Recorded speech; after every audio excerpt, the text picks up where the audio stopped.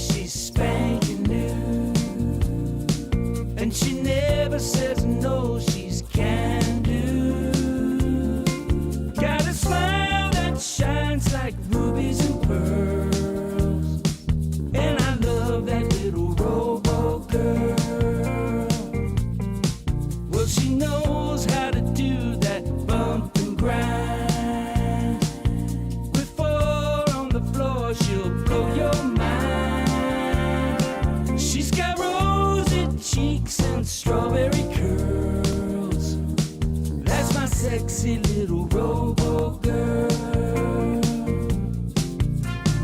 When I kiss her heated lips, she purrs like a kitten and trusts her lips. Says your wish is my command, telling me to love her like a real man. With her high-speed motors in overdrive, I've never felt a lover who's more alive.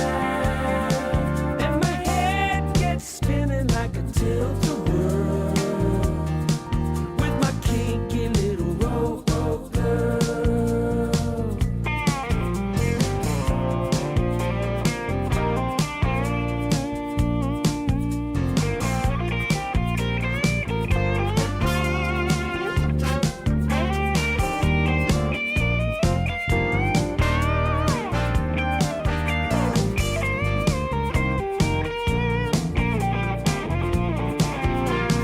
When she puts her squeeze on me, it's enough to drive me to my knees.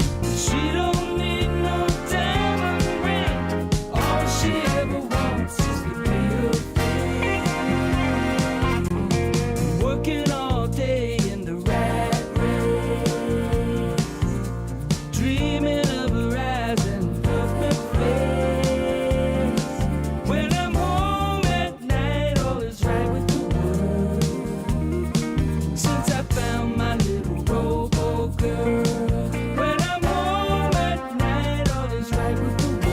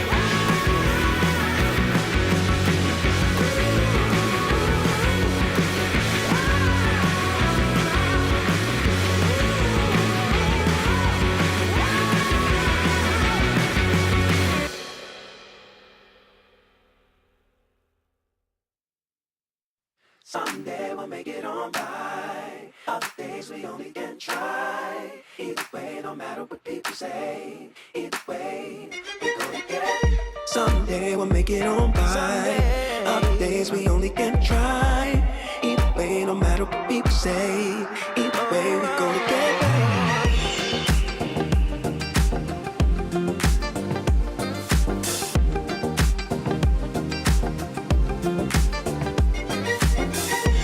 I believe in the future, I believe in the past. I believe what you truly desire, you can bring the past. All you need is a focus and a story to hold, and the faith that you can achieve what's inside your soul. Someday we'll make it on right. Other days we only can try. Either way, no matter what people say. Either way, we're gonna get it. Someday we'll make it on right. Other days we only can try. Either way, no matter what people say. Either way, we're gonna get it. Know that you can make it. Hold it tight, cause they will try to take it. Keep it close, cause they will try to shake it. But whatever you do, don't let them break it. Cause these moments just a new chance to take into your own hands and shape the life you see inside your dreams. Get on side. Other days we only can try. Either way, no matter what people say. Either way, we're gonna get it. Someday we'll make it on right. Other days we only can try. Either way, no matter what people say. Either way, we're gonna get it. Oh, in your heart there lives a dream for your soul to master. From the moment that you breathe, get to chasing after, yeah. All that you want, all that you ever dreamed. You can make anything of this life. Someday we only try. Oh, we're gonna get it. Someday. You love it, you wear it, wear it. Wear your passion. Share your passion. Wherever, whenever. Gaming is a lifestyle. Get your merch at shop.eslgaming.com.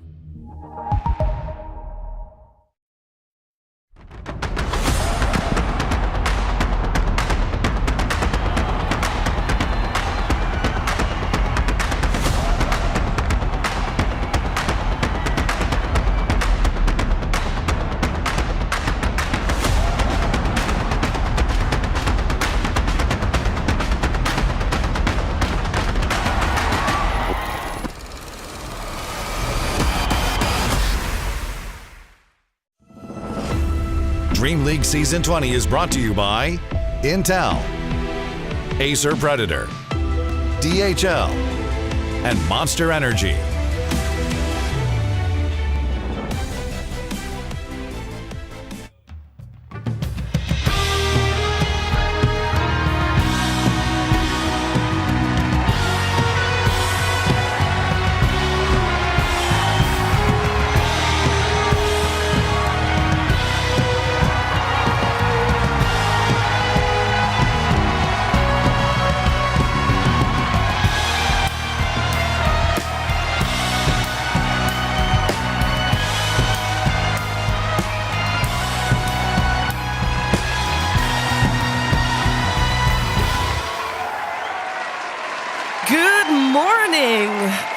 We are in for another season of DreamLeague. So happy to have you join us. DreamLeague Season 20, ready to kick off. And I know you did your homework. You read the patch notes.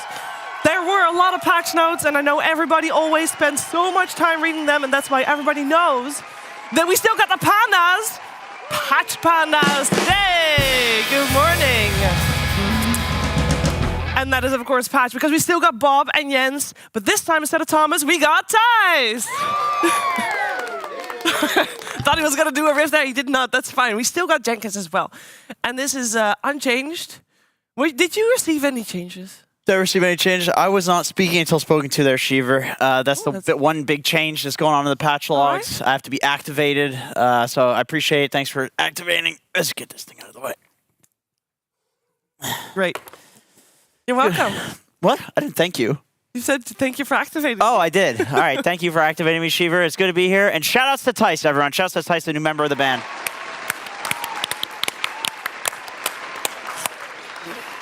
We're going to have a lot of fun with this season of Dream League. I mean, we have a lot of fun with every season of Dream League, but maybe this season in particular because we got a little bit more used to the studio, we got a little bit more used to the setting, and we got a little bit more used to the walkings. And that is why our first member that is going to join us as a guest on the couch, it will be SVG, and he has practiced his walk-in. Let's see what he does. SVG, everybody!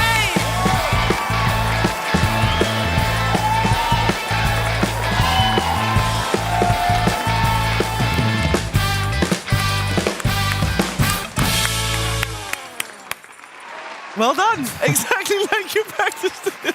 You did that the same way. Yeah, I did it 100 times. Yeah. That was the 101st. Okay, cool. Never as good as the first. Never fear man that's practiced one kick 1,000 times. Fear the man who's practiced 100 walk-ins 1,000 times. Definitely. Ang Lee. Yep. Yeah, very well done. I think it was very good.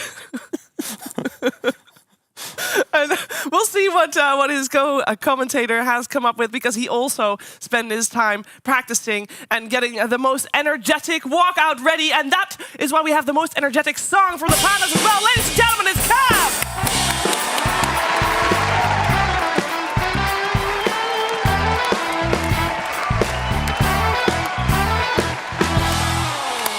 Good morning!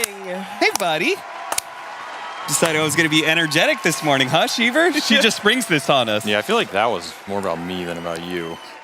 What, the energy? Yeah, she gave you a lot of energetic hype up. Yeah? But she was looking at me the whole time. She did have a crack at you earlier before the show. It was You're before like, the well, show. you're co-caster. Also, you called me the co-caster? Excuse me. Well, isn't it? did Doesn't appreciate it work that. both ways? Stever, do you mind? Actually, The co-moniker be quiet. only applies Stever, to the other person. I got in a the question for these relationship. two as the co-host. I want to know what you guys know about this Vool uprising that's been going on. Rebellion, please. The use rebellion. correct Oh, sorry. I'm Please. very sorry about that. What do What's you going wanna on? know? What's going on with that? There's a lot in the news these days, and I'm just wondering if you could kind of fill in us in the audience. What should we look for? Well, you can also go by the term insurrection. That's another term that you could potentially Don't use. say yeah. that. Why I got in not? trouble for saying that one in school. Insurrection. Oh no, it's a different one actually. Continue. No, that's it. That's Okay. it. There's nothing Well, more. I am glad to be educated on this random topic, but thank you. I don't know anything about it. But you would call yourself? Would you call yourself also the host sometimes? Because I'm your co-host and you're my co-host, or is it not that work Yeah, that way? I mean, it's both the sort of host role. Yeah, right. So it's both the caster role. It's so not a symbiotic relationship. It's a. I mean, somebody's got to be the Parasitic dominant one. figure, you know, the mature one. Right. All right. So there's always a dynamic in a pairing. I Yeah, wonder if there's a dynamic in a trio. Is there anybody that is running the pandas? Like, is there anybody that would be the main panda, and then there is the second tier panda and the third tier panda? Just stand up, Bob. Bob Just is like- stand up. Just take it. Just take Yes. it. All right, now you other guys can hate Bob for doing Yes. that. All right. That's There we how go. it works in This- But band dynamics. he's responsible, I so understand. it's also nice. Because if anything goes wrong, it's Bob. That's true. Eh. Yeah, they already. Yeah, okay. Jens wins. Jens But- wins. but The thi- drummer has to, he has to beat This Drummer brings has all the this power. brings us to the the challenge. the segment, the challenge, of course, challenge. the first challenge of Dream League, Yes. where we're gonna haze our new guy. Let's see if Tice Oh. can handle the heat of Dream League season. Which one are we on? 20. 20. So we're all gonna ask for just a little jingle and see how they can do, because obviously last season they did everything. Yeah. Shall I give him an easy start? Give them an easy one. Okay. So some of you may or may not know, all our band members are Dutch. Lovely. So I would like a little bit of the Dutch anthem. Just to start. Easy. Easy. Yeah. Solo. Oh, I was thinking solo. all of them. If you okay.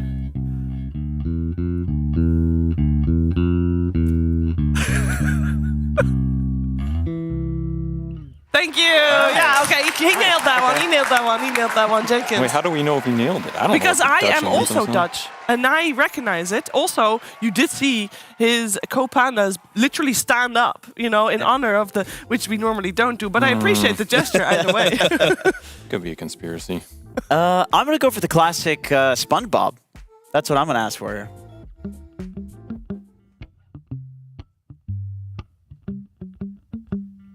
August 12th, 2036, the heat death of the universe.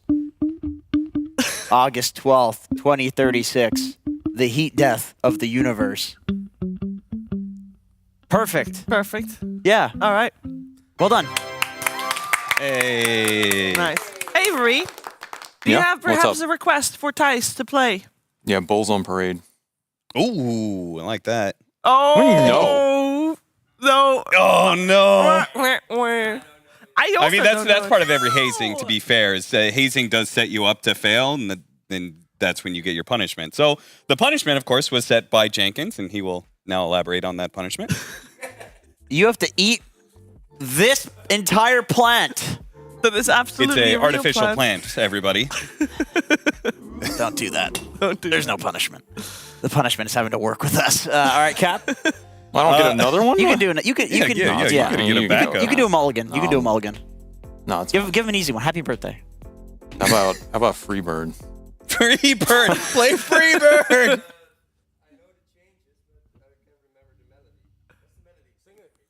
Sing it. What's Freebird? Oh no. I'm not a vocalist. Yeah, he's a drummer. Yeah, you are. Dude. Yeah, I'm a drummer. I'm not a- Sing. Give me the text. What's the I don't know the vocals to Freebird. Nobody knows the vocals to Freebird. Yeah, everyone just knows the guitar.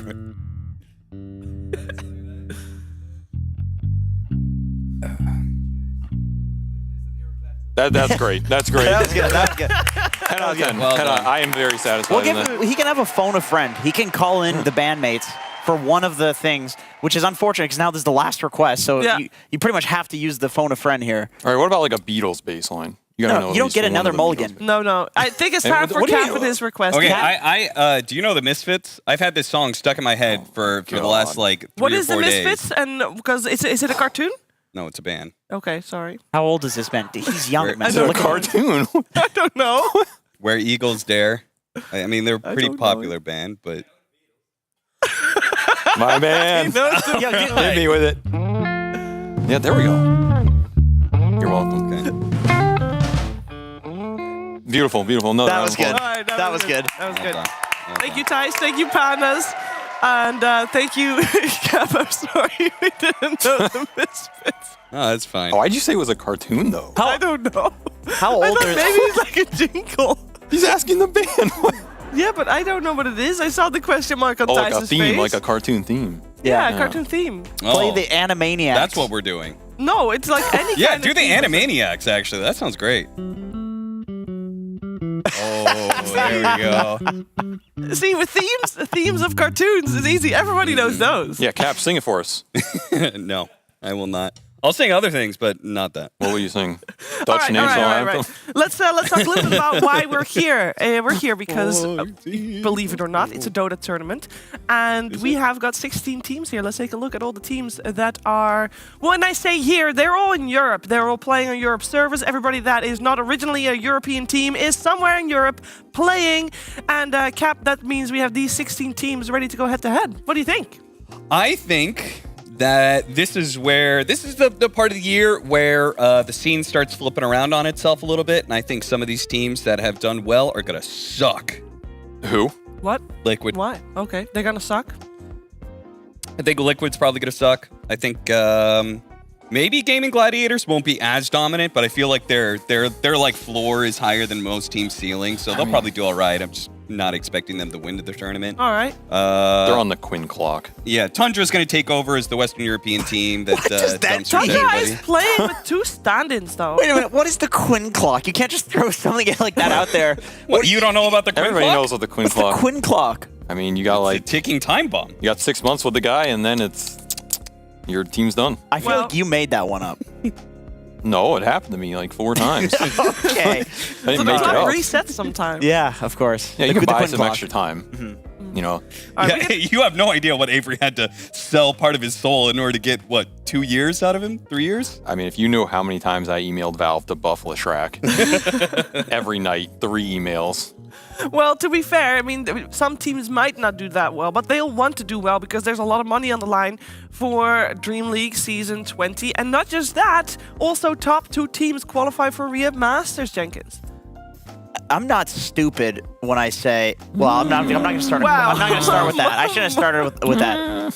One team qualified for Riyadh last time, right? Yes, number correct. 1. So now it's number 2, because of course that's yes. that's happening Yes. very soon. So we need to get some teams qualified for that. So Yeah, we will of course keep you updated on that every step of the way. yep, that's a big deal.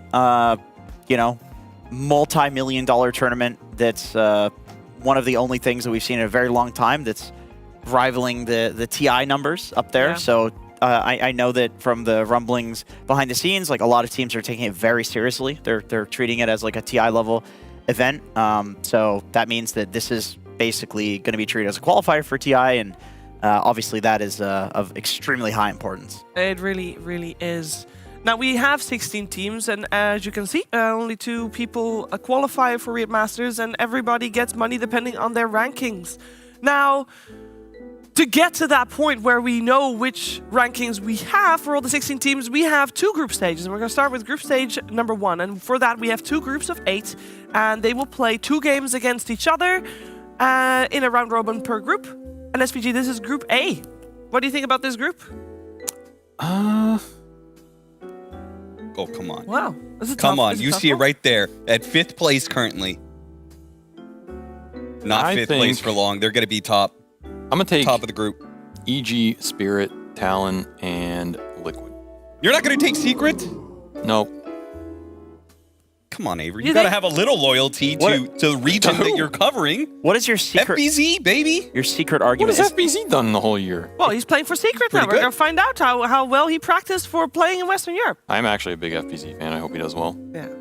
It's actually it's very exciting for me that it's one of the few tournaments where teams can somewhat test people out, because obviously we don't know yet if this is going to be FBZ standing in / replacing Boom, if this is going to be a permanent fixture, or if this is a test, because at the moment it's on loan. He's on loan from Boom Esports.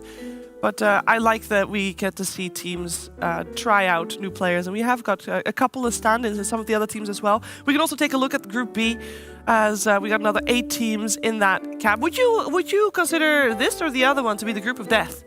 Well, Group A has Secret in it, so obviously that's the group of death. Yeah, but Group B has pretty Miracle in it. Come on.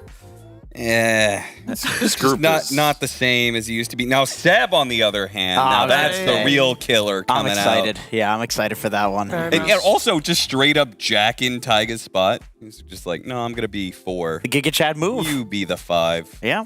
You can go ahead. You know, we win 2 TIs. You can take the 4 position back. I think when they did it in Stockholm Major, because obviously they have experience playing as a duo support, I think on paper it was Seb as 5, but everybody saw in games that was not the case, and they're like, let's just make it official. Taiga as 5, Seb as the 4. So we got a lot of action coming our way, and I know that some people might have done the math. You know, if there's 2 groups, 8 team each, and we have 2 weeks, 2.5 weeks, no, 2 weeks. To do 2 group stages and a playoffs, and basically only 4-ish days for 1 group stage is like that doesn't work out. That was a Jenkins. lot of numbers. Yeah. That's a lot of numbers, Jenkins. Are we doing 2 group stages again? Is that what you're... Well, yes, but we're also having a lot of games on at the same time. Oh, Because that is otherwise we right. can't That do is enough true. games. Yeah, there will be 4 streams, guys. no, going we're on doing at it all once. in one stream actually. We're Just just one gonna- caster covering 4 games at a time. It's just going to be in the 3 corners of the screen. Of course, we're going to have triangular screens. actually it's gonna be picture and picture and picture and Picture in picture in picture in picture. Yeah. Yeah. quad pictures. And it's we're called only going to technology. cover the high parts of the game and non sequiturs outside of that. So it's either going to be massive amounts of screaming or not talking about the game. Yeah, and then the game that's going to be covered is the one that's in the innermost. Yeah, of you the- need to go ahead and get a magnifying glass. It's gonna help you. There will also You be can buy identify them the online. action. Magnifying goggles, actually, will help you focus on the games better. That'll be nice. That's the future, Yeah. right there. Yeah. We At the have ESL on shop, this of course. ESL shop. That's where you need to be at. You love it, you wear it. Yes. Yes, Magnifying goggles. So for today on Stream A, this is the schedule you'll see. So we'll start things off with Team Liquid Tundra. We'll have OG Beastcoast, PSG LGD Team Spirit, Gaming Gladiators, 9 Pandas. And we did talk about the other streams. And you could go over to the Ember stream. It will be OD Pixel and Fog that will start the day there with Talon and Team Secret. I mean, for me, Shopify versus Gaming Gladiators will be extremely exciting. Is there any game in particular, SVG, that stands out for you on the Ember stream? Nah, it's got to be that series, right? I mean, you got Quinn going up against Miracle. That is just way too hype. When was the last time we ever saw that matchup in a long time? Everybody talking about Sumail versus Miracle. Well, I want to see Quinn versus Miracle. Yeah. Because I think Quinn is the best laner in the world right now. I know Sumail likes to hold on to that crown. I think the crown's a little tarnished. It's been in China for a while. We don't even know where it is. The crown's a little bit warped from how hard he's been holding on to that legacy. So this is the one I want to see. I want to see what happens in that mid lane. I think it's also Quinn getting some revenge on his NA brother. I think Gaming are the best team in the world right now. I think Shopify fans always think Shopify is the best team in the world. So I like to see them get crushed. Always brings a happy tear to my eye. Yeah, it's a nice series to watch. Nice series to watch. Great selling pitch for sure. We also have a Storm stream. And you'll be able to catch MOP and Jonix Fire on that one. They'll kick things off with Team Spirit TSM. Cap, which one stands out for you on this one? I mean, we do have Sumail playing, of course. Yeah, still, yeah. So.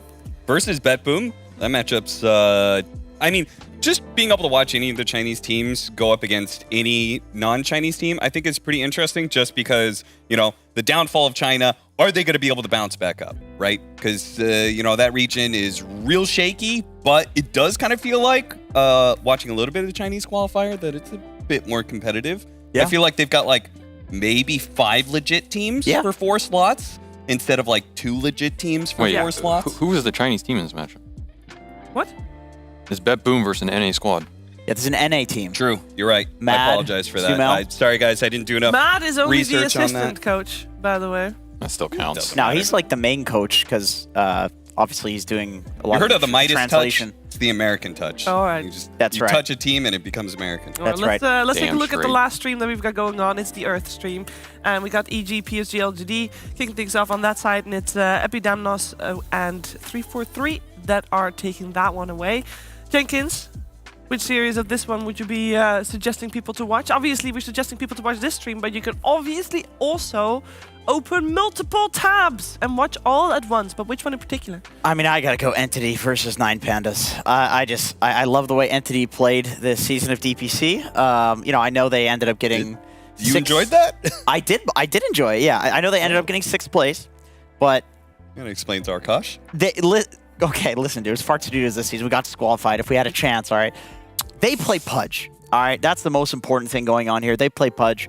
9 Pandas, they play the techies. They invented the techies, which now everybody is playing. But they've always had a really interesting play style. Like they were doing things like putting 10 mines down on the Tormentor and like one-shotting and stuff like that. Like they're super innovative at the start of the patch. So I'm excited to see what they've figured out since then. Or maybe they haven't figured anything out and they were just ahead of the curve and now they're not. And we get to see them get slapped by Entity, or vice versa. Yeah, well, we have to figure a lot out over the next 2 weeks. We also have to figure out how to fit more people on the couch because Pandas, would you please play in the wonderful Effie?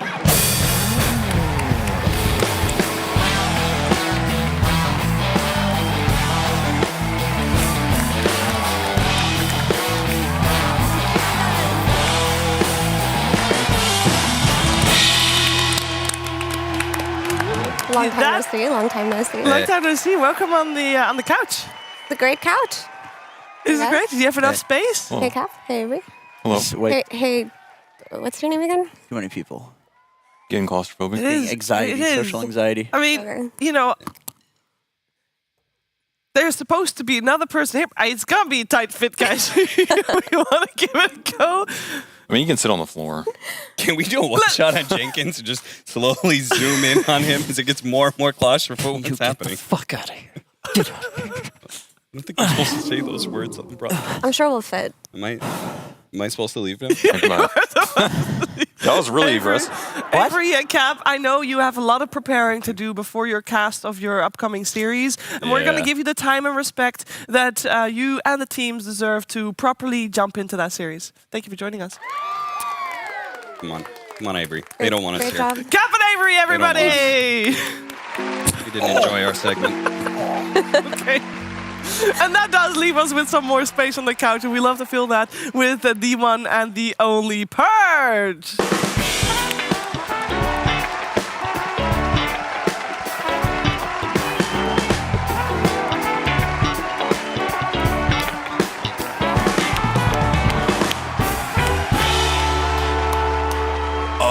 Lower back support. Low back support. Feels so good. Oh my god. You spent a month preparing for your first moment on the Dream League podcast, and your first words are lower back. That was a real comment. Look, Dude, it was like chairs are made for the average person, is all I'm gonna say. They need to be able to fit people that have round backs, like a Suns fan back. So I don't get a lot of lower back support. It feels really good when you actually sit in a chair that's made for you. It's like when we were deal. at the gym at the hip thrust machine, and he said Yes. that he got a lot of dopamine from unbuckling. Yeah, you buckle up, and then you Buckle. unbuckle, and then when he unbuckles, he goes, wow, what a dopamine rush. Something feels good about unbuckling. Did I say that? I don't even remember Yes, that. you that did, was like dude. 3 months ago. Yes, you did. I don't remember. Dude, that's what people don't understand, is when you come in and say, wow, this is great lower back support. He's not kidding. He's not. This is actually how he is. I remember at TI, he walks into the like, Bro, you told this joke last season. Okay, you're gonna do it again. Okay. Tell the story. Tell the story. Go he ahead. walks into the Go ahead. room, he claps, and he goes, wow, great acoustics. I'm just like, this I could hear it off my feet were hitting the ground and it was echoing a little bit. And I was like, oh, I need a louder noise. So yeah, I clapped and it sounded great. Not It was a great. But It that's was fucking great. You need somebody who understands and appreciates things. You know, yeah. Because he brought mittens last year. Yeah. Because I knew you guys were going to be I was very unaccustomed to the cold. cold. They were going to be like, oh, it's so cold. It was like 0 degrees Celsius. That's like nothing. But I was like, they're going to be so freezing. So I brought snow pants for Neil in case he wanted to play in the snow for the first time. And I brought a scarf and I brought some gloves. Yeah. Yeah, and then it was mittens, and he gave me the mittens, and I would never have thought to pack such a thing, but Yeah, she because was you have like an freezing. old man brain, it Yeah. really it helps. at least It helps in 60. situations Yeah. like that. Yeah. Yeah. It does. See now. Thanks, Burge. Thanks, Yeah, Burge. no problem. We should focus a little bit on our first series of the day, because we're going to jump into Team Liquid versus Tundra relatively soon, actually, I'll say. And I want to talk a little bit about it because, well, first about Liquid. Liquid is playing with their full roster. They are boot camping Purge. They're taking it very seriously.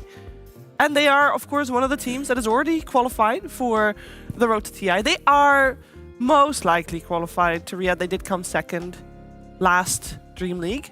What do you expect from them this season?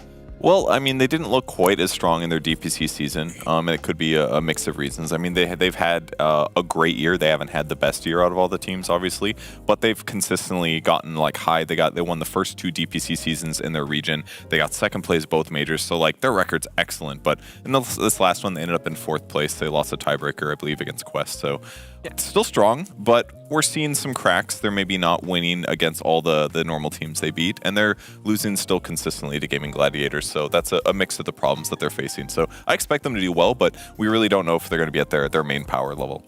Yeah, but they did beat Gaming Gladiators last tour, so maybe they've overcome that hurdle a little bit, and it was a pretty convincing 2-0. I would say that the problem with Liquid last tour was just the way that they started, getting to it by entity in a kind of stompy way, into losing to Tundra afterwards. Maybe they were just a little shaky at the start of the patch, but this is a team that I really believe in, honestly. And I feel like at this point, with all the DPC points that they've collected, they might not be trying so hard in these regional leagues as much as they would have at the start of the year. Yeah, and it's not necessarily that they just don't care. It's that like they're conserving energy. I mean, there's 2 now huge tournaments coming up in the next month or 2, or in the next couple of months that they need to be good at. So going a little bit slower right now is not really a bad thing if you're qualified for TI. Yeah, I mean, going slower That is something, sorry, that their opponents are doing because Tundra is starting off the tournament with 2 stand-ins. Actually, they'll probably play the whole tournament with 2 stand-ins. Now today, we're gonna have Snaking sitting out and Immersion will play instead of Snaking, and then Snaking will come back tomorrow, but then Saxa will leave probably for the rest of DreamLeague, and then Immersion will play instead of Saxa. And for the whole duration, I believe also, Malreen will be standing in for 9 Jenkins. So they are taking it slow. We know that last season, Saxa in particular, stepped out because he felt burnout coming up, so he took a break before that happened. Yeah, I'm really confused by that whole scenario of everything you said. Guys standing in, standing out, whatever. But Tundra, they looked good with the stand-in last season. They did. Aramis looked like he slotted in perfectly fine. So obviously this is a team that has proven that they can play with stand-ins. And so I think that I still think because we now have 2 stand-ins for this team and there's 2 players that are like, you know, wishy-washy on like whether or not they want to play or take a break or whatever. Maybe people could be like, oh, this is... I think people are still going to underestimate Tundra, but I think it's going to be a mistake. I think they'll be fine with the stand-in, and especially because they have, you know, Aoi as this wonderful coach. We'll have to just wait and see. I think a lot we'll be able to tell a lot from the first series, what kind of form they're in, and also what kind of form their stand-ins are in and how they slot in exactly. But we don't have to wait very much longer to find that out because the draft of our first series for DreamLeague Season 20 is coming at you after a break.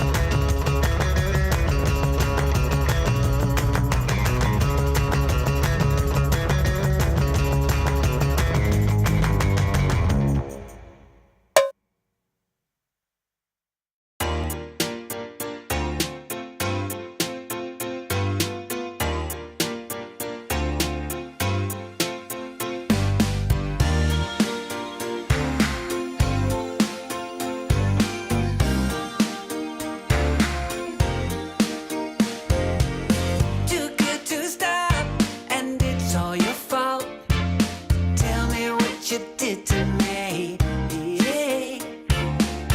Temperature's hot and you got me caught just the way I wanna be. Yeah. My favorite addiction, you know you are just what I've been waiting for. You know that you had me right from the start, and I keep on coming back, begging for more. 'Cause just a little bit, just a little, oh, is never enough. 'Cause just a little bit, just a little, oh, when it comes to your love. 'Cause you know there can't be too much. I need all I can get, more than just a little bit. You got that touch I've been dreaming of, so don't be holding back on me. No, hooked on your love, got me so messed up. 'Cause you're the everything I need. Oh, yeah. My favorite addiction, you know you are. Just what I've been waiting for. You know that you had me right from the start, and I keep on coming back, begging for more.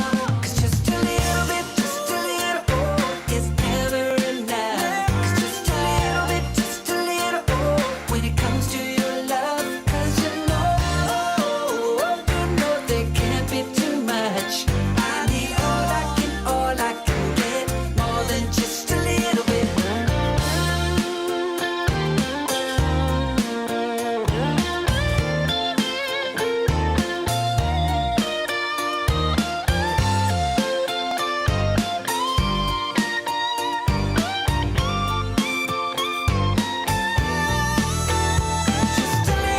Just a little, oh, is never enough. Just a little, oh, when it comes to your love. 'Cause you know there can't be too much. I need all I can get, more than just a little bit. Just a little, oh, is never enough. Just a little, oh, when it comes to your love. 'Cause you know there can't be too much. I need all I can get, more than just a little bit.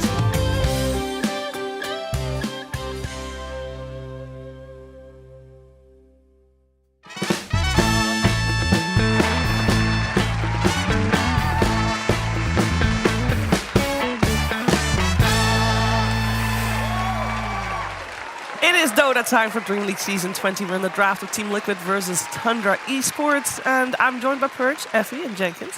And we are going to say a lot of things about this draft that is well underway. We got ourselves Tundra. I'll say something. Side. Wait. Four Jenkins. Universal Heroes. Dang it, Four that's what I was Universal gonna Heroes. say. Four Universal Heroes picked. Jenkins, are Universal Heroes good? Calling Ice Frog. You Wait. fucking nerfed these heroes already. Wait. God dang it. All right. But do you need to nerf these specific heroes, or do you need to nerf all Universal Heroes? That's the real question. Effie. Because there were some Universal Heroes that in the patch they're just like, oh, they're Universal now, and they didn't change their stacking. Void Spirit's the biggest culprit. And there was tons of other heroes that are like, oh, we'll nerf their stacking and make them Universal. Effie had a strong opinion on this earlier today, and I'd like Oh, to yeah? hear it again. Please tell me, I didn't hear it. Tell us. Did I?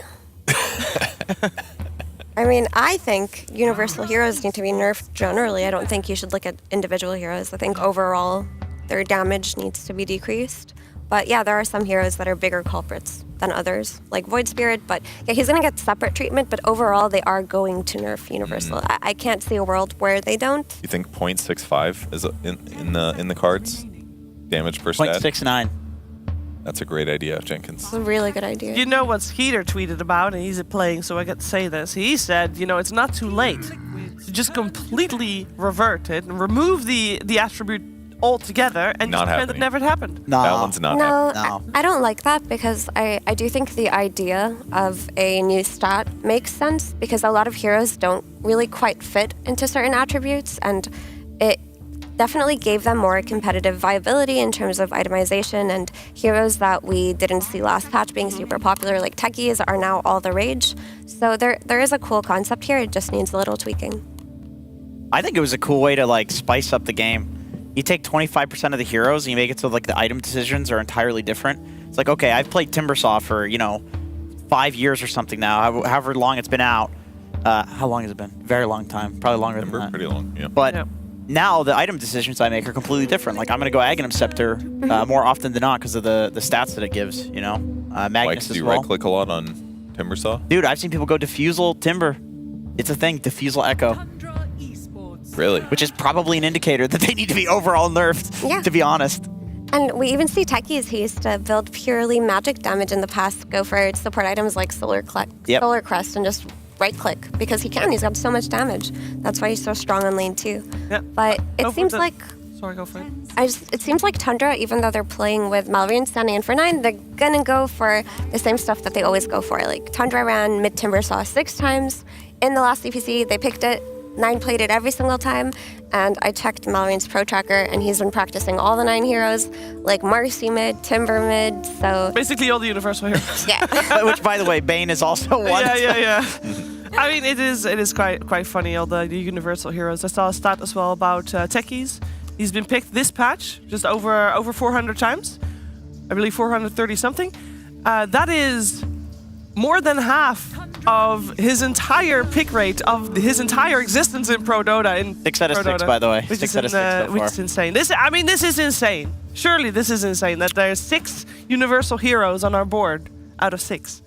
I mean, a lot of these heroes are not conventional right clickers. Okay, there we go. But like I would say Darkseer, like Shuri's universal, and yeah, I think the extra damage you get in the laning stage definitely matters for some of these heroes because you can build like circlets and Ironwood branches, and now your hero hits for like 60 some damage. Like by all means, that's useful. But at later stages of the game, the universal aspect is slightly irrelevant. So it's yeah, for Magnus it matters. For Timber, for techies, it matters. Probably for Batrider too, but Bane as well. It definitely matters a lot for Bat because like the way that you would counter Bat before is you would pick some Slark and like dispel the napalm and win the lane that way because Bat's base damage was just atrocious, so he couldn't lane normally. Like he had to get napalms on you and dominate you that way. Now you have like 60 damage. You actually just out right click people and you don't even max. Like people are maxing Firefly. It does insane amounts of damage per level now. So, but not just that. A lot of teams, Tundra in particular, were experimenting with Bat 4 when other teams didn't want to, and it seems like they've caught up to it. It's a good 4. The tech has caught on, and Batrider has been practiced a lot. I see him a lot in high MMR pubs as a support, so all of a sudden you're not thinking about this Bat being able to out-CS somebody. You're thinking about Bat being able to out-trade the enemy support in a lane, and that gives him more value as well. That's cool. What do you guys think about the Bane here? I mean, they changed Enfeeble. It mostly does cast range reduction and pure damage to the person now. Do you think it's like the Timber solution in some ways? Like lowers cast range so you can't Timber chain, Chakram as easily, things like that? Does that sound reasonable? I mean, for sure it does. I think Bane in general has just become stronger as a support. He's like a solid pick to go for here, but he's also always been an anti-carry in that he has the BKB piercing disable, which just would be their solution in advance in the draft. It does feel like the grip duration is a lot weaker though. Like pre the stun nerf, it's like you'd grip a guy and you'd be like, that guy's definitely dead. Now you actually do have to coordinate with your team a little bit, I feel like. So he has some weaknesses as a hero, but some teams do play with him a little bit. But I've always liked Bane in situations where he's playing against offlaners who need to drag creep waves or creep cut, like Darkseers and Axes and such, because you can just like press Nightmare when they're trying to Ion Shell or creep wave. That's a good point. And the creep wave just walks past them. So Bane has always been the solution to lane shenanigans. So Liquid probably have scrimmed Tundra quite a few times and have identified the way that they want to play into their offlane. Yeah, that's a good point. And they can even do that at level 1, or right when creeps spawn, and they do that like double melee hero running with the creep wave kind of thing to kill him. So it could help make the laning stage a lot better right at the start. 10 seconds remaining. In terms of drafts overall, 5 seconds. I think Liquid's just looks a little bit more solid to me, simply because I think the Darkseer Spirit Breaker is going to be countered a little bit, to be honest, just by the issue that we talked about. Their laning is going to be weaker. I've always liked the combo of Ion Shelling the Spirit Breaker, and he just charges into the mid lane and maybe gets the kill, but I think Liquid have good solutions. They've got the Batrider Flame Break to break it. They've got Magnus, who's super tanky. They've got the Stun Warcry armor and the Bane. The thing that I've been seeing mostly with the Spirit Breaker and the Iron Shell is going through the portal and then charging from like a weird angle on the safe lane. It's like a guaranteed kill. It's really hard to like flame break if it is a bat playing offlane or 4 or whatever. If he's coming from like the trees on the left, right? It's like you don't expect a Spirit Breaker to be coming from there. The portals have definitely made this hero very hard to predict. Void, by the way, is the Monkeys Forever said that Void and Anti-Mage are now the 2 like biggest bat counters in the game. It's still time dilation, I'm assuming. Time dilation, right? But like a hero like Slark who purges the Napalm or Oracle who purges the Napalm, he doesn't care. But a hero that is abusing the fact that you have all these low cooldown abilities and, you know, like the way time dilation beats Bat Rider didn't get nerfed. That didn't get changed. So even though he was like a B tier counter before, now he's become the S tier counter. Yeah, it's just so much slow as well. So if you're relying on running people down even just with Firefly alone, you're not going to be able to catch up. And with that being said, I do feel like flexing the bat to support now looks like the most comfortable option for Liquid. And then they just secure a solid mid-hero. Yeah, Storm Spirit looks good here. So I think the support bat, even if it's countered by Void, is still really solid. Yeah. It counters what they want to do and how they want to rotate in the early game with the Flame Break. Like we mentioned, it should be able to be a hero that can trade versus things like Techies. And the Storm Spirit covers a lot of the jump that they needed, right? They do have jump in terms of Magnus and Sven, but it takes time for them to get to that point, right? Sven's going to be farming, Magnus is going to be farming either his auras, or when he does get that Blink Dagger, it's going to be a little bit later on in the game, so Storm Spirit corrects their inability to start the fights early on. Yeah, I mean, they've got so much AoE against Darkseer as well. Like, if there's a Darkseer wall between, like, Magnus and Sven, they can clear illusions really quick. They can get out of danger, kind of. Every single hero in Team Liquid has a stun as well, whereas Tundra's lacking that a little bit in terms of disable potential. So I like the Liquid draft. I mean, I don't like Batrider 4 as much as a more conventional hero like either Spirit Breaker or Techies, but other than that, I really like what they got going for him. And I think Tundra has a lot going for them too, right? They've secured a lot of their comfort heroes, like the Timbersaw, like the Darkseer, like the Spirit Breaker, and the Techies. The issue is just there are 2 stand-ins right now. We don't know how well they're going to fit in or do. So the comfort picks that they have don't feel as comfort because it's not the players that we're used to seeing on them. Yeah. I think another reason Void was a really good pick from Tundra is it not only counters the bat, if the bat did turn out to be an offlaner, it counters Mag as well. It's like this hero does, well, it's like you can max the Empower, which people are doing, but the Skewer back, you're never killing a Faceless Void. And that's like usually how Magnus is pressuring in lane, is like he's sitting there, he's hitting you, and then eventually you're CSing against him, he skewers you back, he kills you. You can't do that against Void or Anti-Mage. But I feel like Magnus out-CS's Void now, with the way that they're maxing Empower. Like, I feel like he should just have a free lane. Well, we can theory craft this all we want, and I enjoy that. It's fun to theory craft how things will play out, but we don't have all the answers. We're going to have to see how this first game of Dream League Season 20 is going to play itself out. We're heading over to our commentary duo. It is Cap and SPG. Yes, fortunately, you're going to the duo that has all the answers. Avery, of course, you know who's going to be winning this game because you've broken down the draft, so you understand every little bit of minutia that goes into this expert game of Dota 2. So, go ahead and lay it on the line. What's going to happen? Who's going to win? Dota tournament? I was here for the CSGO tournament. Oh, no. All right, I'll improvise. So what was the question? Who's going to win? Yeah. I mean... And how are they going to win? This is a tough game. I actually liked Tundra's draft until the Storm pick, but the Storm pick, it did him dirty. I do not understand this Storm pick. As somebody who used to cast with somebody who would obsess about Storm Spirit and what made a good and bad Storm Spirit game, I feel like You're talking about Kyle with his Yules, right? Kyle would always he kept going on and on about Storm Spirit and would shut up about it. Yeah, so I am pretty curious about that as well. I mean, it's Storm into basically no real stuns. And I feel like when you get Storm in these games, I mean, I don't know about everybody else out there who's been playing pubs this patch, but these last pick Spirit heroes on mid, they're annoying as hell. You don't have stuns. They just have absolutely free roam. They pretty much, if they can get to the 6 first, then they guarantee the power runes. Once they get power runes, they can make rotations. Once you start making rotations, you break open side lanes. Then all of a sudden, you're winning Wisdom Rune battles, you're snowballing. All these early objectives just start going your way when you have a mid hero who can rotate. And that's my kind of issue with mid Timbersaw. I think the hero does his job. I think he lanes very well, beats a lot of heroes, offers you a crap ton of damage. But does he contest these rune rotations and the pressure that, for example, Nisha can output in this game pretty early, like 8 to 15 minutes, he can get active. He can start creating action on the map. It's kind of a slow, clunky build-up lineup from Tundra. Sure, that mid game with Darkseer Void is incredibly strong, but are you going to get there on even footing? I feel like Liquid is a little favored here if Nisha can just start going ham. Yeah. And I also like, one thing I like about the Storm Spirit is I feel like they really didn't need much else besides just like a strong initiation to fights. Yep. Because you, like, as soon as you have that initial, like, we want to kill this guy, you get that disable on him, Storm Spirit doesn't need to put out the damage. The Sven's going to come in and boom, boom, boom, kill that hero. If they, spot the Faceless Void out of position, or if they can kill the Darkseer at the start of the fight. He is a Sven.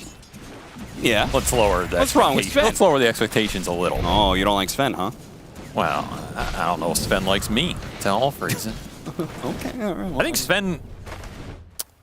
The good thing about Sven in this lineup, I think, is because of the Storm last pick, there's not too much pressure on him to just carry the fights with his damage alone. Sure. Like, let's say Mickey goes in, gets a good stun, like bursts one target. That's probably enough for Liquid to win the fight off. And I think these games Sven suffers are when he has to kill 4 to 5 heroes in a fight. It just at some point goes wrong. You get stunned, and then your hero disappears from the game. I mean, they do have some pretty nice... Ooh, that was a well-timed bash, but it looks like top lane is where our first blood is going to be as Soxa ends up falling to Zai. They do actually trade out as Mickey does end up falling in this bottom lane. That's a really nice pick up bottom for Tundra. I'm sure they wish they got the first blood earlier. Yeah. Going to be giving Soxa a chat after this game about that one, but Zai will indeed pick it up on the Magnus. I mean, how do you stop Mag on lane? It's such a hard hero to outlane right now. He has solid nukes, incredibly good base damage, can build the early sustain items. And then I think we're going to see a lot of Bat and Techies for the same reason. I think Bat Rider and Techies are the 2 supports right now that you cannot beat on lane. You can go even, but you cannot beat them. There's surely got to be some matchups. And they're against each other, so I guess they are both going to lose the lane. Okay. Well, they both could win, too. That's how that works, right? I mean, sure, okay, the one thing I have some problem with that is there's got to be some matchups that Bat Rider just takes advantage, or the opponent of Bat Rider just takes advantage of the free stick charges you get. You don't get stick charges, though, because he doesn't level Napalm. Yeah, that's true. But if he doesn't have that, like, constant impact. By the way, isn't this kind of egregious in the realm of Dota history? Do we have a Bat Rider who doesn't level Napalm? I mean... Nobody's with me on this one. Like, this is not acceptable. I'm just gonna say it because why not? Isn't part of Dota being able to have different variations of builds throughout different metas? And I mean, it's like if they had an axe without an axe. Well, that's probably gonna be happening soon. Battle Hunger Axe with no. Yeah, just get rid of Culling Blade. Call it Culling Fist, and we'll be done. Mickey's going to get backed again. This dueling for Tundra has been getting some good early work done. To get a bash, it's a kill. He tried to get the Blood Grenade to slow him down, but the charge does manage to close the distance. It looks like Insania's going to fight to the death and does manage to get the kill on Immersion before he falls, inevitably. But the damage is still kind of done. Mickey is very low on resources right now, and 33 has got to be pretty happy with where his lane's at. Oh, you are always happy in a Darkseer lane if the Darkseer is surviving and you're trading kills, because you're getting all that XP. You are boosting yourself up for that mid-game, putting yourself in decent position here. His net worth isn't even looking too bad, despite having the lowest CS on the board. And you probably killed the one hero that almost like enjoys dying, because he can do things like he just did now, where he TPs to the mid lane, fills up the bottle. He's not even gone for the lane that long because he does this. Charges across the map and is always a threat. I'm a big fan of Spirit Breaker right now. I think this hero, both core and support, is pretty damn powerful. Oh, he's really strong. You have to think about this hero in your draft. If you get it later like Tundra did, where there's not a lot of dispels, no tornadoes, no purges, nothing like this to deal with bulldoze in the fights, he just has free reign. And he becomes an absolute menace. He gets a crap ton of farm. He can start shoving waves. He lets you control the map a lot better. That is something that Liquid's lineup does not really deal with here. I mean, you can never deal with everything in a draft. But I do feel like Immersion has a pretty damn good Spirit Breaker game here. He has the Darkseer to buff him up as well. He's their big stun, so he has to have a good game in order for them to potentially lock down Nisha at some point, who's almost level 6. This is the window you can punish him. It's not going to be much longer. They're going to try with the charge. Ooh, that was close call. Jeez, Nisha. He may not be expecting this one, though. Double pops on it right next to the tier 2 tower. Nisha backing away, but Malrine will cut him down with a final whirling death. Does trade out Immersion, but he dies after Nisha's death, so No harm, no foul, no experience being given away. Looks like Boxy's going to go for it here. Stoxton turns around. Oh, nice use of the shockwave. That force movement stops the Techie's blow up. And Skiter, well, Skeeter's going to get skewered over, and he's going to die as well. He tried way too hard to get the kill on Boxy and ends up forfeiting his own life in the process. I mean, some would say tried hard. Some would say, where was the bash? Where was the bash, Cap? Well, you try too hard to make RNG happen. Oh, a regen rune for Nisha? Well, he's still not 6, though. Yeah, that is actually a bit of a problem. Nice use of the flame break there. These force movement spells are going to be pretty potent against the Spirit Breaker. You've actually got Timber Saw as well. Yeah, that's something to think about. Shockwave, Skewer, Flame Break, Sven Stun, Sleep. There's a lot of just random stuns that can go out in these fights and stop Tundra supports from chaining these kills. Yeah. Just makes it even tougher. I mean, this is a rough laning phase for Skiter. This is what can happen on Faceless Void. Liquid basically had choice of matchup here. They could have put the Mag mid. Not what they would have preferred, but they're happy with this Mag versus Void matchup. That Mag just dominates with the higher base damage. They're just continuing to put the pressure on. I mean, normally you try and bail this out, but who's going to bail it out? It's pretty much only if Maureen wants to TP up here. That flame break, definitely, I think it would have gotten the kill if it bounced backwards, but instead, Boxy's going to be the one to die here as the rotation comes out from Maureen, but to be honest, didn't even need it. In fact, doesn't even get to be a part of the kill.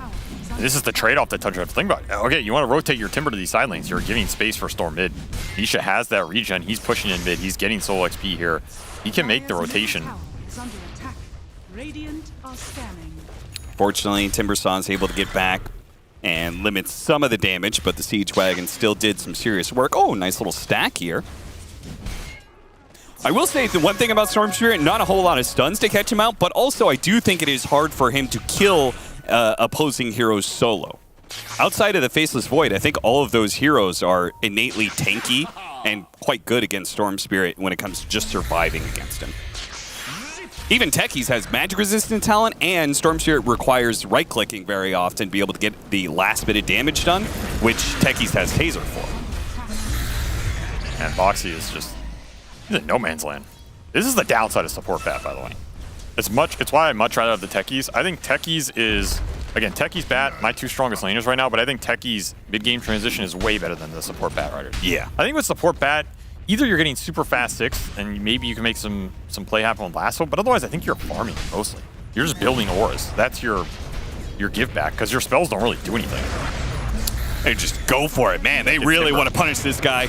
Chronosphere, they get a blast off on the side of it, but the sheer rotations of Tundra to make sure that Zai doesn't get to punish poor old Skiter here as much as he has been. I mean, is this the correct play? You do not want to let your Faceless Void just get forced off this lane, this tower die, and he has nowhere to go. You have to bring this Timber Saw up here. Liquid just are hoping that they get a trade somewhere else. They also come up here, don't even get the return. I mean, Tundra getting something out of this Faceless Void lane, a hero that will always win you that late game if you can get there. Spotting Skiter. Soxa, not sure what he could do to stop this. Time Walk goes over. Oh, the Tundra through!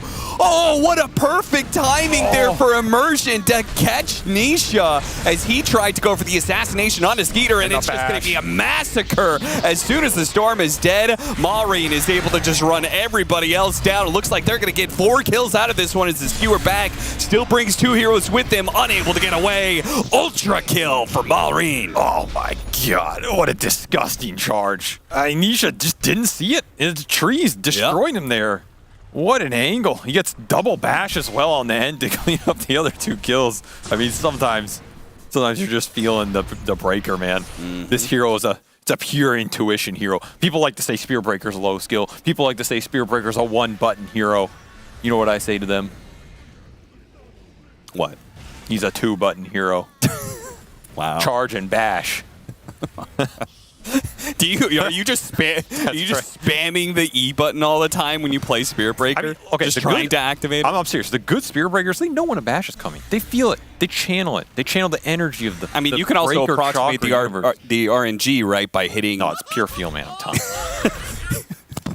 you. Yeah, okay. If you hit 4 times in a row and don't get a bash, you're pretty certain that you're going to be getting a bash in the next, like, 3 hits. Cap, some things in life are not about math, man. It's about the spirituality, you know? You have to connect with the Spirit Breaker universe and just, you got to feel that bash coming and you got to channel it and land it properly. Well, I guess we just have different approaches to playing Spirit Breaker. That's why one of us wins with it and the other does not. And this is what Boxy's been relegated to. This is the issue with the support Batrider. When that lane transition does not go your way, you fall behind on levels, you have to just jungle with Firefly. And if you join a fight right now, what are you contributing? Level 1 Flame Break that does like 75 damage?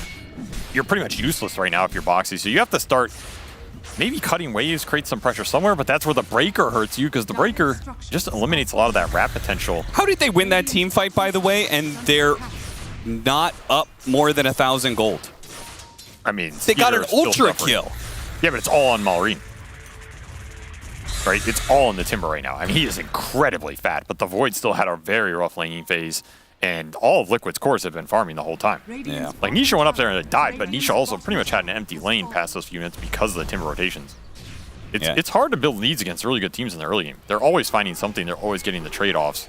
You also have to consider Liquid they have a Bane. Bane is a pretty slow early game hero that also builds up on top of this Magnus lineup. So this is going to be probably a very long game for both teams that are gearing up for it. And it's just a question. Oh, what a timing from Saksa! Baits out the rune. Unfortunately, the sleep came in and stopped Malrine from delivering the damage needed to kill Nisha. But that was still a very cool play. I mean, the timings are going to have to be on here because of all those cancels we talked about. So far, they have been there. I mean, charges and blast-offs, like, you don't have the best things to be able to control Storm Spirit, but Tundra is making it work. And this game continues like this at a certain point. You're just going to have so much net worth on the Timber and the Darkseer. Like you said, is Storm going to be able to cut through it? Yeah. This is a lineup that can become incredibly tanky very fast because the Darkseer is going to have fast auras on top of those 3 tanky heroes in the Breaker, the Timber, and the Techies. And where is the follow-up damage? And what, like, sure, yes, once this event gets big, right, then that's fine. But it's not like these supports provide a ton of damage to follow it up. No, you got to combine your cores.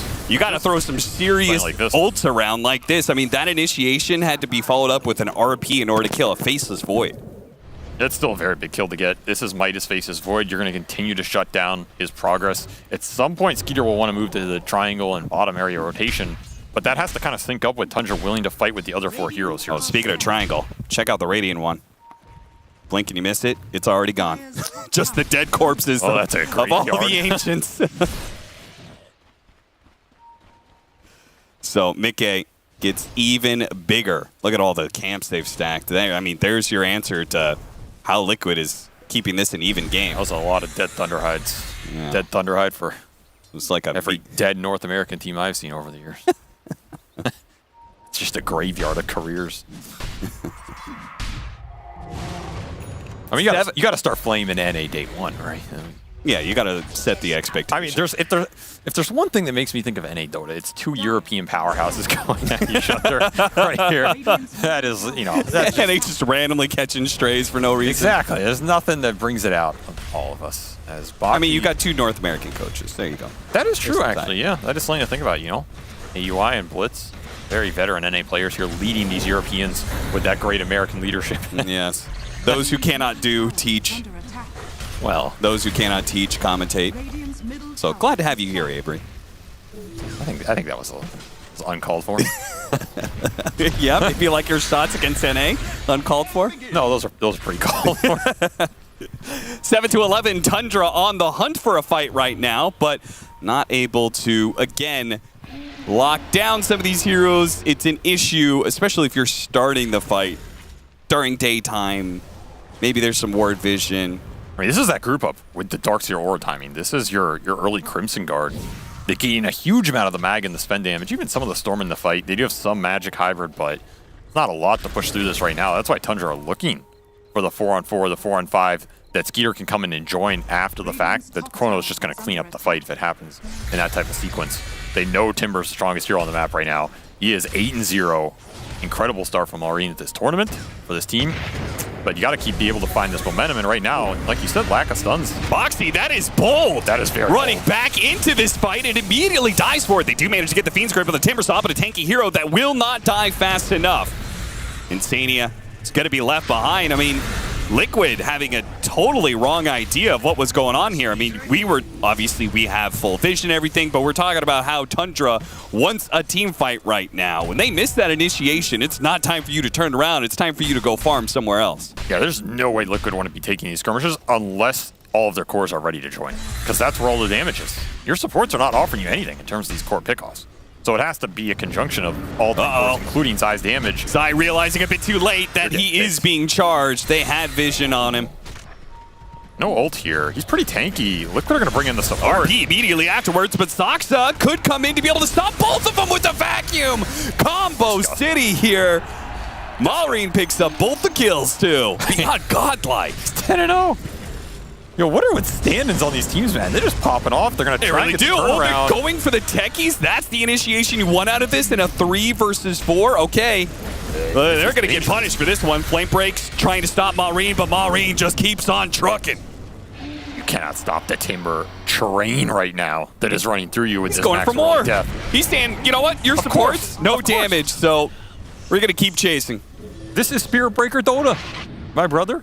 The spirits are alive and they're being broken. There is no stopping. It is only forwards. I just cannot believe that they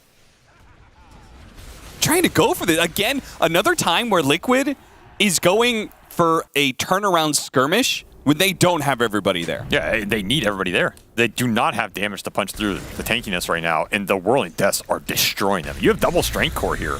It's so much goddamn damage, even in these open areas. Yeah. I mean, you have Max and Feeble, which has been lowering the cast range on a lot of these, but, I mean, lowering a Spirit Breaker old cast range is not doing you much right now. The Timber Chain is annoying, but when he's just getting surged at you, it's kind of counteracting that a bit too. Yeah. Allring has help to just close the gap and shred you. This lineup is disgusting in the mid game right now, and Tundra hitting their strides. That early game punish, not enough from Liquid on the lanes. And they are feeling the pain right now as even Skiter starts to get involved. And this is the terrifying part about Tundra's lineup. They have a lot of lane shove between the Darkseer and the Timber. The Breaker's going to pick you off. You know Sox is going to be farming. And the whole time this is happening, oh yeah, there's a Faceless Void somewhere. Nightmare to stop him. Nisha bouncing back and forth. The Cobalt. Run. Run, son. Cobalt being mowed down. Meanwhile, Mickey's in some trouble. Skiter. He still has the Chronosphere ready to use, so as the heroes come in, oh, he didn't quite get Nisha, but Nisha is going to be gone by both the Spirit Breaker and the techies once again. The control is somehow there. The blast off and charges are working against this Storm Spirit to a degree that I feel like maybe it just shouldn't, but by God, Tundra's doing it. I mean, this is looking like an early morning match for Liquid. I don't know. Yeah. They're giving some coffee or something. It's just not in sync. The jumps are not there, and meanwhile, Immersion and Maureen came to play, I'll tell you that much. They're destroying this game. Got something to prove, that's for sure. I mean, we have both Immersion and Maureen. I mean, this is a debut for them on this squad to stand in that, you know, like, especially I think Maureen, a lot of potential there, but maybe just hasn't been able to see it through just yet. He's still like constantly so high on the MMR list. Oh, yeah. Right? I mean, he's basically a rank 1 player, right? Yeah. And I think we've seen a lot of those come into the scene. Like, if you're looking at Watson, if you're looking at Mickey, these guys come in. Where are you going to get your break if you're rank 1 and these teams aren't willing to take the chance on you? Well, it's when you're standing in. Yeah. And if you're saying, hey, I just went and destroyed a top 3 European team in the world, look at the stats, son. It's going to look. It's going to be a whole lot more enticing than, you know, how you did on Fantastic 5 or Namiga Gaming, right? Sure. At least you have something to go to some of these captains with, you know, hold your head high. Sure. Because you know they probably flamed you in pubs, you know. Radiant's bottom tower is under attack. That's just kind of the way. Trying to play for the runes, and it's still grabbed by Immersion in time. Shrugging off all of those disables pretty quickly. And Nisha's just going to have to make a long zip away and probably TP out with the way they have so much control over here of the map. Maybe not the best stuns and things, but they can just constantly run back and forth through the map trying to find you.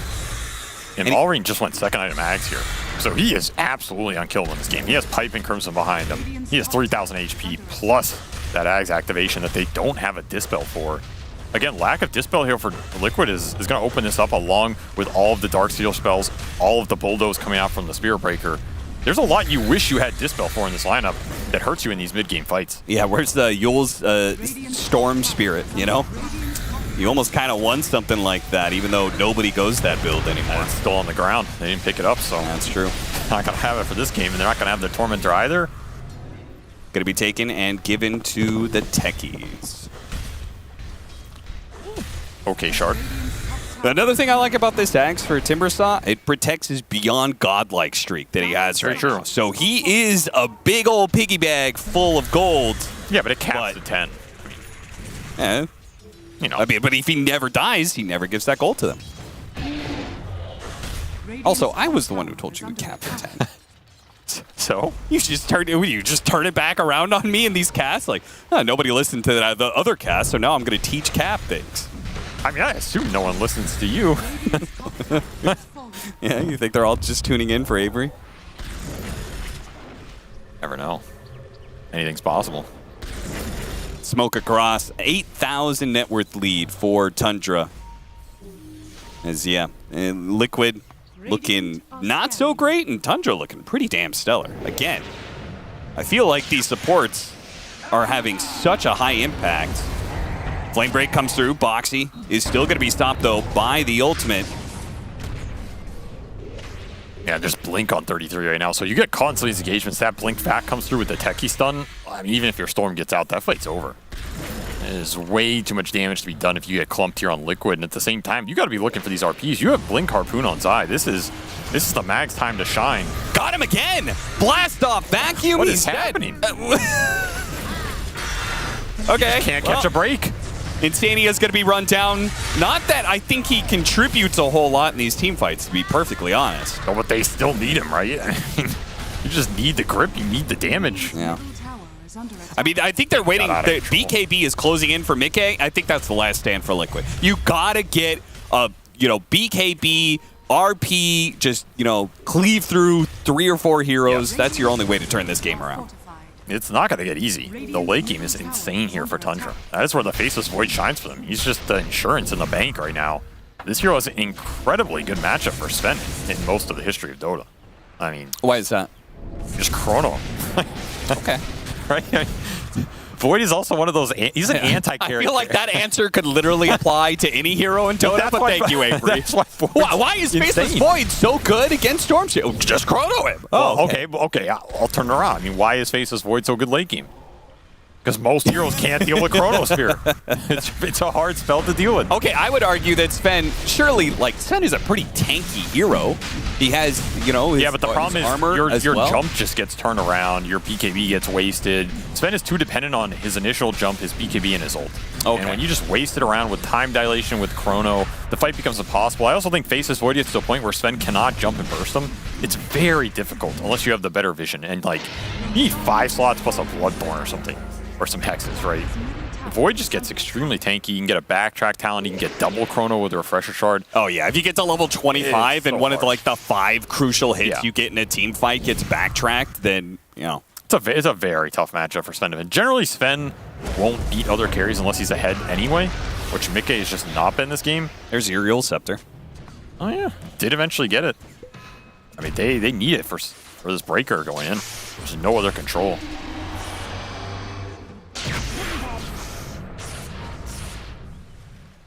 Way too tanky. This is a question for Liquid. I mean, who do you want to find? Who do you want to jump? It's got to be 33. They're going to run into him, but not fast enough. I feel like you have to find Darkseer. Or start getting some skewers. Nice. Are you killing him here? Skewer back. If he gets off the Aghanim Scepter, it's all over. Yeah, they can't go for that kill anymore. I don't want to vacuum again by 33. The RP has to go out, but look at the Sven. He doesn't do anything to these guys. GG, they're done. They're out. Yeah, that is... you took a couple swings there in the 4-man RP and said, oh, Wait a minute. I don't do anything. They're not taking any damage. Let's go next, guys.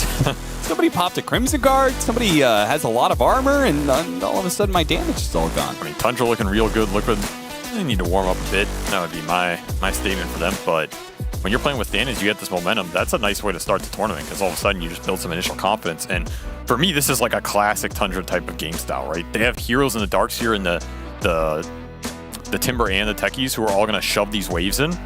And then you have Breaker to pick up the kill threat on the map. And Skiter is just farming. Like, when this happens, Tundra are in their element, they're in their zone. They're a very difficult team to play on the map. This Darkseer hero is incredibly good for them whenever they can pick it up in a game where they feel like it's unpunished, which kind of happened here. They got a second phase with the Spirit Breaker, another hero that's incredibly strong with it and very powerful. And your lineup response is kind of like Sven Bane. It's okay. Sven does okay on the lane. You can play a Sven game, but you're not stopping the Darkseer Spirit Breaker. And Immersion just had bashes for days. God damn. Seriously. Give this guy some lottery tickets or something. He's doing a great job, and so did Malrine. Look at that, 16-0 and 7. Hey, where's the fifth Beautiful hero? Performance by him. We don't need to talk about Where's that? He bashed himself off the scoreboard. What happened? Is he charging here? He's charging. He's charging into the next game. And we're going to be charging over to our panel here, as they're going to break down this game number 1 between Tundra and Liquid. Let's see how much there is to break down after Cap and Avery talked about a lot of things that decided this match already. I'm joined by Purge, Effie, and my co-host Jenkins. There's a big problem that Team Liquid was not able to address, and Malrine's Timber Saw is a big problem, Purge. That was someone that they could not deal with. Yeah, he played amazing. He kind of always showed up at these little skirmishes at the perfect time consistently. So it might have been like semi-even, but he would show up, add some nice whirling death damage, add some nice chakram damage, and just keep getting kills. And this happened so many times on these side lanes that it gave them this huge advantage. And Techies also, Soxo was also there with these suicides into follow-ups that helped kill Storm Spirit. So all of the Liquid rotations failed, and all of the Tundra ones succeeded. So when you're that far behind, it's hard to play Dota. Yeah, I mean, look at that, man. He got a 9-minute ultra kill, and he was just racking it up throughout the entire game. And honestly, I was very worried to have 9 replaces like this at the nth hour. And I was wondering how a player like Malvin would fit into Tundra. But honestly, DreamLeague just feels like a place for stand-ins to thrive and succeed. I will no longer doubt any stand-in situation. He played that seamlessly. It felt like he brought the aggression that they needed. They were just fighting all the time. They were diving towers. And we have to talk about Immersion as well as a stand-in. He was all over the place, and they gave some much-needed spice to Tundra. Jenkins, do you have anything to add to that? Because there's only so much we can say about a game that was this one-sided. I mean, I will say the classic, like, on this patch, there still is the problem where if you lose a few early game fights, or if like you lose 2 out of the 3 lanes and then the other one goes even, it doesn't feel like there's that much comeback potential. It's very easy to snowball. Like, I think Mallory played extremely well on the Timber, obviously 16-0. But a lot of that does come from the 2 supports that were always there, and it's not like he was just like dumpstering Nisha mid or something. He was playing on the side lanes, which was...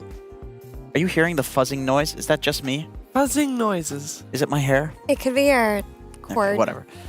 Anyway, sorry about the ear blasting there, guys. But yeah, I think that the supports played really well, and I think Malrine was like soaking up a lot of the kills. If you look at the side of Team Liquid, they had no hero they really wanted to build into like a Yule Scepter or any sort of Dispel. And then on the side of Tundra, there's like all of these things that need to be dispelled. There's like the Darkseer Surge, you counter that with Dispel. There's the Timber, Reactive, Aghanim Scepter, Shield, you counter that with Dispel. Spirit Breaker, you play against this hero without Dispel, it's impossible because he just charges in, 80% status resist. Techie's Reactive Taser. One Yule Scepter is like not going to do it. That was like the Dispel draft. So yeah, just Liquid, nothing they can do. They didn't even have the time to consider building Yule Scepters. There's no time for it. They lost so quickly, right? Yeah. And I think Malorian really did play an incredible game because he was winning mid. He out-CS'd Nisha completely. He had the level advantage over a Storm Spirit, which is very scary for a Storm Spirit once a Timbersaw can start diving you behind your tower and you're level 5, and he's got something like a Spirit Breaker to play with who can come in and stop you from getting that much needed timing, which they did do. And then the Timbersaw, because Liquid did win their side lanes, like both of their side lanes went really well, but because Timber's lane went so well, he was able to rotate into the side lanes and fix them for Tundra. He was able to correct them. He was able to just get these kills on the cores that were doing well in Sven and Magnus. And yeah, to me, this is like the immersion and Malorian story. It actually was. It was. They did everything they needed to do and more. Like they exceeded my expectations. It was looking great for them for sure. I do want to touch a little bit on the Bat Rider. I mean, Boxy played Bat Rider for Liquid this game as a position 4. It fell off a cliff, Jenkins. Yeah, I mean, as it does. Like, I do think that is the one issue. Like, Avery pointed that out during the game. Is like that is the issue with the support bat. Is like when it looks good, it looks really good because you're basically transitioning to be a core. And when you're behind, what you would normally do is you would run around and like cut creep waves, farm jungle camps like right in front of the enemy base, something like that. But Spirit Breaker is like the most anti-map hero in Dota, and like you just can't really play the map. And it's a really good Spirit Breaker patch. He got buffed, and he's like considered to be an S tier hero. So it's just impossible game for him to play. You know, Boxy tried his best, but it's not an easy game to come back. He needed to win the lanes, and with the Timber rotations and the support rotations, they weren't winning. I mean, they countered him so bad. If you saw like that point of the game where they looked at Void in the bot jungle, I looked at his skill build. He was 4-4-3. He like chose to max time dilation before maxing his like farming and killing skill. He was like, I don't want this Bat Rider to have a chance. Yeah. So he just was always there to jump and time dilate him, and then Boxy's like, oh, I'm actually just 1 billion% dead. I can't survive. So like they just made sure that hero wasn't gonna be good. I also think on this patch, Darkseer is my least favorite hero to play against from behind. You try to go on a guy, he crimsons them, he puts a pipe on them, he surges them away, he vacuums you in, he takes the only guy that's farmed on your team, your carry, turns him against you. So this hero feels impossible to play against. I know previous patch, there were some other decent aura heroes like Doom, Beastmaster, which we still see, but Beast, you know, going more for like the Ags and stuff. I think Darkseer is like the #1 just pure like utility hero in the offlane. It's so hard to play against. Yeah, the Crimson was amazing against Sven in the last fight. Obviously, there was a big gold disadvantage, but just the fact that it's like making Sven Cleave look like nothing is incredible. Yeah. And Darkseer is a hero that's very easily countered by Liquid's hero pool because they have the Insania Oracle, but it just didn't come out this game, so it's definitely something that they're going to have to consider for the game too. Like, how are we going to deal with these things that we need to dispel? Maybe the Bane is not working for us. Before we get to that second game, though, let's take a look at the head-to-head for the position 4s, because we talked about it, but we also wanted to highlight it a little bit extra. The impact, Effie, of the position 4s this game, it has to be hero-related. First of all, obviously, Boxy had a rough game for sure, but immersion.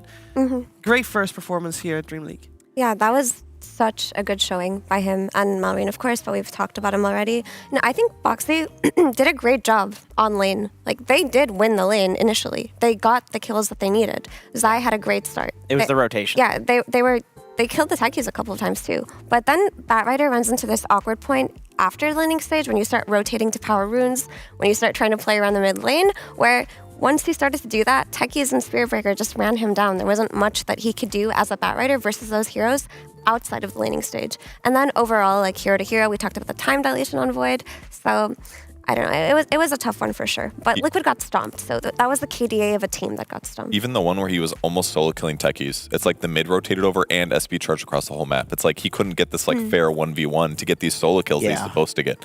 So it's like they just had a lot of things stacked against him. Because for the first 5 minutes, it did look pretty solid. Yeah. Will it look solid for more than 5 minutes for Team Liquid in the second game of this 2-game series? We're gonna find out. We're gonna have a draft very soon though. Because first there's a break. We'll be right back.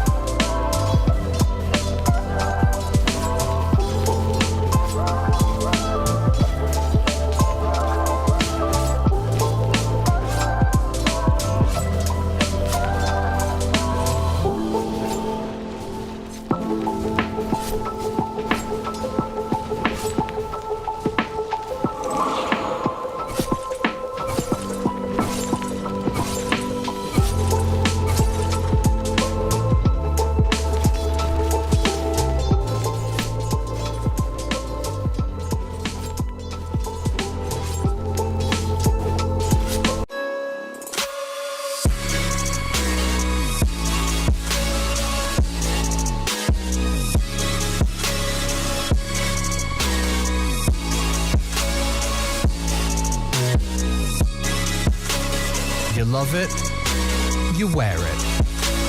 What's your style? Get your merch at shop.eslgaming.com.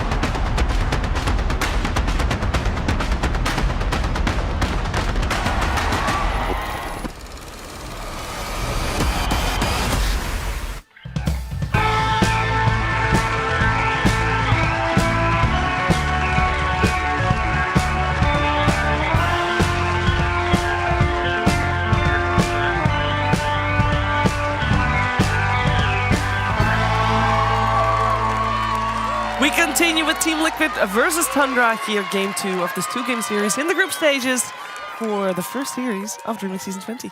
And we should be in the draft already. This time we're starting a little bit, actual start of the draft, so we get to witness the full thing. We got ourselves Team Liquid on the Dire side this time around, and Tundra on the Radiant side. So a little bit of a swap around there. Purge, what do we want to see from game number 2? Yeah, no Timber Saw sounds great. That guy kind of smashed the game in the previous one. Are Universal Heroes good? I would like to see some more. They are pretty good. The Slark ban on the side of Liquid indicates that they might want to run back the Batrider. Maybe they still believe in it. I mean, the hero does have a lot of merits, but I can't see another reason why you would take out the Slark in the first phase. I think just because Tundra is the position 4 Slark team, and also it's one of those like Skiter ape heroes where he just goes in and does like stupid shit, and you can get away with it. Like it's what he's famous for. But yeah, I think the Sox is Slark. Slark, any like attribute-based hero is just good on this patch, you know. And Slark steals those attributes. He does do that. I mean, they snatched that themselves on Tundra. I think maybe Liquid wanted to close out the draft with it, but they have heavier emphasis on the Magnus, which honestly makes sense. Magnus is probably the most flexible universal hero that you can start with in a draft. Yeah. But the trade-off to getting this Magnus is you give away the Batrider to a team that flexes it better than you do. They play the support bat better. They're comfortable on the mid bat, and you also gave them the techies. Yeah. And I agree with Avery. He said that he thinks like Bat and Techies are the 2 best laners of the patch. Definitely agree with the Techies. You build a bunch of stat items, and you're right-clicking from this insane distance. Longest attack range in the game. It's very hard to deal with. And then on top of that, he's got the insane lane harass. And then once he gets level 2, some of the best kill threat in the game. I like this choice. In that last game, if they had a goddamn Purge, it would have made the game so much easier. Purge, of course. Yes, Purge. It got banned second phase last game. It's just too good. But yeah, it's a very strong hero right now. Shadow Demon did receive some nerfs to the hero. I built Ags on it the other day, forgetting what happened. It only gives you 2 charges now. Yeah. Huge disappointment. But if you don't buy Ags, hero's fine, totally. Yeah. You get shards sometime for free, slap that on one of your heroes, and you just don't get sticky napalmed for the like 7 seconds, and they get a powerful heal. So yeah, it's a good hero, and there's a lot of illusion heroes you can make stronger. Disseminate, the second ability is quite good. It's an amplifier. Yeah, multi-purpose. I actually thought like for the last month until I started playing it, I thought that Shadow Demon was going to be an S tier hero. I think it is very good. I think it's better in competitive because you can deal with this. One issue he has is laning, but outside of laning, like the Purge, just pressing that on somebody and being able to focus them. It's like there's Windrunner who's using Windrun, there's Spirit Breaker who's using his status resistance spell, whatever the hell it's called. Bulldoze. But like most importantly, there's Crimson Guard, there's Pavis, there's Glimmer Cape, there's Force Staff. All of these items that are very powerful, even if you're not drafting the meta heroes that you need a Purge against, still, it is going to be of value to just press a button on somebody, and all of these bullshit barriers that exist in the patch are now negated. That alone makes this hero very strong, and also they buffed stacks. You now get experience for the stacks as well. He's the best stacker in the whole game. That is what I wanted to bring up. I think more importantly than having a Purge in this game, because we don't really see anything you need it for. Like, yeah, his ulti does counter Batrider core, and that it slows his movement, and he's a very movement-based hero, but Liquid are Dire side, and stacking the Dire Ancients is a lot easier for things like Shadow Demon than stacking the Radiant Ancients. Like, That's true. You can just put a poison stack on the Dire Ancient camp and then walk to the triangle and double stack that, and you can like pop your poison and you can get the triple stack on the Ancients. And because you're playing with a hero like Magnus, who maxes in power, he's going to be able to clear these stacks so early on. So there is so much synergy in how Liquid are going to maximize their gold efficiency this game. Like they're going to make so much gold so early if they don't find a way to deal with the stacks that are going to happen on Team Liquid on the side of Tundra. I agree. Yeah, I think like Tundra wants to look for a hero that's really good at contesting stacks. Last season, we saw a lot of Undying against the Beastmaster, where you would run in and press the Tombstone, and you could farm the stacks yourself, and also just one of the best early game fighters in the game. I'm not so sure about it right now. When you have a Techies, it's usually a position 5 hero. Can't play 4, obviously. Honestly, it plays both. But yeah, some sort of hero that's good at contesting stacks is going to be good here for Tundra.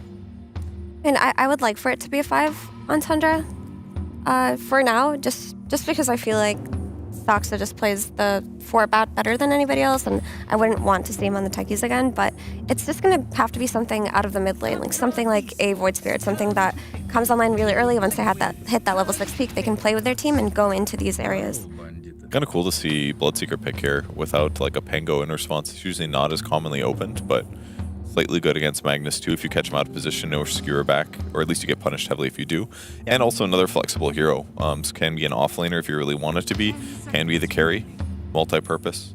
It does have to deal with Shadow Demon ulti a little bit, but I think you're still pretty quick with Thirst, no? Yeah. I mean, I think Bloodseeker in general just owns. He's such a consistently strong laner. He's good against every meta offlaner in this patch. He scales into the late game very well. He's flexible in his itemization. The Ags build has been looking really hot lately. Good, yeah. So it's just a very stable pick. And also, if we're talking about the early aggression that Tundra brought into that game 1, Bloodseeker is a carry that plays into it super comfortably. Yep. So again, like we're talking about the emphasis on the stacks, the emphasis on the need for Tundra to do these early invasions, Bloodseeker is a carry that can join in on that. You need a fighter, yeah. And also, he's a hero that if you're planning to pick to win the other 2 lanes, Bloodseeker will win his lane because he's going to have Thirst from, you know, like, let's say, even if Techies is in his lane, this hero just chips you so much that people are going to be low HP around the map. So Bloodseeker will have a lot of move speed because of that. Well, look at all the move speed slows on Liquid, right? They've got the Shadow Demon ulti, they've got the dagger from Queen of Pain, they've got Venomancer. Like, it's going to feel very bad to be the Bat Rider in this game. I don't know. This is Tundra. This is the Drum Boots team. Like, they love drums more than any other team. This is such a good Boots of Baron game, actually. You're absolutely begging for this Bat Rider to be a support now. Like, there's no way you play Corbat into Liquid's lineup. No, I agree. It's going to be hard to approach through Plague Wards, basically, with a lot of their heroes looking for jumps, too. But cool how they protected the Pango with the Bloodseeker opening. It's like one of the best mids in the patch, so I'm cool to see them do it that way. I'm surprised they picked Pango as a, like, oh, we're not going to run the Bat mid against the Queen of Pain. That's a counter. Let's pick something else that's also countered by Queen of Pain mid. Yeah, I was thinking that the Void Spirit or the Ember Spirit actually looked a lot better for Tundra in terms of what they needed to do. But, I mean, so long as Pango's lane goes relatively okay and his supports can secure runes for him, he's still a hero that can, like, we've talked about this like 4 times already, but you do need to be able to invade early. So the archetypes of that hero that fit were Pango and Void Spirit the best, and then the Ember Spirit, right? Yeah. But the thing is, Pango's lane just doesn't look that great. It's cool. It means they... Go ahead. What about against the supports, though? Doesn't he just, like, smash Veno and SD? Yes. Like, you run at those guys, and they can't do anything to stop you, really. Right. That's kind of what I was thinking, is that they're basically sacking the lane because in other ways it looks good. And I think because of what you said, because it destroys these supports, you don't care if you get purged on Pango. And then also, because he can contest the stack. So he looks good for the game, not so much for the lane. But he's got really active supports. That's the bright side. I think Techies is probably the most valuable hero in this patch to secure power runes. It is so easy for him. It's so easy for him to help with the power rune and then get a kill mid with his blast off. Yeah. So having this Techies on his side is going to make his lane versus co-op easier. They man out Monkey King and Jug, some great Empower heroes that do a ton of single target damage, which have been good against both Bloodseeker and Pango. Should we be worried at all about lack of stuns at the moment in the current drafts that we see? I mean, there's a lot of slows. I see them. They're very good, very great. Got an RP, obviously good as well, very long cooldown. Is there Yeah. Is it a problem? There's definitely a BKB TP out sort of scenario, or just TP out scenario for a lot of these. Or a deny scenario. You got 2 spells that slow and allow you to deny your teammates. And we know that Tundra loves those nitty-gritty type of things. I don't know. I feel like Team Liquid is drafting good heroes. Like every single one of those heroes, I'm happy to see in my games. I'm happy to see in anybody's games. But together, I'm not sure. I could see like a Ricky to answer kind of what you were saying. It's like, yeah, it's not a stun, but it is a good disabler. Also, pretty much every other one of Mickey's heroes have been banned out, and it's a good power hero. Very good against Pango. I mean, like decent against Bloodseeker. I feel like they have damage problems right now, personally, between like support Veno and SD support. They can do damage, but it takes a little time. And Magnus offlane like has some oomph, obviously, with the right click, but they need something that's going to be able to do a lot of damage for sure.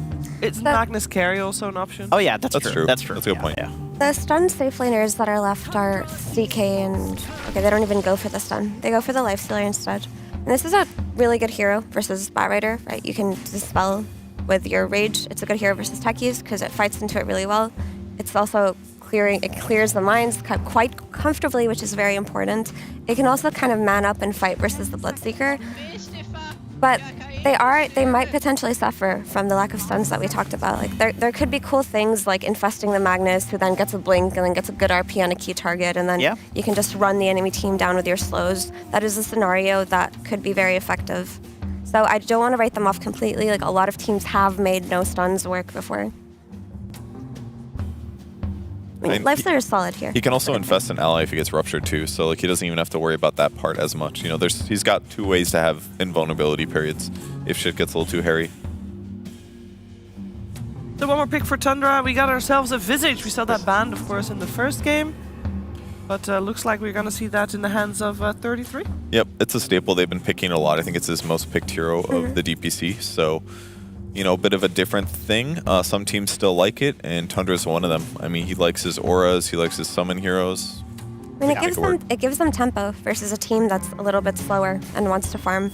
Once this Visage hits his timings, they've got a Bloodseeker carry who's always ready to fight. They've got a Pango who's looking to skirmish throughout the entire game after the laning stage. But they have put themselves in a little bit of a timer on Tundra's case where Liquid will outscale them as the game goes on, but I think they've done a good job in addressing how they want to play into Liquid's farm-oriented lineup. I'm kind of worried for the Veno 5 a little bit. Like, it can do well, but once it gets behind, it feels a little bit useless outside of like Plague Ward stuff. Your ulti is a lot easier to use in that way because you just throw it and it does damage kind of a thing without having to necessarily be as positioned well. But I feel like Tundra's lineup looks a little stronger to me. They have a lot of good staples. Everything just looks a lot safer to me, but maybe Liquid can win it with good map control. You've got a big frown on your face, Jake. I'm just thinking, I mean, I think the stacking is what we're going to want to look at a lot in this game. Like if Tundra can get out of the laning stage with 33 and he doesn't feed the Veno, because you definitely can get Gale, Blood Grenaded, and feed as a Visage, but if they can get to birds, there's not great bird counters, and they can actually run in and I think contest the stacks that the SD is going to be doing. But if that lane goes poorly and 33 is feeding and the stacks are just free, I think Liquid can just run away with the game. Because on Liquid's end, it's a really great Lifestealer game, especially in the late game. He addresses all of these heroes super well. He just needs to get there. So it comes to the point where last game we saw Team Liquid do well for 5 minutes. We just need them to do well for a little bit longer, and they got this. I think so. I honestly think so. Well, logic checks out. Let's find out if they can do that in the second game. We're heading over to Cap and SVG. Well, after game 1 where Liquid got stomped pretty hard, game 2, they're going to put their eggs in the Lifestealer basket. Why would you do that, Avery? I mean, Effie seemed to like it. Why is it a good Lifestealer game? I mean, being able to infest versus Bloodseeker, the Pango ult, the Batrider ulti, there's a big save potential in this game, which is pretty damn nice. I feel like it's another one of those Liquid lineups where they kind of want Nisha to eventually carry the game. Like, it's not the Lifestealer's job to carry the game. It's similar to last time. I don't think Sven's job was to carry that game. I think it was Storm. So you're in a similar position. I think Lifestealer thrives when he has a mid carry who he can just play through, buff up. I mean, this is something Liquid played with going back to that TI, right? The Lifestealer infest on the Mickey Pango. I mean, this is a setup that they really like to play through their mid laners for, and that's where the hero excels. I do like Lifestealer in that role. So I think the pick makes sense in that regard. But a lot comes down to the lane. Like, this Veno Lifestealer lane needs to win versus the Bat Visage. And this is the start you want. Can you get the deny? Cannot. Pretty much guaranteed that somebody's going to be dying once you get Gale'd like this on the bounty runes. And sure enough, Liquid secure themselves the opening first blood of the game. Does go to Veno. Maybe not what Liquid wanted there. They wanted it on one of the cores. This top lane is just, it's a bloodbath of a lane. Because Veno Lifestealer want to all in the Visage level 1, and at the same time, the Visage Batrider are incredibly deadly in the trade with Soul Assumption. So I don't think you can all in them here. I feel like this lane is just going to be screwed for Liquid over time. Even with the first blood helping, I don't think Mickey is going to have fun up here. I really don't think he is. I think Veno sucks versus double range lanes, and I think he really sucks versus the Visage lane God, he when caught you him. can't trade. And yeah, I don't know if this lane is playable as long as 33 has mana. I was literally just about to say the Lifestealer is going to be low all the time, so you're going to get constant thirst stacks for Lifestealer, but it turns out the thirst actually helps them win that lane by having vision of the Lifestealer in the trees. So if the top lane wins for Tundra, they're going to win the other side lane from the thirst benefit as well. That's why this lane is ultra important for them to go their way. I feel like Tundra's pretty favor here, honestly. I think the Liquid draft is very powerful if we get to the late game, because Queen of Pain, Lifestealer can carry this game. You have Empower on top of it. There's a huge amount of stack potential, as the panel talked about, but I don't see Liquid doing well enough to lanes to stop the aura momentum that's going to come out from this Visage. Like, Pipe is disgusting here for Tundra. The Crimson Pipe is absolutely disgusting here for Tundra. You have a Purge, but I'm worried. I think Liquid are potentially in a lot of trouble this game. Yeah, this is looking like an even more one-sided game than game one. Yeah, you just can't enter top lane for Mickey right now. He is getting absolutely destroyed. There's nothing stopping 33 from just ferrying Mangos out to his lane forever, because he knows every Mango is a Soul Assumption. Every Soul Assumption is HP that Mickey cannot regenerate because he cannot hit heroes on this lane. This is going to be a struggle of an early game for Liquid. They're going to have to push through it. Again, I point towards Nisha. Queen of Pain is going to have to make some rotations and gain some momentum back to push them into that mid game where the stacking and the efficiency between the Shadow Team and the Mag can go to work. Am I crazy, or the Lifestealer matchup here? I don't know. I just look at it and I feel like he's just getting kited a lot. There's some fairly mobile heroes, or maybe some heroes that just, like Visage isn't mobile, but he won't necessarily care if Lifestealer's going on him because he could just stone for him, you know? Yeah, I mean, I go back to, like, what is Lifestealer's job in this game? I don't know if his job is necessarily to just go in and kill heroes. It's like the Sven one. Like, maybe he'll kill one hero in the fight, but his job is to keep the Quap alive. And the Quap is the big damage here. He does have Empower. Mag Lifestealer can be really obnoxious if you get Infest Bombs going, stuff like that. It's just the early game is going to be a struggle. I never want to play Lifestealer into a non-melee offlaner. I feel like it is always a bad time. Yeah. But they're doing okay. They get the lane in, they get the 3-minute Lotus. That's pretty nice. And of course, Nisha's winning mid while this side lane action is happening, which is the biggest thing for Liquid. They want the Queen of Pain on top. They want the Queen of Pain in a position where you can dominate the runes, maybe make rotation with the ult. And at least shut Malring down, because what happened last game with 16-0 was... That cannot happen again. Yeah, seriously. So putting an emphasis on shutting down the stand-in mid laner. But Tundra still heavily succeeding in the side lanes and are likely going to continue to do so. I mean, the other thing that makes the Liquid lineup slow is the lack of stun, so there's always TP out potential. I mean, I ask you, Cap, what is the best spell in Dota 2? Black Hole. No. Friendship. But what is the next best spell in Dota 2? Dedication? Teleport Scroll. Oh. Love? Dedication? Yeah, friendship. What is this, a wedding vow? Friendship, dedication, and love. FDL. I don't want to be reminded of that. You know, there's a player in this series who's actually part of FDL. AUI. That was his old school. Yeah. He probably doesn't want to be reminded of that either. It was all his friends. All right, well, we got level 3 Veno, so even if it is non-melee matchups, Veno can still be kind of annoying, so maybe he'll be able to create a little bit more space for Lifestealer to be able to bounce back. As you can see, Skiter is totally free farming. Every single time they've gone onto him, he's been full HP when they do so, and they're unlikely to kill him, and so he just goes back to full HP off of healing. He's getting thirst boosted off top, and Shadow Demon Mag is not an aggressive lane. Shadow Demon Mag is a lane. Maybe you get a cheeky kill off like level 2 Shadow Poison, but you're not winning the trades. They're getting gone on bottom again. Just setting it up too easy for Sox on these double dunks. They're going to go for the kill on the Sox, try and trade out here, but Zai won't be able to commit. In fact, he needs to use the skewer to get away from Skiter, and Skiter might be able to just commit here with a Blood Right. It lands on him, and Zai is dead. Skiter gets the double. Boy. This early game. Die to neutrals. What was happening? He suicided. So that was intentional? Yeah, you're getting nothing off that. Gale lands top. He can always TP here.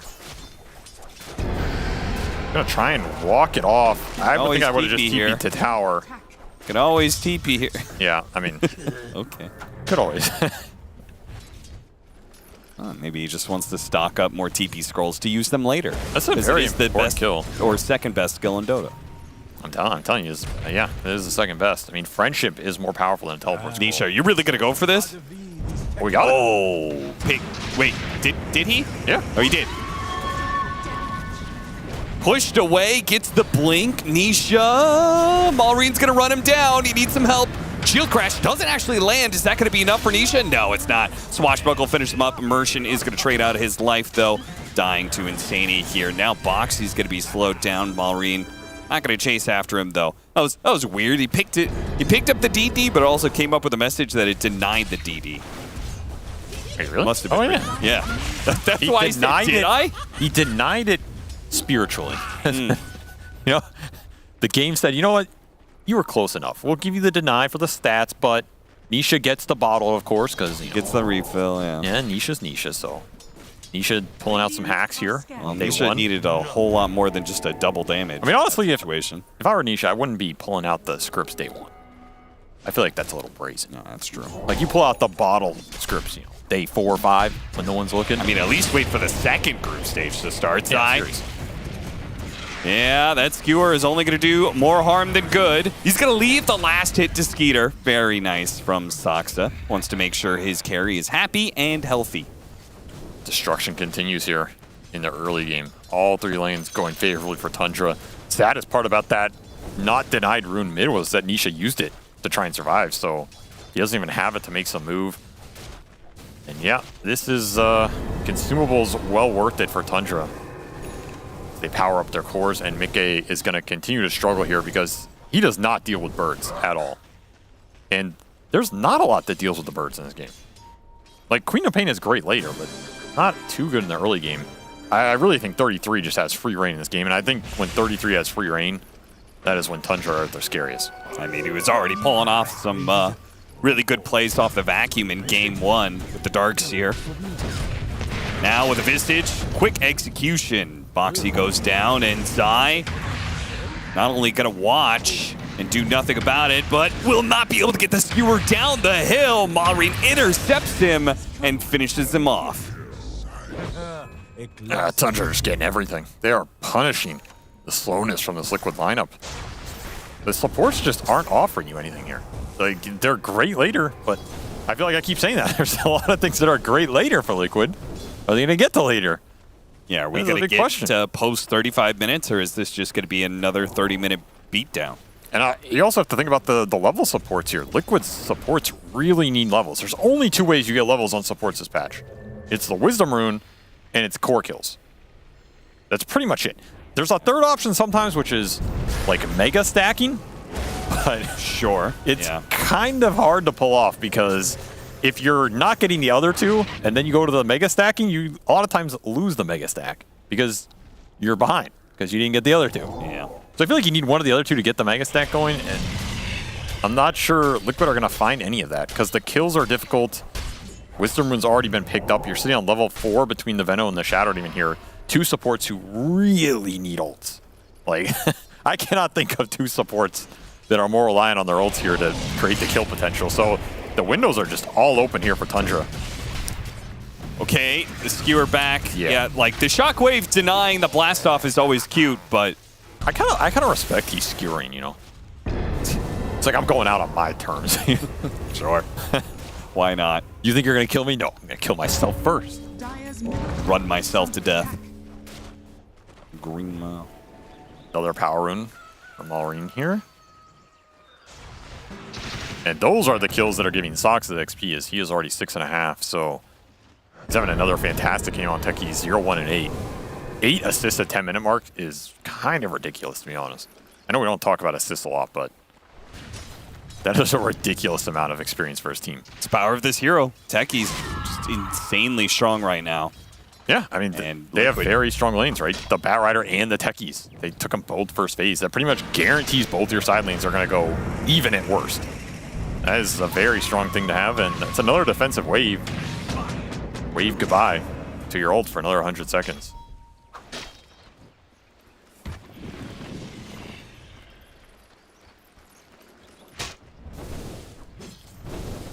Vlad's soon to be drums for 33. So he's going to be building into those big auras. We've got Witchblade for Nisha, but he's not even done with it yet. His is rather slow for a lane that he was supposed to be very dominant in. RP going to go out. Insania going to use everything here, but it's nowhere near enough. Skiter goes down to half health, shrugs it off pretty easily. He does get a lot of stacks put onto him, so this last one is going to do a lot of damage. Not quite enough by itself. And instead, he'll get the kill on Boxy. Okay, this is... I mean, I know I said the show. You want to finish? I said Liquid. I think they're gonna not do so hot. It's not looking great. This is worse than I expected. It's day one. It's first series. It's early morning. It's there were some strong wind conditions. Weather's not optimal. I was like, wind conditions? No, wind conditions. The wind outside is there might causing be some issues strong for wind Liquid. conditions as well, but not for Liquid. I'm not sure what their wind condition is right now. It's support ults. That is it. You need support ults right now. Well, you're not going to get it on Boxy. You don't get experience when you're dead. And just TP out. Limited stuns. Can always make these aggressive plays and have that as your backup. Tundra don't need to escalate this game that fast either. They're just content continuing to farm up the auras because they know the aura ball here is... I don't think there's any contesting if you don't have early purge, if you don't have early fighting items from Zai. I mean, look at how far Zai is behind 33 here. He's getting doubled up. This is when auras become an even bigger problem. Because auras are as good as your other cores are. And when all of your cores are ahead, then your auras become doubly as powerful. Sure. Yeah, I could see that. Yeah. The higher your HP, the more effective your magic resistance from Pipe or Crimson Guard. Yeah, they're a win more item. Yeah. That's why they're so damn good. Not a win less item. What is a win less item? Dagon. And yeah, that's actually... You're not winning and you go Dagon, you win even less. Oh, God. Whenever I see my mid-void spirit go Dagon. Yeah. We saw a lot of those. You know you lost. I mean, I kind of believe in the build, but I also don't. I don't. Yeah. Skewer, TP out on the high ground. Zai, one of the few times, well, the only time so far this game, he'll survive against the Rupture. And Tundra already, like, moving. I feel like it's probably just an effect of their draft and some of their early game lineup. Once again, Sonic Wave going to be forced to use defensively. Does Tundra have this on a timer or what? They just keep on forcing this out of Nisha, and they almost still kill him. Now, it looks like Immersion is probably the one to die here, but he gets denied instead by 33. They give Liquid absolutely nothing. I don't know. I mean, that was a strong deny. You think he would have lived? He's at like 200 HP. He just chunked him down with the birds. He's like, get the hell out of here. I mean, he probably would have had to deny him. I just think it looked funny. 33's like, I'm not going to wait to see what, you usually wait a little. Sure, there wasn't any damage coming. See exactly how low he gets. I mean, the ultimate from the Veno, I think, had already ticked out entirely. I mean, it's finally an ult from the Liquid supports that, like, that's their kill turret, right? Yeah. He just took him. He's like, I see low hero. Okay. I killed low hero. Remember when you said one of the ways back into these games, you're specifically talking about supports, is that like in order to get Mega experience, stack. you get the Mega Stack. Dire You triangle. said when you're losing, The Mega Stack. you usually don't get the Mega Stack because the enemy team is winning and they assert their dominance. They usually take the Mega Stack away from you. Not in this situation. That was a lot of gold. They gave a lot of gold to Liquid there off of the Mega Stack. They're still up 6,000 net worth, so I'm sure Tundra's not too concerned. I think that was a 6 or 7 ancient stack. That was really big, yeah. That is a huge gold injection here. Yeah, that is the one comeback. I'm surprised that Tundra did not scout it at some point, right? Because you're looking at this lineup. You know they're stacking triangles. It's a mag lineup. It's a Shadow Demon Venom mag lineup. Like, there is nothing else to be done.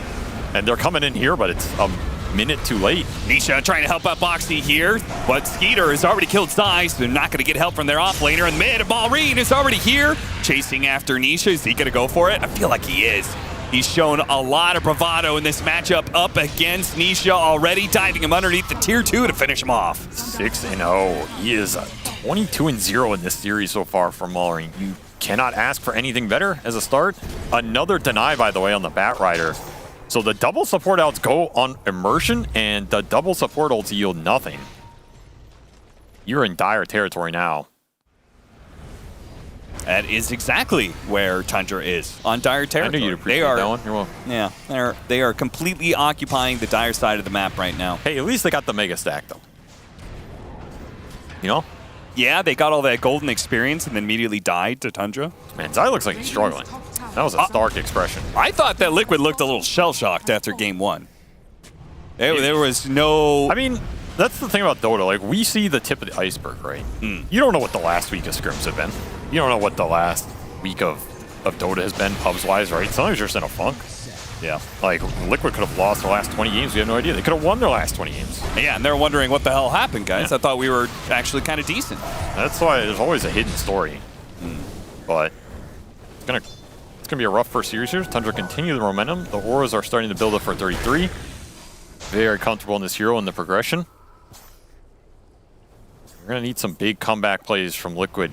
10k down. You do have some team fight potential here. You can use some Venom wards to give you the vision, set up the fight, come in with a big RP into Sonic Wave. There's some AoE comeback potential. Sorry, I just don't believe in that. Okay. I mean, it didn't happen in game 1. I don't think it's going to happen in game 2. Do you believe in magic? I feel like game 1 it was easier to actually get the RP. Thank you. I'm going to have that song stuck in my head for the rest of the day, by the way. Blink Dagger soon for a Bat Rider. Nobody knows the second line. Yeah, no. Zai is dead again. Cannot TP from the birds. There's no friendship to help him. I mean, Zai at least, you know, like, he had a good time in lane in game 1, you know? Yeah, he was having a much better time around. The team play. The mine drops immediately after the blast off. That's going to ensure some big kills here. Nisha tries to push him away and TP out, but no. Denied by Skiter. BKB kills him, cuts him down. Will finish off with the third deny on Immersion in this single game. That is some hazing right there. I feel like every fight is Immersion gets denied. There's a defensive Sonic Wave, and then Liquid die. And I feel like I've seen that 4 times. It's the same movie on repeat. He did get a courier with that Sonic Wave. It's worth noting. Did pick up Skeeter's courier. Big kill. Wow. We're back. I mean, you gotta take every little victory. Mickey does have Deso armlet here, so single target burst with power. It's a little bit there if you can find an isolated target. Yeah, if you can lock down these heroes long enough to actually kill them. But otherwise, it's going to be Bloodseeker thirsting away, or, you know, swashbuckle on out, or the taser goes out from the techies. I mean, you also already have Boots of Bearing up for 33 as well. A very strong item in this game versus all the slows Liquid are proposing, as well as cutting the Lifestealer. That is just going to be devastating in these fights that you got to be able to stick on. So basically, this game is now, maybe you find some RPs off the Blink, Zai's trying to farm, or that's it. There's not a lot of comeback potential left in this game, as the auras are slowly closing it out. You already have Blink up on Immersion. He just rushes it here. Pretty interesting choice, actually. I don't know if they actually need the Blink in this game, because they're just going to force the issue with the ball. What else would you get, though? Just more auras. He could build a pipe, right? You can get a Glimmer. You can build a Force Staff. It's like this type of thing. Like, do you Yeah, want to but- be blinking in? You don't think you need to. He'll pay the price. No deny there. Sania gets a little bit too close here. Does have the Glimmer Cape, but Sentry preemptively dropped down by Liquid, trying to cover Insania. The damage coming in. The Blood Right is not going to go out in time. Mickey starts getting on top of the Visage here. Turns around, goes for Malrine instead. But he's pretty high. Oh, Sonic Wave. Nisha, again, defensive just to be able to get away, get the blink out. They get a skewer back onto 33, not really caring. Stone forms underneath the tier 2 tower. Malrine still going strong, is finally going to take out here, but that's just the Aegis. Look how low everybody on Liquid is. The Bloodseeker is zooming around right now, and he's got a BKB too, so he could commit if he wants. The Blood Right doing even more damage, finishes off the Shadow Demon. That's all he goes for. Honestly, yeah, Malrine's got a better idea of it. Let's go kill him, man. This guy's no fear. No reason to have fear in this game. Another ridiculous performance from him as Tundra set the plate and he is feasting on Liquid's bones. 13K at 20 minutes. And the ball is just heating up. We haven't seen Tundra group that much in this game. That's when their lineup's scariest, in my opinion. This has just all been skirmishing. So it's only going to get worse from here. Yeah.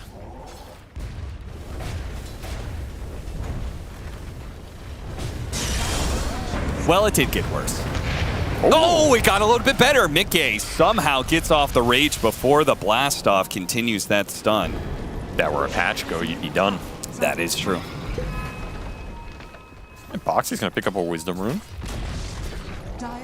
Something to be thankful for.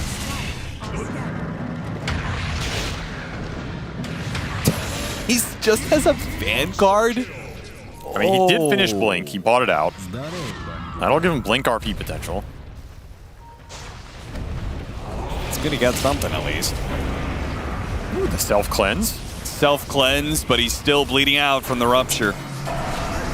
A spiteful demonic purge put onto Immersion before he goes down. Man, I don't think we've seen Liquid this discoordinated in a long time. Yeah.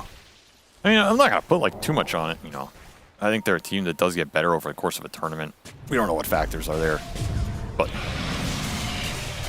it's not a first series that is going to instill fear in your opponents. Whereas Tundra, they're just going to play this tournament without any because, I mean, you have stand-ins. Like, that is the benefit of stand-ins. Nobody ever feels any pressure. And when you have stand-ins like these... Unless it's Seb, I guess. Wow. Because, at some point he's going to kick you. Nice team. I think I'll join it. 25-5, 17,000 net worth lead for Tundra. And away they go. Smoked up and just waiting for any hero to show their face a little bit too far out. I think they want more than Insania, but Insania's the only one showing. It was a bait, though. They'll get a kill for this. Immersion quickly dies. Insania's still going to fall, though. And it looks like it's still looking like a great fight. RP, never mind, underneath with the big damage. The physical and the pure combined together to blow up the carry. Skiter. He was being a little bit cautious earlier, but now this time he dives in a bit too deep. Boxy is going to die, though. 33 still going strong. If they he's out of mana. He's in trouble, and he's dead. I was going to say, if Liquid can heal and come back. But there is still a lot of damage in the tank. Off these swashbuckles, the birds just getting run down. 33 is a rock. Quite literally, they just can't touch him. Still a huge kill on the Bloodseeker. That was a double damage for Skiter. He got melted. That is that RP Sonic Wave combination that it's still going to be a threat here. Was that enough? Probably not. No, it wasn't. There's Good still bait, though. 18,000 net worth up. It was a solid bait. It was. It felt like Nisha's play there where he blinked out.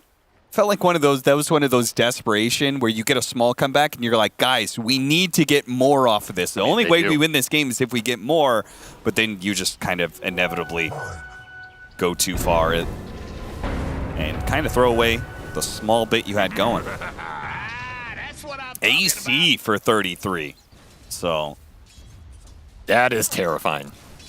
Yeah, this is no Crimson Guard pipe sort of deal. He's going for a much bigger scale on this Visage. And this type of itemization is a lot better on him now because he's universal. Zero gets significantly more base damage. you get a pretty decent grave chill in the fight, and suddenly you're just right-clicking for a decent amount of damage. Yeah. It's not crazy. It's not like you're chunking heroes down, but it adds up over the course of a fight, especially when Visage is kind of one of these support killers. Like, I'd be pretty curious to see this hero in this meta with one of those, you know, Ags AC builds where you're just going in, you pop up on somebody and you just shred him. Yeah. That sounds pretty scary to me, huh? I think this hero does have some untapped potential. I think he's one of those heroes that often gets forgot about because a lot of the summons fell off. You know, the Brood, the Lycan. I mean, the Beast. Beast is not even a summons hero now. No, he's an axe. That hero. Yeah, they gave Beast the axe, and I guess they should give Axe the Beast. He's got that beast in him, though. Aghanim Scepter, Bloodseeker. That's the kind of game we're dealing with here. It's a solid Axe now, honestly. We're just going to see it a lot more. This thing gives you barrier, it gives you sustain in the fights. Okay, but why are you getting it in this situation instead of more right-click? Because he has AC Visage. Okay, they're swapping roles. Visage is going to do the right-click damage, and Bloodseeker is going to do the magic damage? I feel like all Skiter needs to do is survive. If he stays alive, they're going to win the fights. Okay. I don't think they have any damage issues right now. Their whole lineup is damage. And they're ahead by a decent margin. So Ags is... It's one of these items that does make you really tanky with the new barrier. It's an interesting choice. I think Scotty was also pretty interesting here. I mean, Basher to win the man fight against Lifestealer was my idea. The Sonic Wave comes down. Once again, there is that reaction ability, but the Infest is not going to be enough to save him. TP out immediately. He gets away. Zai trying to make a move on the other side of the map. They showed 3 heroes at top, so he wants to get this pick off on 33. Not an easy kill to get, but if you can skewer him back, maybe could have been possible. I don't know if 33 cares, honestly. Look, he's got stone form. He is very tanky. Him and those familiars ripping apart. Yeah, that's what I'm saying, man. This hero right-clicks for a lot. He's a human shredder. Or bird shredder, I should say. Yeah, I don't know who's skewering who here, but... Well, this fight is already over. It's just a question of who's going to die in it on the side of Liquid. And it looks like it's just Boxy. The rest of Liquid keeping their distance. And 33 saying, guys, just keep going. They can't fight us. Nah, this game's over. I feel like it goes down to the side lanes. Like, you have a winning mid lane for Liquid, but Pango can usually skirt out of those. I just don't think Quap can create enough tempo to get out of these side lanes. And I think the side lanes are damn near impossible here. I mean, this game makes me feel very excited. GG is going to be called out pretty quickly here from Liquid. Again, another thing. I don't actually know the timer on game 1, but it felt like it was sub 30 minutes. And this one, only 27 and a half. So, well, but it does make me very excited for Tundra because I think they were a team that had a lot of momentum. And then it was just, okay, they're going to have stand-ins. Like all of a sudden, as you said, your expectations are dramatically lowered. But they still look very strong. Seems like they're understanding. I mean, are they lowered? Great. Like, what was the last European team that had stand-ins that did worse? Like every time a European team gets stand-ins, they do better. Actually, more than why even have a roster?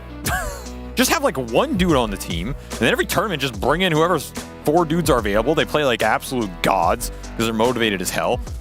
So you think we maybe like the future is having like an organization maybe pick up like 15 players and just swap them around in a 5-man roster? You don't even have to pick them out. You just loan them out. Just put the whole roster is Puppy plus 4 vacant spots, and you just loan them in every tournament. Yo, somebody get Evil Geniuses on the phone. I've got a great idea.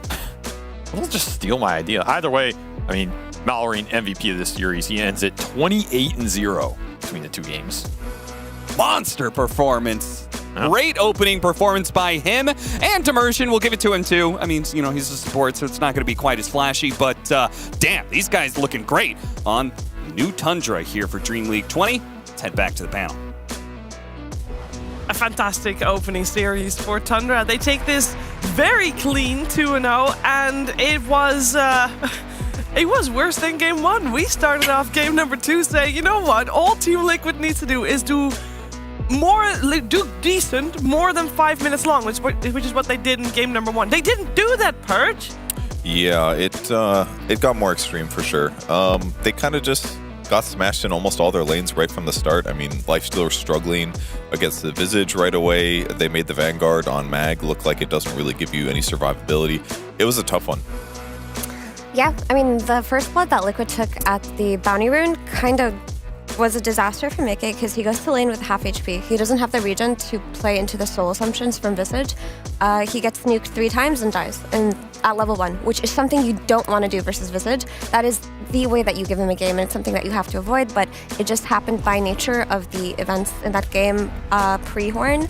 And then afterwards, it felt like at no point could Lifestealer walk up on lane and hit creeps. Yeah. Meanwhile, in the bottom lane, Skiter absolutely destroyed. He was just getting kills throughout the entire game on that Bloodseeker. That Bloodseeker was so comfortable on that lane. And then you look at the mid lane with Malrine, I have to give my kudos to this player because not only did he go head-to-head with the most lauded mid player in the world right now in Nisha, he dumpstered him, honestly. I mean, Pango's matchup versus Queen of Pain sucks. It's not a good matchup. It's not a good matchup for Pango, but he did so well. He was top of net worth. He was CSing perfectly. He was everywhere that he needed to be, and that was honestly just an outstanding performance by him. Yeah, I'm surprised that in the clips that wasn't just Zai getting ruptured and then skewering himself to death because that's pretty much what the entire game was. I agree. The performance versus Queen of Pain, very impressive. Like you could see why Queen of Pain is actually pretty decent against Pango when he was using the Scream to try to escape. But that's not how you want to use every single Queen of Pain ult. But that is exactly what was happening there. So yeah. And I agree with the Visage stuff as well. Like, there's a few rules against this hero, and I think it's why the hero is not absolutely top tier for 33. Obviously, it isn't any patch, but it's like you buy Raindrop, you buy a Salve because the first 3 soul assumptions are always going to come out, and you don't die to the first 3 soul assumptions because then he sends Mangoes in, he sends like a Null Talisman, he sends Bracer, and you can't trade with him because he just keeps soul assumptioning you and has 500 more gold than you do. Liquid honestly looked really off. This isn't the kind of performance that you would expect from a team that was at the last 3 grand finals of the last 3 tournaments in Dota, right? They got second place in Lima, they got second place at DreamLeague Season 19, they got second place at Berlin. Yep. I mean, then they go into this one and they got completely dismantled by a team with 2 stand-ins. Normally, there's no shame in losing to Tundra. Tundra won last TI, but this was Tundra plus 2 stand-ins. Yeah. So I'm not sure what was going on. Maybe it was an off day, but they need to do better. They do need to do better. I know we started the day with Cap sitting in the very spot you're sitting in right now, Purge, where he said, you know, he didn't think Liquid More in the middle. More in the middle, sorry. He didn't think Liquid was gonna win. They weren't gonna do as well. He was. Yeah, defend it. Defend that claim. No. He said that they weren't going to do as well this tournament, not the series. We're talking about chairs. He's fixated on the position in which... See, Why is that an important We can move on. Sitting right here next to Avery. It's a very important seat. Yeah. All right, anyways, what were you saying? I wasn't listening. Yeah, just repeat the whole last few sentences. I mean, it wasn't that important, but I do want you to talk about why they fell off, why they felt off. Because what were your expectations going into this?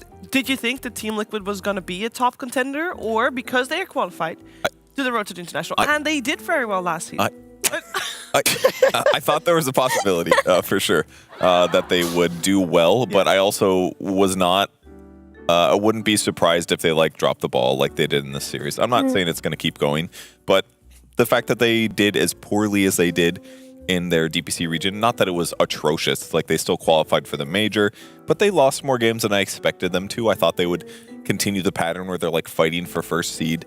So I personally, my guess from the outside, and again, we don't know what it's like because I don't talk to the players and I don't know what things are going on. My assumption is that they are just cooling it down a little bit in anticipation for the next couple months where they're going to go crazy and they're going to go back to normal form. So I think, but I could be wrong. They might be trying hard. You're right. Oh, hold up, Jenkins. My secret insight. They might be trying hard, and it's just not going well. And either way, try not to flame them too hard. They'll get back there. My not so bold. What? They looked upset. It didn't look like on the going camera according to plan. You know? Losing sucks so bad. You can be like, we're going to take it easy. for a couple months, but then you lose during those couple of months, and it feels really bad. This is a spite-motivated team. We've interviewed them before, Yeah, we did. where it's like game 2, they're like, yeah, we like got our asses beaten, like it pissed us off, so we literally just like played better. So I do think Liquid will clap back, but also Tundra went 7-0. Excuse me, I'm giving you a phone call. Oh, she's doing it right this time. That's good. Hello. Hey, Skiter, how you doing? Oh, hey guys. Sorry. Hey. Skiter, actually, I wanna. Did you hear any of the conversation we just had? Like, I don't know when they. Yeah, I put was you in the listening Discord. for like Okay. solid 5 minutes. Oh wow. Okay, so in that case, my apologies. But I actually would love to hear your insight on. Well, you guys are kind of in the same boat. You are playing, obviously all the DPCs, and then Dream Leagues, and then all the majors. Your kind of rest days are. You almost are your travel days, which is, that's also not really resting. So I'd love to hear your insight. Like, how are you balancing your, being at top form, but also knowing that you need to be in top form when Remasters TI comes around?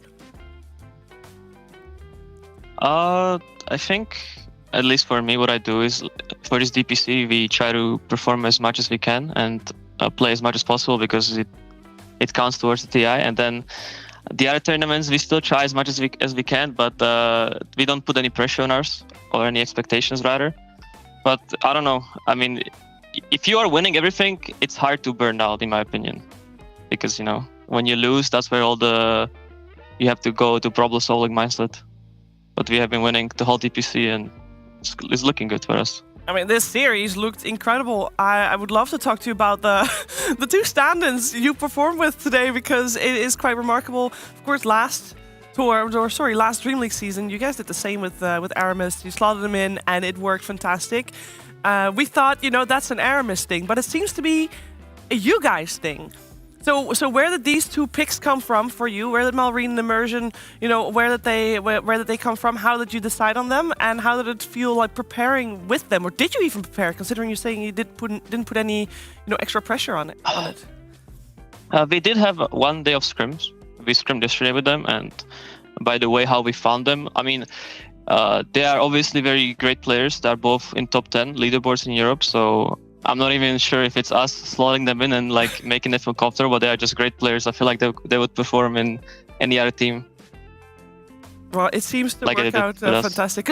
Could you also shine some light on something that we've heard through the grapevine, through stream audio, I believe, where snaking obviously was replaced today by immersion. But is it correct that starting tomorrow it will be Saxa that will be taking his leave, and then snaking comes back and immersion is standing in for Saxa basically, and Malrine will take over for 9 for the whole way through? Is that correct? That's the initial plan. So Saxa is only gonna be playing today. Then Snakey will come back, and then that's all I can say for now. Okay, that is fine. That is all I wanted to hear. Thank you for that. I'm of course joined by Perch, Effie, and Jenkins, and I'd also like to ask you some questions. Hey, so how does your expectations change when you have stand-ins? Because you talked a lot about putting pressure on yourselves for expectations for a tournament. So do you have any for this tournament as a result of your stand-ins? I mean, maybe some cautiously, but we tell ourselves that, we will not mind even if you're going to be last. And we basically want to make sure that these stand-ins are as comfortable as they can be. We tell them, treat these games like it's a pub. And that's sort of the mindset we are going into the games with. Cool. And another question: how do you feel about playing against Batrider 4 from the carry perspective? Is it annoying, or is it more like something your support has to deal with? I mean, it is extremely annoying. All these range universal heroes on support, like especially the Batrider and techies, they are pain in the ass to deal with. I hope the Frog will reconsider this whole universal attribute being in Dota. I don't think it adds anything. And yeah, that's sort of how I feel about it. Is it just because they have so much, way too much damage at the start of the game? Or are you also annoyed by, the Magnus type carry universal heroes too? Yes, I mean, it's both. I just don't feel like this universal attribute is bringing anything positive to the game. Like, if the numbers are going to be too high as they are right now, the whole universal attribute is going to be broken. And then if you lower the numbers, then no one's going to touch these heroes. So I don't really understand, how you can balance around this so they can become situational. Rather than either broken or bad. Do you think it's good at least that universal heroes have more viable item builds, and that part's kind of fun at least? Or do you think that's all like figured out now, where it's like Echo, Manta, etc.? I mean, yeah, I mean, that's sort of what I wanted to say. Like you say, there are more options, but you just see the same items over again. You see these harpoons, you see pikes, you see mantas, scaris, you know. I think it's definitely cool that you have like different evaluation for these heroes when it comes to these items. They can be like damage item, even though they serve a other purpose for other heroes. But I don't know. It's hard to say. Okay. Hey, Skiter. I was thinking about your universal thing. Do you think that maybe if they just changed the pool of universal heroes, that could be a way to balance it? Like, I don't think heroes like Timbersaw or Magnus personally needed to be universal. Do you think that could be a potential way to incorporate the universal attribute into the game? I mean, I wouldn't be surprised if they want to keep trying to make this universal attribute a thing. They'll move some heroes out, maybe move some heroes in. Maybe that's a good way how to try to balance it. But honestly, I don't know. I mean, I play the game. I don't try to like think too much about how to make it work. All right. Well, about the thinking in the game, I'm curious. So what happened between Berlin and the third tour of the DPC for you guys that made it click better? Because you guys look like you're in a much more seamless and comfortable position than you did at the start of the patch. I mean, I kind of want to say the pressure got to us because we understand that we might not be with the full squad for next major. I'm not sure if I can say that. But anyways, so we kind of clicked for us that we need to basically perform now or never. And maybe the whole pressure made us play better. But honestly, who knows? I don't think we did anything different this tournament, this DPC tour, compared to the other two. Mm-hmm. Do you mind sharing why you're playing with stand-ins this DreamLeague, or is it something that you can't talk about? Well, there's a lot of Dota being played right now. There's the DPC Tour 3, there's the DreamLeague, then Bali, then Saudi. It's a lot of Dota, and some of our players was feeling burned out, and they wanted to take a break to perform better in the Saudi and Bali major. So that's sort of what they're doing. Okay, good to know. And you personally, you don't experience that kind of burnout? Do you ever feel like you need to take a break? Because I don't think I've seen you take one. I mean, I would like to, but sometimes you can't. Okay, sometimes you can't. I mean, in East Europe, you just say it is what it is, you know? And it is what it is. Yeah. It is what it is. Hey, Big S, good to see you. Let's say I'm going out, doing a pub crawl with the boys.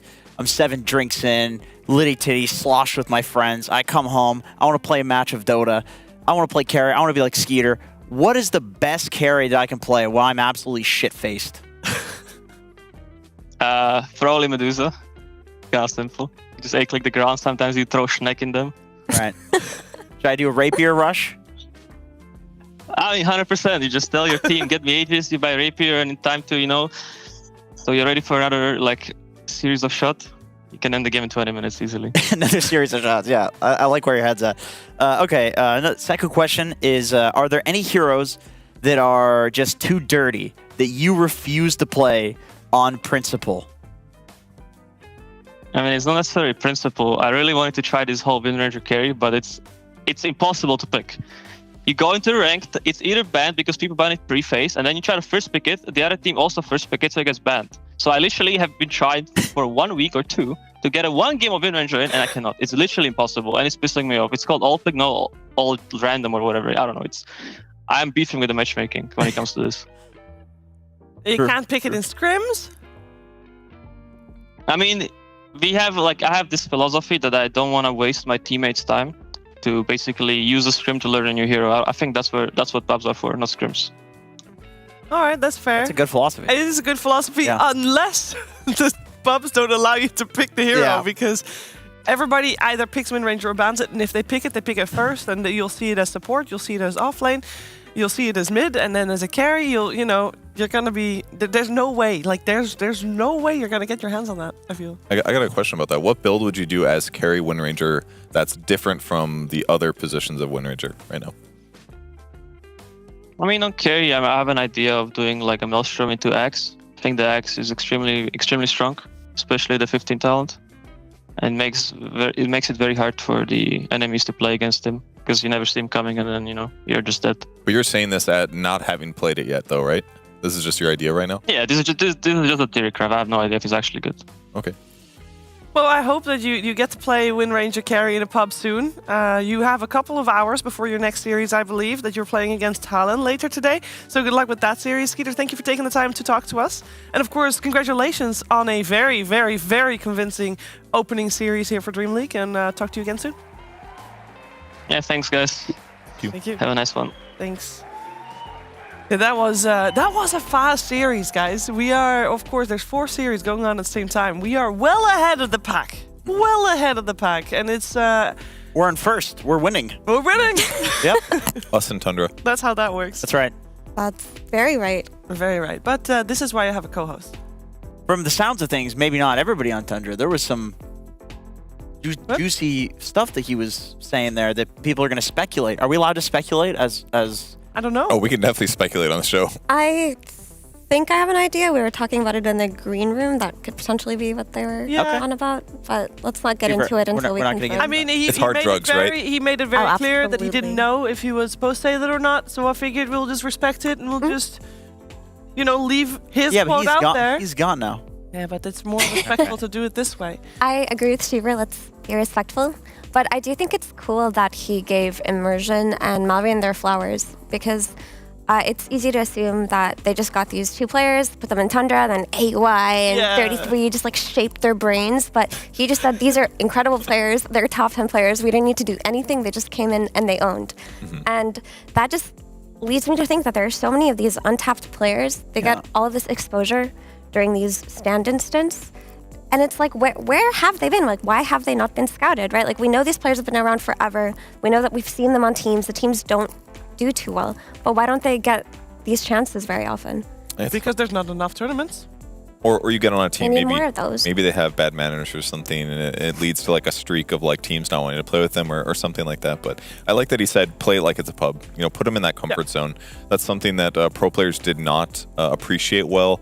Maybe 5+ years ago, when going from pubs to pros, they had all this respect for the pro game, and they're like, well, it's very different. We have to play it like a team. But sometimes it's just better to take that pub star and slap them in there and say, do what you do. Definitely more the same now than it was. A lot of pub players, they know all the little tricks, the strats, and people are smoking at level 1, and everybody, all the top 500 players in every region are watching, maybe minus NA, are watching all the pro matches and doing what they're doing in their pub afterwards. I think Tundra's strategy is literally just they look at the top 10 on the leaderboard and they just pick the guys that are not currently on a team. It works. And it works. And it's I don't think there's a pub toxicity element there at all. It's literally just you look at the top 10 guys, a couple of them will be teamless just by the nature of how people slot into the top 10. Sometimes people aren't top 10, they go down to rank 20 or rank 30.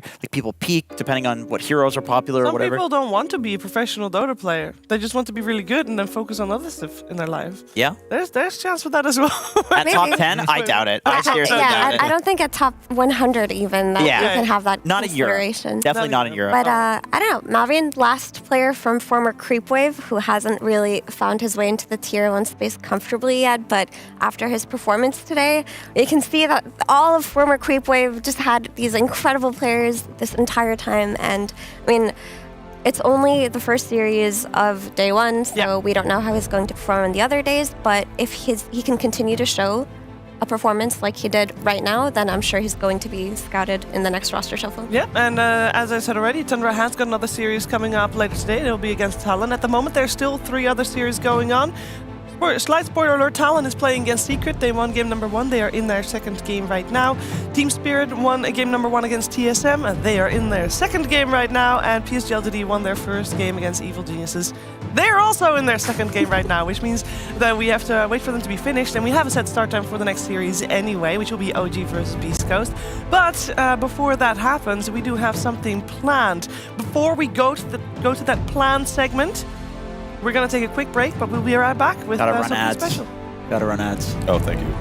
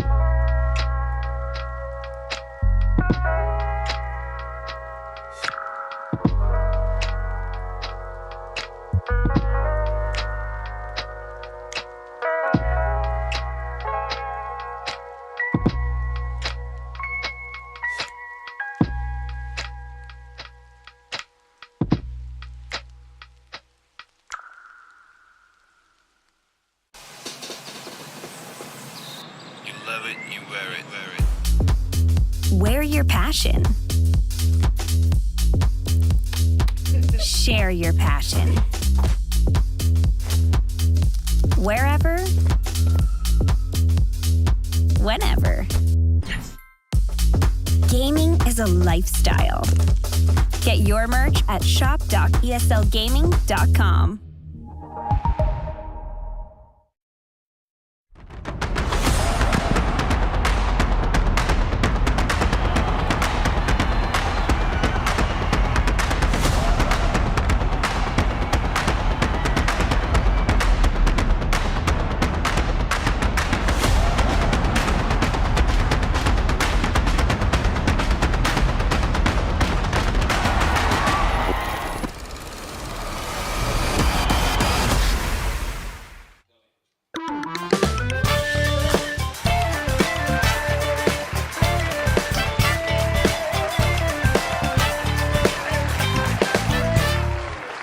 Welcome back. DreamLeague Season 20 continues as we are preparing for our second series of the day. Now, we're a little bit ahead of the schedule at the moment, so we got a little bit of extra time to spend with you all, and we love that because we have a lot of things that we can do in the time we have scheduled. I'm joined with Purge, Effie, and my co-host, Jenkins. Jenkins, what? Last season, you were only co-host with me for like half the time. And now you've been promoted to full-time co-host. How does that make you feel? Are you getting paid more? What? I thought I was an analyst. I've been analyzing all day today. Hasn't been obvious? No. You did a great job. It feels great to be a co-host, Shiver. Glad to be told that I have been promoted. I was not told that in the email. I'll be contacting HR about that immediately. Look out for that email, Patrick. It's coming your way in HR. How dare they promote you without asking you first? You also know that you have a counterpart. What? You have another co-host on the Oh, yeah, I do. I do, yeah. I don't know how he got that job. Somebody, I don't know what happened to Trent, but I'm going to say that the body's going to turn up somewhere, and, you know, and BSJ conveniently, oh, no. Well, I have to take the job. We thought you guys are obviously both very competitive people, and you love to compete. You competed together. Okay. You've competed against each other, obviously in Dota 2, but you've not competed against each other properly anyway, in a role that is specific to both of you in this case. So we figured it's about time to start that. And we hereby have a nice board. Oh, we'll put it in front here. Great. Okay. I'll put it in the Velcro? cupboard at some point. I But wasn't these are prepped on Velcro. this. You're springing this on me. What is Can this you shit? change That's the a board. It's angle, really nice. Shiver? What? You change the angle, there's a little bit of glare. There we go, that's better. Yeah, thank you, Alright. Purge. Glad you're here. Nice. Thanks, Purge. I'm the co-host over here. It's great. You got, you already did quite well last tour. Oops, I gotta just reach over. Can't wait to see. So normally I'd start you off on the Herald medal. Jeez. No. I feel like that. But that's where you were started at last time. But I think you did quite well. So I think you're gonna start off on Guardian. Woo. Is that high? You gained like 300 MMR, I bro. think this one fits me more. I think so. I think you want to be Herald? Yeah, I want to be Do Herald. you eat vegetables? Can I what? Do you eat vegetables? No, I don't. Well, Why you bring that up? Harold is a tango. It's green. It is a tango. It has a little tango. Can I go down so I get to Herald if I'm doing really well? No, highest is divine. You gotta go up. That's the goal. That's not high. Jenkins. It's not. You don't want to be Herald because that's where BSJ's going to start because he hasn't co-hosted. Do you want to be equal to BSJ? No, I don't. There you go. Are there 2 Herald badges? Yes. Okay. There's 2 of each, so you could end as a tie. And I do know that you have some things prepared as Jurjuchi, as a co-host. I do. Entails, and based on your performance as a co-host, your rank will go up or down. Okay. I figured I'm gonna put it in the cupboard. It's actually because it's a photo frame. It's nice. So am I doing my bit now? I don't know. I don't know if your bid Okay. is ready because you were a little bit last minute with it. Yes, of course. Everything's last minute. Then where can it That's stand? why I'm Guardian on this thing. You want to put it on I want to put it here, somewhere in the cupboard, but Man. I gotta go higher. If only you were taller, Shiver. Is this something that I can stand on? Oh yes, I can. This is going good. How high do I go? Do I go here? You want to put it up at the top? Does You it stand on my fit? back. What? If you stand on my back, do I get another I am rank? not gonna stand on your back. Set designers for Is there glare? It's bright. It sticks out very well. How is that Why possible? is it there? It's going to be so hard to see. Yeah, but I'm going to reach over. It's going to be here for the full duration of DreamLeague. I don't want to have this on my desk the whole Fever, time. if you put it up there, though, I'll be able to reach it, and BSJ won't because he's short. BSJ is also fairly tall, dude. He's a short king. That's what he is. Also, he's muscly. He can climb up easy. That's true. That's true. No, he's like a gorilla. We should. He's a great fish. We need it on like a squirrel trap. It down. You can like hang it from the ceiling or something. If you put a squirrel trap up there, BSJ will go up there to try to get the squirrels and eat them. So do I leave it here or not? You're gonna have to get it every time you change the patches. That's fine. Yes? Is that okay? Yeah, that's fine. It only happens like once a day or so. I mean, if you put it on the highest level, there's only like 6 total people on talent that could grab it. Probably. Is there a committee to decide the... I am the committee. It's a one-man committee? And also Tsunami is a committee. Yeah. It's a two-man committee? Well, you're both going to be biased to your I'm going to committee a crime if you don't put my rank higher. Oh, you just wanted your low rank lower. How's Tsunami going to reach that? Funny of you. Thank you. How's Tsunami going to No, I have seen him reach that before. That's Oh, fine. He okay. also climbs high. Yeah, there's a ladder. He's like a spider. You know, I don't enjoy the corruption of one-man committees. I mean, there needs to be The an two-man impartial... committee. The two-man Effie? committee is not impartial either because both of you are leaning towards a certain direction. So I think you need extra committee I'm members. also friends with Brian. I'm friends with Jenkins. He doesn't have any I real friends. volunteer to be on the committee. This is where I'm trying to go with this. Yeah, I like, figured. I would like to be on the I committee. feel like you'd be biased, though. I would like to second the really notion. biased. I will second the notion that Effie's on the committee. Can I be an inspector general that No. evaluates your You're guys' not inspecting decisions? shit. You're And not I get to inspecting. write a I will report. say, Jenkins thinks I should be on if the you committee. happen to be on the panel when I decide as someone going rank up or down, I will let you have a say. Okay. Do you agree with starting Jenkins off on Guardian and BSJ up on Herald? Yeah, that's perfect. Perfect. Great. Yeah. you. Good job. So Great me too, committee. or Are my clips ready? just her? Are the clips I wanna ready rank for up my on this. co-host Jenkins? Yes, they are. Ladies and gentlemen, welcome to this new latest segment. Thank you. This is going to be a segment called Dream. Which camera am I looking at? The one with the red dot. This is your going to be first time? called Shut the Fuck Up, Purge. I'm sorry, guys. Don't He's fire really me. good at this. This is going to be called Dream League or Dream, ladies and gentlemen. Is this something that when I was having night terrors, waking up in the middle of the night, was that something I dreamed about? And it's a quote from the dream that I had, which is more of a nightmare. Or was it actually from a Dream League? And we have some Dream League experts here. Dream League expert here has been all the Dream Leagues, and we'll see if they can guess if this quote's from Dream League or Dream. Can we get a jingle, guys, from the band for Dream League or Dream? A new segment here. Sponsored by Monster. All right. I don't know why I'm standing up. Nice. So here's the first quote from potentially a Dream League. There's a Suns game tonight, so I'm going to need TSM to 2-0 here, Sheever. Was this made up in one of my night terrors? Or was this said at a Dream League? Any Dream League, by the way. Dream League. Not just the last one. Any Dream League ever. Does that include DPC? Yes. And are you making a differential between NA DPC and Western Europe DPC? No, I'm not. So you're considering NA DPC, Yes. which wasn't branded Dream League. You're considering that Dream League. Shut up. So Why AKA, do you do yes, this this to was said at an NA DPC, which he's counting as Dream League. What would you guys like to guess? I would say yes, it was said because it sounds exactly like something Suns fan would say. Yes. As the resident Suns fan expert, would you agree? It also could have been an Avery. I believe he's also a bit of a fan of the Suns, but I think it was probably Suns. I'm going to go yes. Yes. Ladies and gentlemen, I had a night terror last night, and I woke up in cold sweats, and this was with Suns fan in the night terror. This was a fake quote. Oh. It did not happen. Very convincing. Huh. Okay. It's a trick quote. So can we get what's the sound? Yeah, there we go. He got. Okay. So second quote.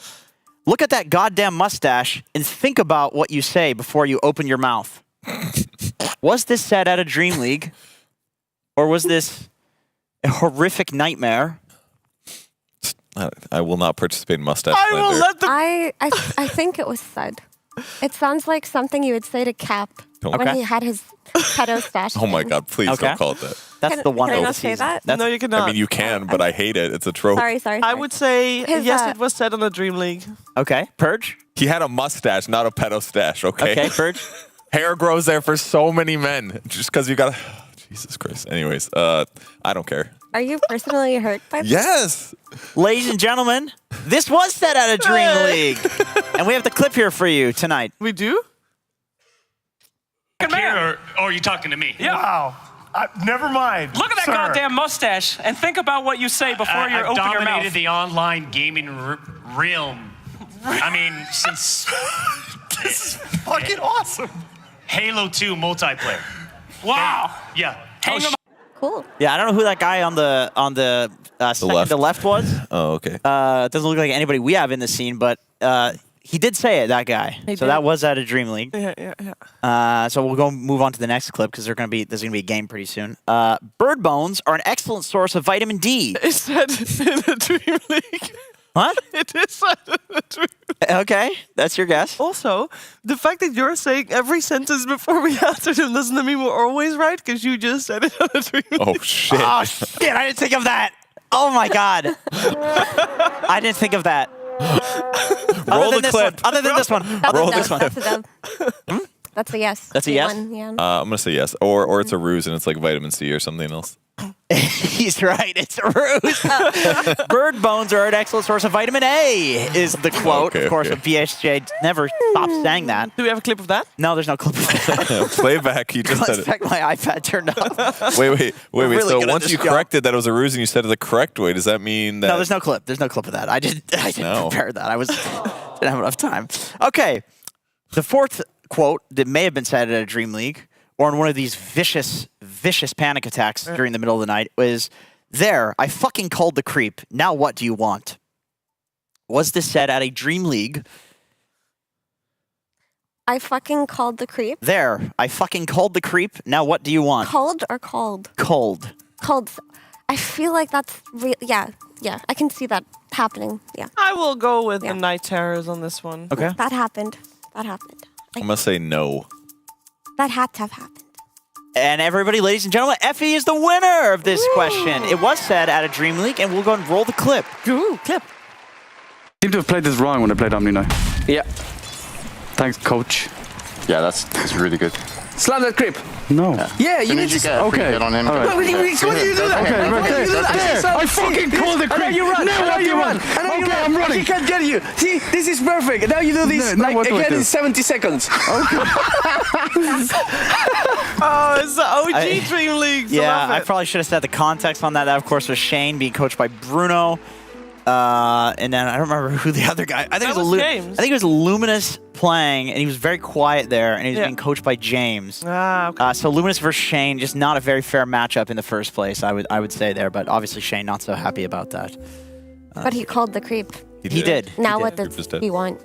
Yes, 70 seconds. He can do it again. Yep. All right, 5.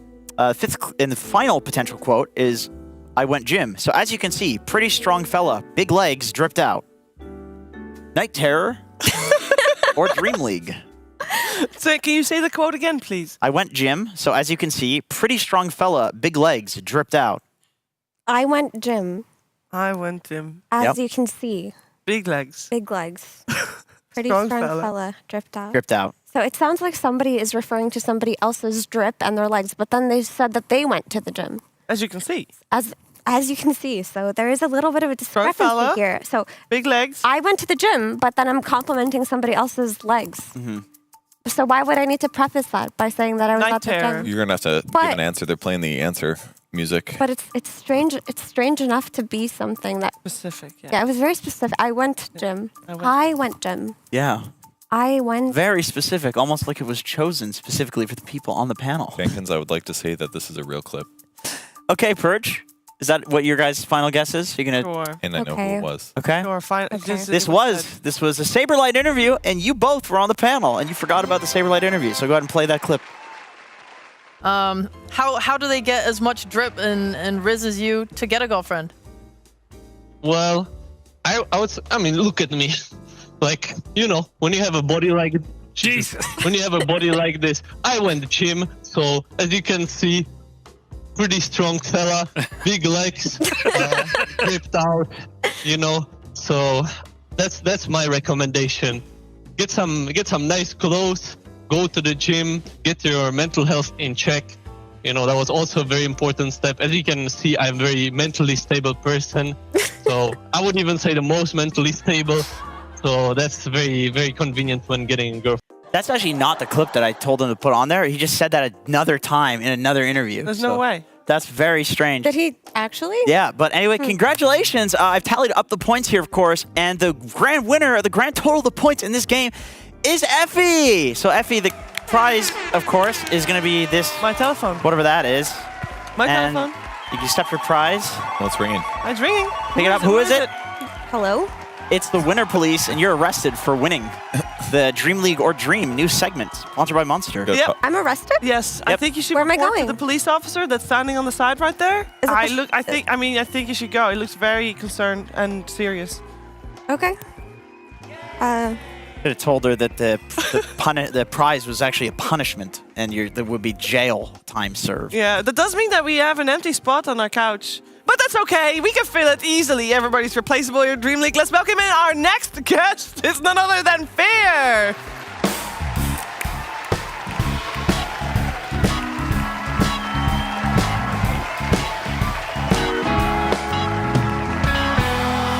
Hey, Fear. How you doing? Pretty good, pretty good. How about you guys?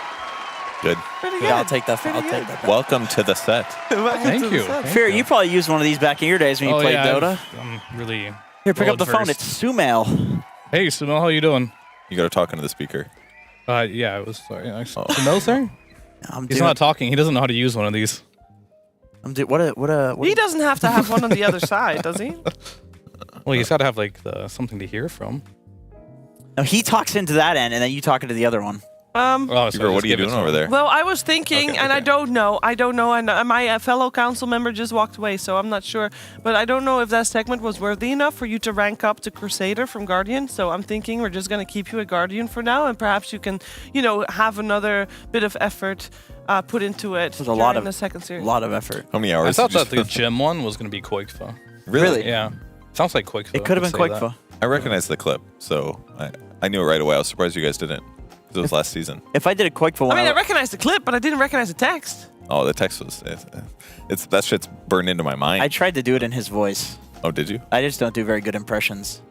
My wife. Fear knows that one. What? Yeah. What was that? Your wife? Dr. Phil. No, Dr. Phil. Yeah. My wife, Oprah. I think. Are they married? No, Anyway, no, back to you. they're definitely not. Okay.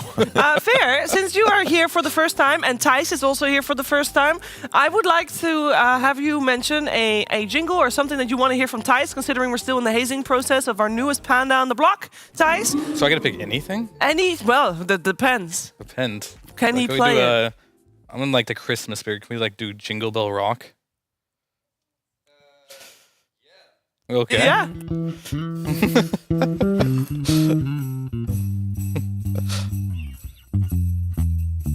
Jingle bell, jingle bell, jingle bell rock. Yep. Something. I don't know the lyrics put after the that. candies in the sock. That's the stocking. I don't really know the song. Guys, what month is it right now? June. But he did it. Merry Christmas, everybody! Shout out to Christmas. That was very well played, but I Santa thought we Claus, had Santa Claus 10 coming down seconds. your chimney tonight. Hope so. That's very good. So, we're here, and we're here actually for a Dota series. I know, well, hard to believe, but we are segueing into our next series. It's OG taking on Beastcoast. And when we're talking about these two teams, we got to talk about some lineups. We do. Because both teams changed a little bit. Different stories on both sides. Let's focus our attention first on OG. Purge, because Seb's back. Who's Seb? No, I'm just kidding. Yeah, Seb's pretty good. He's a good stand-in. He had a lot of success with them last time that he played with them, or at least at that major. The famous Wind Ranger. He did such a good Wind Ranger performance, it got nerfed like immediately after the tournament. And since then, as a support, it hasn't been as effective. But it was cool to see him play in the squad. And it really is just becoming one of those like amazing all-time players, kind of, where he kind of just makes it work. I mean, originally he played support back in the day, came back, succeeded well on OG on offlane, but it's cool to see him bouncing between roles and still finding success on the team. Yeah.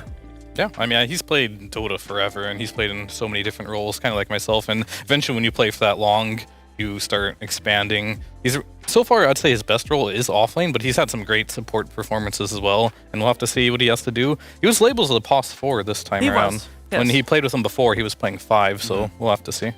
Yeah, he was labeled as a POS 5 in the Stockholm Major then, but I believe he kind of played a little bit like a 4, so... He played in the safe lane, though, at least. He did, he did. That is true. And the farm was looking a little different, but he did play it on the safe lane, so there was a difference there, for sure. For OG, I think they made it official that Chu is assistant coach, so Misha is still main coach. So do we know, Jenkins, if this is a indeed stand-in situation? Because they just said this is our Dream League roster. For OG? Yeah. I mean, I feel like this isn't a stand-in situation. I feel like they've been looking to find their footing. Honestly, for kind of this whole year. They've looked a little rough. And then last year, it's like they had all these stand-in performances at the majors that they did go to. So that wasn't really like the full OG roster that we ever got to see. So I feel like they've just felt the best last year, like with Seb. And obviously, he's pretty integral to the organization. He's obviously motivated to play, playing on old G, and we saw the the tweets and all the drama and everything. He's very, very motivated to play. You can absolutely bet your ass on that. And I think when Seb is motivated to play, the guy's a monster. He plays like 20 pubs a day. I think it's going to be definitely like a trial period at least. If it works out, then I'd see him more motivated to stay. Yeah. But if it like falls down, burns, and crashes, who knows? Maybe they'll find something else. Yeah, I agree. I wonder if he's going to be like the different stand-in, because the story so far at Dream League is any stand-in on a team just does well, but maybe his is going to be different in some way. It's probably going to be the same. Like, I have a lot of confidence in him as a player, in him as a player, genuinely, because at this point.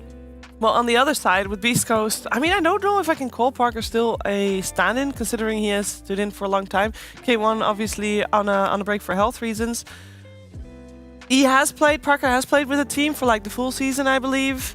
Is that Purge indeed correct? Am I having that right in my head? I'm not entirely sure, but I think he'll play well with the team for sure. I think he's a solid player. In Beastcoast, they beat EG as well, right? Still in DPC, so that pattern's still going. And they've definitely been a bit of a chaos team that always can perform extremely well. In the right circumstances. On international tournaments lately, they've been kind of underperforming a little bit, but they still have a good amount of DPC points because they keep winning the regionals. So they're in a good spot this year. I mean, Parker's been a player who's been in the NA scene for a long time. Yes, he has. He hasn't had the most success, but over the last couple of years, he's really kind of like blown up and had a lot of better performances. He's got his MR really high. He was playing at the Last Chance qualifiers at last TI as well, so he does have some international stage experience. So he's a really good player and a good option to have a stand-in for Hector for now. I'm excited to see this. Like, I think Parker, I wanted to get your opinion on Parker because I just want to straight up say this guy's fucking insane. Yes, he is. This is the most... In a good way or in a bad way? Both. It depends. It depends on what Parker you get. Okay. But the guy, Exactly, legitimately, you get... How do I even say this? He griefs. Like, he straight up goes down mid, deletes his items, does all this crazy shit. Maybe he doesn't do it so much as of late, but even still, even when he was griefing games, Parker Stupid, that's what his name was. His name, yeah. He was still top 10. And it's like, how? How? So the guy's always been a monster. Yeah. He's always been very insane. I think on recently, it's been more you get Parker as in he's being insane over his microphone. He's just holding the mic down and laughing the entire game. And he's not griefing games because he has a chance to play in Beastcoast and he has a chance to play internationally. This guy sounds crazy, dude. Dude, he's nuts. Oh, he's definitely crazy. But I think the three best SA carries are Parker, Hector, and Pagaz. And Lumiere kind of proved it on Hikori a little bit that he should be entered into the conversation. Yeah. But the number 2 and number 3 slot, I think, is between Hector and Parker. I think that's a conversation you can have. I think Pagaz is a tier above. Yeah. But yeah, these two are very close. Parker is the best substitute they could have gotten. Yeah, I would put Parker on 3 for sure. I think Hector is a little better. Definitely takes that number 2 slot. Okay. And then Parker has more to prove himself, where Hector, he's been around the block. He's proven he can do well at TIs and every other tournament. He's been one of the founders of carrying SA Dota for a long time now, so I wouldn't take that away from him. So you say we have another stand-in on our hands that has something to prove here against International Dota. Well, we love that, and we are in the draft, as you can see. We got Beastcoast on the Dire side, OG on the Radiant side. And you were in it. We're already seeing a very different opener from our previous series that we've had with the Enchantress and Disruptor. Banned out in the first phase, still Monkey King banned, but that seems to be a little bit standard at the moment. But it does mean we have a lot of the heroes still in the pool, and yeah, the win rate is bad. I mean, you got to. You have to. I mean, Seb plays a lot of Monkey King too, and that's also a viable pos for if they...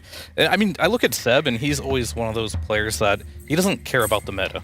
No. He really just cares about what he thinks is good and what he can perform on, and these could be... And he always wants to play from his hero's pool as well, so these bans could be... Yeah, they're good in both roles, but they're also heroes that, like, Seb can play too, so you're banning out versatile heroes for OG here, so that's a good strategy.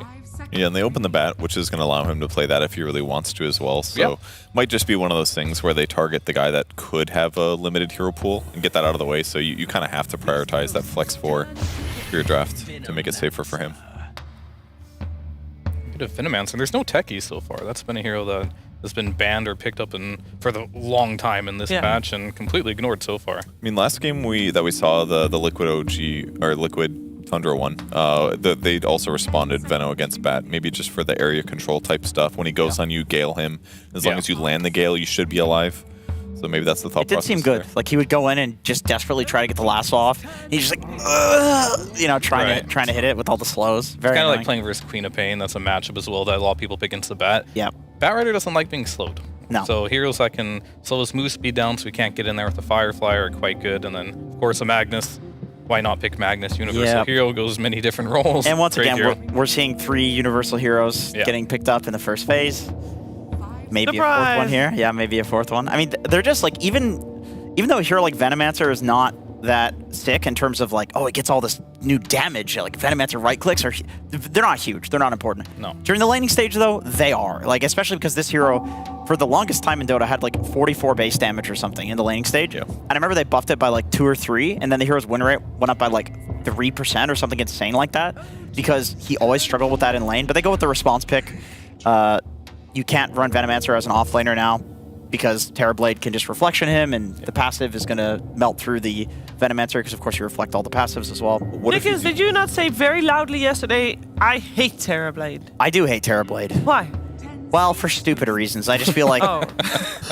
It's just I was curious to hear the answer to that. It's the most brainless carry, dude. You just have some guy that's sitting there right-clicking you, and then you get him low, and then he sunders you, and he's like, aha, I did some high-skill thing. It's like, where's the skill? You pressed R, you sundered my carry, who's like more farmed than you. Well, the skill comes to being so boring inside that you're like comfortable with this like really, really mild farm for a really long time. You just farm until you get to one fight, and then you press sunder, and then you win with the Scott. I mean, what carry is high skill then, if that's your definition?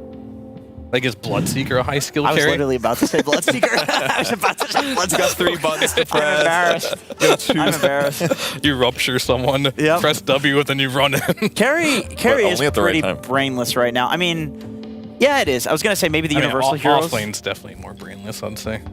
You go like the same item build every single game. There's less of the Vanguard buyer. Well, sorry, less of the Aura buyers, more Octarine buyers, which I'd say those ones are. Well, that's the thing about offlane that I'm talking about is like when you play offlane, you just go like the same build on the same hero every single game. And like, that is true. You don't even think about it. You just turn your brain. I'm going Octarine or I'm going Vanguard every single game. Whereas carry, I think you have to itemize smartly. But yeah, I mean, overall, that is carry playstyle. You just hit creeps until the late game, and then your decision makings where to be on the map become very important, because if you die a couple times on this Terrorblade doing stupid things, you're going to lose your team the game. Yeah. Darkseer ban. That's the best answer to Terrorblade. I've seen games where Darkseer gets Illusion of the Terrorblade and then ends up with more hero damage in the game than anybody else. Literally just from the TB Illusion. Like, the Illusion can 1v1 the Terrorblade a lot of the time. Especially once you get Axe as well, then you have 2 ways to make it very easily. Yeah, exactly. I mean, another hero that TB does not playing against in this patch is PL, but if your other heroes are good against the PL, you probably don't have to ban it, but first Bat and TB, you kind of have to be worried about the PL. It has to be on your radar at least. Parker's been playing a lot of the Mag, though. He seems to just really enjoy this hero. Think that it's OP. I mean, it is. I remember him playing Magnus carry when nobody else was. At least in pubs. he'd play the carry mag and just get super farmed and kind of win just based on having like 1 or 2 extra items than the enemy carry. You mean 450 damage at 25 minutes or something like that? Yeah, that shit is so stupid. It's so dumb, actually. Like, you would think the Terrorblade is a good answer to mag because you can get the Sunder off after the RP, probably. But I actually think, like, mag gets so much damage, he can probably deal with the Terrorblade just fine. I mean, he gets damage and a lot of HP. That's the thing about these universal heroes. Yeah. You build health that gives you damage, along with everything else. You have good attack speed, you have good health, you have good damage. That's like Void Spirit Mag is another one we saw a lot of. Is 2 universal heroes that can use some power. Completely broken. However, we have seen Mag get shut down quite a bit. His laning is pretty strong. It did just lose the last game with Liquid, so but it wasn't it's played not as a carry. Yeah, it was not. There's no guarantee Beastcoast is gonna do a carry Mag this game either. We'll have to see. Because I think you should lane just fine as a Magnus against Terrorblade. So if they're just looking for the lanes, it could end up going there into the off lane. Especially if they do want something like that PL or maybe a Slark in this game. Yeah. Ooh. Wow. I hate that hero. Like, I mean, I love this hero, but I just think it's so bad. Okay, yeah, okay. So we're on the same page then, because it's very unusual to see it come up here. It doesn't even. Oh, they can pair Venom ulti actually. That's what I was gonna say, single dude. target It's now. single target. That's got to be pretty good. That's probably not why they picked it. And then when it finishes, it should double splash, right? Does it stack though? That's definitely not why they picked it. It's just cool. Can the same guy get hit by 2 splashes as both of the noxious things end? If so, but TB doesn't care. He's just gonna stand there anyway. Unless they still want to go for the Doom. But he's gonna mainly do probably the Ags play, right, to get an illusion with the Terrorblade. Yeah, I think so. Oh, okay, yeah. That's like the more traditional reason why to pick Grimstroke against Terrorblade. It's a great theory, and it works really well if you get there. But we've seen so many Dota games where you just can't get there. Like, the laning with Grimstroke is super weak. Your right clicks aren't very strong. You kind of have to play in a kill lane. So I don't want to see him 5. Like, maybe play with the mag and make something happen there, some skew or ink swells. I do think the hard dispel that comes from the Grimshard makes it hard to play Batrider against, especially because like this current iteration of Bat, maybe this will be a support, but if it is a core, the current iteration of Bat is like you have this 47-second cooldown lasso or whatever, and you're just playing around like constantly lassoing people out with the Force Staff, Blink Dagger, like that sort of build, Octarine of course, and I do think Grim is good at countering that eventually. It can work for sure. It's not like Oracle hard dispel, as it does take like 3 seconds for it to proc, so if you do get the jump on Bat, it might just be too late. However, if you're just like constantly spamming it in the fights, it makes it very annoying for the Batrider to find a target. Yeah. It seems kind of Beast Coast-like, though, to pick weird heroes like this and be kind of confident on it. They just kind of like throw it in there. What is that? Is a Morph Terrorblade. What is this? Oh. That is a Morph Terrorblade. That's probably a Morph mid, I would imagine, unless they're on some new tech here. Hey, this is their first game of the day. They could try out some new tech.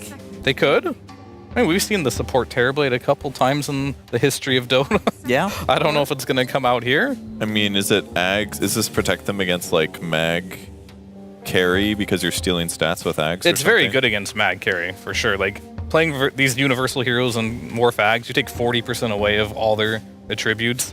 So now all of a sudden your Empower is less effective. Yeah.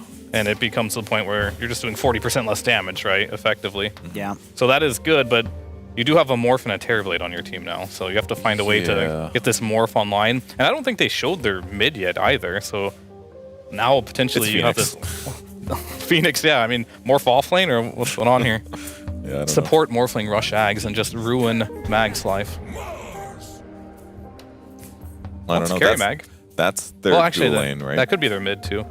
Yeah. Dark Mago loves Dark Mars. Mago This is the one loves team Yeah. you don't know with Mars. I see Mars like it's going to be off lane for sure. Nope, Dark Mago's on the team. Especially with the Grimstroke, because you're like, okay, obviously very kill lane heavy stuff. Looks great, but it does make sense. maybe you're right. I mean, I'm not logically saying that it's going mid. I'm just like Dark Mago loves this hero type it's of thing. It's player preference for sure. Now, I'm not sure how Mars does against Morph. I mean, if it's anything like the off lane, Mars gets kind of owned by Morphling. Yeah, it's not a good lane. You're just going to keep getting right-clicked. You don't have enough sustain to deal with it. Yeah. You don't really harass them enough either. There's no kill threat. No, and you can waveform out of arena. It's really just not great. Morph has so much damage over Mars in a lane too. Once you start getting levels in your stat shift, you just out-deny him, deny everything. But this does, outside of the Phoenix, it still looks like a very good PL pick. Slark and PL, 2 heroes I was a little worried about in the second phase there. Still looking good for Beastcoast if they do want to go that direction. And they have the overall last pick of the game here too, so I wouldn't be surprised if OG just either pick some heavy AoE on their last pick or just ban PL. Even Timber Saw's being banned too, so maybe that is the direction that they're hoping to get. Hector's watching this draft and was like, damn, it should have been me playing, dude. I could be the PL. 10 seconds remaining. We'll have to see what OG is thinking here. I'm just curious on what their plan is here. Do you just pick Morph mid blind like this? Yeah, it seems wild, especially in that BZM, position. though. If that was like the end of the second phase or something, it'd make more sense. But it's like they only saw 3 heroes. Yeah. Well, BZM, he loves his like Arcord and Tinker type of mids that are a little more greedy. Morph kind of fits into that category. Either Drow also good versus this type of thing. Both against both of their carries. Yeah. They're just protecting their carries here. They're still PL. I think that one could be a very difficult one to match up with, but I'm sure OG know it's there in their last pick here. Most likely will have some AoE, and I'm imagining it's going to come from their offlane too. Unless Phoenix is, or Bats their offlaner. But I think those are their 2 supports. And then we're still thinking the Morph in mid, and then... Yeah. I don't know where... I don't see Terrorblade or Morph going to the offlane. That seems really wild. But I hope we see it. That'd be pretty cool. Morph. We'll have to see. I want to say if the game calls for it, but I don't know what calls for an offlane Morphling. I really don't. Can you contest Arcord Mag's, in mid. Yeah, I guess so. Can you contest Mag's high damage with Morphling? Is that in any way viable? Probably not early on. No way, dude. In the lane? Yeah, like after a couple of minutes. Maybe not right away, but... I mean, I think that lane is better than a lot of other lanes. Why not? And there's your AoE. That's kind of be like... We don't want to get PL'd, so we're going to put Shaker in the off lane. They're laughing. Is that Seb playing Earthshaker? I know it's a hero he likes as support. He loves that one. He does love it. I mean, they have options, right? So if you pick something... So if you're playing against OG right now, you have to deal with potentially offlane Shaker or offlane Bat. Yeah. So you, like, whatever they pick that's... If the Shaker's better in the offlane, they'll just, like, switch it up. Seb can play both. I'm sure they'll have no issue making an adjustment if needed. So with the Shaker picked up, you're no longer worried that Beastcoast is going to come out with PL? I think it became a lot harder to play PL now. Do you have a favorite in terms of where Mag's going to go? Because, I mean, the option is still open, it seems. It is. I think you want to pick a mid if you're Beastcoast. Put Mag carry. Yeah. They're going never last pick Deucel. That's a weird pick too, because Terrorblade and Morph, from what I've seen, don't mind playing versus Deucel. The Morphling just gets Ags, takes away... just becomes the Medusa. You just sit there, so there's Medusa on your team, and you take away a lot of stats as well. So we'll have to see if this one works out, but it's definitely not a gotcha pick. It's definitely not as bad of a matchup as it used to be, where you could sunder the Dusa and then kill her when she's like 10% HP. Now if she's at 10% HP, like, she doesn't give a shit. Right? Yeah. It's like, it's all about the mana. You can't sunder the mana. But on the flip side, I've also seen Diffusal Blade picked up on TB to deal with the Medusa. Yeah. And it looks pretty good. Diffusal is just a really solid item. Disperser is a really good item to eventually build into as well. BZM might go Diffusal too, like some Diffusal Ags build. He's playing mid-morph, we don't see it a lot. Yeah. So he'll probably go for one of those, either an Ags Rush or like some Diffusal Ags build and try to be active. I think a Bat Shaker can also kind of own a Dusa in lane. I don't know if It's you guys... scary, yeah. Like, Medusa, after they nerfed the amount of mana you get on level 1 of the mana shield, she is so squishy, dude. I feel like a level 3 Bat can run her down. You don't even need Sticky Napalm. And she's still slow too. I feel like if BZM like rotates to lanes and like maxes waveform or something, like that damage on top of like their annoyance factor from those 2 heroes can be enough to just minimum kill supports easily. Yeah. They could snowball from that potentially. So the way you were all talking, as OG has a better hand in this Absolutely. draft? I think they got super outdrafted this game. Like, they have the mid-Mars versus Morph should be free for Morph.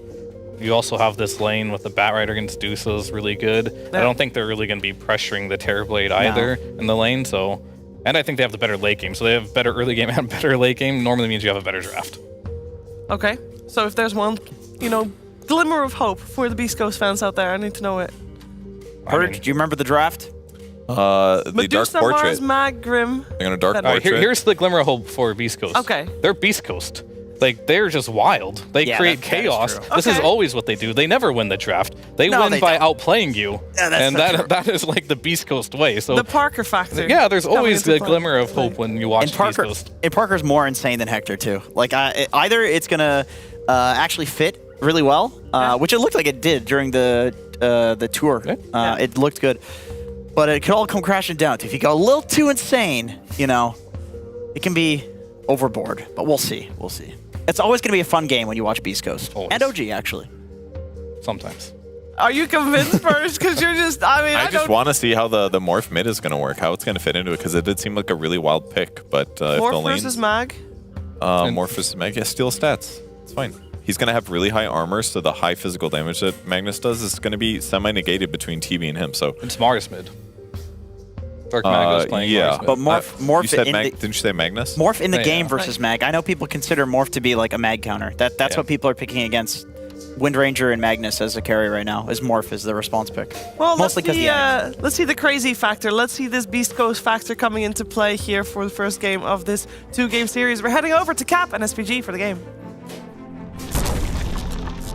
On one side, we have OG with a new player in Seb, who's going to be replacing Misha. And then on the other side, well, we've got Beast Coast with a stand-in of Parker, which, if you have never seen Parker, check out his Wikipedia. I would, Liquipedia rather. He's got a great picture of him up on there. Definitely check that one out. Check out his finger tattoos, especially. Some really nice knuckle tats. Yeah. Gonna age like wine. I wonder what Parker's going to look like 20 years from now. I'm curious to see what Parker does on land. He's a long-term NASA pub notorious player. Yes, pub notorious player for sure, because that's a polite way of saying he does not have like a ton of professional experience. He has been around the scene for like 2 or 3 years. He's been kind of on the up. I would say his performance, I think, was it last year? Yeah, I think it was last year on Infamous. They came pretty close to actually being able to qualify. They actually only lost out against the old Beast Coast in a tiebreaker to be able to go to their first major. I mean, the way I'll put it, because I feel like a lot of people are not familiar with Parker. His original name was Parker Stupid, and that is how a lot of people know him. That's not me giving him that name. That was his name. I think a lot of people talk about stand-ins like, oh, we were looking at Tundra earlier today. Oh, they just go on the leaderboard. They look at the top 10. You know what Parker's rank is right now? 3. He was between 2 and 3 right now. Yeah. Now, I don't know how he got there, but he's pretty damn good. I played with him a couple times. He's in form. The 2 heroes you need to watch out for in this guy, Templar Assassin and Monkey King. That's all he plays. Unfortunately, he did not get those. So we'll see how he performs on a Medusa. It's up there for him as well. I don't know. You know, people talk about ranks. I think Parker's got to have close to a record for like the number of games griefed or something. That's got to be a record breaker here at DreamLeague. Oh wow, that's great. No, I'm just messing. I mean, he is notorious. He's notorious. Well, we'll leave it at that. This is a pretty interesting draft. We got Seb back in action as well. I mean, is he even is this guy even retired? I don't even know what's happening. Like, didn't even announce he was unretired. Was he still retired? Yeah, and then now he's back. Yeah, he was retired. He never announced that he was unretired. He just came back. Gosh, I mean, sure. Whatever. This guy just plays like 100 pubs every week anyway. Yeah, to be honest, I don't think... See, the thing is that, like, I think when you're done with Dota, you have to find something else. And I just don't think Seb ever found that other thing. Well, he found Dota, too. And Sacred will get hit with the last spear, but he will survive. He has a salve down here. Early lane trade's going out. This is a double carry lineup from OG. Fear said they had better early game and late game. I don't know if that's 100% true, but their late game is pretty terrifying. Shaker locking down that illusion pick. I think they still should have gone for the Phantom Lancer here, but I don't know if Parker actually plays Phantom Lancer. It was Hector 100%, but yeah, working with a different carry hero pool, which is a huge difference for his team because Beastcoast has always been a team that plays around their carry picks going into that late game, right? Like that's their MO. The Chaos works because the Chaos has Hector to back it up. Well, what happens when you remove that linchpin from this lineup? Can they still function? Is that Chaos leading towards anything? Is this Medusa winning them late game here? I don't think it is. I don't even think it's close. Well, it was good enough for them to be able to get through the SA DPC. Obviously, that is maybe perhaps a different criteria of teams there, but they also, I personally thought Hector was going to come back in their final series in order to make it to qualify for the major. They had to play up against EG, and I really thought otherwise you end up at a tiebreaker. And I really thought Hector was going to come back, but they played it out with Parker. They beat EG. They secured their spot without having to do a tiebreaker against Thunder Awakened. So if it's good enough to beat EG, maybe it's good enough to beat OG. Yeah, they've definitely been playing for a decent while and have had some good results with him. So they definitely understand how to work together. It's just in this draft, I have my doubts. Sure. I don't see Medusa winning this late game. So to me, they're kind of on this timing push, which Medusa also functions very well in. You hit that second item, Butterfly, you hit that third item, Scotty, or some stat item with the Empower on top, you might just be able to force the early high ground before all the farm that OG needs comes online. But it's also a question of how well do these lanes go. And Morphling is just... he's pretty much free farming mid, and when Morphling free farms mid, it is terrifying. Gets the first blood before, well, looks like Yuragi isn't even going to come close to dying. Stinger rotated over and everything. Yep. But he was still pretty damn healthy on the Terrorblade, healthy enough to keep farming. This is a 2v3, you're getting first blood in. Not great. Pretty nice start for OG on these lanes. They do not necessarily need this game to be super fast-paced, right? They can slow it down, just get the farm in their cores, build that inevitability. You get to Morphling Ags. I feel like this game kind of just implodes because you just steal Dusa. That's your one hero you're playing around. Where is the scaling damage from Beastcoast if Dusa gets all of Agi and stat stolen?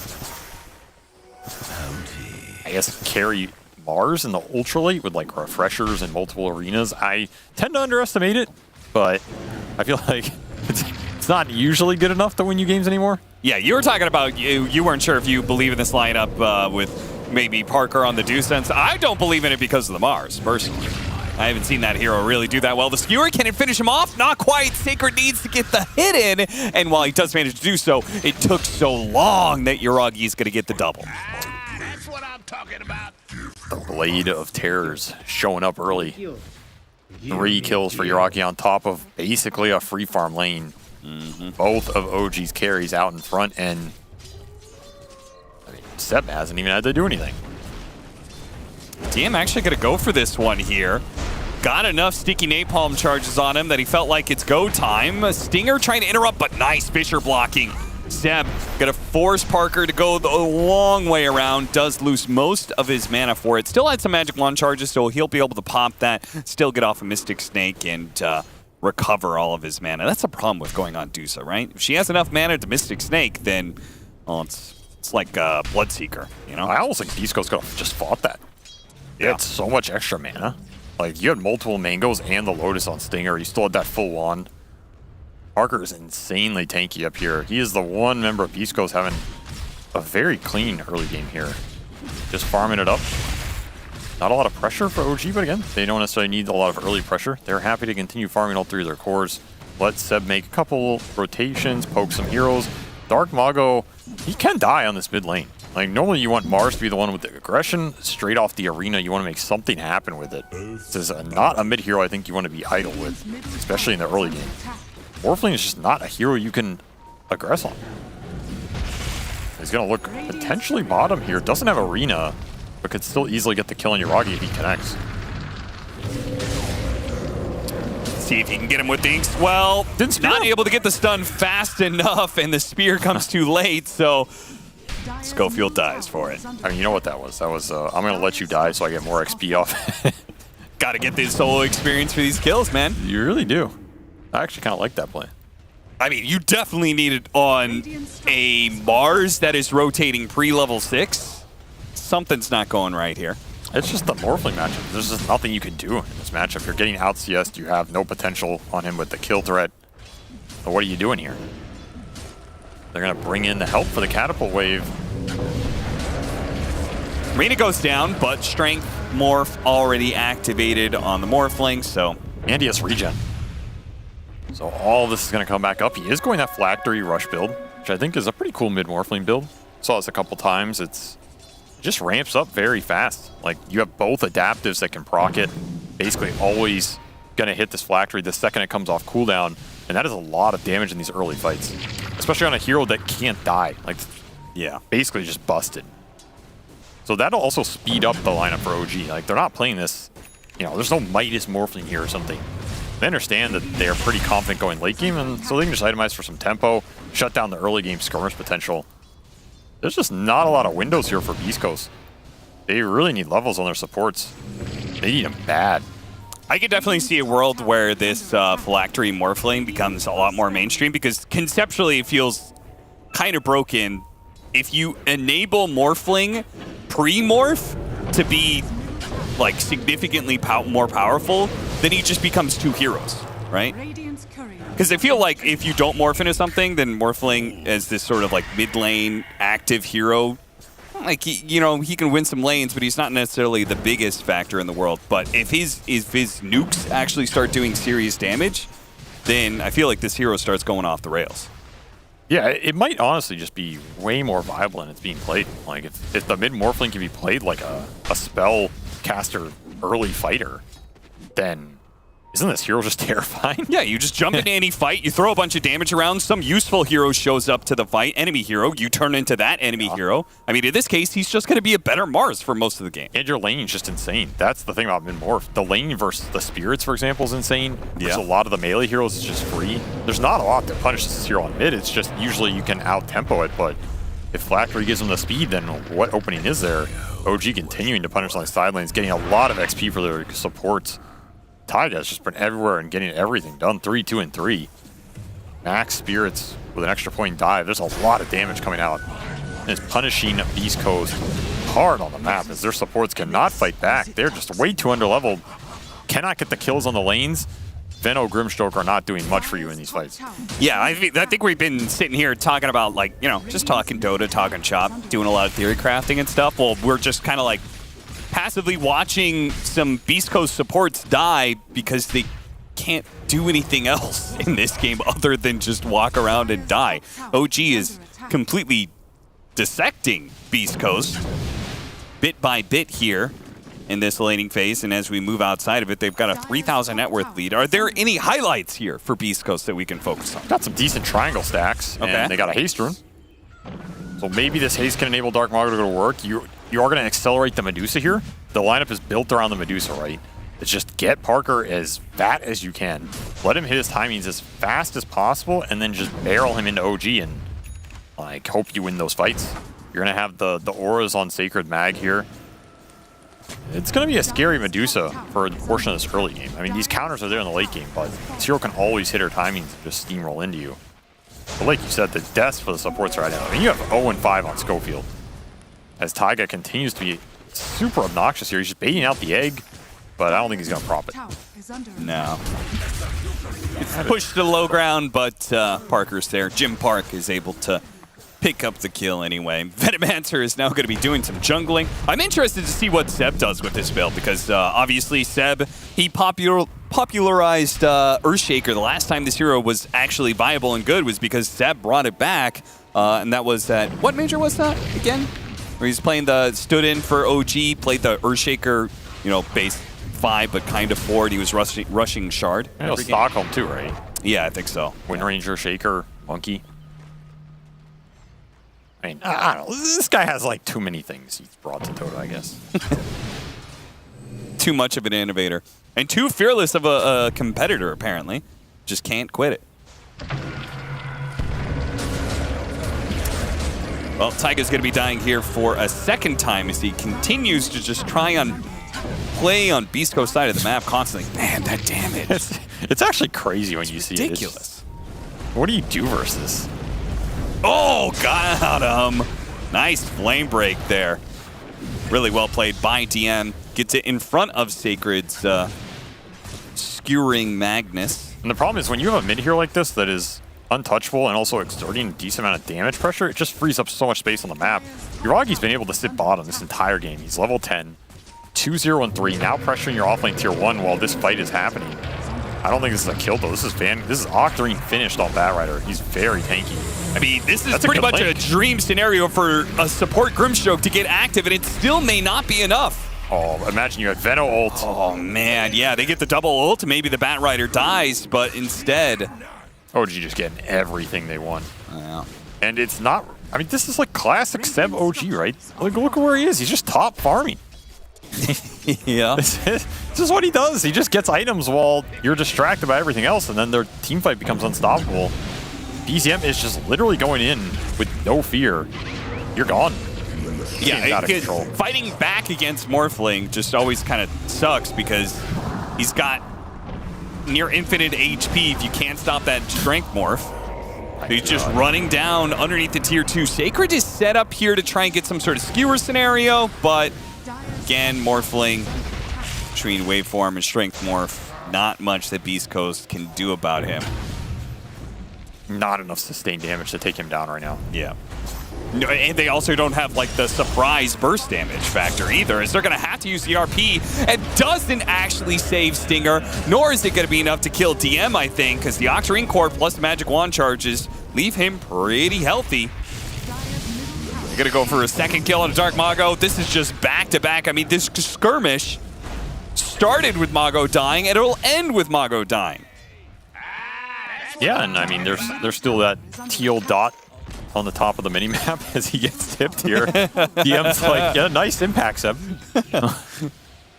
And well, anytime you want to join, feel free. Seb's like, oh, I'm good. Been farming top for 10 years. He's literally almost as farmed as Mid-Mars now. Racking up the GPM. Nice. I mean, it's just good. So it's just solid Dota by OG. Hitting their core power spikes and combining them, taking the right fights in the right areas, freeing up space for the other heroes that are going to come online later. It's just good communication, and the blink is already done for Seb off of all this action. BCM 1v3 or 2v3, whatever you want to call it. This Morphling has been a problem from the lane. There is no answer for him. He's made Beastcoast pay as another quick Gonna kill. get popped. The blink in from Mago is not gonna be able to do anything here. In fact, he may still be in trouble. Another spear's coming up. Seb waiting for an opportunity to get that Fisher. May not have to use it. Blinks forward to help get the kill on Mago, who's died now 3 times in the space of 2 minutes. They're just in their element. I don't know if this game is even a game anymore. It's Medusa versus the world. Not really recoverable, perhaps. Tough. Okay, double snake. That is going to be some damage. Can they actually get in there, though? Oh, nice flame break into the egg and the Echo Slam to stop the initiation. It's a lot of damage, there. though. It is a lot of damage. And Jim Park, he's able to pick up a 3rd kill off of this one. OG, despite getting off the Supernova and trying to stop Beastcoast from getting in there, still fall. That is just an overextension by OG. I mean, you're taking a team fight deep into a tier 2, into the Medusa who tanks the first run of this. You get a great double snake, double Veno ult as well. It's the dream. I mean, the Echo's okay, but there's no damage follow-up. And then Mech does serious work for Sacred. Yeah, I spoke too soon. There's still a lot of damage in the tank. They finally got the Veno ult online, get the connection, and another kill. All right, Beastcoast striking back all of a sudden. This is such classic Beastcoast, man. Yeah. Every time I think this team has lost the game, it's like the best series of events happen for them. Oh, yeah. Like, the worse the game goes in the first 30 minutes, the better it goes in the last 30 minutes. Why can't this team just normally win a game? Not their style. I do like this combo that they have. Pretty interesting. The Venomancer Grimstroke for the double Noxious Plague, which basically kind of gives you 4 of those ultimates. Spear on spear, not quite good enough. But yeah, you get 2 Noxious Plagues out, and they're forced to stick next to each other, so then it takes out, and then it spreads. It does the non-communicable version of the Plague. So you get hit with the ultimate, and then you get hit with the second ultimate from the other guy, losing his Noxious Plague and passing it over to you. It's a lot of Plague. And then there's Adusa just throwing snakes around. Well, good to see OG in high spirits.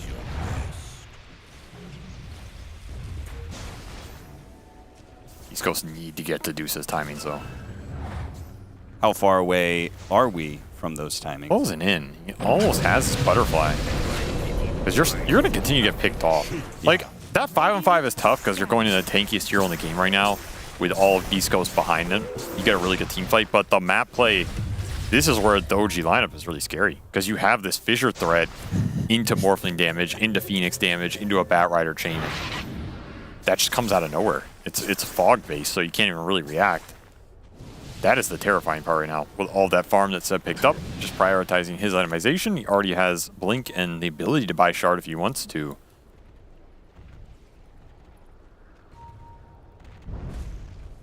Of course, Bot's Batrider, happy to join any of these little kobolds on the map. Soon gonna have a Blink Dagger, so his joining is gonna be a lot more impactful. And all the thing that's really missing for them is the right kind of initiation step. Cheeky just body blocking the stack there. Thank God I don't have to play against this guy anymore. Yeah.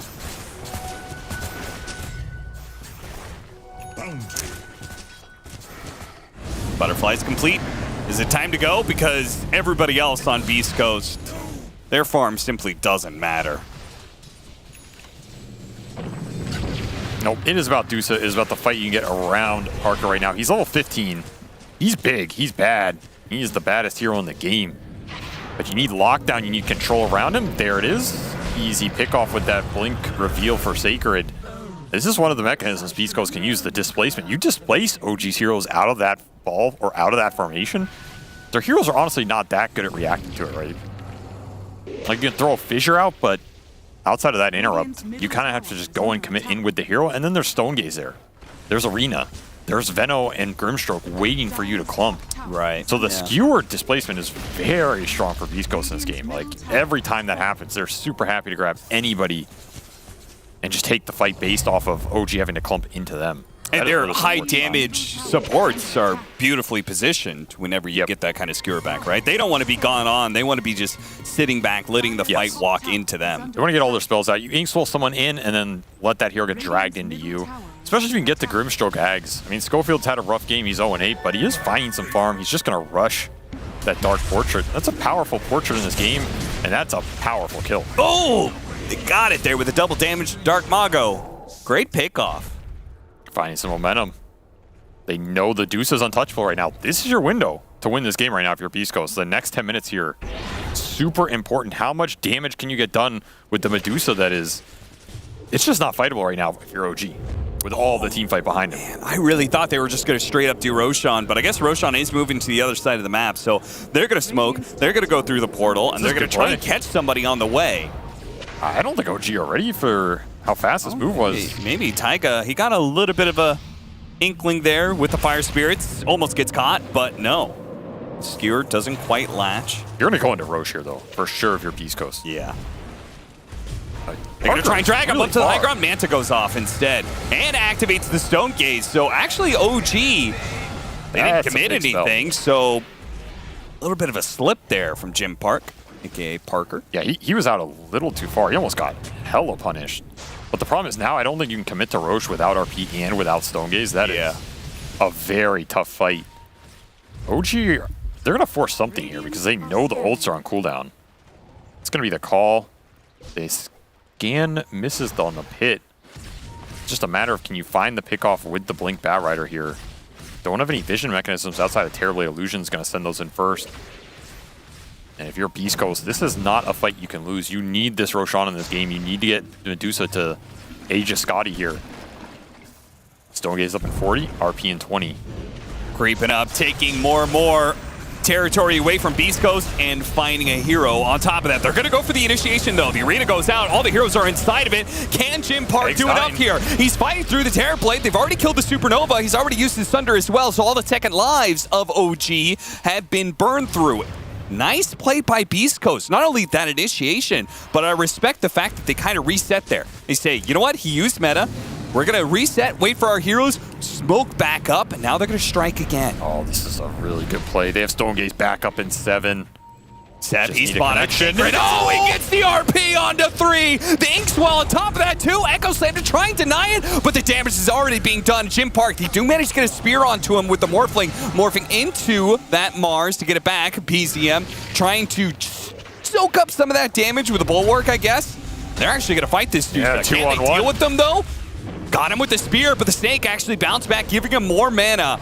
Going to try and back away now, but OG, I think they know if they back out entirely, Roshan is going to be done by Beastcoast. Yeah, you got to be thinking about Roshan right here. What you can collect on the way out, it will be Schofield. as the Bat Rider respawns, comes back into the fight. That was a Taiga dieback. That RP was absolutely sick, but the follow-up not quite there. That Ink Swell half a second off. It allows Echo Slam to disable the chain stun. Oh, imagine if Parker's there, right? This tree line is just a hard tree line to fight through, honestly. Yeah. It's a very awkward one. You get a great snake, but... What, like 3 hits in, and then he gets speared? Not enough. If you can get the Shaker in that fight, maybe you're able to commit here. Still, the standoff continues. Neither team able to commit for Roshan, despite all the ults dropped. I mean, either way, even if they don't get Roshan, it is better for OG if we just enter into this stalemate where nobody's getting it, right? The game's just getting delayed out. 100%, because right now, Dusa she's hitting her prime. She just finished the Scotty here. This is when this hero is going to be strongest in this game. I mean, she's going to be strong for a while, but this is like the relative power point, right? It's when you want to be getting this first and second Roshan, because that Morphling Ags is coming. The Terrorblade Scotty and his extra tank ability is coming. He always has guaranteed Thunder. You're probably going to have to fight him twice unless you can burst him. There's a lot of EHP to fight through. And once you remove the Agi and attacks from Dusa, the damage just disappears from Beastcoast unless you can get the Schofield Dark Portraits up. The Dark Portraits are a big wild card in this game. I don't really know what happens in those fights if you can land good links with like a Morphling Portrait and a Terrorblade Portrait. Yeah. That sounds absolutely terrifying here. You're going to destroy the OG supports in the fight. And of course, you land a couple of big RPs like that. Oh, this Beastcoast lineup is kind of scarier than I thought.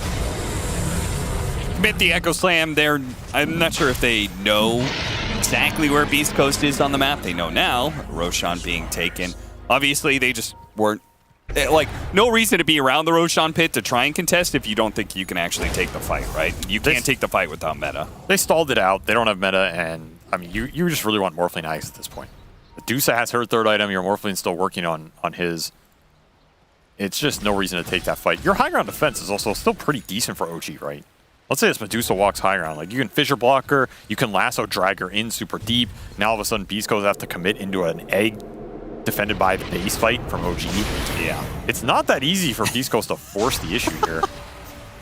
They scooted right on by each other. Taiga gets the other side of the portal, hides, and TPs away. Little bird will live to see another day. All right, 4 minutes of an Aegis working towards a Lincoln, so kind of identifying what you're talking about. The high ground defense is pretty formidable, and one of the biggest ways that you could lose that as a Medusa is getting dragged up way out of position. And Lincoln, this is a good Lincoln scheme. I mean, Yeah, you're stopping Thunder or Lasso. Or Morphle. Or the Morph stuff. So he's going to have to adapt to Strike You. That's really it. There's nothing else to break in this game. Downside of Phoenix Shaker, you have 0 targetable spells. Kind of like this idea. Especially if you can stack them at some point. Like, let's say you get 2 or 3 Lincolns here for Beastcoast.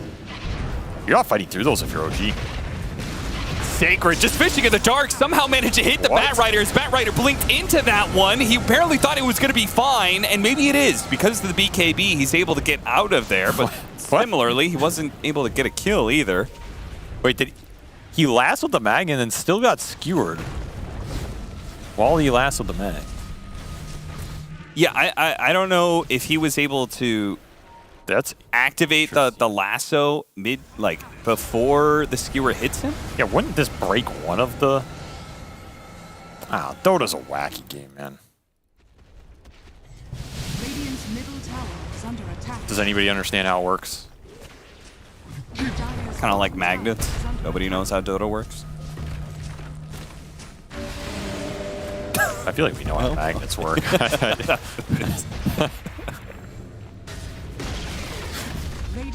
Where do magnets come from, though? Where does Dota come from? Ice Rock. Where does Ice Rock come from? Mars. Magnets. It's a circle. This is the high ground push. This is dangerous. He's out of mana, too. Yeah, they've already taken away his first life almost. They're going to try and what a Fisher, but the initiation was there from Sacred pulling BZM out of the way, but he's a Morphling, so he just waveforms on back. So kind of awkward, especially since Beastcoast low on resources, and they're also defending against 3. their side lanes are being hard pushed in right now. Yeah, They're not getting enough. They need to be able to finish off these heroes in the mid. They go for the Morphling. It's not quite good enough. Yes, Now they have to go for the Phoenix. The Supernova goes off. They have to deal with that egg. They're going to burst it. But the Morphling still survives, and this gives the time for those delinquent heroes to come back.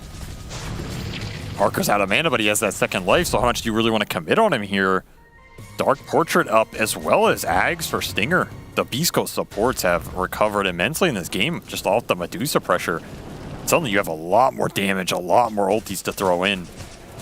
Poison Nova, this thing, it reduces your resistance. It's going to amp all the other magic damage. It's a pretty disgusting spell in these team fights if you get it off, especially if you get multiple ones off. It's only a 10-second cooldown. It's almost always guaranteed you get at least 2 if you can land the Gale at the start of a fight, and then your death proc. This is a very good answer to Terrorblade. Like, you just pretty much kill Terrorblade's first life if you land everything on him with Veno. Then he has to Sunder to take the fight, and that's where, okay, you can Sunder Medusa, but Medusa doesn't care. Are you winning that fight in a single Terrorblade life? I think OG need to start finding the jumps. And I would say, like, normally against Venomancer, you, just buy a Satanic, right? Give you some sustained heal off against sustained damage, but buying lifesteal against Dusa, there's no incentive to do that. So you got a problem there. Initiation. Damage? Out on Dark Mago, certainly not. Seb is going to be the one to die here. Yeah, that's a 2-hero pickoff that you just don't have enough damage to first course. You need that Sunray or the Morphling to join you in these fights. As OG just hit a brick wall in this game. Could not punch through it. The Parker wall. I've been there. We've all been there.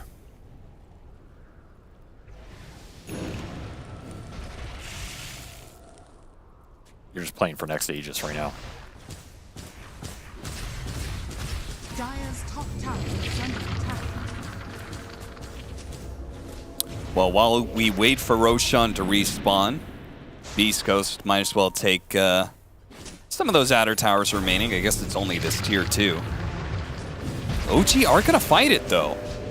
Because they have this fresh Scotty on Terrorblade, they feel strong.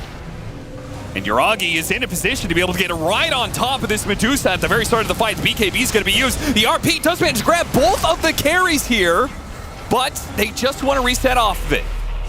He saw the egg, they popped Stone Gaze and ran away. DM wants to try and slow him down, see if he can get a little bit more, and he will be able to. That's going to be the Magnus dying Sacred Falls. Stinger lucky to get out alive. Yeah. They just got the Morphling ult on the Medusa there. And I think the call after that is, this is just not a fight we can take. The egg's going to reset the engagement, and then we're just going to be down half our carry. That's the tough part. That Lincoln's gets broken. Ags goes to work, and then the engagement can get drawn out from OG because they know Beastcoast are missing so much damage. These Dark Portraits are nice, but they're not carrying the fight on their own. Beastcoast really need these fights set up in a way where the Dusa is able to commit to the front line. That's what Aegis gives you. In that type of situation, it's bold to just say, I'm going to run in there, tank the egg, and hope for the best. Sure. These eggs are also really pivotal for OG. They don't have a lot to protect them. It's only Shaker stuns. Beastcoast have done a nice job focusing them down. You have Arena to help you commit. Let's say OG get caught on the wrong side of Arena here. That's another big deal. It's a lot of time Beastcoast can buy in these fights. You're going to have 2 of them at some point as well, as Dark Mago is going that refresher build. And again, you're playing for Roshan's here. You have zone control with the Venomancer. Can create the illusions off of these Mantas with that Portrait. So there's a lot of zoning tools for Beastcoast to just commit and gain advantage around that Roche Pit. No reason to take a fight in an area that does not yield you your win condition. And if you're OG, you just need to gear up either for that fight or the high ground defense. You break that, and then you try and win this game after. Yeah, my biggest concern for Beastcoast right now is the fact that they constantly have to play around this Medusa. The game is getting stalled out, and OG, whenever I look at them, they've got at least like 2 or 3 heroes that are separated out on the map, They're all very efficiently farming. They are getting a lot, and it is going to show at some point. Like, if this is a late Roshan, I almost actually feel like that decreases Beastcoast's chance of winning by like 10% or something. If the difference between an instant Roshan and a late one, it's so much more farming time for OG. They're going to go from 4K to like 8K. mean, you have Scotty finished on Yuragi, so he's a lot tankier now. Oh, I think this is... I might think even take you were the fight. dodging fights before, but a double damage, this is a great opportunity. Yeah, BKB for BZM as well. So Morphling just free when he goes in. These BKBs are huge for OG. They want to get locked down. They can just jump aggressively now. Aggressively blink lasso, follow up with the fissure chain stun from Seb. He does not have to commit with the blink in himself. That's enough time where your 2 BKB cores are going to take someone big out. Beastcoast need a good formation. They ideally want the Medusa and the Veno to take the brunt of the jump, especially if these supports have buyback. Neither of them do. Only the Mag has buyback here for Beastcoast. Double damage will wear out as Roshan is spawning soon, but is not up yet. It is going to be a pretty fast Roshan. But we saw last time, Roshan was up, but both the teams posturing and posing, sitting around that pit, kind of did just stall. Sacred. Oh, his smoke breaks. That high ground ward. They spot him. Yuragi gives him the vision. The follow-up there from Seth. They do throw out an arena, but didn't really connect. They got off their BKBs. Yuragi's going to chase after them, just trying to get away from the Supernova. Jim Park is actually going to turn here with the RP onto the 2 of them. Let's see if they can connect it with the Stone Gaze and finish him off. No, the stuns from the Earthshaker are stalling out the damage. Yuragi needs help, though. He doesn't have Thunder, and he does end up dying. The lasso doesn't come through in time. BCM's still strong, though, and he's going to be able to keep fighting this down. Another spear going to be used. They're trying to pummel through this. Dusa doesn't have any mana left and has no team left either. He'll get several kills before he falls, but he will fall. Fight till the last breath, the last piece of mana. As always, he will claim some with him. An expensive victory for OG, but a victory nonetheless. God damn, those fissures and chain stuns were on point. Bailing OG out of these engagements. Yeah, that fight was very close to being a lot more one-sided to Beastcoast. But as you said, I mean... They killed the unkillable. I mean, they get the Dusa, but it doesn't feel great, right? You're losing your Terrorblade. Another sick RP by Sacred. Parker just giving him the vision with that Silver Edge. Newly completed, instantly being able to hit them. That's a very different scenario than some of these RPs we've seen before. I mean, Beastcoast are playing these fights well. They're not easy. Yeah. That is a big streak to get off the Medusa as well. Dead for 95 seconds. Yeah, he's so high level. That's crazy, because I was going to say, well, okay, what really sucks for OG is you're going to come back and probably just do Roshan right away for Beastcoast. And maybe they still can, but because there's probably going to be some window where meta is still down, but being dead for that long, the window is going to be cut down significantly, and it's alarm time for BZM. Shift this Roshan back to Dire side at night. Pretty nice for Beastcoast. Remember, they were contesting this on the Radiant side. And they have, I would like to say, the better zone control with the Venom wards, with the Dark Portrait illusions. Every time you get hit by a Venom ward, every time you get hit by a Dark Portrait illusion, there's a fear you're going to get blink, skewered, or RP'd, right? Yeah. It's really difficult to fight through, or at least start the fight for OG. Once the fight starts, I think it's very clear for them, right? You're going to fight around the egg. You're going to try and get this Ags Morphling ult on the Medusa. You need to break the Lincolns. You're going to play around the Fissure stuns. By the way, Seb has Octarine, so these Fissures and the Chain stuns are coming out at a rapid pace right now. There's a lot to play around once the fight starts, but starting it for OG is not very clear. And that is where if Beastcoast gets set up around something like Dire Osh, it becomes very hard to contest. I would not be surprised to see OG just give it up here, as I think they are. And this is like a near uncontestable Roshan because of the vision advantage, and you're just never going to see Sacred until it's too late. Yeah. And then you get punished hard. So you're also guaranteed fighting into buybacks around a Dire outpost, right? So that is the obnoxious part. They're going to play for base defense, or maybe they're going to play for a surprise initiation. They smoke out to Roshan Pit, but it's too late to be able to stop this. They spot Schofield, though. That is great pickoff to start the fight with. And now they spot Stinger as well. They can kill both the supports before the fight even starts. They do manage to get the RP, though. Batrider Terrorblade managed to take him down. Break the Lincolns. Yuragi trying to stay away from the Deucer right now while the Stone Gaze is out. While Seb, being controlled up inside of this arena, gets off the Echo Slam last second. He will eventually die. A refresher goes out. Mongo's got to use it now before he dies. He barely gets it off. They get the arena. That's going to be enough to be able to finish off that Terrorblade. But now, once again, it's Dusa versus the Morphling with the extra help going on the side of OG. He has got no allies left. A second life, though. He has that this time. He's got himself, but that's it. They just run away from the Dusa, track down Sacred, finish him off, and away they go. OG, they just take away the advantage that Beastcoast got for themselves off of that Roshan. Oh, what a hell of a fight. There was a dire ward on that smoke break too, but DM is just instantly fast, gets that jump. You find the best targets here. The Dark Portrait's out, the Veno spell's out, get pretty much no value out of them. Seb lived through all of that way somehow, just walks it off. Man is unkillable. Another amazing RP by Sacred. He keeps finding multiple core RPs, but the follow-up is just not good enough. OG are killing everybody else, halberding Parker off cooldown. He's getting fissure stun, he's getting chain stun, then he gets halberd, then he gets his Agi stolen. It's just so hard to hit anybody here. When he does, he's slicing him. But BZM is slicing him back, man. This is MKB Morphling.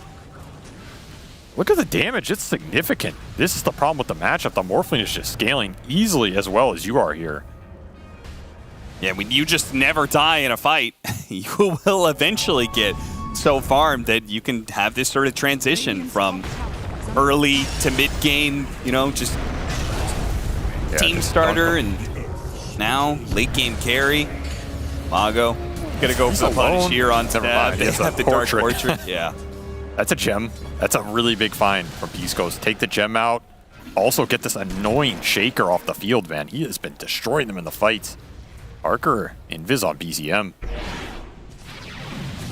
Give him a little hello. Opens up on him, slows him down. This is not the worst thing in the world. They do have the supports coming in. BKB got to be activated alongside the Stone Case. This might be a little bit more than he hoped for. Jim Park. Parker wants to get out of here. It's going to cost Stinger his life. Did get Seb's buyback, actually. Maybe it ends up being worth just for that. I thought it was totally failed, but... That's a huge buyback to get, honestly. If I'm picking one hero I want to start the fight out on, it's Seb. I want to take the Shaker out of the fight. He's their entirety of their control outside of Lasso. Yeah. And the control is super low cooldown with this Octarine build, so you eliminate that, suddenly you can kite these fights around yourselves if you're Beastcoast and maybe take the longer version with your Medusa. The Halberds have still been incredibly annoying here. I'm not really sure how you deal with that, because all of those Halberds are going on Parker. They're not going on anybody else. Nobody else in this game that matters. And OG are just building them. They have one on Taiga with the Phoenix, one on DM with the Batrider. 2 is good enough. Got the upgraded to Diffusal Blade Disperser on the Terror Blade. Got that one probably just...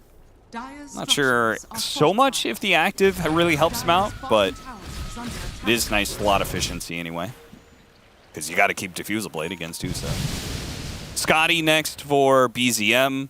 I mean, the Dispel's nice for Veno. You get Galed. You instantly Dispel, you get some extra move speed. Yeah, I guess so. I guess in a lot of fights, I feel like he's not really moving too much anyway. Like, they're playing around Supernova, right? And, like, they just want to hole up in an area and just, like, take that fight around that. I guess maybe sometimes he does have to, like, run away from Dusa when she pops Stone Gaze. Honestly, I hate to say it, but I almost wouldn't have minded another Halberd for Yuraki. Yeah, you get like, 5 of them. Why not? I don't know if the damage is going to come from the long term with the Shaker and the Morphling, right? Your Morphling is the carrier. He has Ags, he has MKB. He's going to kill the Dusa. I feel like if you're Yuraki, you just need to survive as long as possible. Yeah, but that would require a carry player to have some self-awareness and say, you know what, I'm not the carry. Yeah, that's tough. I mean, itemization is not bad either because it creates another damage threat. So then you eliminate the potential of Beastcoast just going on the Morphling all in him, and then it's like super straightforward, right? Yeah. You have some like weird Halberd Terrorblade. And that is a big problem for Beastcoast. They have no second damage threat, right? Yep. I mean, it's supposed to be the Dark Portraits, but I don't know how much you can rely on Dark Portraits. If they can sit there and hit people, they're good. I mean, their damage threat is Arena and RP.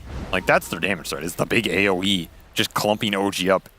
It's going to enable the Dark Portraits and Medusa to go to work. That's what they need to land here, because you can't land the control. The fight's going to get kited out. It's just going to be a nightmare for you. Seb even has a Shadow Blade of his own now. God damn, he is farmed. And he is obnoxious. Yeah. All these Shaker talents. Shaker is one of the most annoying heroes in these late game fights because you don't have the spell immunity. Not a lot of heroes build status resistance anymore. He's not playing for some crazy Echo Slam. He's playing to get like 3 or 4 fissures off. Yeah, he's got the 20 talent, so not, like the Shadow Blade, he's invis, but also he's able to stay farther away and use these fissures effectively. That was a big double damage to deny. Nice heads-up play. Yeah, seriously. Aghanim Scepter done for the Dusa. So a little bit more control offered. Yeah. They're going to get the initiation from high ground to low ground on a Schofield. Again, a good hero to be able to pick off the start of the fight. This time they do manage to get the Soulbind. The Soulbind connected to the Supernova is holding the Morphling in place. He finally dies, and that gives BCM a chance to be able to morph away and does TP out just barely the BKB lasting aloft. And the RP not there in time. Another buyback from the OG support. East Coast finding, I mean, Parker is destroying this game. Honestly, like the Silver Edge has made huge issues in the fights for OG because he's just running in and he knows they don't want to go on him even if they see him. They lost their gem earlier, so they don't have the detection, right? Neither of the OG supports wants to play up far enough in the formation that they're dropping sentries or giving vision for this Dusa. He just runs in, balls to the wall, says, "What's up?"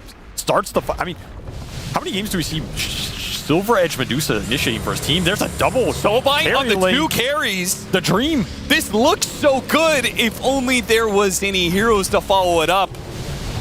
Oh, what a powerful fissure. Controlling up too. The RP now comes in once again. The control on the 2 carries. They get off the double arenas, but he got off a Thunder on Uragi. He turns around. To finish up Fissure. Oh, Seb, he's going to die inside of the arena up against Jim Park, who is still going to work on these heroes. That is a dieback. These heroes are dead with no buyback on the side of OG. DM has got to somehow be able to salvage this situation because they don't have BCM to be able to fight. If Beastcoast goes to the high ground, he's going to try and drag him away, create some time, maybe even get the kill on the Mars. Oh, Mago, careful there. Oh, he takes out. He does end up dying. So DM does his job.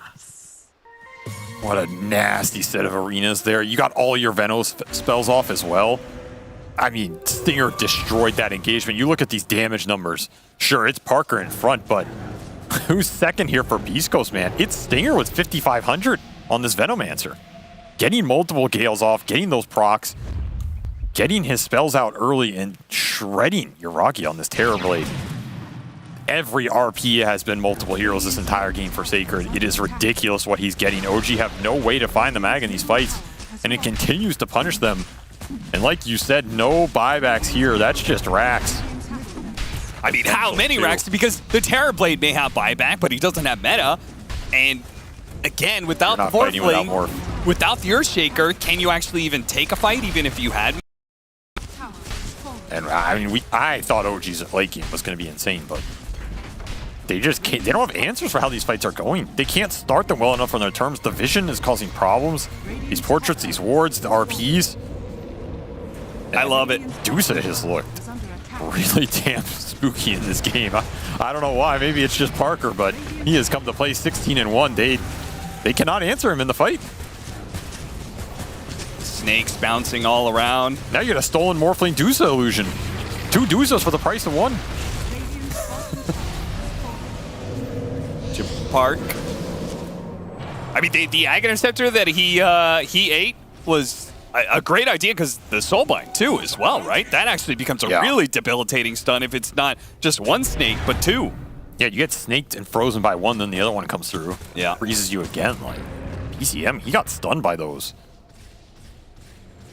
This Morphling has to live. I don't think the Terrorblade is able to really deal damage in these fights, especially with his build. His build is not some crazy, just pure damage like Agi Blink Butterfly build. It's kind of a pseudo-tanky, pseudo-frontline build. This game is on BCM right now. He needs to get spells off, he needs to get BKB off, and be able to hit the Medusa at some point in these fights, which means you got to deal with arenas, you got to deal with RP. So you got to take that around your egg. These eggs, incredibly important for OG. Again, they don't have a lot to protect it, but you just need good positioning. This could be dangerous. Dire Roshan again. They have a lot of vision. See that? So we just saw the ward that was placed by Taiga. They're near the pit, but they've even got one behind the pit to be able to see what you've been pointing out, which is the all-important Sacred. This OBS. OG have to take the fight on this ward. They grab us up. They're going to grab that Venomancer who did so much damage the last fight. He's not dying quickly, but Stinger, he gets off a couple of spells before he finally falls. Mago tried to get his initiation. BCM forced to use the BKB and run away. They got a lot out of Beastcoast right there. Veno gone, no buyback on him. They have a 5v4 right now. All they used was Lasso, and this is Octarine Bat. Lasso's up again in 15 seconds here. What stops you from doing it again? You still have that ward. Where was the detection for Beastcoast? It was on Sacred. He was not there. This is a game-winning observer right now for OG. You need to keep playing around it. You need to force the pressure and get the fight. Your meta's running out. You have 15 seconds. DM, he's looking. I can't believe it.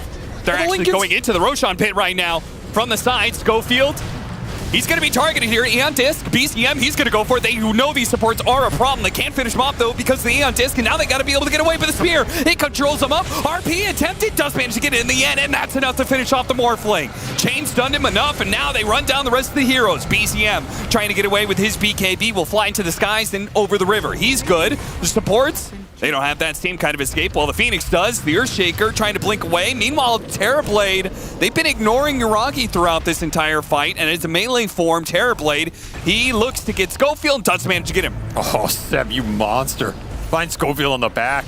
Trying to make something happen in this engagement. Yuragi's going to man up. Does have a Thunder here. It's free. Going for it in melee form. Supernova going off. They had to have Talbers to be able to stop it. Yeah, they got him. They read the situation correctly, which was that Beastcoast was chasing after Seb. Seb created the distraction for them to finally finish up the Dusa, and even on his dying breath, he'll get off more spells, allowing his team to be able to follow through. Now they've caught maybe Sacred. He's going to yield the skewer away. He's ticking out slowly, though.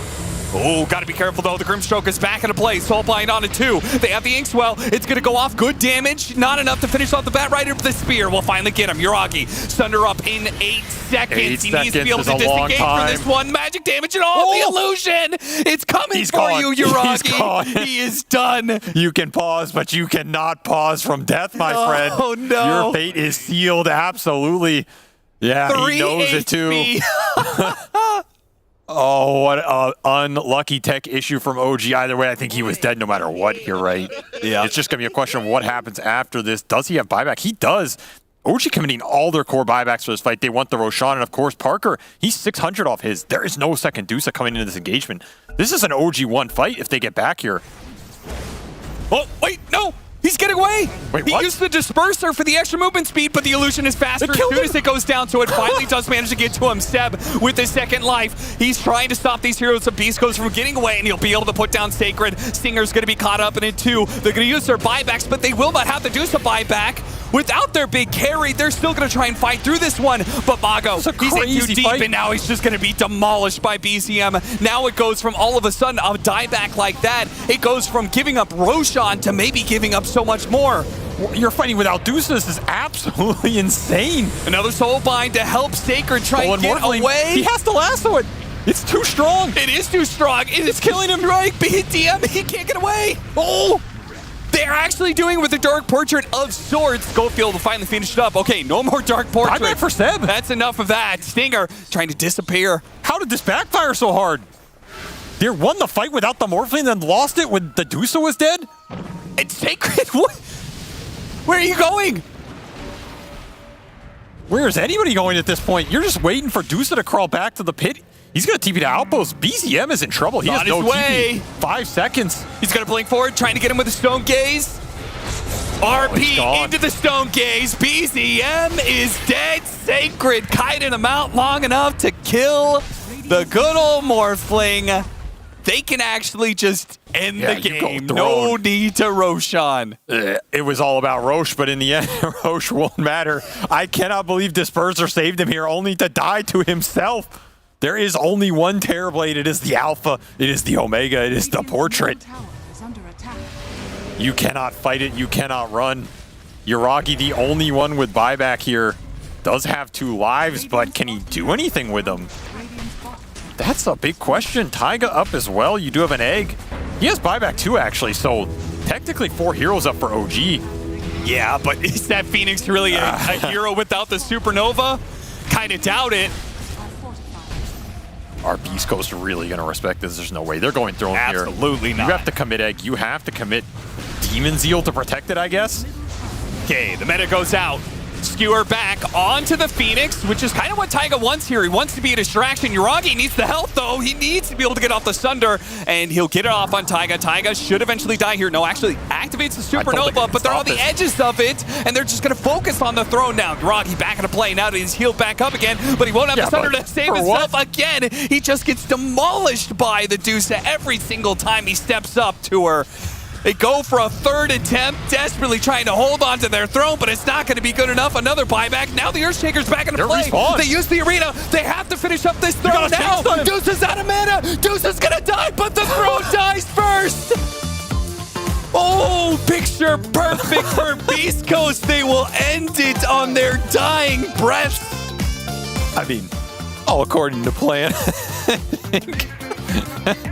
Do so with literally 0 mana and 200 HP. Claims their throne with the arena surrounding it. I mean, Beastcoast probably had a little wiggle room there, but not much, man. As the OG respawn timers were coming up, but a little too late. I feel like that was like a 10-minute fight. I think Seb's still thinking about that when he's like, where did that fight start? Where did it end? Where was the middle of it? We had a headset pause. We had 8 different illusions going on. Everybody. The fight starts with the objective for both teams to kill the big man and Roshan, and everybody else dies but Roshan. Yeah, Roshan was just chilling bottom. He went on a beach vacation, never got touched. He's like, you know what? I'm gonna let you guys do your thing. I'm out.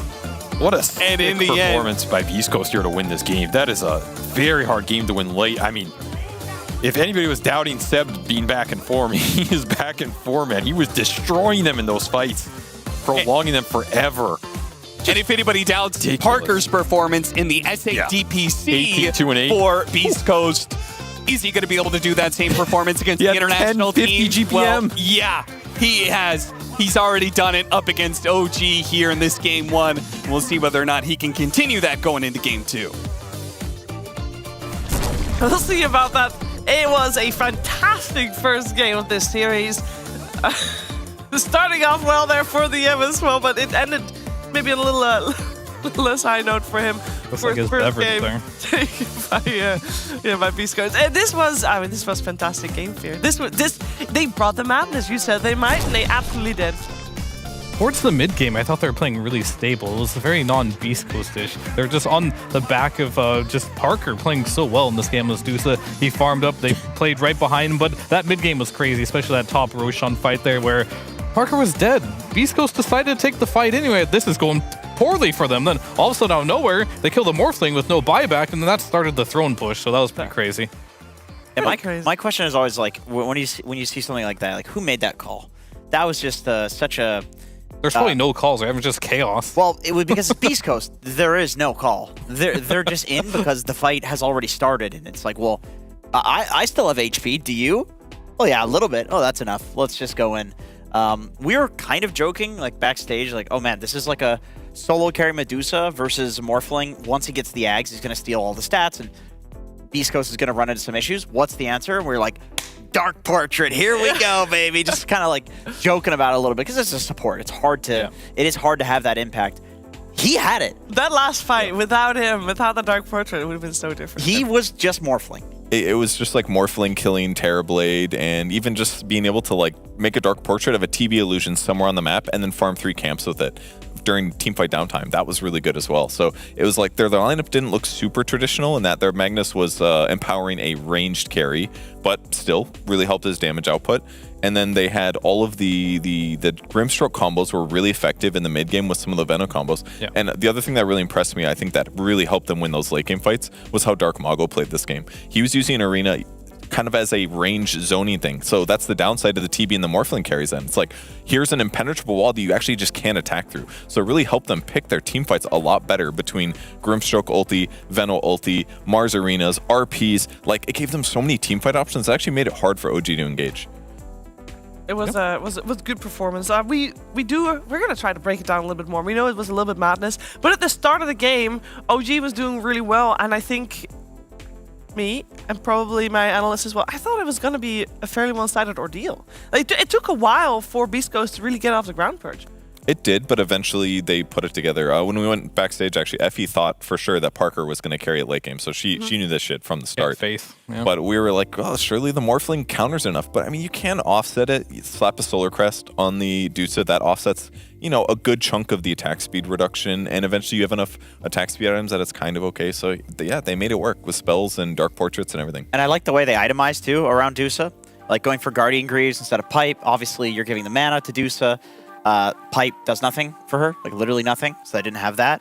They went for the Drum Boots, they went for the Solar Crest. Of course, the armor from the Solar Crest doesn't do anything for the Dusa, but the attack speed does. The Glimmer, the Barrier doesn't do anything for Dusa, but the Invis does. So they basically went for all like the good support items to play with this hero, and Parker was in 1v5 mode and, given the support to do it, so he did. Yeah, and to add on to that a little bit, it's like the way their draft worked as well. They have like these big team fight ultimates, the RP, the double arena. Yeah. They had a really good lineup for this Dusa to, 1v9, the 4 protect 1 type of strategy where the Terrorblade just kind of fell off a little bit. It became the Morphling show, and then if the Morph ever got caught, it was a big issue. But I did like Yuragi's early game this game where he went for unconventional build in the mid lane. The Phylactery on the Morphling did a lot of work, but in the end, Parker just out-carried him with the help from his teammates. Yeah, we can take a look at Parker's stats. I mean, obviously also of BCM stats on 71,000 hero damage. That is, this is insane. Wow. We don't have a picture of Parker,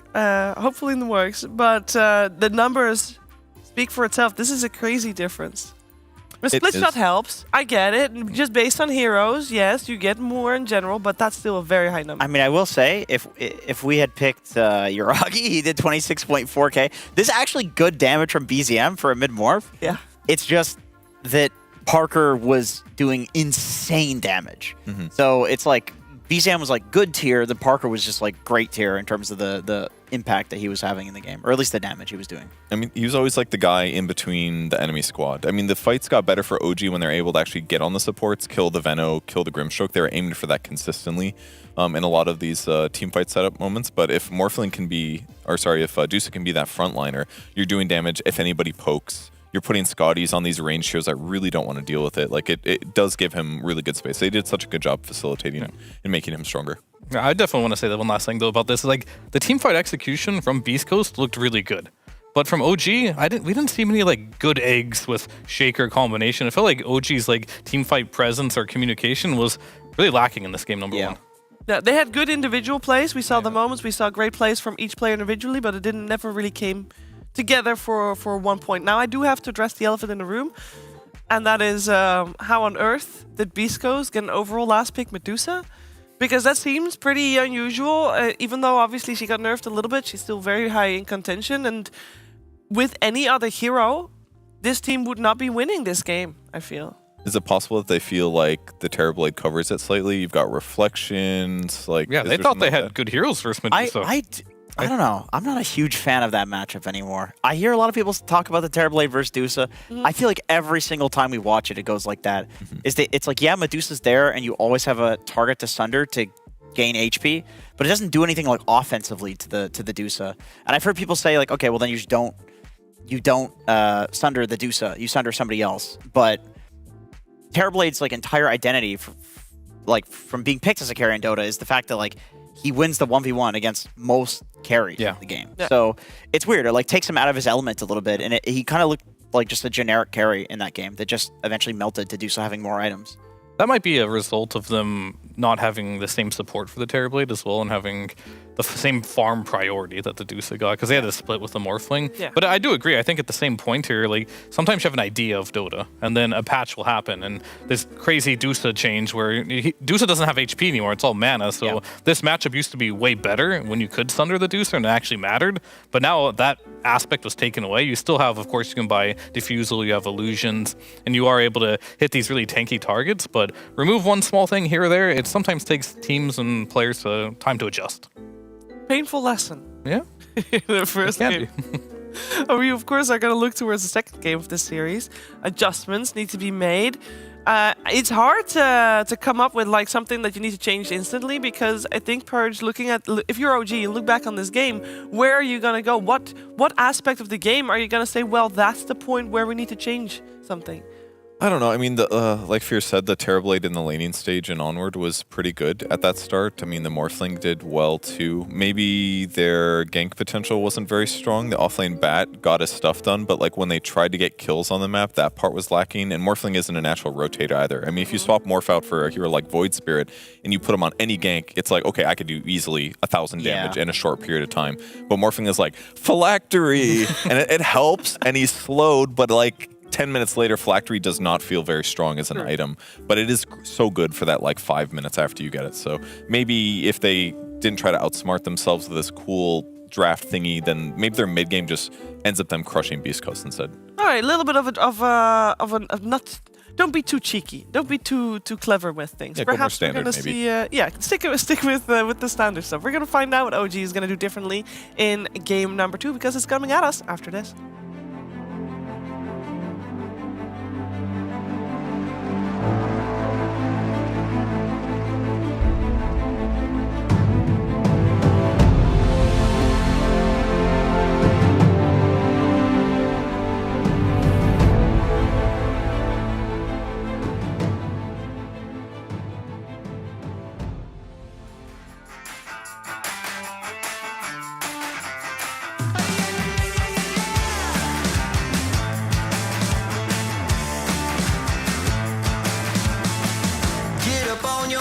This is a shakedown.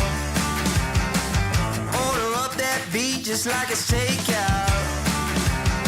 Show me you got soul inside those new shoes, and you can rock and roll with an attitude. So good, so fresh, just the way you like it. Just the way you like it.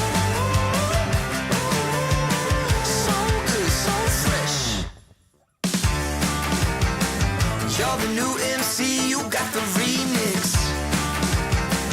Keep it on repeat, just let the beat kick. Everywhere you go, you bring the roof down. Everybody knows you got your own sound. So good, so fresh, just the way you like it.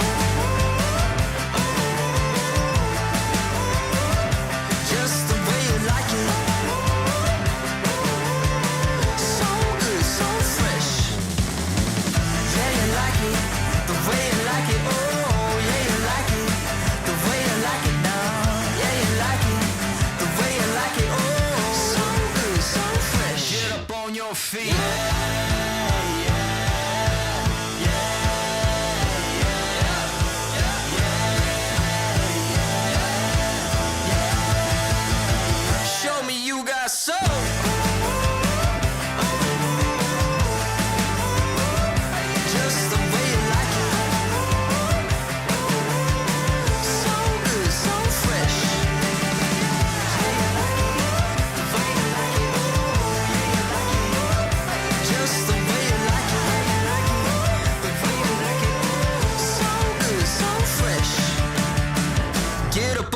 Feet, this is a shakedown.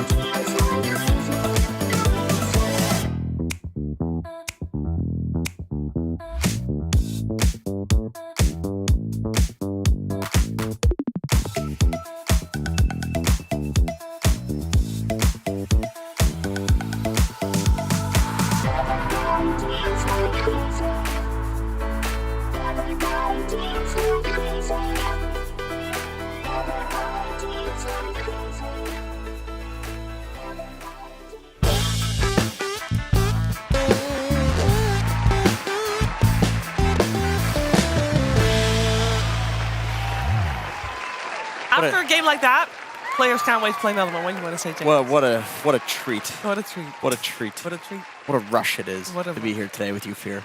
Yeah, you too. Every day with you is a rush and a treat. Fear. Like candy. Let's find out very sensual. what's going to happen in game number 2. We have OG on the Radiant side once again. Beastcoast on the Dire side.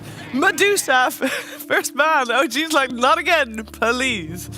Wind Ranger, Monkey King unchanged on the side of Beastcoast. Now, the previous game, and please explain, the previous game, OG decided to ban out Enchantress Disruptor. Why? Oh, that was a question. Okay, yes. In first phase. I thought it was fairly unusual, but I figured, maybe there's some signature hero stuff going on. Highly likely that they did some more homework than I probably did, That's probably exactly it. They probably had an idea going into it, had an idea of what could be wrong, and now that they lost game 1, they're like, all right, so all of our research that we did, maybe it wasn't the best. Let's just ban what we just lost to.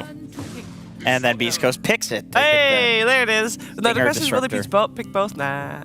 I do like Disruptor a lot at the moment.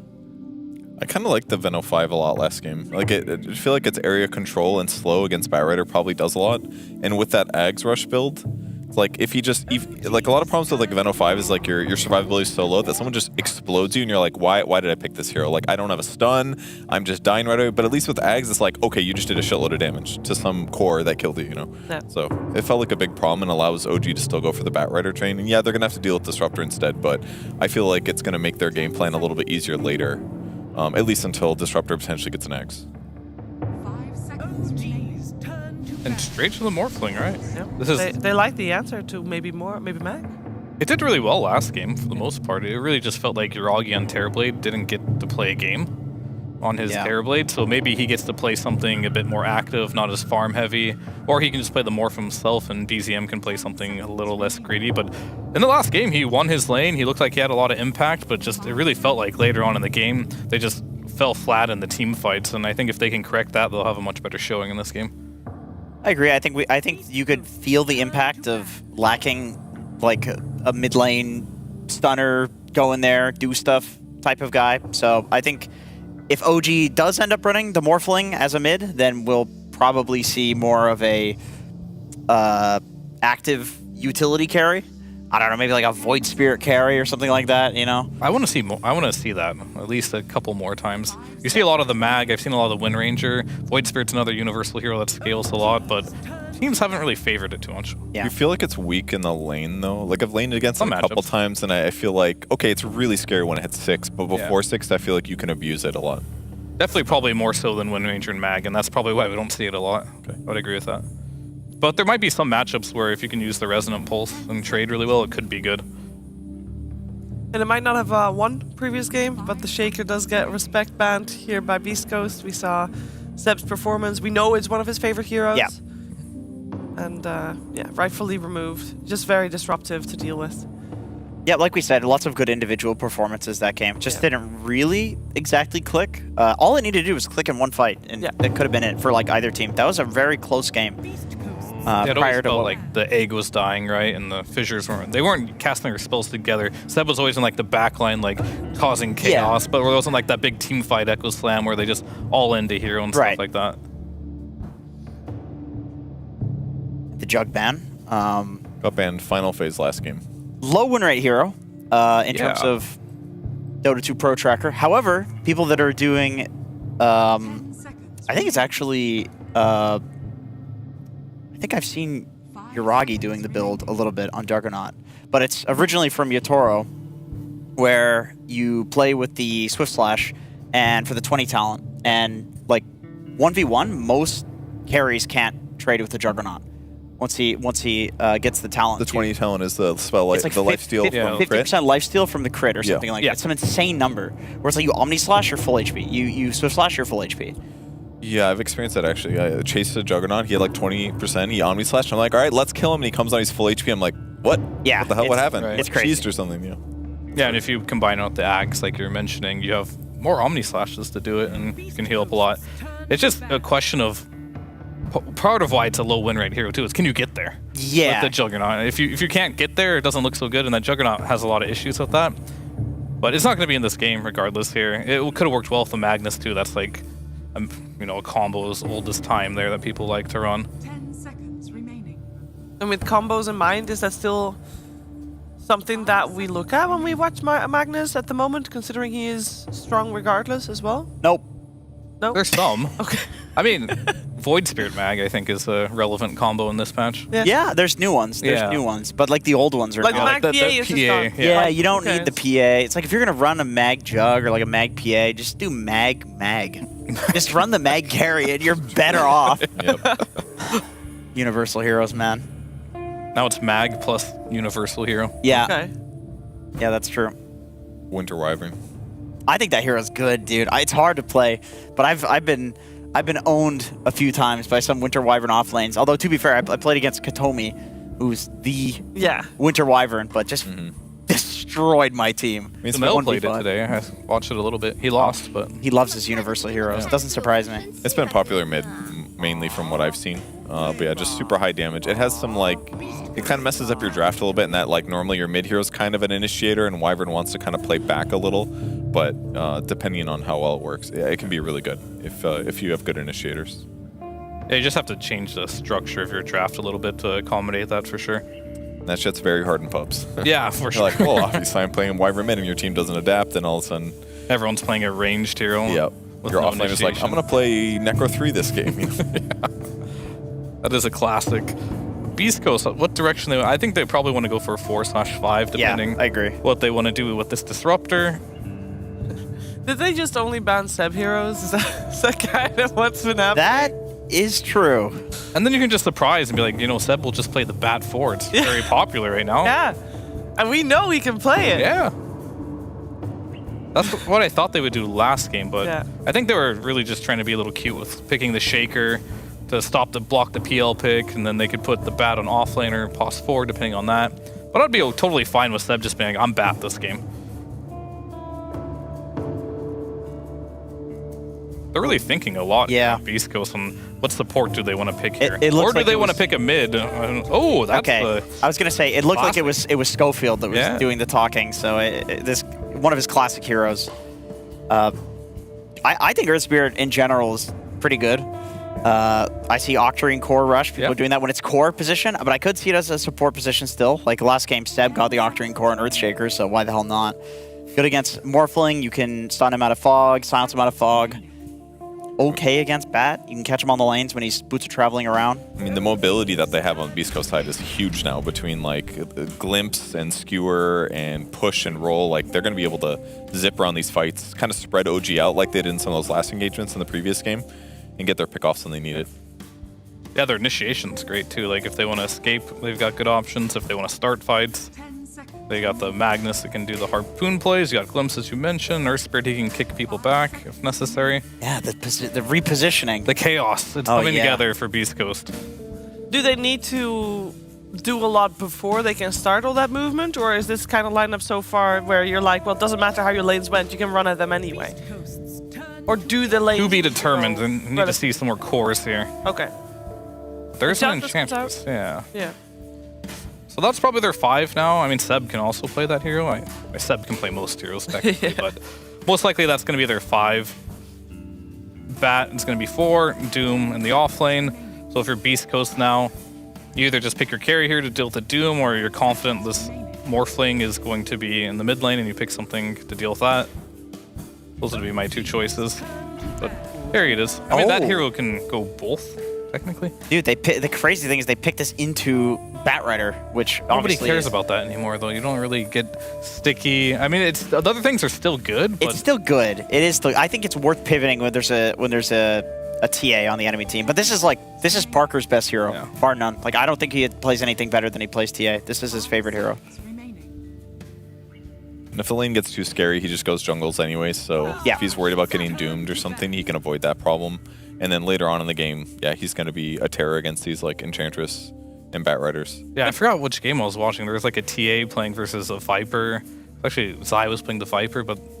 Yeah, that was the Quest. Yeah, it was Hybrid, Quest. right? Yeah, TA 2000 playing it. And like, he just laned for the first... 3 levels. 3 levels, and then he just left the lane, and he still was the most farmed hero by far on the map. And then he comes out with a Dragon Lance and a Death Zone. Heroes like Viper and Bat just like melt before you can even get to your target. So it's always an option. But I always found the Morph to be quite good against TA. Yeah. But Beastcoast, they don't really care. Like they pick the Medusa into the Morphling, which is a counter. They just want to play the heroes they're good at, and I respect that.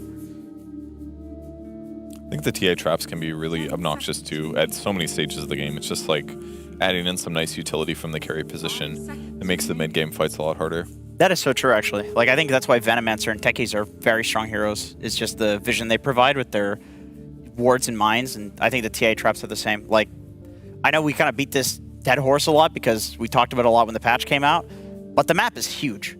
So having a hero that can actually give you like a little bit more vision, a little bit more control of it, is very impactful, especially if it's a hero that likes farming ancient stacks, that likes farming jungle camps. There's a million of them now. And things that we beat a lot when the patch came out, so we talked about these like easy Tormentor heroes. Well, TA is one of them. Yeah, I mean, it was something that seemed like the most important thing right when the patch hit, but now it's been kind of neglected a little bit.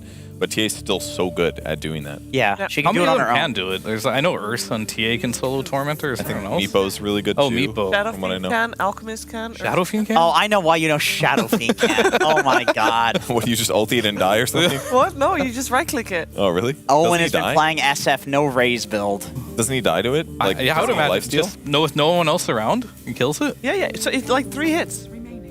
With the shard and stuff? Yeah. All right. I would have thought that he would kill Secret himself. strategies being leaked. No, it's not secret. There is a in-game Dota 2 guide.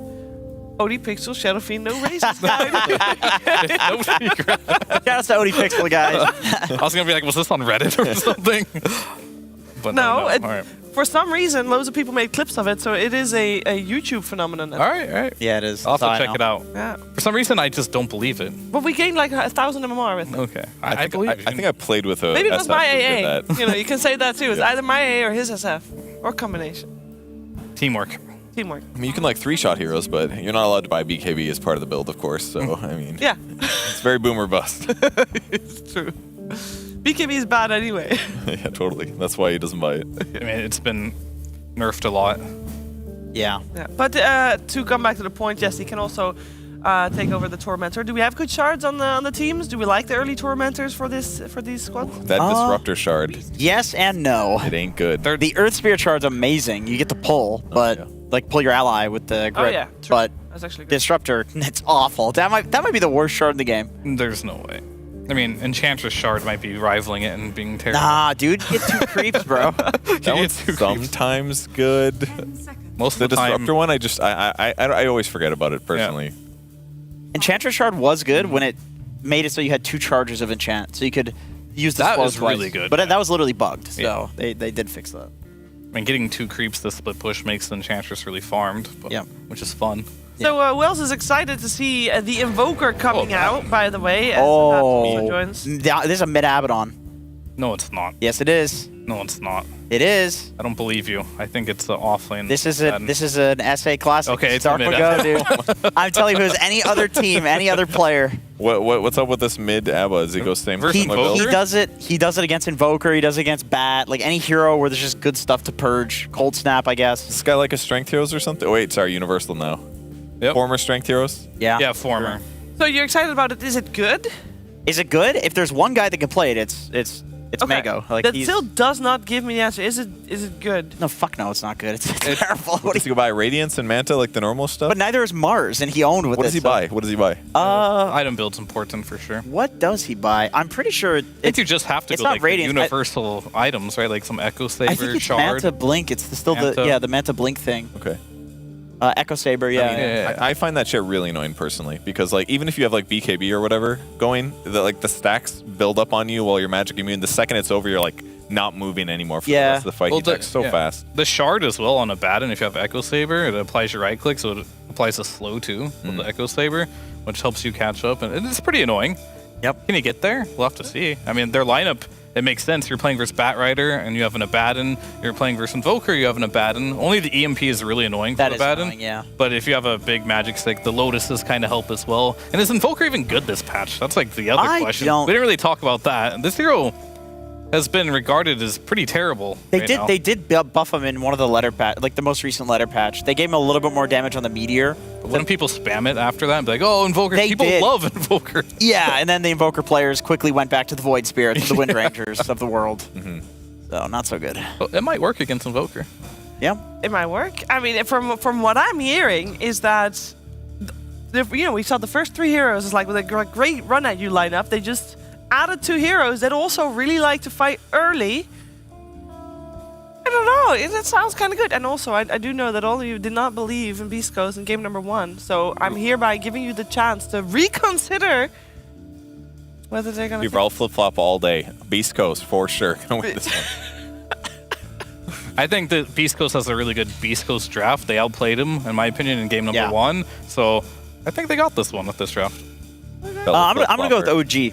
I think OG has a more normal draft for themselves. They don't have the morph mid, and they looked like they could have closed it out if they had a normal mid last game. Hey, we don't like normal games. We like explosive games. We had an explosive game number 1. We're hopefully gonna have an explosive game number 2, but we're definitely gonna have an explosive Patch Panda segment before the game.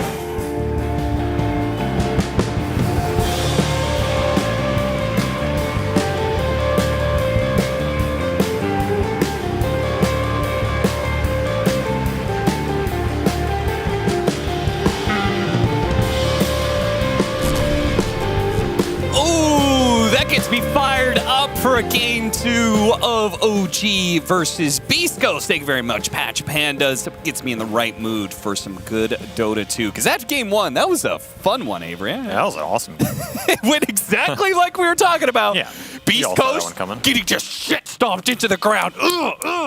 And then, of course, they win the game in the end. That's just how it goes. The harder you kill them the first 15 minutes of the game, the stronger they're going to bounce back. I don't know what it is about this team. This team is like the ultimate zombie Dota team. What? Like, You're going to have to explain that one. If you kill Beastcoast, that's the worst mistake you've ever made. Because then they reanimate and you can't stop them. Every time you think they're dead, that's just when they become more powerful than ever. I actually think they're going to destroy this game. So it's like you're talking about like the zombie trope in movies where you think you killed the guy and then that's exactly when he comes back and bites you. Oh, try to kick him on the ledge. That would have been nasty, but we'll not get it. I actually think Beastcoast just flat out outdrafted OG here. I think they're going to win this game by like 25, 30 minutes. But the support matchups are really good for OG in terms of winning the lanes. That's the one wild card. Like Eng Bat is super strong on lanes, and it might just win OG the early game enough that they can win the game off that. But if that doesn't happen, I don't know what you're doing here because I don't believe in Invoker at all. And Parker got TA, man. This guy's TA is like God tier, dude. It's literally God tier. It is Master tier, but it's also God tier. I have faith in him. I think Parker actually just carries game. He played out of his mind game 1. He has Abaddon and Mag to back him up. He has really good catch and team fight with his other 2 supports. I feel like this is a game Beastcoast should win, which means I think they're absolutely fucked. All right.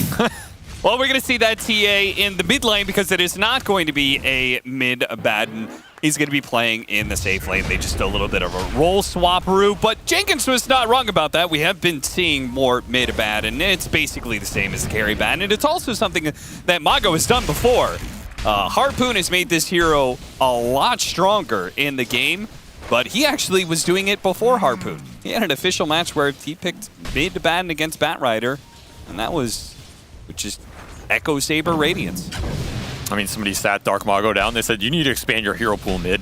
Let's work on it. He came back a week later, said, I got Abaddon, guys. They said, all right, let's stick with the heroes you have, Dark Mago. I think we're done with expanding the pool, but yeah, he just generally likes it. This lane swap is really cool too, right? Because TA Invoker, it's an old school TA matchup that's pretty damn good for her. Yeah. I don't think it's crushing, but I think TA should free farm it. Well, the way BCM's playing with this Forge Spirit right now, he is... God damn, taking it to Parker here. Yeah. I do think Parker's a much better side laner than he is a mid. Like, I don't think he's a crazy mid laner. I think BCM is a way better mid laner in terms of the lane mechanics, so I feel like that's skewing this matchup a bit. But in theory, this lane swap's really good for Beastcoast because you don't want to put the TA versus Doom Edge lane. This lane is incredibly strong. You got a Heartbeat creep on top of it for DM as well. That's what I'm saying. The early game side lanes for OG are crazy strong here. Like, you're not contesting either if you're Beastcoast. You are just trying to survive them until your mid game kicks online with this TA with a bunch of stacks and you can get some good kills back. But that top just makes lane is rough. Really awkward, I think, mostly for Schofield. Right? He's playing an Earth Spirit, and I don't think you can really rotate on mid super well. I'm not sure if TA really takes advantage of it, especially a TA that's losing the lane. I mean, TA will chip Invoker in this matchup. BZM gets low. Invoker is a susceptible hero to the roam, especially the X-Sword. But it's going to be hard to leave Sacred alone without it being obvious. I do think Schofield will try and make moves at some point. He can also go top, depending on how aggressive top is. But again, Harpy Creep for DM plus there's an Enchantress up here. This is just such a strong lane. It's ridiculous. Again, why you rather have the Abaddon up here than the TA. I think TA would get dumpstered in this lane. At least Abaddon can shield himself and throw a prayer out. Uragi got pulled into the tower, so he's going to die. And that's going to be your first blood. Wow, surprising that it took that long. That is a very surprising kill. I would not have picked that as my first blood. I think this is a free farm lane for Uragi. Just getting punished before the waveform's up off a crazy good skewer.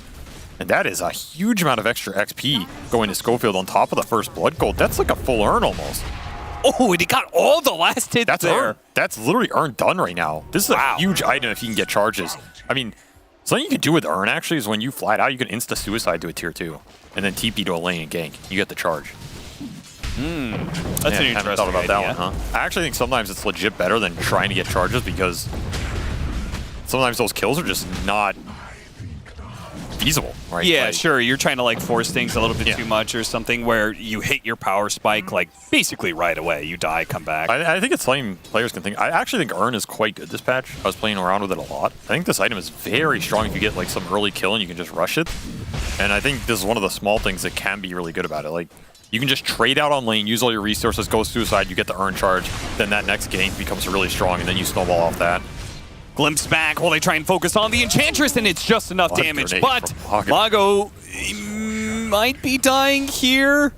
Another Harpy, but he has a shield. Comes right after the shield goes out. Now he's got another seed. Didn't need to use it, apparently. The lightning was more than enough. And look who's ganking mid. Damn. It's not Schofield right now. It's Seb with the early Batrider rotation. Just knocks him into the Frost Snap, and bam.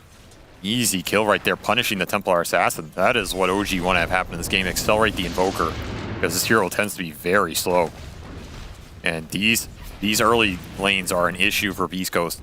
The Ench Bat are disgusting at this point in the game. Ursa just clapping Stinger. I think you're gone, son. Yep, he's going to run him down underneath the trees pretty easily. Sacred top CS on the board. So when they got the kill in the Morphling, he just ran away with the lane. Now Mago is gonna die again. It's the Harpy creep. The Harpy creep is it just destroyed him. There is no way he should have gotten that off a small camp. That is just a huge misplay by Beastcoast. Cost him a lot in this top lane. Like, you're playing against Doom Ench and you're giving them level 1 Harpy creep small camp spawn? What the hell are you doing, son? I'd be flaming the crap out of my 5 if that happened. You die for that first block. Maybe the second. You just sit there and take it. That should not have happened, and Beastcoast's going to pay a heavy price. Another skewer bottom. I mean, this double melee lane has been doing some work. They really not want to been. give the urn charges. They are as getting well. kited around by Seb pretty nicely. His first performance on the support Bat Rider, looking not too bad. They get it with the Sunstrike. It is going to be trade-off of kills. That was such a classic Schofield bait. He had Fairy Fire Wand. Sunstrike just caught him off guard. Yeah. We'll get the single urn charge, but not the double, as the Harpy continues to wreak havoc up here. Raindrops getting pummeled. Seed Shot, Impetus, Harpy. Man, there's just a lot of like really cheap, high damage spells being thrown around in that top lane. I mean, this is a lane you 100% expect to lose, but not. I think this could have been lost less hard. I don't know how to phrase that, but you get my point. So as long as Beastcoast get out of this with levels, I think they're okay. Here's that gank with the urn charge. Huge kill for the experience here. Schofield is having a pretty damn good game on this Earth Spirit. Taiga is going to get another kill. Level 5.5. Yeah, he is. His levels are out of control right now. Another reason his death is worth a lot, though. The BZM! Oh, he's going to feel very good about that one. Not only does he kill Mago, but he saves the Enchantress by doing it. Anyway, what was going on here? RP, an RP to save Sacred's life? Yeah, defensive RP to get away. Trying to deal with the Seb Got him with aggression. the urn, got him with a kick. Schofield has killed Taiga. So more charges. Very important to get. More charges to get back. Also, the Enchantress kind of getting out of control. A lot of experience for that kill. Try and gank Parker again. Park, before. they have the sentry.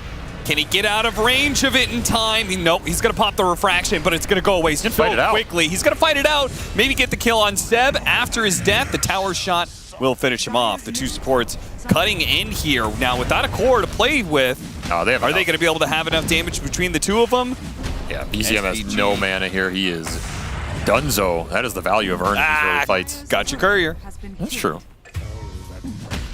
Still, the experience for these Beast Coast supports is incredibly good, right? They both have level 6, basically. For a Disruptor Earth Spirit, a support duo we've seen get stagnated really hard. Yeah. That's a good sign, especially, again, versus an OG support duo that is, in my opinion, way stronger in this early game with Ench Bat. Like, this is where these heroes thrive. You need to get as much damage done as possible to propel your Invoker into that late game. Oh, he's just about to get 6, but I don't think this one creep is going to be enough. And without 6, he has taken a lot of damage from Jim Park, and it's going to be glimpsed back maybe to his death or maybe not. The heal is still doing a lot of work here. Mago's going to be able to run him down eventually, but the Bat Rider getting all this damage, getting his level 6, getting the Doom off as well, all just to try and kill this Earth Spirit, who maybe is bailed out by the Euphonic Shield for now, trying to get away. Mago, though, level 5, and once again, the Sunstrike comes as a potential surprise. Finishing off the hero, Seb trying to limp away from Jim Park, who's still trying to run down these supports that are limping away. OG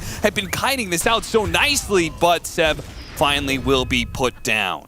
Surprised they didn't deny Schofield. That Doom ticks him out. OG getting a lot. Of course, the huge Sunstrike kill as well. These have been on point from BZM, 4-1. This is how XR Invoker is supposed to function. Midas already completed at 10 minutes. He is living the dream. Level 9. Unganked in mid, plus Sunstrike kills, plus shutting down the enemy mid laner. Get Schofield. Murder. Yuragi's going to be way too fast to get caught by that kind of interaction, especially during daytime. Tried to sneak up on him there. And Stinger did not level ult here. He went 2-3-1. Kind of an interesting build. Why? I think he does. I feel like he thinks he doesn't have the mana to use everything, which is kind of true. But I still feel like the ult is better than an extra point in Thunderstrike. I'm going to say he misclicked. Maybe. I don't know. That's a pretty hard misclick. RP and Ench. Man, they really want to kill Taiga, and they're not going to get it. Glimpse back, still not enough damage, and now they've run out of spells. TP away, they do have the last hit. They're going to leave it in place there. The Sunstrike will not get the last hit, so no experience for the Invoker, but still a win for OG. I mean, OG coming out of the gate swinging with this incredibly powerful early game. They have a Morphling who's going to get all his items here on top of 2 cores with Midas. BZM takes the enemy mid-tier 1. As Parker, I mean, you got a jungle with TA. It's where this hero shines. You don't want to sit mid, you want to go to the Ancients, but BZM is just having way too much space. Going to invade Triangle now. As an Exort Invoker, he's in the enemy Triangle at 11 minutes. Trying to go for the kill, a fast one. They surprise him with a stun, get him with a Static Storm, and it is not enough. Uragi gets away, and now he's morphing into full strength, and now the 2 supports of OG have managed to get behind him. That's going to be the death of Stinger. And honestly, Schofield would be lucky to get out of here, and I don't think he will be. Actually, the turn into an Earth Spirit. Uragi rolls onto him. They throw the Doom out onto Jim Park, who does return some decent damage slowed around this tower. It's rough for DM. They're going to buy back early, get the glimpse back. After all, they dove the tower. Best time to punish him with the glimpse. If they can get the Invoker, it's perfect, but they don't have a stun to stop him. He TPs away successfully. A stun strike! Oh, BZM! Kill after kill after kill. He wants all of them, and he will have plenty. Another glimpse back, disgusting. Another attempt on Taiga. Does manage to get the lasso back underneath the tower.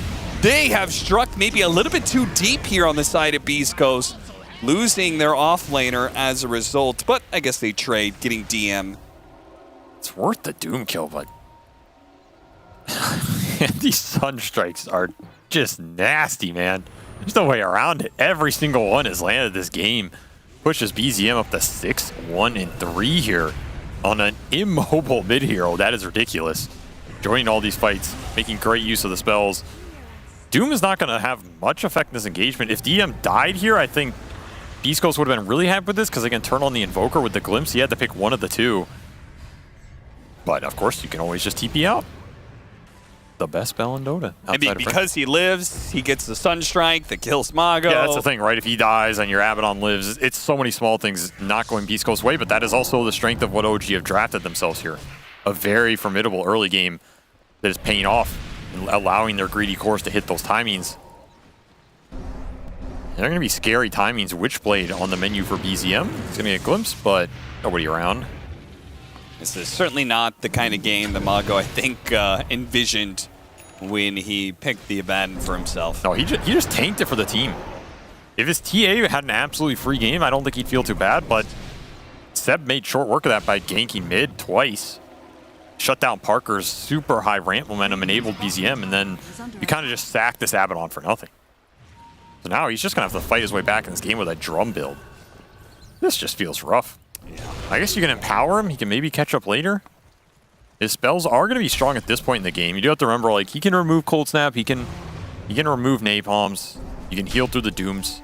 The Abaddon definitely has a decent amount of value in this game without the net worth, but at some point, I mean, it's Doom Dota, man. Doom is, he's quite a Dota hero. I say that crying. Wow, he's so stupid. Like, what is Devour? So bad. What is Devour? I mean, did I make this argument to you? I made it to somebody, right? Like, well, Seb is gonna get glimpsed and pay the price. There's a game you can play where it's like, you know, what would you take Doom with Devour and no other spells over other Dota heroes? you posited to me. What hero were we talking about? We were talking about a really bad hero. Yeah, it's like Shadow Shaman or something. No, Centaur. Oh, it was Centaur, yeah. Would you take Centaur or a melee creep with Devour? Yeah, that was it. But I'll give you Doom with Devour. So it's Doom with Devour, no other spells, just Devour. Yeah. You can buy any items or whatever. Normal stats, or Centaur. I'm taking the Doom. No, I'm taking the Doom, dude. That's what I'm saying, dude. You know that Doom's gonna get Nora. That Centaur is dead weight, brother. He is sinking you to the bottom of the lake. That is all he's doing. Oh, this Morphling. He's trying to float through this team fight right now. The Static Storm goes out to try and delay his impact. And Schofield actually going back in on that one. Initiate on me, not initiate on you. He trades himself for the life of Seb. Uragi turning into that Earth Spirit, though, and they've already stalled out. Oh, nice RP, though. That's a beauty from Sacred. He just needs to line it up for the TA to do the damage, but the TA gets deafening blasted, can't get the damage out, and Sacred will die for his initiation. No heal with the Doom on the Abaddon. Still trying to get a fight out of this one, though. Stinger cuts through, but this is a runaway moment, not a glimpse moment. Uragi They'll see him with a waveform. He'll finish him off. Triple kill for him underneath the tier 2 towers. Now they are respawning. Yes, it's really deep. But you're all frost armored. Edge creep doing work on top of early Solar Crest for Taiga. These heroes are just tanky as hell. You have mech on DM. I mean, where's the damage? Like, if you put Frost Shield, where's the damage coming from? It's just right? The TA magnetized. is the only damage that they have. I mean, it's magnetized vessel. That's pretty much it. And, I mean, Schofield went in. We'll give it to him. He went in. He got a good magnetized. That was about it. But if he's not alive to keep proccing it. Yeah, that is a problem. And what's a bigger problem for Beastcoast? I think I would take that Centaur over Mago's Ban right now. I mean, I don't know about that. I feel like I still say there's a Baden over the Centaur, but they'll kill up the Cobalt as well. I mean, dare I say it, it's turning into the BZM show, Cap. It's back in town. Yeah, the light show. That's my favorite boss of all time. Man goes to doctor, says doctor. I'm feeling depressed lately. Back is sore. Hard to carry my team. Doctor says, why don't you go to the BZM show? I hear it's in town. Man says, but doctor, I am BZM.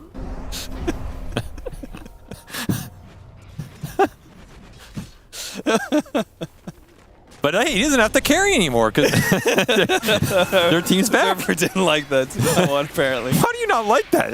That might be the greatest COD boss I've ever seen in Dota. That is legitimate. That rivals the only other one is the I am snaking arrow. Well, it was Spada. I am Spada's arrow. number That is a classic. 349. That's a true classic, dude. I still see a couple of those. That's the crazy part. Spada hasn't even been playing for like a couple of years. He hasn't played Mirana in probably like 6 or 7. Yeah. And you still see a couple of those like arrow insert player name. Oh man.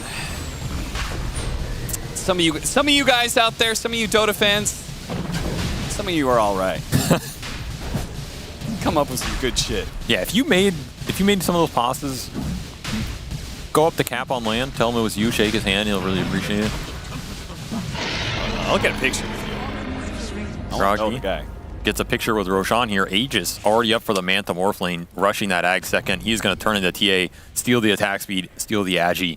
That is going to remove the damage. Again, we thought that was a big problem for the Deuce last game, but it didn't stop Parker. And TA is his #1 hero. He is very confident on the Templar Assassin. Still 6-2-2 this game, honestly. He's done a pretty damn good job considering how rough his other 2 cores had it. Deso completed, Grove Bow up. They can still play around him. He's taking a tier 1 into that Aegis for OG when they have everything up.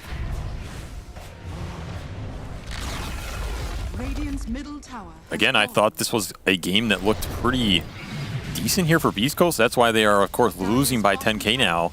But now that it's looking very rough, now surely it's got to go the other way. I'm sure that means they're going to have a crazy team fight turnaround here in the next minute. Okay, I understand the Beastcoast MO, but I still doubt it. That's the crazy part. I still doubt it, and it's mostly because OG has a Doom.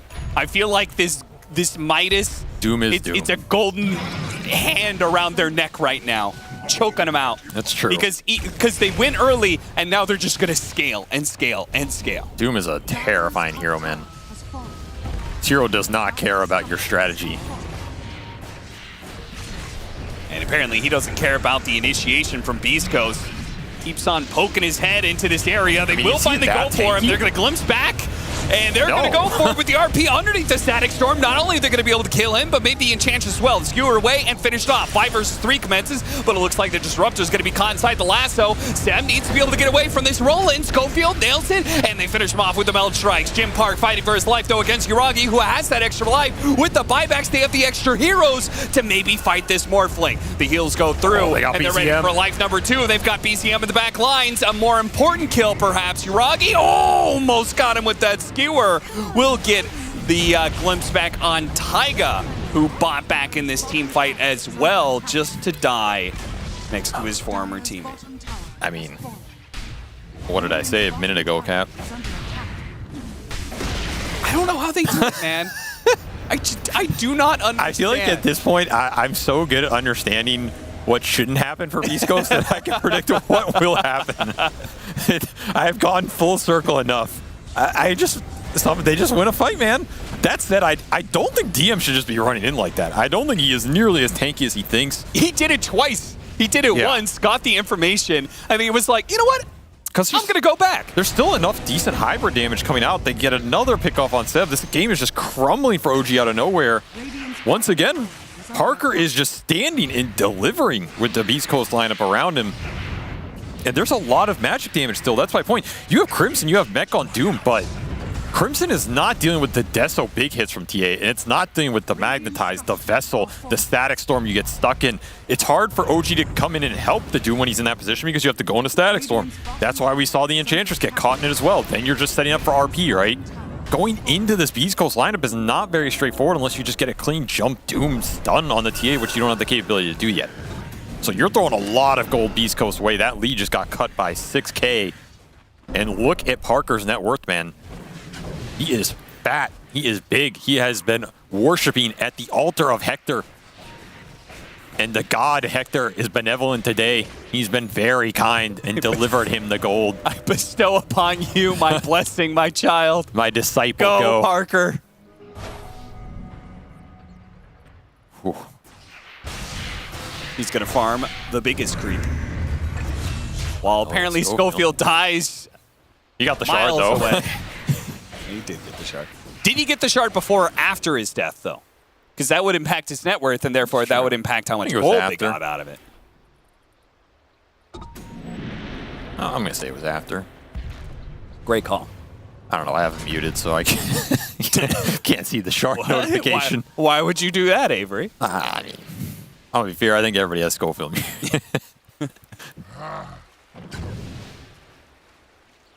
He's so annoying. Like in a good way, in an endearing way. Yeah. And like again, I will always say this: when a Dota player calls another Dota player annoying, it's the highest compliment. Yep. In fact, as we see Pull back in. Ooh, I thought that shockwave would pull him in enough that they would get that couple of hits in from the TA. Not quite. You know, this game actually has the two players that I think are the most annoying Dota players to ever play Dota. All right, two of the top three. Okay. Seb and Schofield, yeah. Who's the third? You know who I think the #1 most annoying Dota player of all time is? Who? Like, what is happening to this game right now? Apparently they're battling it out on two different sides. Parker just dead? Static Storm to try and help him out. He needs more time for the refraction, and he's not going to get it. They're just fighting without their Abaddon. And OG are... Okay, sure. We'll take that fight. You can't dispel anything on your TA? He's been relying on the dispels. He does not have BKB. He does not have defensive items. He's glass cannon TA. You show him like that in the middle of nowhere. You're getting cold snap. You're getting napalm. You cannot run away. That's a very different setup. That's why I said what the hell is going on, because I'm looking Dark Magos fighting Invoker top while they're going into Radiant jungle. That is not the type of fight Beastcoast can take. Just as it was looking to turn around, of course, it goes horribly wrong for them. The Beastcoast crypt. The Raiders are not on strike for that one. I think, well, I mean, this is on both of them, right? Because Beastcoast did go without their Baden, and their Baden also went away from the rest of Beastcoast. He's trying to like find catch-up farm. Remember, he'll get empowered. I mean, he is. I feel like he's got to give up on the concept of him being an impact. No, I don't think he can. I think he has to farm. I think really? Yeah, I think he has to get empower in this game on Dark Mago, and he has to actually scale for them to win this game. Oh, I thought it was just all in on the TA. No, like the problem game is one. You're against Doom. At some point, you're going to Doom this TA. You're going to get all the buffs removed. You can't really help her that much. And Scotty Morphling is just going to stick on you with Ags. Like, what do you do versus Ags Scotty Morphling, who just goes on your Templar Assassin who's doomed? I don't think you can ever win that fight. There's like Exort Invoker here, too. I think it's way too hard. I think you need the Abaddon to be strong to provide some sort of threat and go in and be able to force something onto him instead of onto Parker here. Okay, my argument is that I felt like you kind of broke OG a little bit, and I think you wanted to keep that momentum going. I don't think you want this game to slow down and get picked off. I agree with that, but I think that could happen regardless of the Abaddon items. I think that was just where they were playing on the map issue. Okay. I also think OG can slow this game. Like, I think OG can control the map with the decent lead they have and stall this game out. Seb has Solar Crest Halberd. In fact, they have 2 Solar Crests on OG.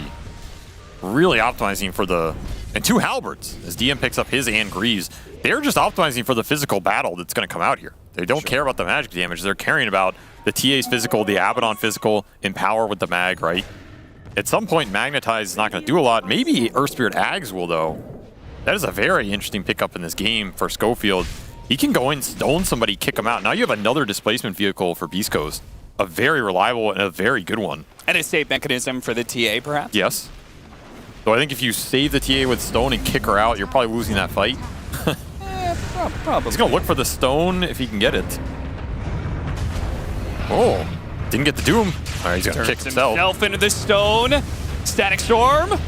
Stopping the Doom, getting the roll away, but now they're going to get caught by something here. Tornado doesn't quite latch. Mago popping his Manta, trying to get rid of that cold snap so they can get back to their base. Just making some space. Jim Park shoves in bottom. Gets a bunch of TA traps down there too, so even once he leaves this part of the map, that creep wave is going to stay pushed in for a long time. You know, all I'm thinking about right now is Chad is just annoyed I never told him what the most annoying player. Who is it?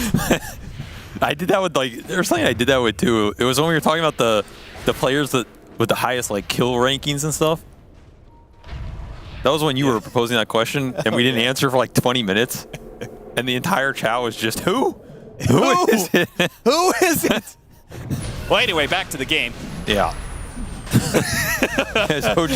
They're doing Roshan, guys. We got to talk OG about are going to commit for another Roshan here. You tune in next time. We'll talk about it for Game 3. For the you got to remember, all these defensive items OG are building on top of the Enchantress Heal and all the sustain. You're going to be able to throw Alacrity on this Morphling. So the double carry goes both ways. BZM's a threat on his own, but he's going to make his Morphling an even crazier threat. This is going to be Ags, Scotty, Manta Morphling with Alacrity going in on your Templar Assassin. It's just not a fair fight, man. It really isn't. Like, what is Parker supposed to do? I don't think TA functions the same as Medusa either. I don't think you're 1v5 in this game. I mean, his TA is quite good. He's had a decent game here, 9-3, but like the TA net worth is just not Medusa net worth. Sure. And also, it's harder to get that multi-hero impact, right? 100%. Just as split shot, you can't line up Psyblades on 3 or 4 heroes. I mean, Dusa is also a very unique hero in that when you don't go on the Dusa, she punishes you. She has Stone Gate, she can protect her team. She's killing you in an AoE. The TA, if OG go on the TA, they're super happy with the fight. If they go on the Mag or the Earth Spear, for example, the TA is not just insta-giving them. It's not protecting her team. And he has no BKB either. Lincoln's is great for things like that. That Lincoln's just got picked up, by the way, so it instantly had an impact. But he doesn't have BKB for things like the disarms from the halberds or the Invoker disarm, for example. Like, can this TA even hit anybody in these fights? We're about to find out, I think. As Scotty finished for Yuragi. Who? Who is it?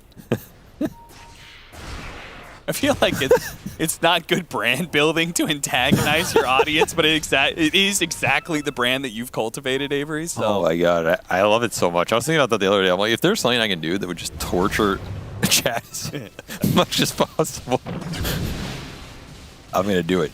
Is that where you came up with the lore idea in the first place? The lore was born. Oh, the blink away just in time. Nice sidestep. Oh, he gets into a little hole here. They spot him, but a bit too late. Oh, my lord. Parker, you magician. Gave him the old Houdini. Oh, there's a stone on him. Into the stone for Oh, okay. Into the skewer. Skewer off of the stone. The alley-oop. That's an idea.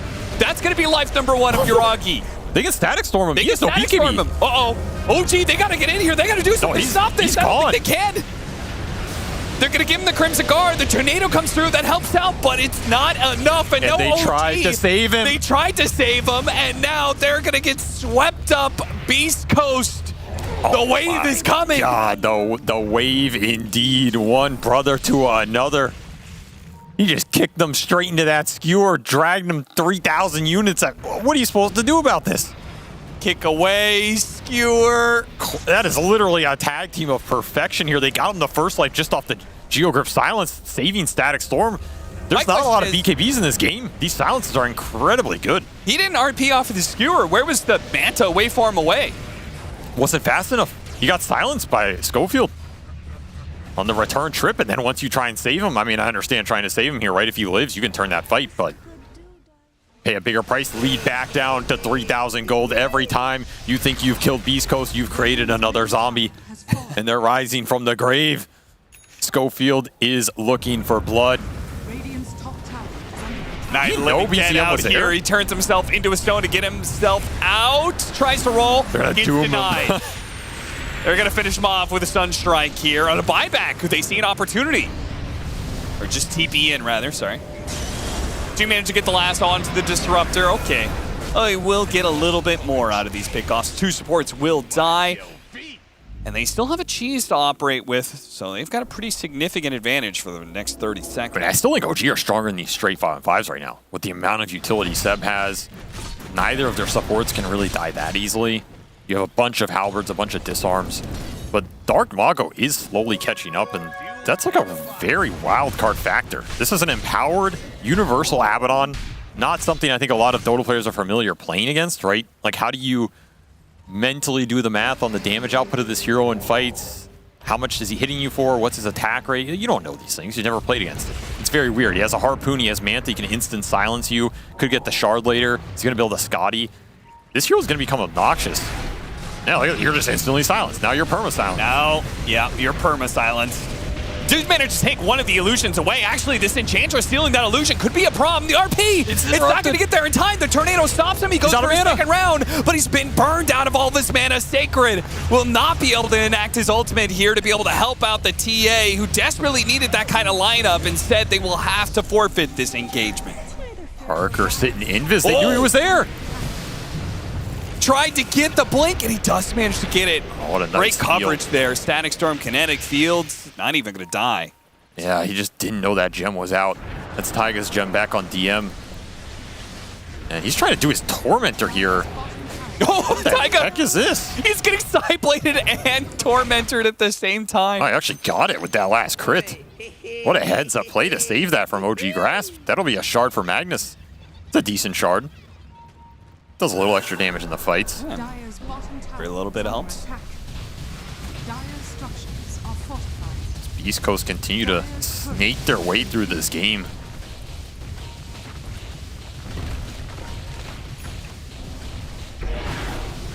Schofield gonna cut this bottom wave, but the tier 2's dead, and if OG wanted to, they could go high ground, but it seems they're maybe just gonna wait for next Roshan.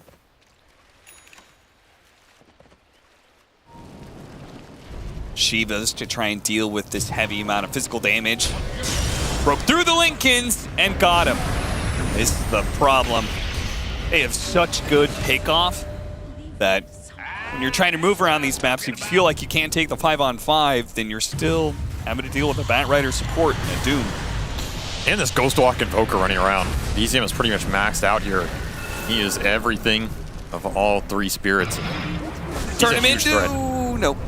Schofield was thinking about trying to get there, help his buddy out. I mean, he has Shivas. The only thing he's missing is his Hex. Once BZM gets Hex, the map becomes impossible to play because he's just going to be ghost walking around hexing cores. Lincoln Spheres are nice. You can't get the kick. Can't get the kick, and that means Sacred. Brother, you left me behind. Left to die. I mean, feels like OG have maybe figured out the weak point of Beast Coast zombies. Kill them one at a time. Or twice to the head. Twice to the head was what I was thinking, but sure. No buybacks here for Beastcoast.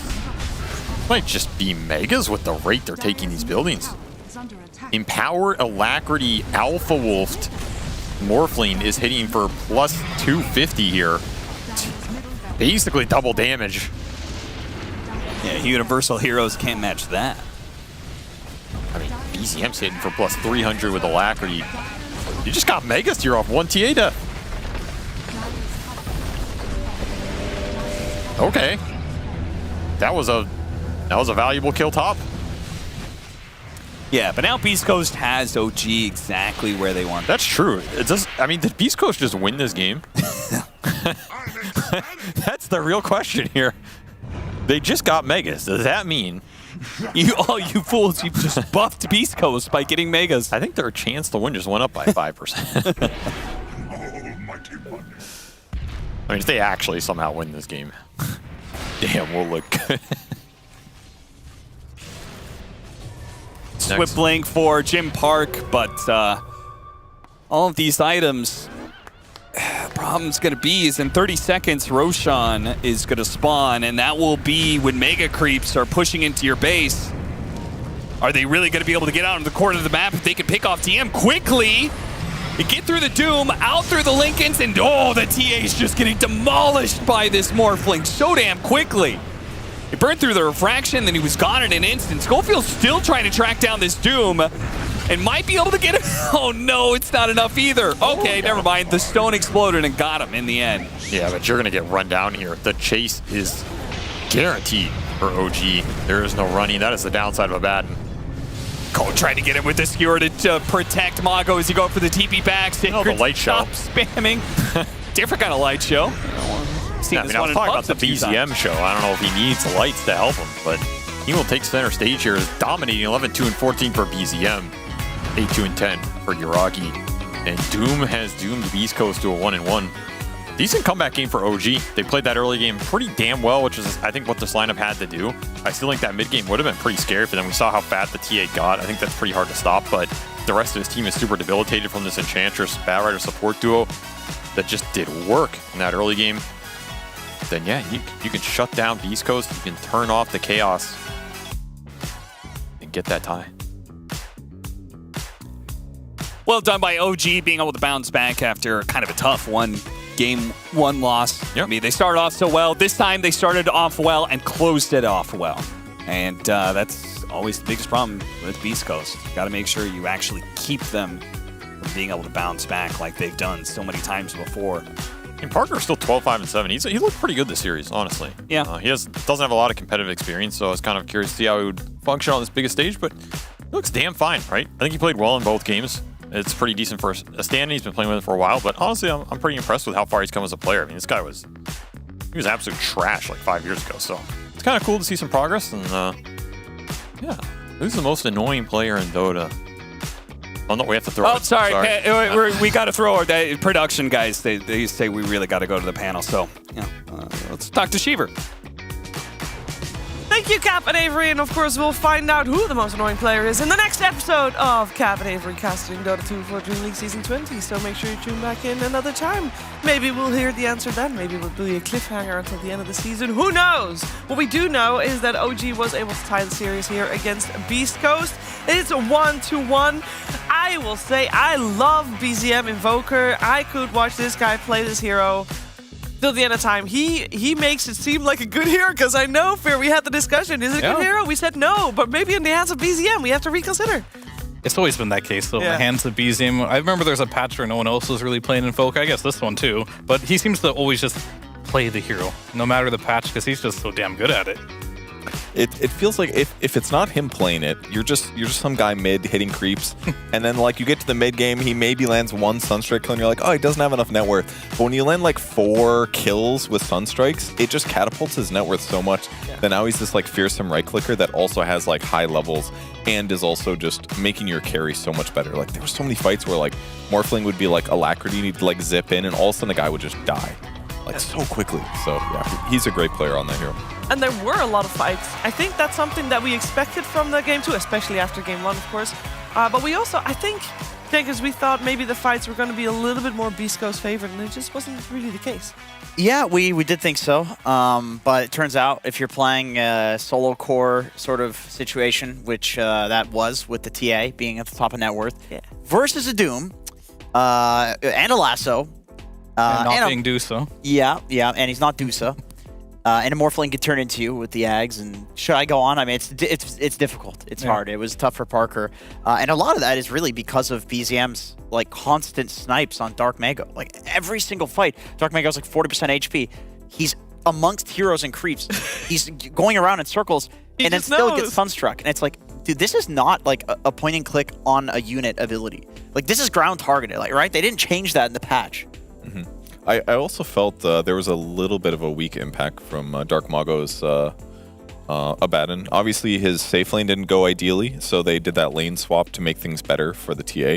But at the end of the game, he had just under 14,000 hero damage, and like Disruptor was close to that. So it was like if you don't go the Radiance build, like your overall damage is low, and obviously in a pro game, it's much harder to get away with something like that. It's more of a carry build, but.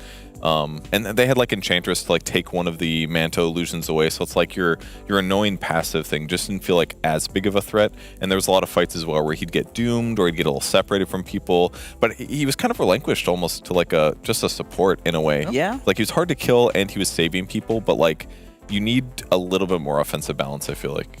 Yeah. I want to rewind a lot on that one. Like, if you go back to the laning stage, they decided to do something with a lot of teams don't really want to do for good reason is they put their carry in the mid lane. And then they put their mid laner in the safe lane, right? And what this does is the mid lane matchup is supposed to be TA favored, but he doesn't play mid as much as BZM does, so he didn't actually win the mid lane, especially when Seb made that one rotation on the bat and killed him. And now he's a mid laner. He can't fall back to go hit the jungle, which if he was carry, he would know exactly what to do in that situation. But as mid laner, he probably doesn't know what to do there. And Dark Magu, same story. Yeah. He's playing in the safe lane. Both lost. He's having a bad lane.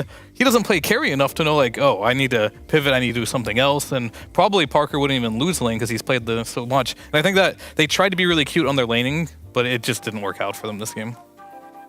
It didn't work out for them this game. I think also, I mean, we can hammer on what went wrong for Beastcoast, but things did click a little bit more. I think we were obviously judging OG from game one, where we saw that they had all decent individual performances, but nothing really as a team. I think, Jenkins, we did see that a bit more in this game too. Would you agree? They played together. They played more as a cohesive unit. I think so. I mean, I think when you have BZM on like a comfort hero like Invoker, Seb did look good in the last game on Earthshaker. That's obviously one of his comfort heroes, but I feel like with the Batrider in this game, he needed to pair a lot more with his team in order to get stuff done, because otherwise he's not going to have enough damage to do stuff. And he was there all the time with lassos. And yeah, sometimes some of them were at like 10, 20% HP, or maybe he didn't have to use it or whatever. But or got dispelled, but it's a support bat. Like if he's getting stuff used on him or stuff used to like save people from him, then he's getting a lot of value. And he was that game. Yeah, and I think the support duo had a lot more impact this game. You have the Phoenix Shaker of last game. You're supposed to have this huge, big team fight impact, but you can't really skirmish very well. This game, you have the Enchantress. Taiga, he did a lot this game too, tanking, especially in the early game. And then Seb's Batrider. They were just all over the place making the space, allowing them to play more aggressive. Yeah, pairing with the cores. Yeah. I did appreciate that we saw Taiga start off on the off lane. I didn't know how harsh they were going to enforce, like, because obviously we saw position 4, Seb, position 5 Taiga, but they obviously made it so that the lanes were better for themselves, pushing a Taiga on the position 4 and placing Seb as the Batrider. I mean, he was the 4, but he played at the safe lane. It worked out very well for them. Yeah, it did. And it meant DM just got the aura items on Doom. You know, he pressed Doom on Parker in a few fights. I know someone would like to say something, Purge, about a certain little creep. He has wings, he's tiny creep, he has one really nice spell. It's called the Harpy creep. Oh, I thought it was the Kobold. He doesn't have wings, actually. Never mind. I thought it was the Ogre. the Ogre the Harpy Stormcrafter. Yeah, that's the vision. No, yeah, the zapping is pretty good. I mean, he just gets fast arcane boots and he gives them the little zap. Abba can't really deal with that super well. It's like it's so good on Doom because you're supposed to be this like melee chase down hero, but now it's like, okay, and I also have a 140 damage nuke on a low cooldown. So those two together, it's just so much DPS output that Abba actually can't sustain it. If you watch the good Doom players play, they will literally change their build depending on what creep they get. Yeah. Like if they get the Harpy Stormcrafter, they go mana boots. Previously it was like Soul Ring. If they get like Mangoes, Frost, maybe. Yeah, if they get like the Frost Armor creep, they'll just go for Vanguard and just like farm in front of you, and you can't kill them because they have all this armor plus the Vanguard. So yeah, that definitely has a pretty big impact on winning the lane. Who's on camp Harpy creep needs to be nerfed? It was Kezu, I think. It's only Doom that it needs to be nerfed on though, because on the okay, but like on the creep itself, but who else? You mean doesn't matter if Chen or Chance get it or what? No, I don't. Kill the creep. It doesn't matter as much. Different. Yeah, it's still good, and it also is limited mana. The mana pool is so low that it doesn't matter as much in those. You can't nerf it in a way that you only nerf it if Doom gets it. You have to nerf either the whole creep, the whole spell, or like you can't just say, oh, but just if nerf Doom the gets that creep. They actually can. They could. They can increase they could increase the mana to cast it and increase the Harpy's mana pool. That way, when it goes to the hero, it's using a bigger percentage of his arcane boots. Because right now it's like 50 mana to cast the damn spell or something like that. Yep. And the Harpy has like 150 mana, but high mana regen. So like if you just make it a higher mana cost, the Chens and enchants that control it will still have like the same That relative actually power. fixes it. But Doom can't just be like, zap, zap, zap, zap. That is literally like the fix that they'll do. Well, let's find out if they're going to do that. Maybe at some point in the future. First, find out who's on the call. Hey, Seb, how are you? Hello, I'm great. How are you guys? Good, good. Do you agree with the fix on the Harpy creep? I don't know how much of the conversation you were able to catch. A little bit of it. Yeah. It's not definitely not okay. I agree. Yeah, my support. It looked pretty good for DM. Not gonna lie, for this game in particular. Seb, I have to ask you this one question at least. You can say with it what you want, but you're back. But how long? What's the deal? We're happy to see you play, obviously, but I'm wondering what you can say about it. I mean, it's the one last ride. Everybody knows this one is the last one. I'm it's curious. the last one for sure, guys. This one is the last one for sure. Okay.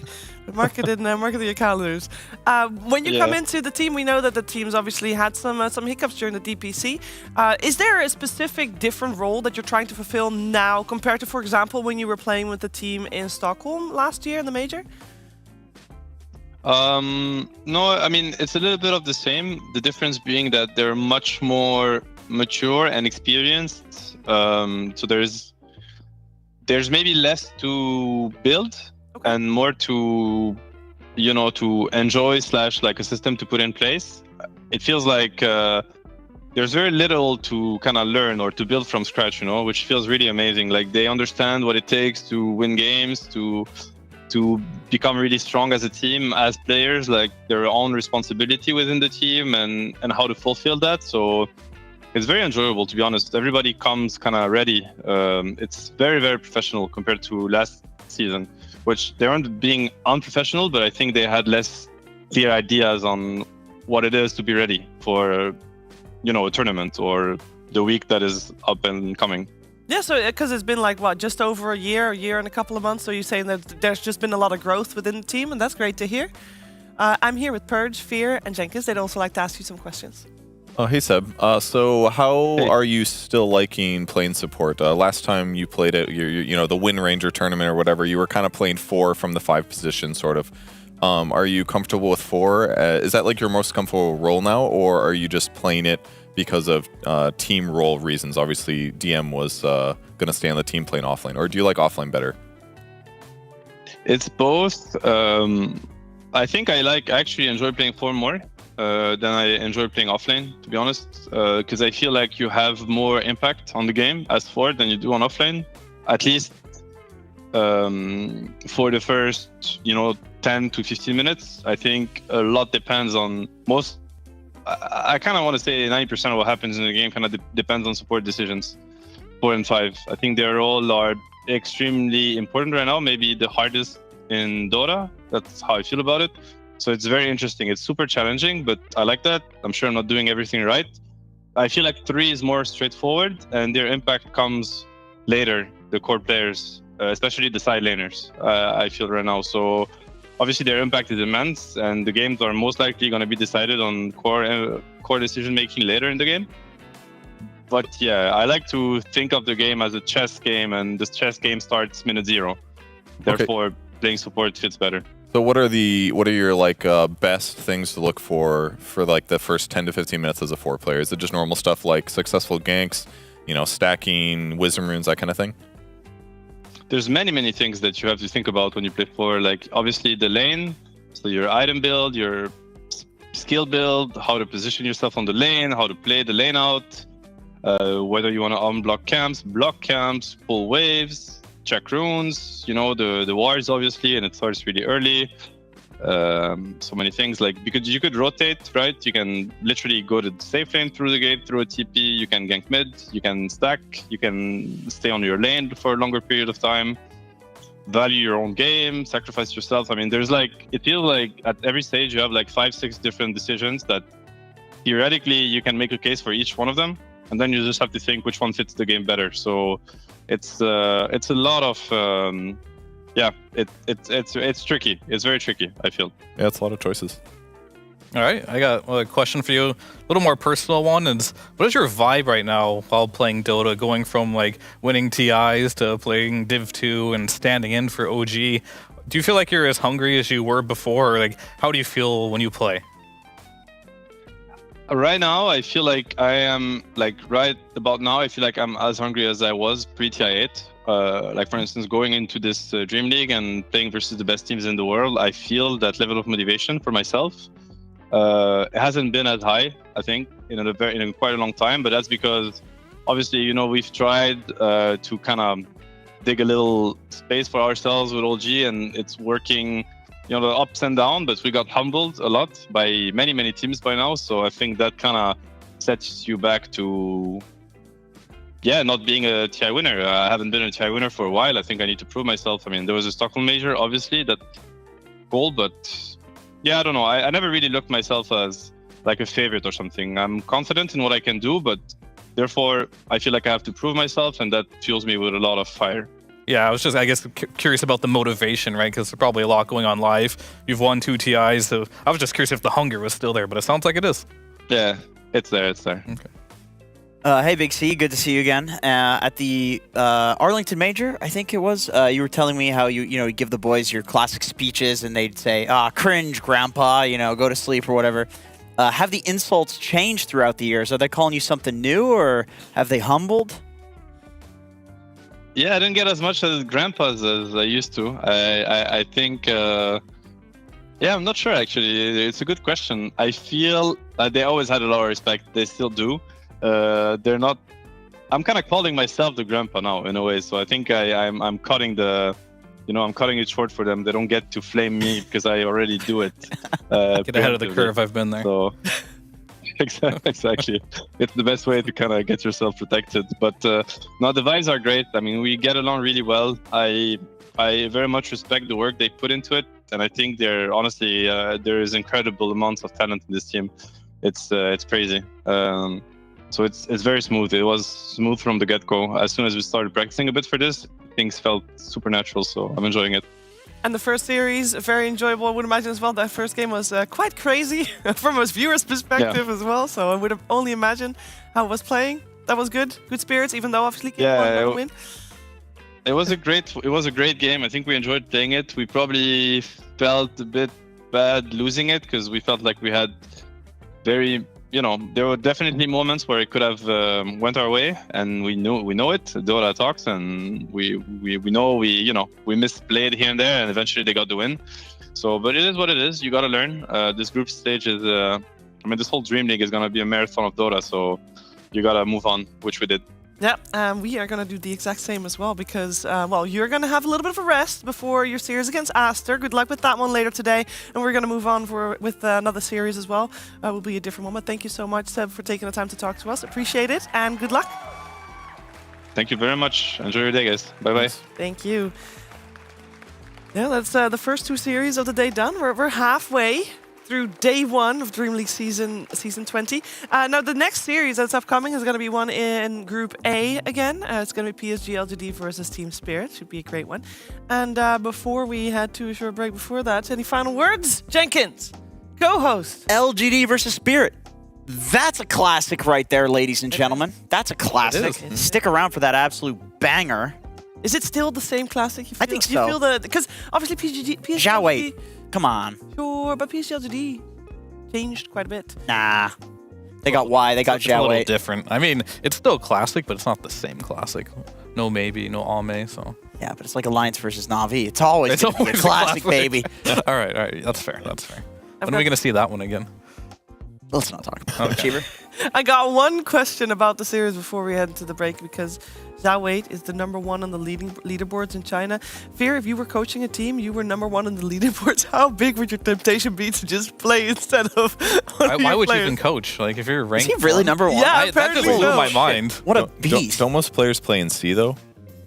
Yes. So is that like playing on a dead server? Yeah, is that a possibility? I don't know if that's that. You might be right because there is a lot of Chinese pros that are actually playing in a They're all playing it. It's still impressive nonetheless. Yeah. To be a coach. It was only 12K MMR, not 12.5. Surely somebody else could do that as well if they were really better than him. It's like saying you're top of an A. You know, I mean, he must have a really good deal with LG. That's all I gotta say. Yeah, he must have. No, it's gonna be great seeing them, and it's gonna be great watching from the sidelines as well. You'll be greeted by a fresh panel when we come back, because before we head into the series, we are gonna have a little bit of a break. Be right back.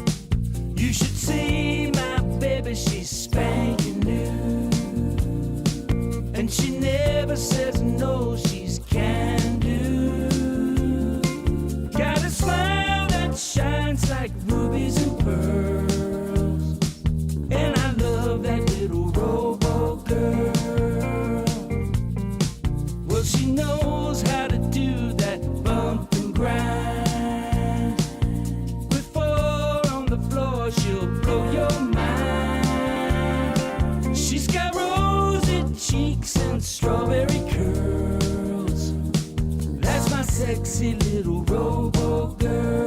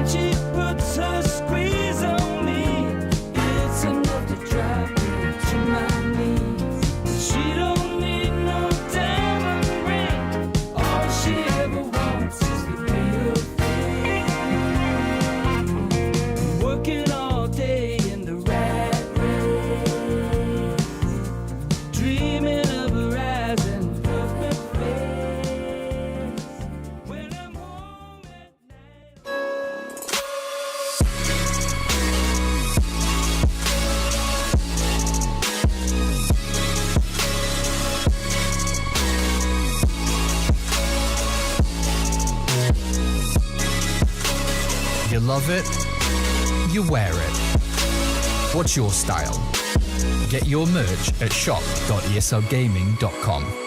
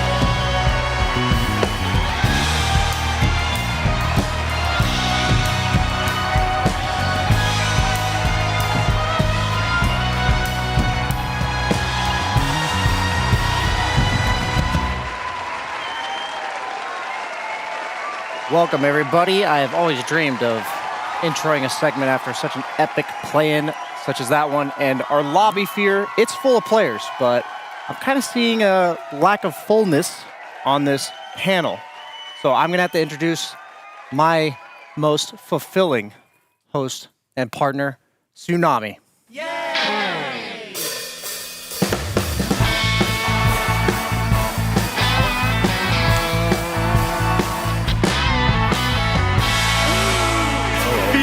Doto, what a pleasure.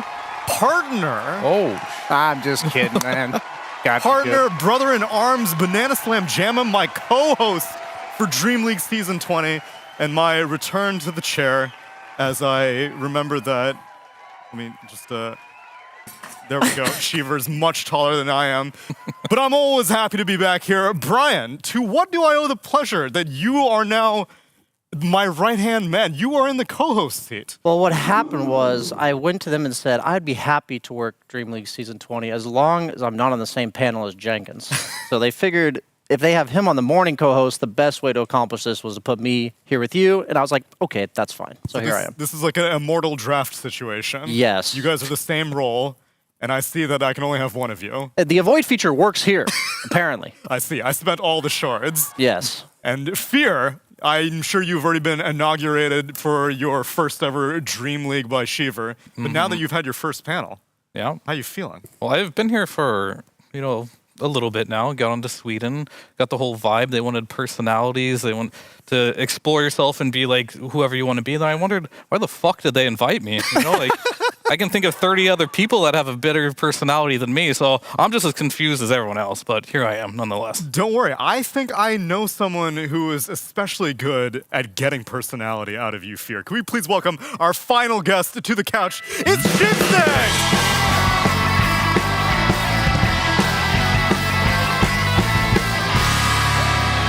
Oh my god. Hi. Father, I miss you so much.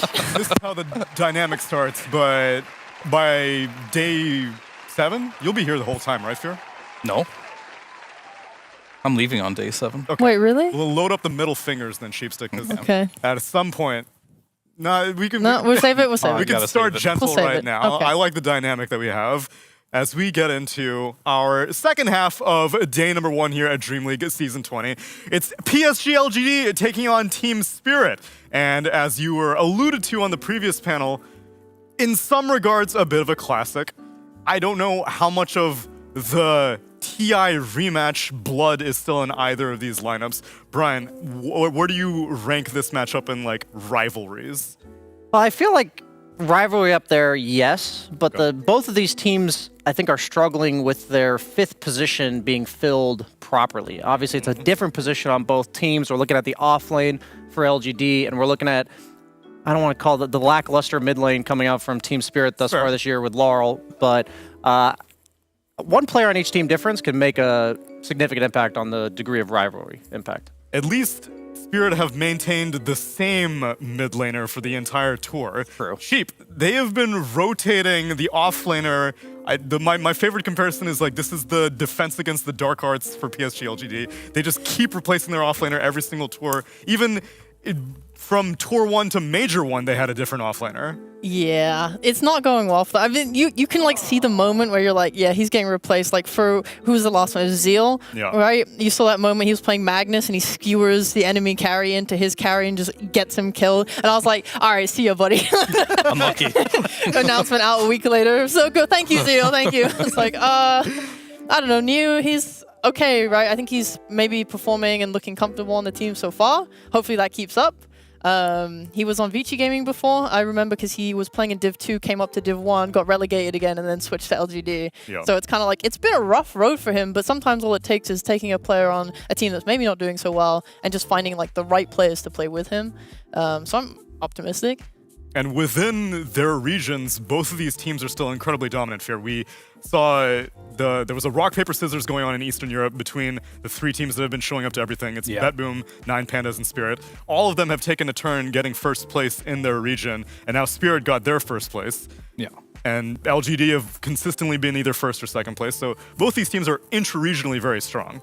Yeah, of course. And for Eastern Europe, it's always been a little strange. Like, they're very competitive amongst themselves. They have their own metas. And Team Spirit has been a team where, yeah, they've won TI, but they've struggled since then. They even brought in a new mid laner, finding that ground. And finding Laurel's footing has been difficult. He had big shoes to fill, replacing Toronto Tokyo on that team. And I don't think he's quite there yet. On some heroes, he's really good at it, but I don't think he's like the full package yet. And for LGD, they've made so many changes, but yet you got Zhao 8 as your coach. You're always going to go to some majors with that guy coaching you.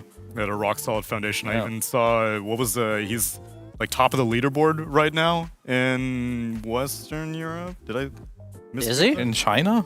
No, I saw some post. I didn't see this post. Well, he's doing great. Yeah. I'm doing great as a co-host. You're so doing far. great also. Yeah, no, we talked about that last panel. Like, I think in China, he is rank 1. Oh, okay. That's what it was. But supposedly, a lot of the Chinese players are playing on C server, so it's a little skewed. But still, like, as a coach, to be rank 1 in any region is absolutely ridiculous. Yeah, just regardless of a power vacuum. Yeah. And you had brought up that perhaps Laurel's hero pool may be lacking, but heroes in general, we've been getting exposed to a lot of 7.33 over these past few weeks, especially as it has gone post-Berlin Major. People aren't in panic mode. People are figuring things out. Sheep, over the course of Tour 3, what was the 4 position of the entire patch, would you say?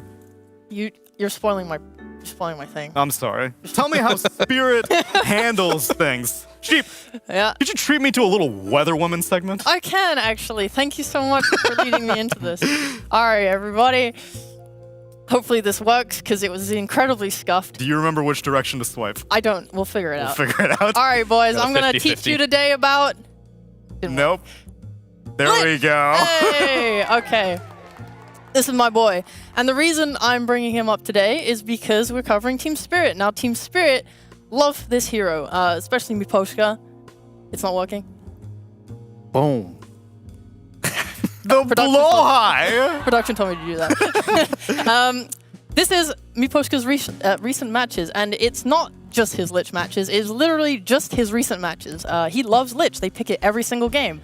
Why do they pick it every single game? Was he so cute? Because of techies. Wow, that's why. Thank you so much for leading me into this. Yes, this hero has been absolutely everywhere. He has been... This will work eventually. All right, he has been 91% contest rated with a 59% win rate. He is absolutely out of control. And Lich is an answer to him. We see Team Spirit, what they'll do is they will take the techies on first pick if they can get hold of it. But if not...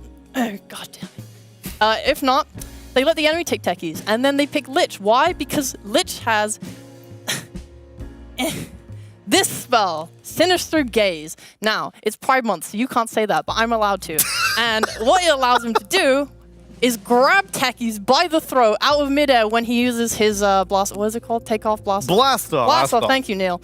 And it just makes his effectiveness in lane much worse. So often. In the games, we'll see Lich go Frost Blast level 1 to apply a bit of pressure, and then he'll just grab the Gaze at level 2 to nullify that. And if not, he will go a point in that Frost Shield, which is, by the way, another insane skill this patch because of Universal Heroes.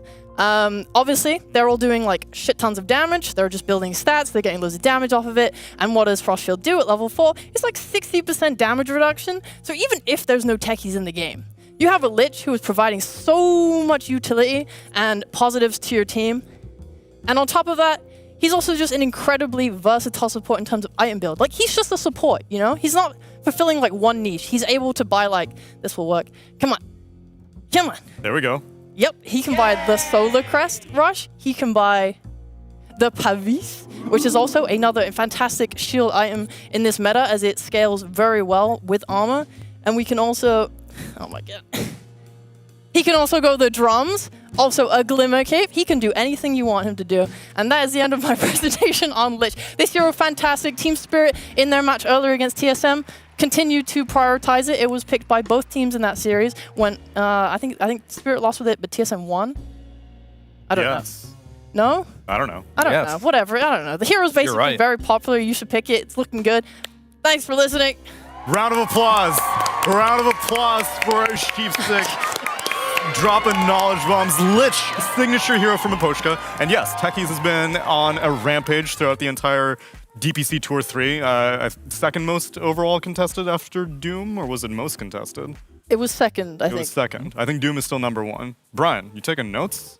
Where's the YouTube video? I don't need to take notes on this specific thing about techies. On Lich, I learned so much, as I did not think of him as a good counter, but as a carry player, I would very much appreciate having a Lich because my entire patch has been spending getting right-clicked by a techies in the 4 position, and it is incredibly obnoxious. And I'm really liking all the points that you made, Sheep, because that sounds like about the best way to mitigate it, but that's why techies is still picked. Like, you have to figure out ways to make it not broken rather than bad.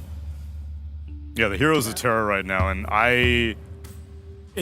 Lich isn't mechanically a hard hero, Sheep, so why is no one else picking it other than Miposhka, basically? You said Insania does it a little bit. Yeah, there's been some teams playing it. Like, I think there was some openings with, like, Liquid and Shopify doing, like, Bloodseeker plus Lich openings, I believe. I mean, again, like, the Frost Shield is nice, and people are using that against, like, Universal Heroes. I think he was, like, a 26th around there % contest rate, so he's, like, doing fine. But he's definitely not, like, super up there. It seems to be a comfort thing. I see. Well, let's see if they rely on that comfort, because LGD got techies! Oh! This is lining up so perfectly. By the way, yeah. Who did those drawings? Who did those? Good. That was me! Wow. Art by Sheep?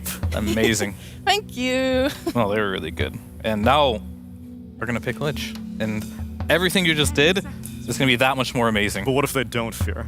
If they don't pick Lich, then I think This is Sheep's really going to have to look. This is on Spirit, though. Yeah. I'm trying to remember who actually won with the Lich in the series earlier. Uh-oh. They're not going to do it. No There's no way they're going to Lich. They'll get a second phase. Yeah, it's still in the pool. Yeah, This is a combo, right? All right, during Of the that stint of picking Lich, it was not only a first phase hero for them. They actually did second phase quite a few times. So, yeah, I was going to say, I was going to do it for you if you weren't going to do it. Thanks. Look, all I'm saying is, I showed you the match history, right? There's a trend. It's not like I pulled this out of my ass. One thing I've worried about Team Spirit the last like 2 tournaments I've watched them is that Yatoro in the TI they won. He had like a 19 different hero picked in that tournament, and they were picking him his hero so early on in the drafts, and I think that was like some way of them trying to compensate, like give Laurel a better game, right? Because he was struggling a bit. But if you could pick a hero like Storm, that's a Laurel special, enabled by the Pugna, saving Yatoro's hero for later on in the draft, that already screams like a better recipe to me. Yeah, consistently he's had 4 months. He's been on Spirit since January, and we have consistently critiqued his hero pool, whereas Yatoro has never had that problem. Yeah, Yatoro can play whatever. If he has the versatility, save him for a later phase. Aside from Dusa, is Dusa even that high priority? Like, are there any top tier carries that you're like, I have to get this in the first phase? I mean, I think a lot of these carries are like if you can pick them in the first phase and they'll have a game, Yeah. then they're good to pick simply because that's like the goal of a core is the first one you pick has to have a game. It can't be like a liability to the entire team. And most carries are not strong enough to do that right now, but they're the ones like Medusa, who's conceptually broken with Coddle and Pugna, or in the case of Bloodseeker, he's pretty much unbeatable in lane. I don't think any of the meta offlaners. Yeah, there's been a lot of like Bloodseeker first phase, and if you're like some Team Secret or something, have a specialist like some Monkey King. But yeah, like if you go back, like the Lina was like so broken you could first phase it, then it went to the Dusa, and now I could argue like maybe you can pick a Magnus first phase. Yeah. But it's more of like a flex pick, not just a hard carry. But it has to win it. It has to do well in the lane. It has to be able to flash farm if you want to first phase it. Otherwise, you want to see your matchup. Yeah. At least the support matchup. Yeah, you want to see something at least. You don't want to just blind pick it. And I think going back to Team Spirit as well, like Laurel, I've seen him struggle a bit on these Spirit heroes because he's been the type of player that maybe he's been working on it a lot. Is he goes in, but he goes too deep oftentimes, and he'll get isolated and he'll be kind of disconnected from the team. But when I see him play his other heroes mid, like the Underlord, he actually played a lot. He looks really good when he just groups up. He plays a really tanky hero, plays an unconventional mid laner. You know, Timbersaw's coming back into the mid lane. These type of heroes seem to fit him really well. But he's going to be playing Storm this game, so we'll see if his overextension, like I'll call them problems, have been solved. I mean, you kind of help solve it with Pugna a little bit, right? Just because if you overextend and use all your mana as well, it's like you're not stuck out of nowhere. You kind of heroes that are going to help you. But Storm can go really far. I mean, he can go pretty far. Like, I agree with you. What is the meme in China, right? We keep calling this like Pugna like a battery for Storm, Gas but they call it a gas station in China. The Boca and Sumail relationship, he was the gas attendant because he would just come mid. He's like a pump, yeah. Suck his mana into Storm Spirit, and then Sumail would go on his merry way. Kind of is like a gas station. It's like a pit stop. Exactly. Unlike IO and stuff like that, you kind of just have to be stationary. So like the difference with this combo compared to like the Coddle and like the IO one is it's not going to be like mid-battle. It's going to be you go in, you get low mana, you get a kill, then you get refilled. And this normally works best when the Storm's ahead. When the Storm is behind, this combination I often don't see as successful. Yeah, the only thing I'm nervous about if Team Spirit goes for something like Lich is that Pugna and Lich are hard countered by this item nullifier that we're seeing pop up in a lot of games, like third, fourth item. Yep. And I think I've seen numerous drafts like lose because they're countered by nullifier, like the whole lineup will be. So I'm a bit nervous, like if you see like a Pugna, Lich, Crimson Guard, all on the same team, it's like suddenly a nullifier comes out, you're supposed to save the Storm who's coiled, you're supposed to save your carry, and suddenly it doesn't work anymore. So I hope they don't all in like single target save too much against the puck techies, because I think it's kind of enticing to do that when you think of this person's going to get locked down for a very long time, even considering something like an Oracle to help out with that problem. Yeah, I've seen many Dispel supports rise to prominence recently. Oracle, Enchantress, Shadow Demon. There's just too much stuff that it's valuable to take buffs off the enemy. But if they don't pick the Lich, I look stupid, so they have to pick it. I mean, just to play to your point here too, also like the Storm, it's very critical that you don't die in like the first couple coils, right? Because it can really ruin your game. So whatever you can draft to make sure the Storm, if he gets coiled early on, can just stand his ground, might be more important than anything. So he does have that good game and can make things happen on the map. But we'll have to see. They do have to pick here. Are we going to get the Lich? Or is Sheep going to look stupid? It's a win-win either way, if you ask me. It's okay. I just needed to be on the Spirit series earlier. It was messed up. That is screaming a Lich pick because they just banned Inch, who would purge the shield, as you mentioned. True. No. That's okay. I'm not getting my hopes up. I'm used to disappointment. Are we going to get an A or an A? Are there even any, like, assuming this Pugna goes 5, are there very many good, like, melee 4s in this patch? It's Mira, so he's not going to play a melee 4 anyway. Right, yeah. Has he ever played a melee 4? I don't think I've seen it. Clockwork? Yeah, he plays Clockwork. Okay. And he played a little Spirit Breaker, dude. Ah, the classic Rubik. Ah, the Rubik offlane to lead into the Lich. Yeah. Yes! Alright, what can you do, guys? It's coming. No, I like it, though. It's like instant stun. But if you can still hang on. If they lose this is the reason. Exactly, yeah. Like, stick to your guns. You had a strategy. It was working. And the instant stun, pluck him out of Blast Off. That's why Sinister Gaze is so good. Exactly. We're just covering different bases here of the same thing. I'm with you. Oh, Marcy. Now, one thing I really like about PSG LGD's draft so far is that they are winning 3-0 in the Universal Hero count. And I think those heroes in general are just broken right now. Marcy, people are just rushing Axe. They're going like Bracer, It is so good, actually. Wraithband. I was trying to save my core, and I'm like 800 units away from them, and I'm just getting silenced. The AoE is so big. Like, imagine Pugna this game, right? He's trying to save people. He's just going to get silenced. Yeah. All your abilities pulse too, so the Marcy jumped on my core, and then I got silenced, and then punched him 3 times, and I got silenced again. And you're playing versus Storm Pug. This pick is actually like low-key brilliant. Whoa. Let's not get ahead of ourselves. She has to punch against a Pugna. But you gotta, but can you, be she really can just difficult. go in, and if you cast spells to defend from her, what I like is the follow-up. You have the egg, the coil. It's all magic damage-based stuff that isn't kited by like the same items. Yeah. That's one thing that you have to be careful of. You have like Marcy plus a mid laner that's heavily reliant on right clicks. Yes. I think what I am keen for is at least the laning with Marcy. She's got the potential to kind of overrun the lane. Especially when you max like sidekick and stuff, you're doing so much damage and your support's able to sustain. So you're just kind of overwhelming the enemy in terms of regen and damage. And I think that both the supports can be kind of abused on Spirit's side. Have you played much Marcy offlane? I played 1 game and I won. Okay, I was just curious like what the standard build is because I've seen a bit of 141 and 114. Okay. And I'm wondering like if there's any insight on which one makes more sense given the situation. As it is, getting right-clicked by techies is super annoying. Now getting right-clicked by a sidekick techies? Yes. Pretty painful. That seems annoying as hell. Yeah. I'm sure it's just dependent on like lane matchup. Yeah, maybe if the carry's like a troll or some other hero that's hard to click, you'd go for the W.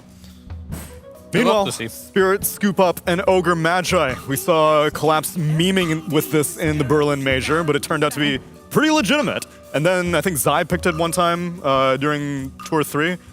I liked it way more that series in the Major because they had seen the carry.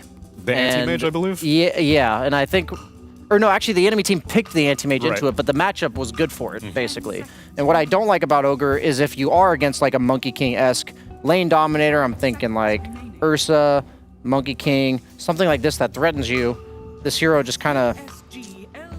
he kind of becomes a liability. I've used that word a lot in this draft, but... Oh, they are, so that's a Marcy carry. Yeah, I mean, it has the flexibility to do carry well. I was thinking that might just be the best choice, too, because when you get that level 6, you can probably just kill the Ogre, but until then, it might be a little difficult lane.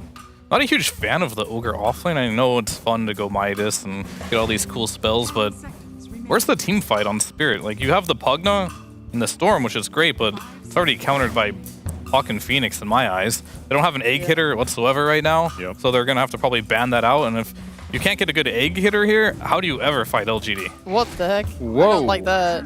That's a strict Visage counter. Like, that's the only reason you would pick this hero. I don't love it because Marcy's now got a punching bag. You also have Phoenix % base damage and attack speed slows. Like, he doesn't hit the egg either, as you mentioned, Fear. So it's now on them to disengage from the egg, but you have the coil, you have the Marcy to force the fight on top of it. I'm really leaning towards LGD's draft here. I think they're going to hit like a sick timing with like the Marcy Ags, the Visage like first or second aura item, and just kind of run over Spirit with no D-push. Like, their only D-push is Bristle to stand in front of towers, and I'm a bit nervous that that's not enough. I guess what I do see in the strength of Spirit is their ability to ball up. Like, you have this Bristleback, you have a Pugna. Like, I was thinking in terms of, oh, you have Storm Spirit Pugna, so you want to play like a pick-off based game, but then they haven't picked any setup whatsoever. So it's just become we're going to Death Ball, we're going to have Bloodlust, we're going to have the Pugna heals, we're just going to like run at you. Maybe Rubik can buy like a drum or something, and then you're just together. Yeah. They also have potential farming speed advantage, because Bristleback, they don't have any ancient hitters on LGD right now. They can't yoink Yeah, they stack. can't really just do stacks. They can't really steal stacks. Bristle can do a lot of stacks. Then you have Ogre with a Midas. So I guess if you do have one thing going for you on Team Spirit here, you can get a net worth lead potentially if the lanes go well. Seems that it's a very 7.33 kind of draft out of Team Spirit. I've been so big a fan of all the buffs, the Pavises, the Crimson Guards, and yet they're putting it on an Ogre. Who's building auras here? Yeah, I'm telling you, I think Marcy's gonna get like third item Nullifier, and you're gonna have these buffs from Ogre, Bloodlust, Crimson, Pugna, Gone. and it's just gone. I'm pretty sure anybody they try to save will just die, and the whole point of Bristle is to be able to tank that, and I think this hero is not really seeing too much play for a reason, and I've highlighted it after 4 picks. This is 4 universal heroes. to 0. It's over. Oh, shit. I guess the game's over. I mean, he mentioned it's the 7.33 siege draft. Actually, it's the other way around. LGD has LGD not a very 7.33 draft out of Spirit. Yeah. And now, I've got a treat for you guys. Making their Dream League debut as casters, it's Sunsfan and Cinderin. Hello. Welcome It's to time Dream for the League. B team. That's true. Season 20, Sunsfan here with Cinderin. We got PSG LGD versus Team Spirit, Mr. Cinderman. Last time we cast Collapse playing Ogre, it was at the Major, and they got stomped so hard. I remember it vividly. But it was fun to watch, at least. They That's won the the game that important he was Ogre, and it was a great pick. Okay, my mistake. Maybe they picked it another time, but I remember Collapse popping off and owning. Oh, no, that's right. The game that we cast, he owned, and then Yeah. they played it later in the tournament and got absolutely stomped. decimated. Yes, it was like that's the only victory with it. That sounds about right. I think that was the only 2 times it got picked all tournament, and it was Spirit both times, if my memory serves me right. But yeah, we did cast that. They're going to run it back here. I find this hero to be a little bit of an enigma, to be honest. I don't know how truly well understood it is by the pro scene in general. Obviously, the teams that pick it, you would expect, have the most knowledge of it, and I'm curious what LGD's approach is against it. Clearly, they feel like the Marcy carry is a good matchup, which it should be. But just overall, what Ogre brings to the table, if there's anything you need to be worried about, or if it really is as straightforward as, this guy's going to buy auras, we're just going to get enough damage, and then he's just there, Whatever you want. For me, the more interesting hero to look at overall in this game is the Bristleback. I think this is a really cool last pick. Like the panel talked about, great against the Visage. The Marcy matchup could prove to be a little bit tricky, but I see a world here where if Yatoro, like Fear pointed out, gets to farm some big stacks, he might honestly reach an almost impenetrable level in the earlier portion of the mid-game. The Radiant lineup doesn't have the most reliable, good damage sources against him. The birds don't really work. You have Sunray, which can be okay. But apart from that, I actually think he's relatively sustainable in this game. Okay. And what about egg killers? Because you do have that is the biggest bloodlust. problem. That's about it, right? Yeah, the egg is going to be the biggest problem. But again, if there's like 2 overall solutions to Phoenix, I would say, like on a basic level. One is to kill the egg. The other one is to be able to disengage, right? When it comes out. Storm can disengage. Oh, they're going for this kill in the bot lane. Shira looks to be dead. Collapse gets the first blood. You question the Ogre. They don't Immediately, they shut your freaking mouth. They don't know. No, it was all you. You hated on it. I question how much the teams know about Ogre, and it looks like LGD forgot about Ogre. I think everybody did, to be fair. As long as they didn't forget about Dre, then it's fine. I'm sure that's a reference that I'm not supposed to understand because I don't listen to that music, Cinderin. Oh, you knew it was music. That's pretty good. I did. I mean, it couldn't have been a movie, so the options were limited. Yeah, you're very correct on that one. So, good start for Spirit. All 3 lanes here looking pretty stable for now. The Bristleback, I think, is the one that is most a given. Will have a good time. I'm expecting Yatoro to hands down just win this top lane. It should get easier and easier over time as he gets points in the Bristleback and as he starts building up and getting his early Vanguard. Then I think this just frees up Miposhka to do whatever he wants. And that's obviously a great luxury to have as a 5, the ability to just go and stack for your Bristol. You can take the gate and gank bottom.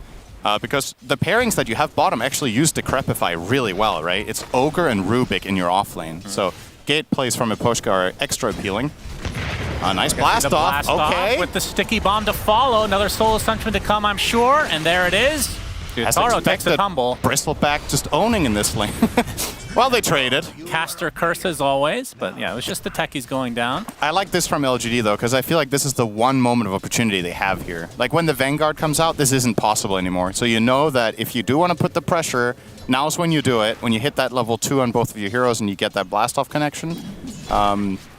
They're on a timer in terms of pressuring there though, so get it done while you can. Good damage. Fire blast with the ignite, telekinesis back, but the Icarus dive is there. Of course, that costs a little bit of HP to use, but we'll live through the day. As we're back to the top lane again, but oh, Mira! Nice blocks here.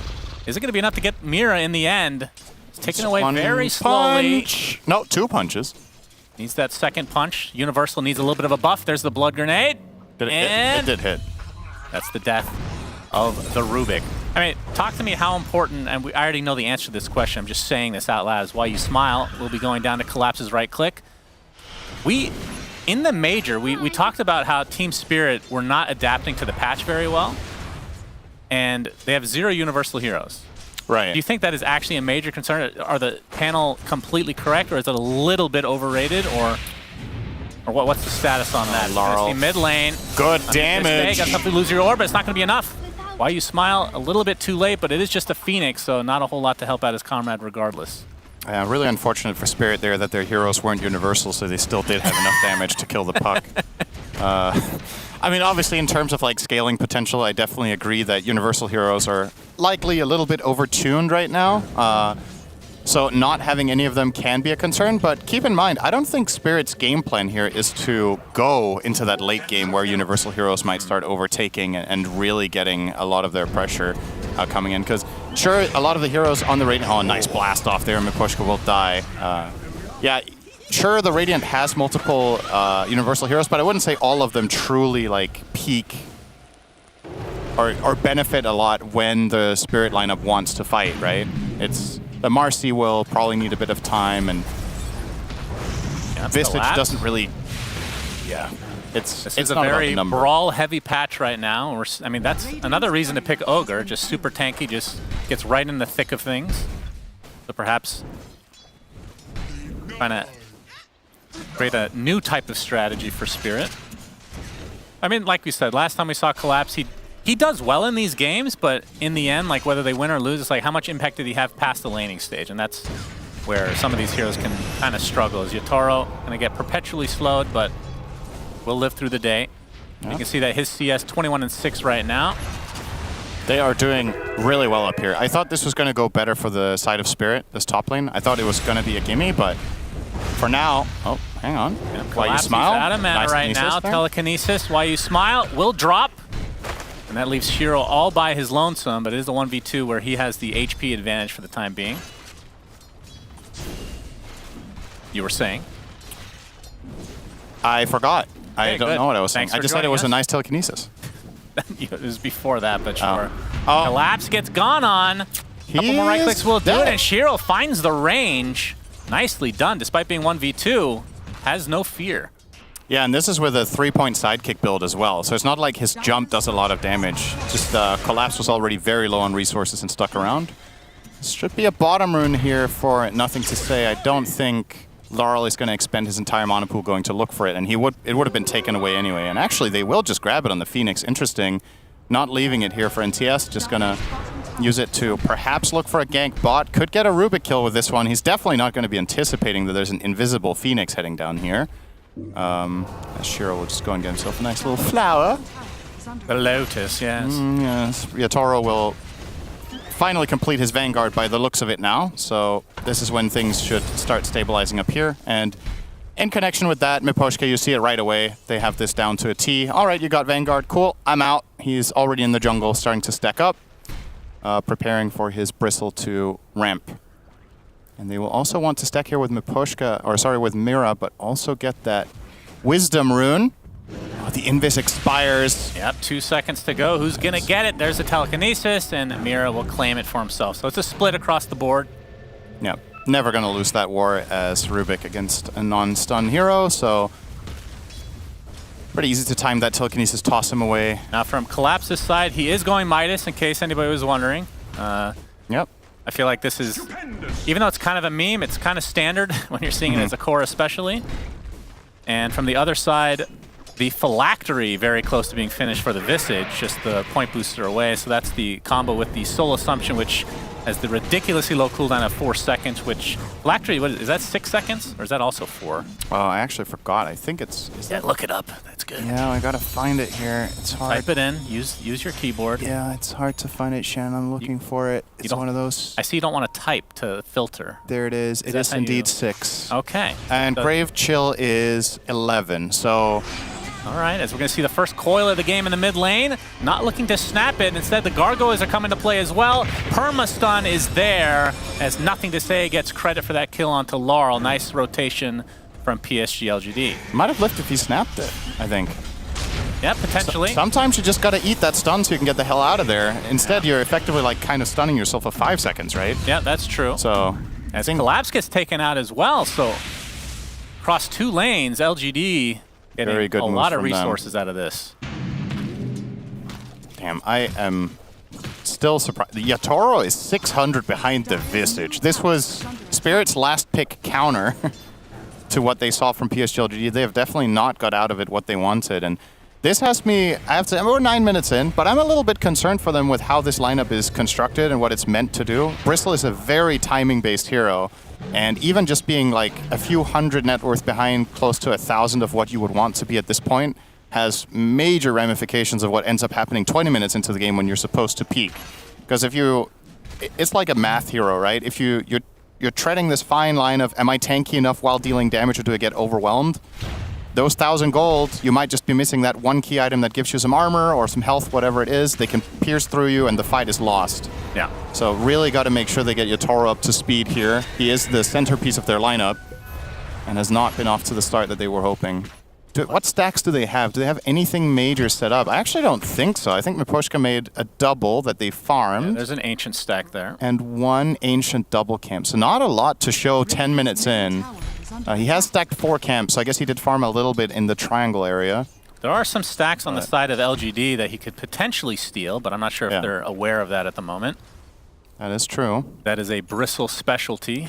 And, I mean, LGD Collapse. can't really take it themselves until this Battle Fury comes online. Collapse, like you said, getting gone on, but the rotation from Mir gets the telekinesis off, but the Unleash doing massive damage. Laurel has come to play, though, and he gets the Electric Vortex. Collapse does fall in the end, so it likely will be a trade, although Laurel starting to run out of mana, but finds the damage in the end, so 1 for 1. Position 1 for 3. Yeah, I don't think PSG LGD mind this too much, though. They force the TP rotations. They get the Phoenix level 6. And all of the resources expended by Storm. He's actually going to walk into NTS. I mean, NTS is alone. He might kill the Rubik and get out of here, I think. That's going to be the death of one. Yeah, pretty clean. Just going to get away. That's with the Arcane Runes, so another 45 seconds for the coil to come back. And of course, these stacks were scouted, so they are aware that this is likely something that Yatoro is going to want to take.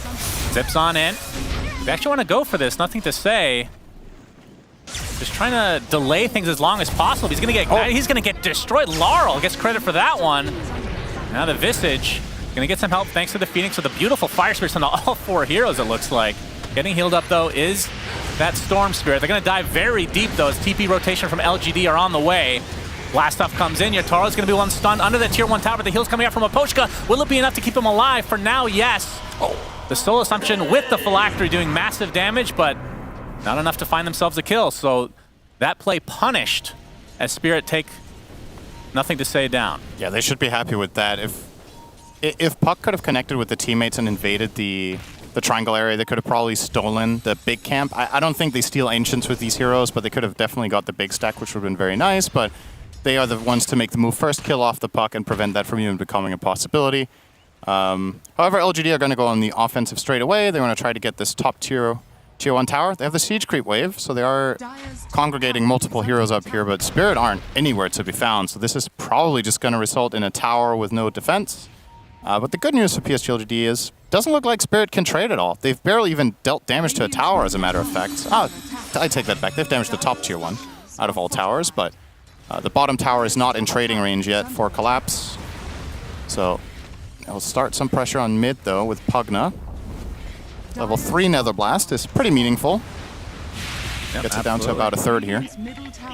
Oh, but there's the 12-minute Midas online for Collapse. Oh, wow. They're actually just going to get this fully.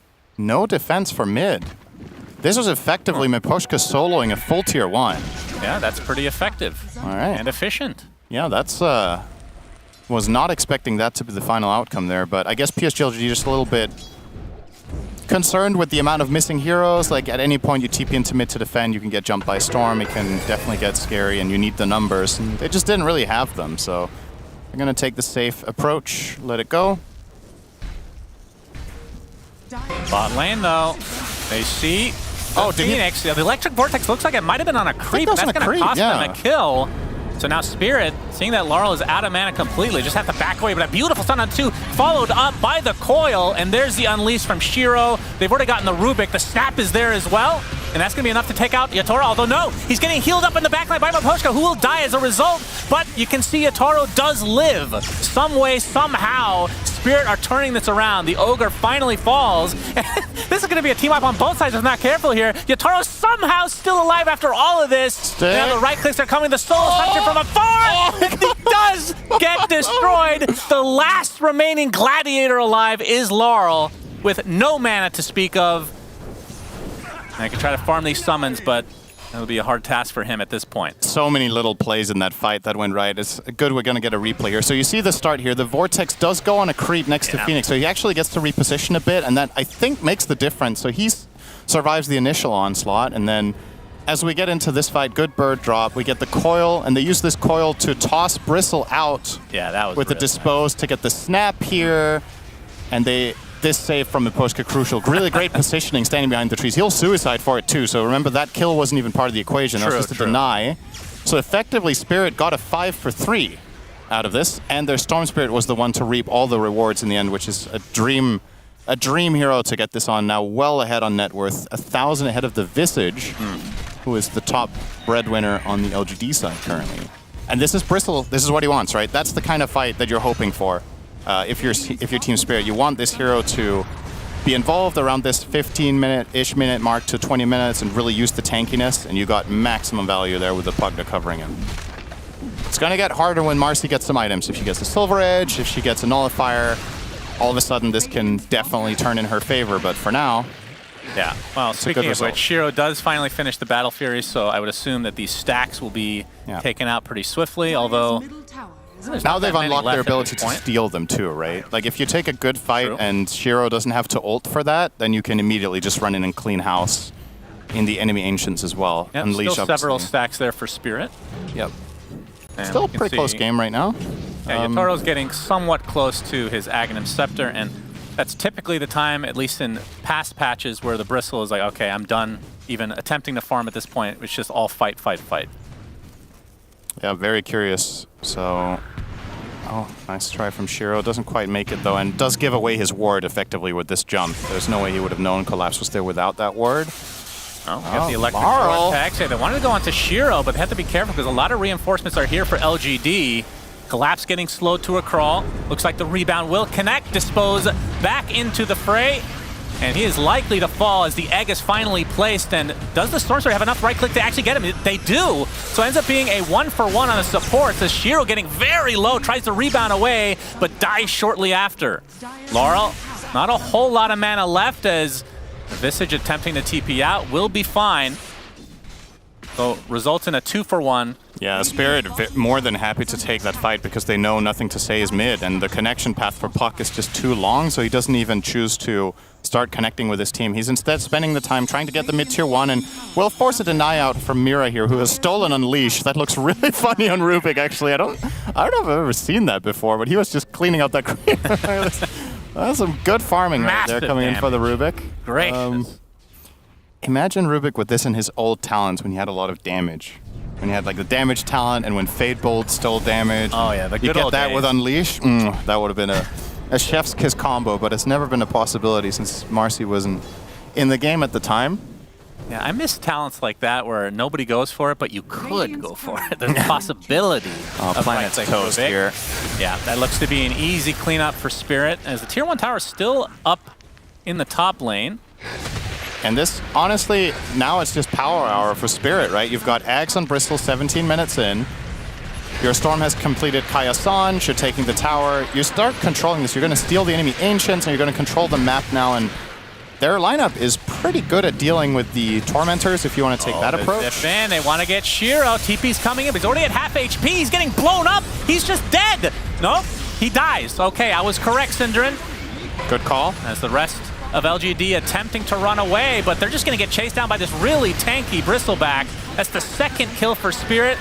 Because now they're going to try to reset a bit. Blast off connects for Planet. There's the coil onto 3, but where's the follow-up? Sticky Bomb is there as well, but actually Puck gets controlled. So nothing to say drops, despite having all that mobility. So 3 for nothing in Spirit's favor. And like you said, this part of the map very important because if they can get this Tier 2 tower, or this general location locked down, the 20-minute Tormentor's there for them to take as well. This was really close for Shiro to live. That last rebound before this clip started would have potentially been a different story. But the fact that they can dive this deep this early, not a good sign for LGD. They're taking so much advantage of the abilities for Storm to just set the stage, and then Bristle can just run in. Like, this is what we're talking about pre-game, that if Bristle succeeds in reaching this point in the game right now, I just don't think the Radiant lineup have solutions for him. Like, Marcy is supposed to be the hero that deals with Bristle, but she doesn't deal with him at this time of the game. We're talking 10 minutes away before she truly has the items to just man-fight and win that 1v1. And Spirit are taking full advantage of the fact that, well, PSG just aren't there yet, and really showcasing why this Bristle last pick was so good. And imagine if his lane went better, right? This didn't even go as well as it could have. They just didn't need it. And LGD are seeming a little bit flustered, right? They're like getting picked off one by one. They're in positions where they feel like, I should be safe under this tower. They don't care. They just jump you with both heroes, kill you off, and run away.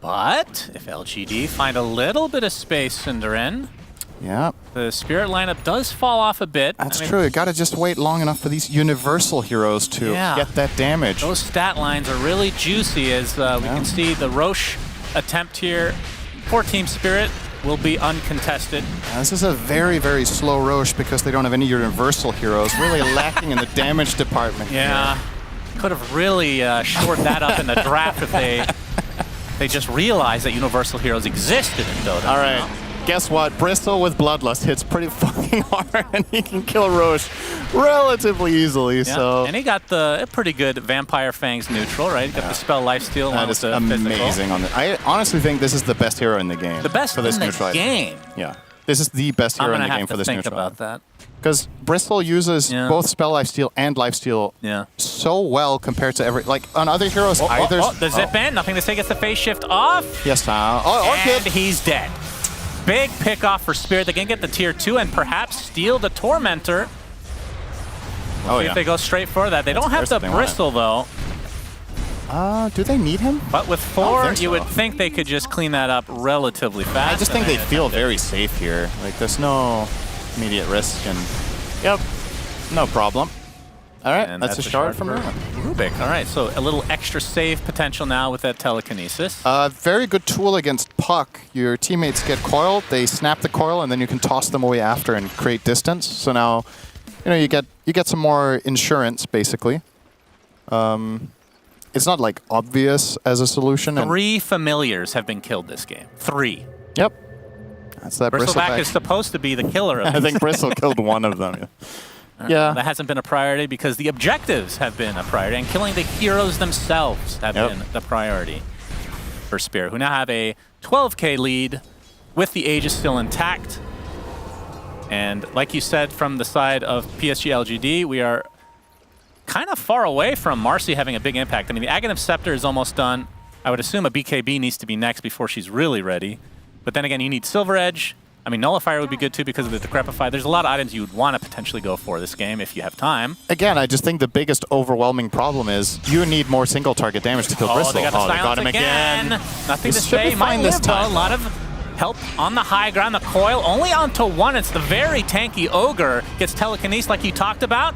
Will be saved as a result. And the Ag kind of wasted in the end. This is not good for LGD. They need to get the hell out of here. And Laurel is a bit low on mana though. And obviously still has the Aegis, but it's still got so much time left that maybe not trying to overextend at the moment. Yataro, he's not scared though. He has the BKB, Ags intact. He can't die during BKB. They don't have damage. So he can play very, very confidently.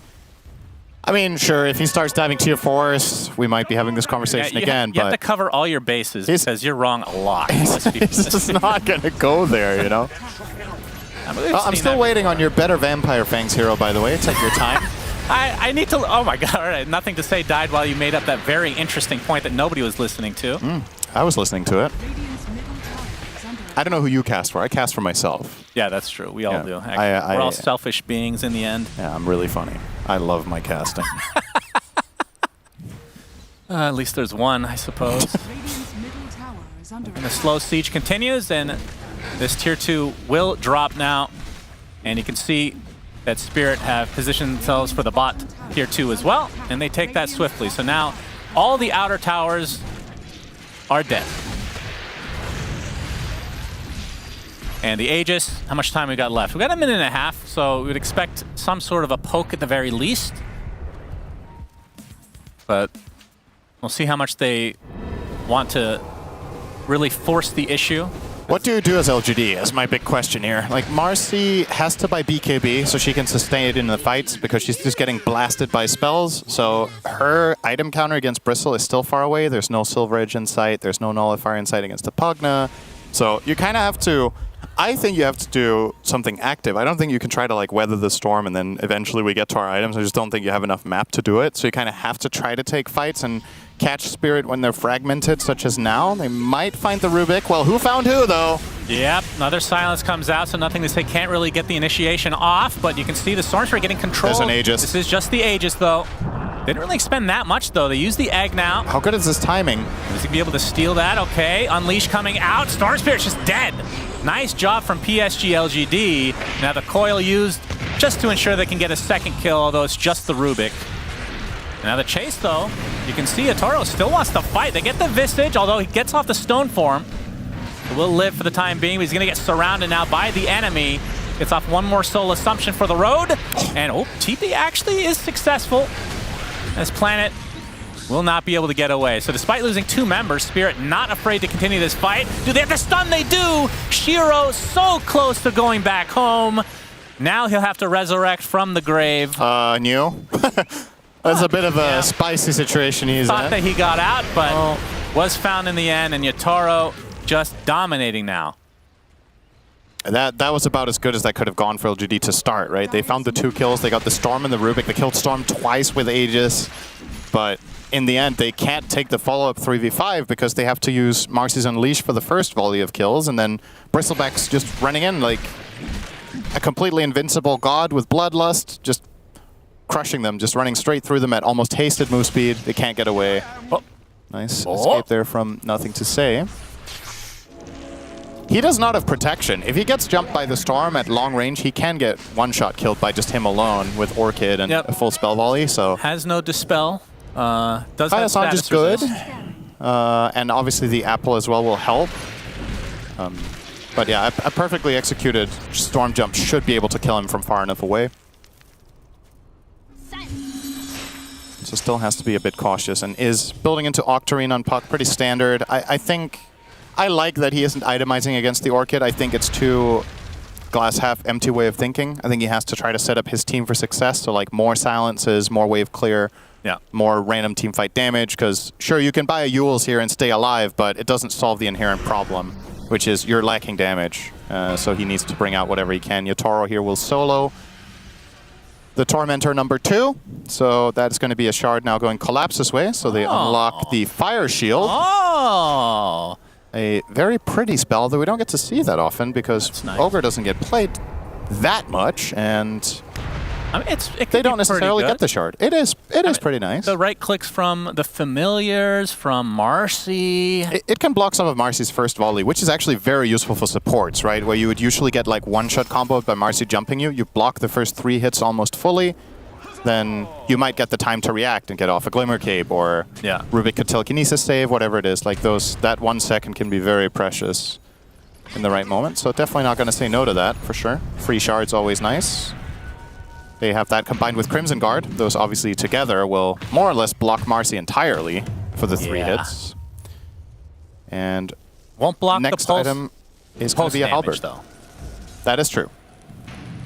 Have the Halberd coming out relatively soon for Collapse as well. So that's going to be another Marcy solution for them. Yeah, seems to have a lot of solutions for LGD's lineup where LGD just haven't had the time to itemize for the Bristle necessarily. As now the high ground push has come. Already Fortification pop. No Aegis for Team Spirit. But with an 18k, well now 17k lead. My god, this tower is just gone. They've stolen Familiars. They stole the Familiars, yeah, that's classic. That is very useful. I gotta say, it's a pretty good spell to have. They're covered in the Fire Shield as well. We didn't even talk about that potential. Shiro. Unleashed is used. No. Did they spot it? I think he wanted to unleash Blink, but he took damage from the Nether Ward, so he couldn't blink. All right, well now you just gotta wait that out, and then she's almost useless. I mean, now you've lost 2 lanes. If Spirit saw that unleash, they must feel very confident in pushing this to the limit here. No doubt about it. Gas station Miposhka hard at work here. Yep, the backdoor protection is there. Yeah, this next wave is going to reach the base, though. They have Glyph, so they have a secondary line of defense. Which they actually will now. use it. Interesting, not waiting for the next lane tower. Because this Barracks looks to be dead no matter what. The zip-in and the BKB by Lara, trying to control the Visage. They take him out instantly. You can see the egg with that Sunray shard.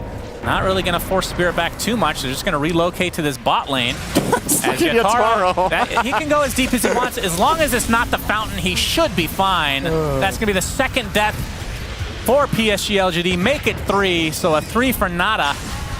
As Laurel expending a lot of his mana to try to get this kill on the planet. Won't find it, but instead might find the Marcy instead. A little bit more valuable at this stage. GG's called. So. And you know what they say when there's an ogre in the game, Shannon? It's an ogre game? No, they say game ogre. Damn, I knew that too. You could have. Man. I thought we'd cast enough together, but I like that you did the Alchemist reference. Still, it was a 50-50. You got it wrong as usual. Yeah, I had bad luck with 50-50s. Nice game, though. That's, gotta say, Spirit I was a little bit concerned for them 10 minutes in with how especially the Bristleback's lane was going, but they just kicked it up to 11 in the next 5 minutes, and it just built themselves more or less a flawless path to victory after that. It didn't really feel like LGD stood a chance. It's weird to watch Dota where it's like, okay, 10 minutes in, yeah, this is anybody's game, and then you get 5 minutes later, like, okay, this is really rough. When you look at a lineup like PSG LGD's that is supposed to be able to fight in the mid game, this Bristleback Storm combination was just a core duo that the Radiant lineup just doesn't deal with particularly well. Yeah, I agree. I mean, it's only game 1, of course. LGD will have some time to try to get their bearings back together, if that's even a saying. But let's see what the panel has to say, not only about that game, but about that saying in general. I believe the expression is gathering one's bearings, much as how Bristleback was gathering them ancients. Am I right, Brian? Am I right? I feel like that was absolutely terrible. Shut the fuck up, Brian. I'm wanting Trent back. You're right. He was very supportive regardless. I saw it from the side. I'm like, hey, Trent doesn't mean that. But he was too nice to say it. Those You talking about Canadians. supporting a Bristleback, like stacking his ancients? Am I right, Brian? Right. Like they killed the ancient. Hey! All right, everyone shut up. Okay, yeah. See what happens when I enable him? It turns into a disaster. That game, I was surprised, like how quickly. I mean, the casters mentioned like the game was 0, like even 0K net worth lead either side, and suddenly it's 6K for Spirit in a matter of I think 2 or 3 minutes. And I thought this Bristleback was going to be a punching bag, but it turned out that like he was, but it took so much for them to kill him on the side of LGD that eventually the Pugna sustained, the Storm was able to rejoin the fight, and the Marcy with the Battle Fury, like, I feel like the Universal heroes, they shouldn't buy like non-stat items, right? Yeah, I agree. I don't really like that item build. It feels like last patch more so than playing to the 7.33 here. But who did play really well, and I was critiquing a little bit, was Laurel and his Storm Spirit. He popped off. He needed to have a good game, and he didn't overextend that much, or maybe he vortexed the creep one time, but it didn't really matter. He That set up the whole thing. It set up everything, and he ended up, what is this on me? Get this out of here. What the hell? Bloha is taking a lot of abuse today. Poor baby.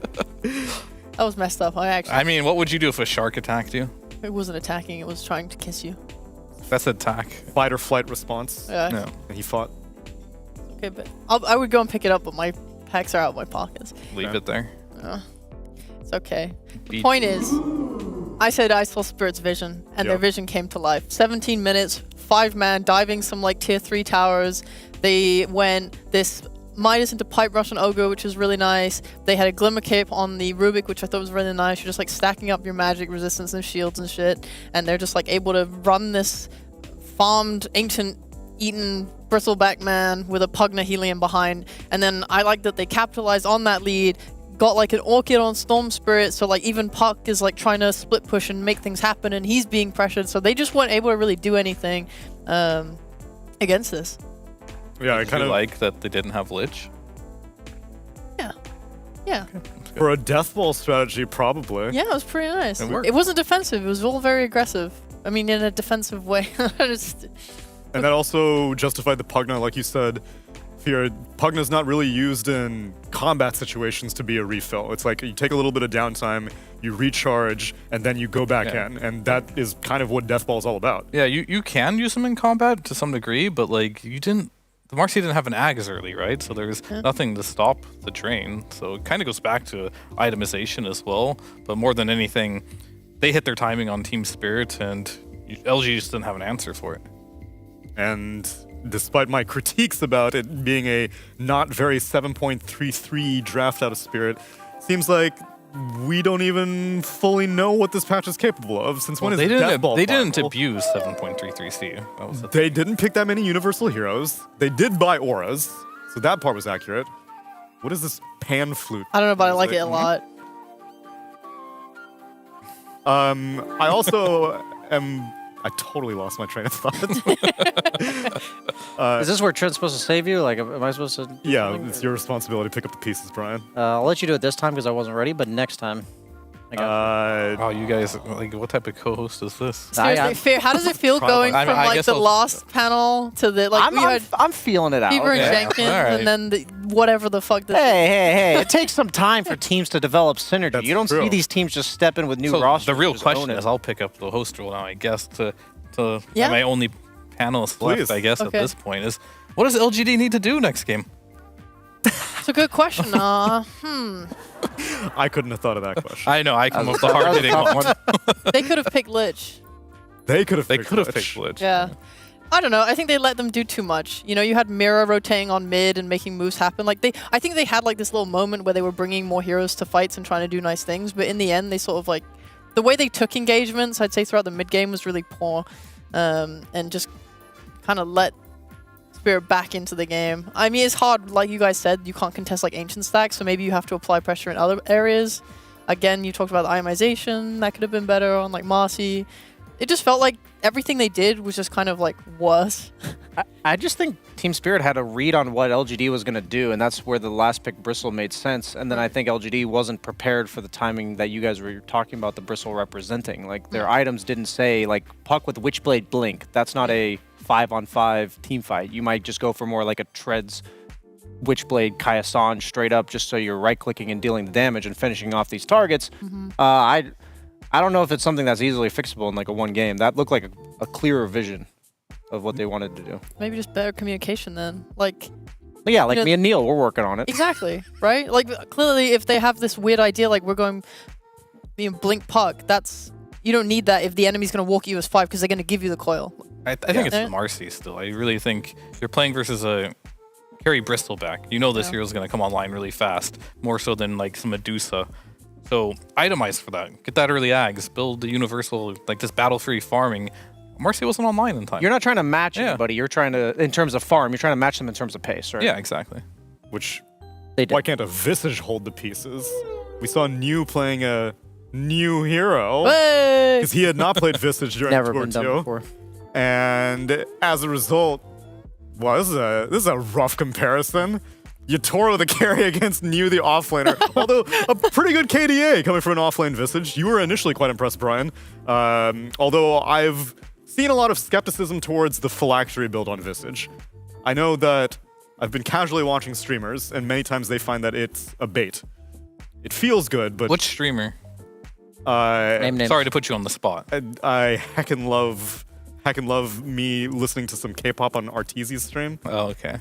Yeah, and his Visage went phylactery and then proceeded to never really fight. He just kind of stayed in the just lane the whole Arteezy, time. though. He'll complain about Correct. everything. I think I drew that conclusion shortly thereafterwards, and I'm like, but the Visage kind of is doing something, though. Yeah. I think a lot of offliners are going for like that one mid-tier item. Like you saw Ogre go the Midas, you saw like some people go Vanguard, Visage goes Phylactery. So I think it makes total sense because the fights don't start happening until about 15, 20 minutes. And that's when you want that first aura item to come out, which they did do that. I actually don't think the Visage item build or hit pick was at all the problem. I liked it. I thought when he came in early and he was doing like loads of damage with the phylactery. Like I thought it looked nice. Yeah, it gives you a little bit of HP, mana regen. Kind of just gives you everything you need. So, all right. He passes. You know, and He's okay. Yeah, he was not the one to blame. We can blame Gets everyone a else. C grade, just barely. He won his lane too. B, I'd say a Yeah, B. Yeah. I'd give him a B plus. If we're looking at Who who was to the kick, F on that team then? Marcy. yes. Yeah. Yeah. Those carry players are I pretty mean, hard. he was good in lane though, at least. I mean, maybe we just play mid, call it a day. Sounds good for me. Unbelievable, nothing to say. Pick up the pieces. I'm very disappointed in your performance. You better bring something better for game number 2 when we come back with more PSG LGD versus Spirit.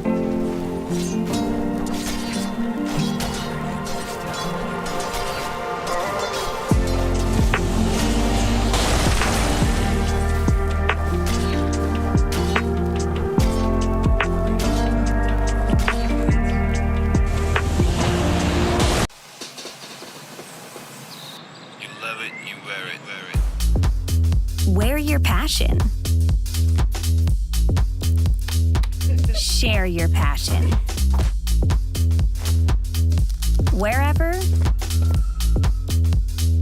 whenever. Gaming is a lifestyle. Get your merch at shop.eslgaming.com.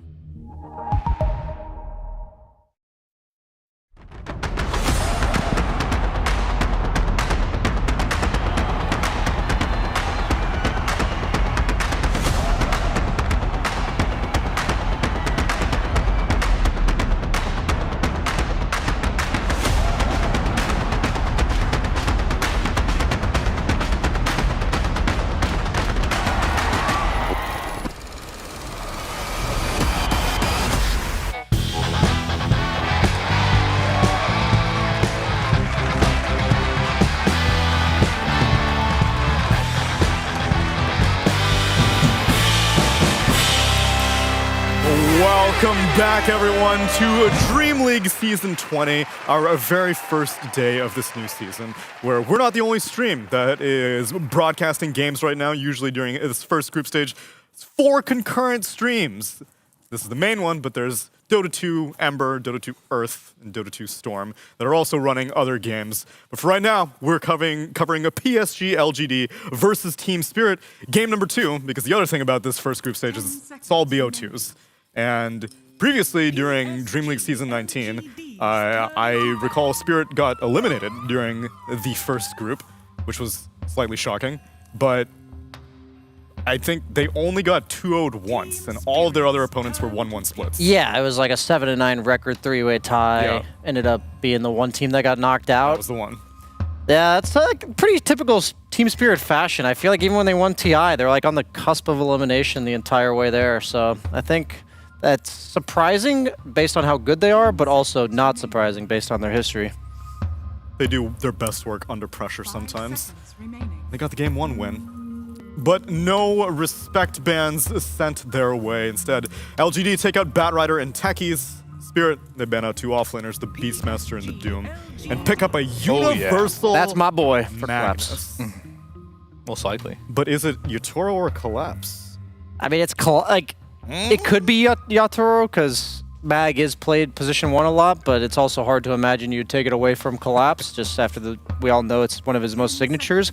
Just so people at home are aware, most Mags go 141 stats. Okay. And with like Treads, Double Bracer Echo, you're hitting for like 240 with Empower on at like level 10, 11. It's just so stupid. So that's why this hero's getting first picked. And one of the best things to do against him is once he starts hitting you for 300, just have it not kill you. So they go for the Timber Saw, a hero that's too tanky to deal with it.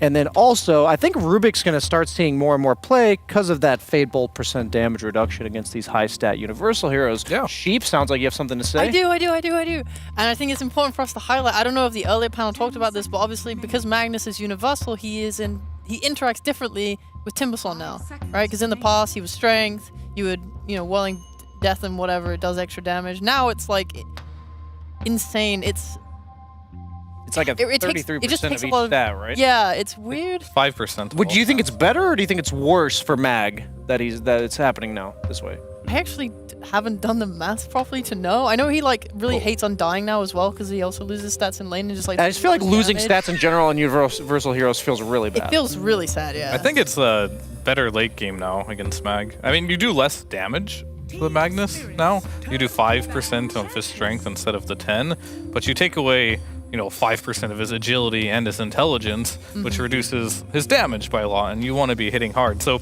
add that on top of Fade Bolt, you actually take a lot of damage away from this Magnus in this lineup if you manage to get all those spells on him. Yeah.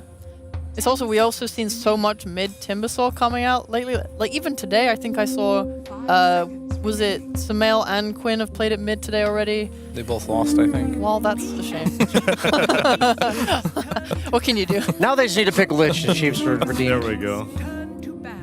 It does seem ambitious to first phase a Timbersaw, though. Well, against Mag, I think it's fine. I think you should win your lane against a Magnus, right, as a Timbersaw, and not many heroes can say that. How do you know where the lane's going to be, what if you put the mid Timbersaw and the Magnus goes off lane? Or safe Well, lane, the question is, what do you define as winning a lane, though? Like, will Magnus be shut down, or is Timbersaw going to do okay? Like, what do you think of when you're saying win the lane? I mean, he's just going to have a small CS advantage and eventually have eventual pressure in the lane and make sure that Magnus has to leave. You can't shut him down. Like, he's going to go jungle, and there's nothing you can do about that. He's going to max some power, but it is an option of, like, not losing your lane, potentially, if this is a carry mag. Of course, you can always just throw it into the off lane, and then you're not going to run carry Timber to counter that. Exactly. But throughout the game, Timber's pretty strong, seems pretty good versus mag, why not? Okay. Then what are the shortcomings? Because I have to imagine there's a reason that, because there are a lot of universal heroes are popular. It's not just against Magnus, and they all right-click. So why isn't Timber so more popular as a first phase counter? Against Magnus? Against any just a universal. Oh, just all universals. Yeah. I mean, it's pretty good versus a lot of universals. Every time I've seen it being played against like a Pango or a Wind Ranger, it's been pretty effective. Right. I don't know if it's you just first phase Timber because of it, but you could. I haven't seen enough games to really give you a clear answer why people don't pick Timber more against universals, but it seems like a good answer. Yeah, Mag also double dips on the stats because of Empower. It's like 75% bonus damage, so if you're removing the stats, you're removing like 175% compared to 100% of the damage that's being taken away. And Magnus also wants like that AoE team fight, and Timbersaw loves being the meat shield guy in front, so I think it's a little bit of both aspects. It's a game plan thing. It's not just the stats, but it makes it maybe worth the first round pick as a response. But a lot of the heroes I think Mag struggles against are the ones that have BKB piercing AoE disables. Like that, when he drops the RP, these heroes cast their spells in response. So I really like the Wyvern and the Medusa bans. And then the Morphling, what people are doing now is if you buy Ags on Morph, it steals 40% of the stats from universal heroes, and you're basically freaking useless for the duration of that Morph. And so this is making me lean towards thinking it's a carry mag with these bans. Yeah, I mean, it might be if that's the direction you want to go. Just seeing Collapse not play it would be weird. Let's just point this out. They could just simply pick more universal heroes. Okay. On what side? On Team Spirit? On Team Spirit, yeah. They could just simply like put Mag in the offlane, just pick another universal. I love Void Spirit with Mag right now because you have insanely high stats, and you also offer what Mag wants, which is a hero that goes in first, creates a little bit of a response from the opponent, maybe makes their positioning a bit compromised, capitalize with the RP. Yeah, and he does like the same skill build too. You get 4-1-4 into stats, you get really beefy, and you hit just as hard as Mag at some point with Empower, because you build the exact same items pretty much. Yeah. It's definitely ridiculous if you can get that point. And they have the option if they want to go for it here. I'm surprised it's still in the pool actually, because normally when you see a Mag, that Void Spirit is on your mind. You like it more than a Pango? Yeah, for sure. Definitely. Because Pango doesn't use the right clicks as much. Yeah. While he's rolling, he's not right clicking. Swash, I guess? You can cleave on Swashbuckle, but it's a flat amount of damage, I guess. You see this, it's a flat amount of damage, of course. You'll get that cleave, but Pango doesn't right click very much. He doesn't build into like these mantas and just start carrying the game. Whereas I've seen so many games where Void Spirit just gets empowered and CM's dead in one hit, and just one astral literally step, one hit. and you're gone. Astral, Echo Saber. Yep, you're done. Oh, but they go Pango. So, well, I can give my justification. Go. He doesn't build the same stuff in terms of damage, but I've been seeing Diffusal Mana Burn be incredibly irritating for a lot of heroes. And LGD have Crystal Maiden to defer some of that, but then even if CM gets Mana Burn, she's pretty screwed. Yep. And then it's just more team fight that you can slap onto an RP with Rolling Thunder as opposed to just raw damage. I mean, the Void Spirit will kill the CM faster in the late game, but Pango will do it better in the early game. Yeah. Because, like, one of the biggest problems you have is Void Spirit versus CM is the root is super annoying versus you. So maybe that's their train of thought as well.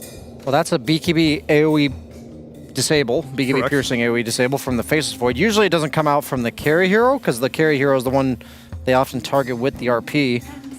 I'm a bit concerned with his itemization. I'm thinking, Fear, like, if you're picking Void here, what's your vision for... Is it just going to be the standard Midas Maelstrom BKB? Is he going to have to mix it up because of the Diffusal Blade? Like, you tend to run out of mana in that case. You already have mana problems as a Void. I mean, you could just take the Lotus, build the Wand, have some type of way to deal with that. But I think if you're playing Void, you're always playing for the same thing. You're playing for the late game. So whatever gets you there, doing the like type of cute builds to try and fight earlier generally doesn't work out. So I'm totally fine with a Midas or Mask of Madness Maelstrom build if he wants to go that route.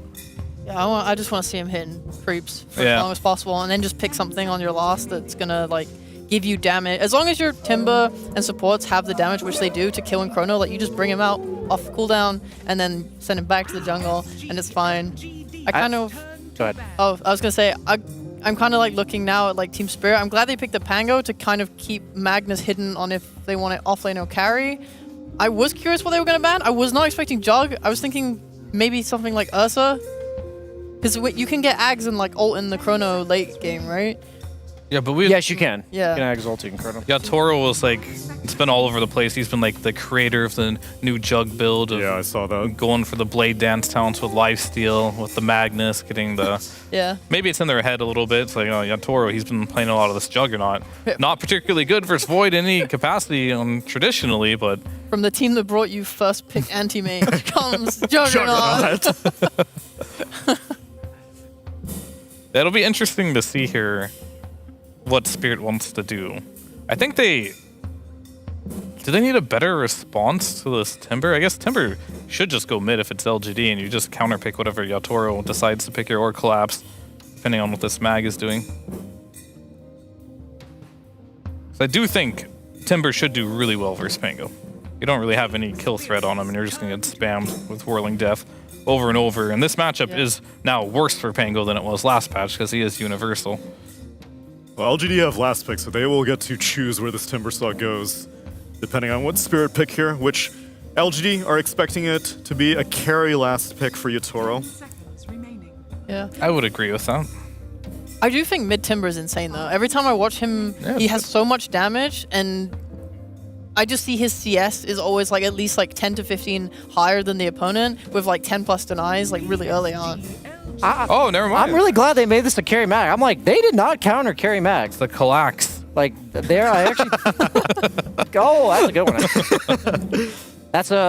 I remember feeling like this matchup as Void was not very good, and for in lane, Void versus Axe. And Dota Buff says that Axe is actually his worst matchup in the entire game. Wow. So I think that Collapse is one of the best like teasers in the last picks with these particular matchups that fit his fancy, and he just knows them really well. So he'll abuse them. It's just the battle hunger damage over time is really annoying for Void. He can't time walk it off. The spin, you're just consistently harassing in them, and then you also don't do any damage to Vanguard once he gets it on Axe, so he can just cut creeps freely. It's going to be a lot on the Timbersaw to actually rotate once or twice with maybe the first Chronosphere to like shut down Collapse on the Axe. Otherwise, he'll just absolutely free farm the top lane. I don't think CM, Rubik, and Void can kill him with a Vanguard. Yeah, and how do you punish this like Magnus now either? Because you're not going to win the lane versus Sky and Axe with a faceless Void CM. That's probably just not going to happen.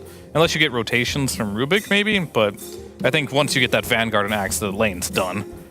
And then you have to deal with this carry mag now, and you could put Timber there and maybe pick something mid, like a Queen of Pain? Is I was thinking that too, but they banned it, so they saw that coming. I would maybe just like to see Timber go mid and then just take over the map. As long as you have a 4-staff, so you're not dying to this Cole like Skyrock combo, it seems okay.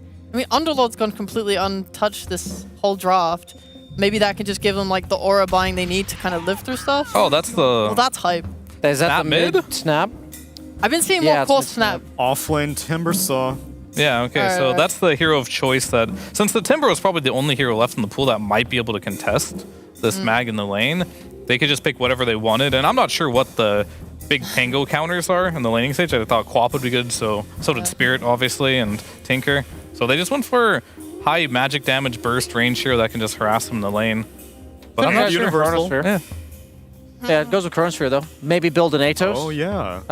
Like just for the early game, like they're kind of lacking a bit of catch until the Void comes online. Yeah. So I like the pick. I think it fits their draft really well, but I also think Snap Mid has not the best track record. Yeah, I'm excited for it because I love Snapfire. But I look at this lineup and now I feel bad because Timber being on a side lane makes him much more liable to be able to be shut down. I think from mid, like the strength is being able to get like a really fast Octarine and just be super annoying and farmed. Whereas off lane, it's like, okay, you're playing into heroes that can potentially kill you, a lot of magic damage, a lot of pure damage. Yeah, like if he doesn't have a good game, I struggle to see how they're gonna make this work early.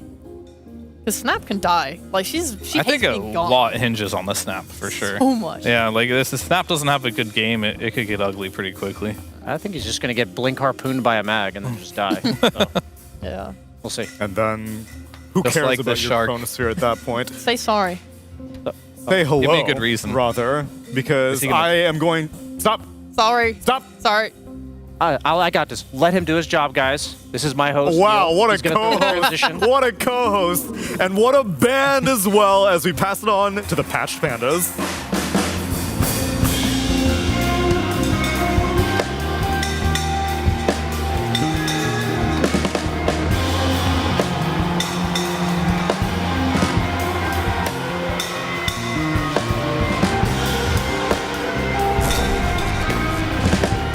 Thank you very much. Sunsman here with Cinder. We got game number 2 between Team Spirit and the PSG LGD. Every single time that we cast Spirit, it's Collapse Ogre or Collapse Axe. And whether he wins or loses, it's entertaining, I have to say, and I'm happy to see it because Axe is one of the most entertaining heroes in the game. And I don't care what anybody says. What we haven't done is cast Collapse Axe or Ogre during a concert. I thought you were going to say simultaneously. Yeah, we also haven't done that. Yeah, exciting. Always a fun player to watch playing these heroes that not too many others are running. It's not like Ogre and Axe are completely untouched by other teams, but definitely not two of the most Uh-oh, blood grenade action. Planet, he's going to get skewered back. Not quite. Oh, he actually was in tower range. Just one right click there. But it looks like he will fall one way or the other. They're going to try to give the first blood to Yotaro, and all right, it is successful. This is extra bad because he's skilled telekinesis. So now he's going to show up to lane without Fade Bolt. Yikes. And that is actually it's quite a problem for Timber offlane to play with a Rubik that doesn't have that because their lane now effectively cannot ensure ranged CS. That's really for the interesting. first couple waves. Like Timber doesn't deal with that very well. If you let's say we go back in time, okay, and you're like, you will 100% live if you skill kinetic field. Do you even do it then? Because then you live, sure, but then you come to lane with just kinetic field. I genuinely don't think there was a good reason to skill telekinesis, here, even if he lives. Like, he's going to have to use 2 or 3 of his tangos, and he's going to show up without Fade Bolt. So I feel like it's a bit of a bait, and sometimes, like, you also got to look at the risk-reward, right? You skill this, you don't know where the other heroes are. You might end up dying to something in the jungle at any point, and then it just feels even worse, and that's exactly what happened. So in an ideal situation, if you want to go down there as Rubik, bring a friend. Like, I don't feel like he should have been alone going down there to scout, but a little bit, maybe trying to cover a bit too much of the map at once. PSG LGD get punished there by Spirit. Maybe a bit of, replay analysis. They know that this is something Planet will often do. At this level, sometimes it comes down to those small things, patterns that you... All right, back to the real conversation, Cinderin, which is Axe, of course. Yeah. Coolest hero in the game, pretty much. In this patch, how much have you seen of him, other than the games that we cast at the Major? I've seen him a good bit, particularly in pubs. I think especially very early on in the patch when it just came out, a lot of people were playing Axe with great success with the early Vanguard rush and the overall presence in the game. It feels like Axe came off to a good start in most of the games that I saw, and then it was just a matter of could you stay ahead? Oh, Why You Smile is very dead here on the top Mira lane. getting really low as well. Mira actually trade. dies first. The LGD bad. get a little bit of extra XP as a result. Yep. And looking at this mid lane, this should be Snapfire's this should be a very easy lane for Nothing to Say. The problem for Pango in this lane is that a lot of the time Pango relies on using the shield crash to get CS. And the moment you do that, you get in range of Snap. So you're effectively setting yourself up for failure to get CS, but you can't only CS with Swashbuckle in mid. It's just not enough. You're going to get out-farmed then, and Snap will punish you at every turn you try to use your other spell. So it's going to be a hard time for Laurel, and that's definitely one major positive to look at for PSG LGD going into this game is that I think from a pure laning perspective, I think their mid and bottom lanes are just inherently favored. And now it's a matter of how much is the top lane going to go Spirit's way with this Axe Sky that I definitely think should come out ahead on that one. And so far, so good for them, right? Axe 13-6 to the 5-1 on Shiro's Void. All right, back to the real conversation again, which is talk about Axe. Okay, Yes. yeah. Well, Mira's you dead. change the conversation. Every time I mention him, there's a kill up top. Insanely greedy from Mira there. Tried to kill Why You Smile alone in the tower. Just got insta-punished by Shiro. That's a bit of a blunder there, honestly. It's quite important for this lane that they don't blunder too much because Void can get comfortable eventually. And you specifically picked this to win that lane. So, all right. Speaking of Axe. Yeah, thank you, Cinder. I was just waiting for that segue again. Okay. And you ending talking your monologue, it just never ends. How big of a difference has this change to the counter Helix made now that we've seen it for a couple months now, or however long it's been?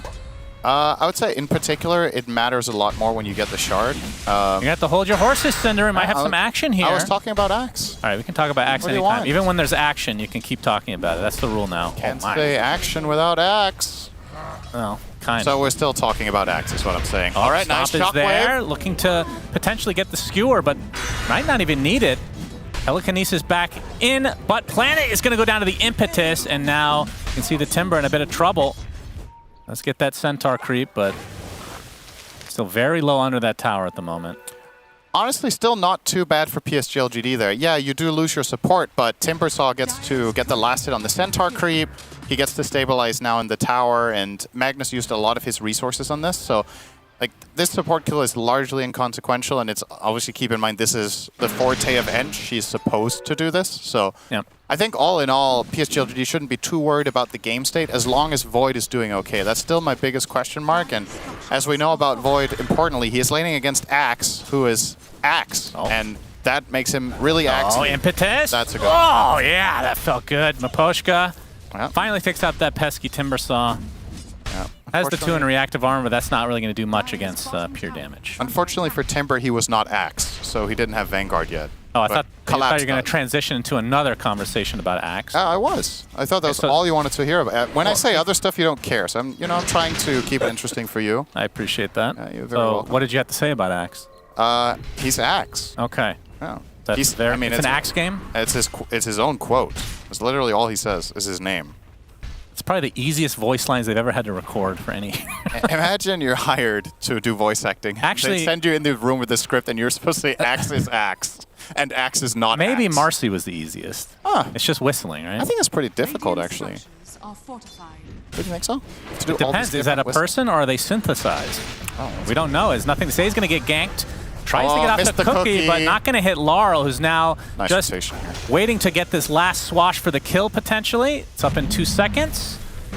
Loses vision, but he finds the kill. Nice guess there as YU Smile came out to help. This is probably going to be a collateral as well now. Yeah, concussive shot's going to slow him to a crawl. Laurel with the crash. And YU Smile gets off one last frostbite, but the swashbuckle again. So Laurel with the double kill, and Granite under the tower. He's getting gone on now by Maposhka and his pesky creep. And there's the impetus for the finish off. So a 3 for nothing. This is honestly just an S-tier support rotation, right? That's basically the perfect play that Spirit could have made at that point. They connect both supports from these angles. They find 3 kills and get maximum value out of their Ench. And keep in mind, the Magnus, sure, this Timbersaw matchup isn't the greatest, but he can still, until Timber is 6, you can kind of stay afloat in this lane. So your supports get to leave. Oh my, the do belches, for nothing to say, come out. Okay. Actually do a lot of damage. Oh! Needed 2 more, I think. Yeah, Good attempt. Onto an invisible Pango. That was pretty good accuracy, honestly. Yeah, that would be a good mini game to play, actually. But of course, like the panel said, that combo with the Chrono, I mean, even if it's just like a quick level 6, just get the Chrono on cooldown or whatever with the Mortimers, that's going to be a kill. Yeah. Not something to worry about for the next minute and a half now for Collapse, though, so he will be enjoying himself more. Creep cutting in the top lane will just pull the wave into the big camp every time, spin it up, and he is easily the top CSer in the game by 27 minutes in. This is what can happen in the perfect Axe games, and it's just... Yeah, there's not really much PSG-LGD can do about it aside from rotating their Snapfire at this point in time. Timber isn't going to be able to kill him without level 6, so... The Toro will skewer it. That was not the best skewer. It didn't actually make it to the high ground, but Neo is still only level 5, so no Chakram. He's going to get Telekinesed back. Just going to go for the TP out. We'll be fine. Yeah, without the Chakram, which he now has. Not able to find a kill. Shiro is level 6 as well. We'll be taking the teleporter. Although actually cancels it there. NTS did find a kill in the meantime, so stop the killing spree of the Ench. So that will be a little bit of influx for the Snap, but again, not the biggest of kills. PSG-LGD's lineup, obviously, as we've talked about, pretty contingent on using Chronosphere and on combining their heroes in teamfight scenarios, whereas, you know, Spirit are off to such a great start with their lanes that they can be content to just farm a lot. Axe can cut waves, Magnus can farm stacks with Empower. And then you got Pango just pushing out lanes. So I think the position that Spirit are in right now looks very comfortable to me. Yep, Collapse about 700 away from the Blink Dagger. Almost no stacks here. Look at that. 7-1. Well, they are a very stack-heavy team, meaning can actually take them pretty damn early. As Planet's going to get gone on, already at half HP. Laurel will pop his ult. Of course, he can't steal it because you're not level 6 quite on the Rubik. It's going to be a trade of supports to start things out. And Scatterblast is going to slow Laurel as well, but he will be able to walk away. There's the first chrono of the game. Not much damage to follow, but it will be enough nonetheless. So just supports across the board, trade lives. Yeah, and that's, again, pretty good for Spirit, right? Remember the type of game we're playing here. PSG LGD would love to find some juicy core kill with this Chrono Snap combination, but don't get it. They only get the Ench. Magnus is freely farming for a bit. Axe is going to have a 9-minute Blink Vanguard by the looks of it. Yeah, pretty good. So definitely this Skywrath Axe combination is going to be terrifying for the Void to play against in the upcoming 10 minutes. He can get caught literally anywhere on the map by these two heroes and just get burst 100 to 0. Nothing you can do about it. Your teammates don't have any saves.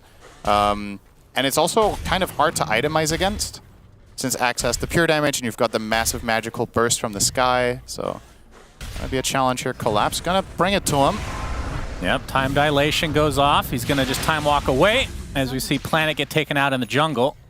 And nothing to say. He does do a good amount of damage, but now that he's expended a lot of it, he's gonna get RP, TP coming in via Collapse. And nothing to say, caught in no man's land, will fall. Collapse's TP was astronomically long, so won't get anything out of that. Yeah, fortunately didn't need any help. Yatoro does it all by himself. And then they also get the top tier 1 tower, so more real estate here claimed for Team Spirit. This is... Oh, he's stealing some stacks as well. Chakram is there, so that's going to deal quite a bit of damage. As you can see, reinforcements from Team Spirit are here, so Collapse will walk away safely. He does show off that Blink Dagger. Won't be a surprise any further. He's going to go for the Blade Mail here. I feel like there's a case to be made for... Oh, hang on. The Belches are too strong. Pretty nice accuracy there. From nothing to say, we'll get the support kill. Well worth it, considering Chrono wasn't used there, so they will have an overlap in another minute. They can use spells together as they wish, and trying to put pressure on this tower. You got to use Timbersaw's Power Spike right now to get something done. He's got 2 interactive armor and 4 in the chain, so a lot in the way of damage, but not so much in tankability. Collapse jumps in, gets the Berserker's call off, which brings him back into the tier 1 tower, so the rest of PSG LGD have to leave their Timbersaw to get chopped to the ground. As why you smile now. Nice tower to not come around PSG LGD, but it might cost them the Crystal Maiden at the very least. They're trying to slow things down. So a second kill for Team Spirit. Okay, I have something very stupid to say. As usual. Thank you. Have you seen... No, I have not seen that movie. Octarine Core Axe with Arcane Blink? No. It's hilarious. That does sound hilarious. It's less than a 5-second blink. You turn the Vanguard into Octarine. It's going to catch on someday. It might need another buff to Arcane Blink, I'm not sure. I think it's a very undervalued item, though. So I like the sound of that, though. It's really fun.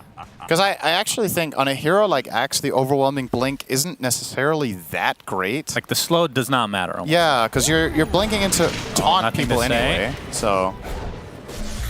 I like the sound of that. That's pretty cool. Okay, wow. I was not expecting that reaction. Trouble. He's Cookie dead. does hit. As Laurel, he's going to live. We'll swash away safely as well, but like you said, the Void, that's a pretty big kill. And it's not going to get any easier the next 10 minutes. That's the thing. He can't itemize against it, so if Sky and Axe find him together, you're toast. There is no solution. I guess that's only half true. I guess you can cookie him, but is nothing to say ever going to be playing with his faceless Void farming in the jungle? I don't think so. He has to push waves to make space for him, so that's not really a concern that Spirit really need to have with their spell combo. So, yep, those two together gonna get it done, and this is a 5k lead 13 minutes in. It's the makings of what could be a pretty one-sided 2-0, to be honest. Unless LGD can find some sort of good team fight. They are well behind right now, and the whole map is a minefield. They're gonna get Axe. Yep, Atos is there. The belches, the fiery belches from the depths of Nothing to Say's bowels are enough to take out Mira, and a Collapse will be next. So double kill for Nothing to Say. A nice coordinated attack there from PSGLG. I guess that was more of a defense, if anything. Yeah, it looked like Mira was trying to reach in for a silence onto the snap, but ultimately just killed himself trying to go for the save there. So they get a bonus kill and close the gap by a pretty meaningful amount. They were 5k behind. Those 2 kills amounting to about 2k gold. And Snapfire getting both last hits will propel Nothing to Say toward those travels. Wondering what the mindset is here, if he's aiming to make plays with anyone in particular or what the goal is. And obviously, if we do get to that stage, let's not forget Snapfire as a late game potential powerhouse with the hero's talents. People used to play this hero as a core late game, even when it started as a support. You would go like the little shredder talent, and you would start getting damage items. Now you're a universal hero. When you do get to that point, this hero can hard carry a game together with Void. So if LGD can weather the storm and not bleed out, this is definitely a possibility. This is the same conversation as last game, right? Team Spirit are playing super fast. PSG-LGD just have to try to hold on to a point where they can actually fight back. And I mean, you have a Faceless Void who's a bit of a slow ramper upper. Goes Midas as well. That's going to just make it a little bit slower as the Axe Call into the Mystic Flare and choppity chop. Nothing to Say with his second dunk of the game. The big difference in nature between this game and the last one is that I don't feel like Team Spirit have the same, all right, we're just going to run at you and win kind of lineup as they did with the Bristle, Pugna, and Storm. Like this time they have Axe who can get jump calls and obviously set up nice fights, but you don't have this like straight up frontliner that will just be an invincible killing machine. So well, you don't have an aura builder. You also don't have the auras. You could go Crimson theoretically on class, but that's kind of, I mean, Pipe is really weird on the hero, but you could do that if you had to. Yeah, and the other thing is Pipe good enough this game? It's not particularly good against Void or Timber. It's good against the other 3 though, so maybe still worth it if they could somehow incorporate it. But yeah, I don't think anyone really wants to buy it. So that further in connection with what we just talked about in combination makes it a lot harder for you to just ball up and end the game. So yeah. Collapse takes out a couple stacks here. Nice steal, yeah. Adding a little bit of insult to injury as we're at the 15.5-minute mark. Let's see how they position. We saw last game. Oh, there is okay, Harpoon into Skewer, into Mystic Flare, and into Dunk. He got harpooned. He got harpooned.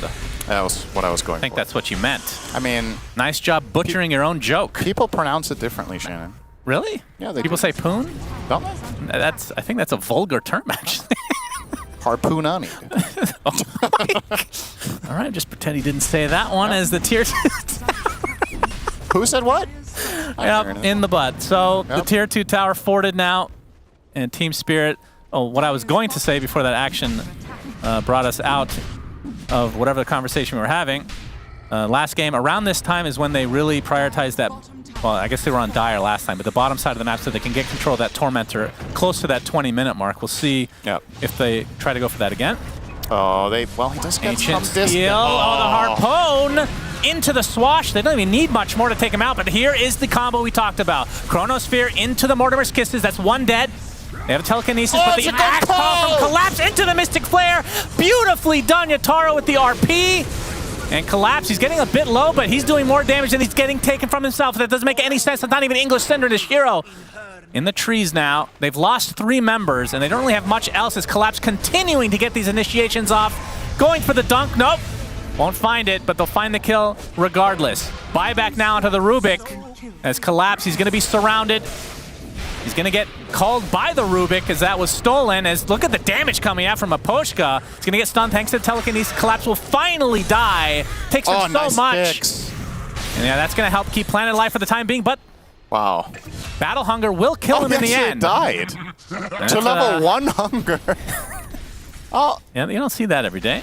That was, okay, there was a lot of things to unpack in that fight. Just a lot of small individual plays and maybe little mistakes that make a big difference. Obviously an insane call from Collapse, but he missed the first dunk. So he didn't have it on the follow-up kill that they wanted on Snap later, and they obviously don't get the buff that they needed to chase better. And it does result in PSG-LGD being able to buy back that Rubik and find a pretty decent trade. So you're going to see the replay here. This setup from Yataro, obviously very nice. I also don't think they fully utilized RP and call correctly here. So this call is obviously outstanding. Guess no better than this. Yeah, that RP is a little early. Like you wait Yeah. another half second, maybe. You know, the Snapfire dies. You hit your Culling Blade. Yeah, it took them out of the Mystic Flare as well, Yes. which was unfortunate. So but- all in all, with slightly crisper execution there, I think Team Spirit actually cleaned house. So I would say if you're LGD, you should be happy with what you got in the end. When all was said and done, this was a pretty even exchange. And Shiro did end up surviving the whole thing. And he's the guy you want to get big in this game. It's him and it's the Snap. Yep. And that is when he died to battle hunger. That is when it happened. And you can see the Pango build. It's going to be very standard. Diffusal into the old Aghanim Scepter which actually will not really align with the 15 talent. He has to wait a little bit longer. As Roche will be taken out, and Team Spirit will be free to get this one. How many Roche steals have you seen? Aegis steals or Roche kill steals in this patch? I feel like it almost never happens. Definitely way less than it's the like previous one. dramatically less. Yeah. It makes me sad. For sure. Feels like they're basically all uncontested. 4K lead now for Spirit, as you can see the Aegis on Yatoro's Magnus. Okay. All right, Chronosphere set up. Mortimer's Kiss is there. It's only on the one, but they'll take it at this point. And the Kisses have the range to help finish off the second member of Team Spirit.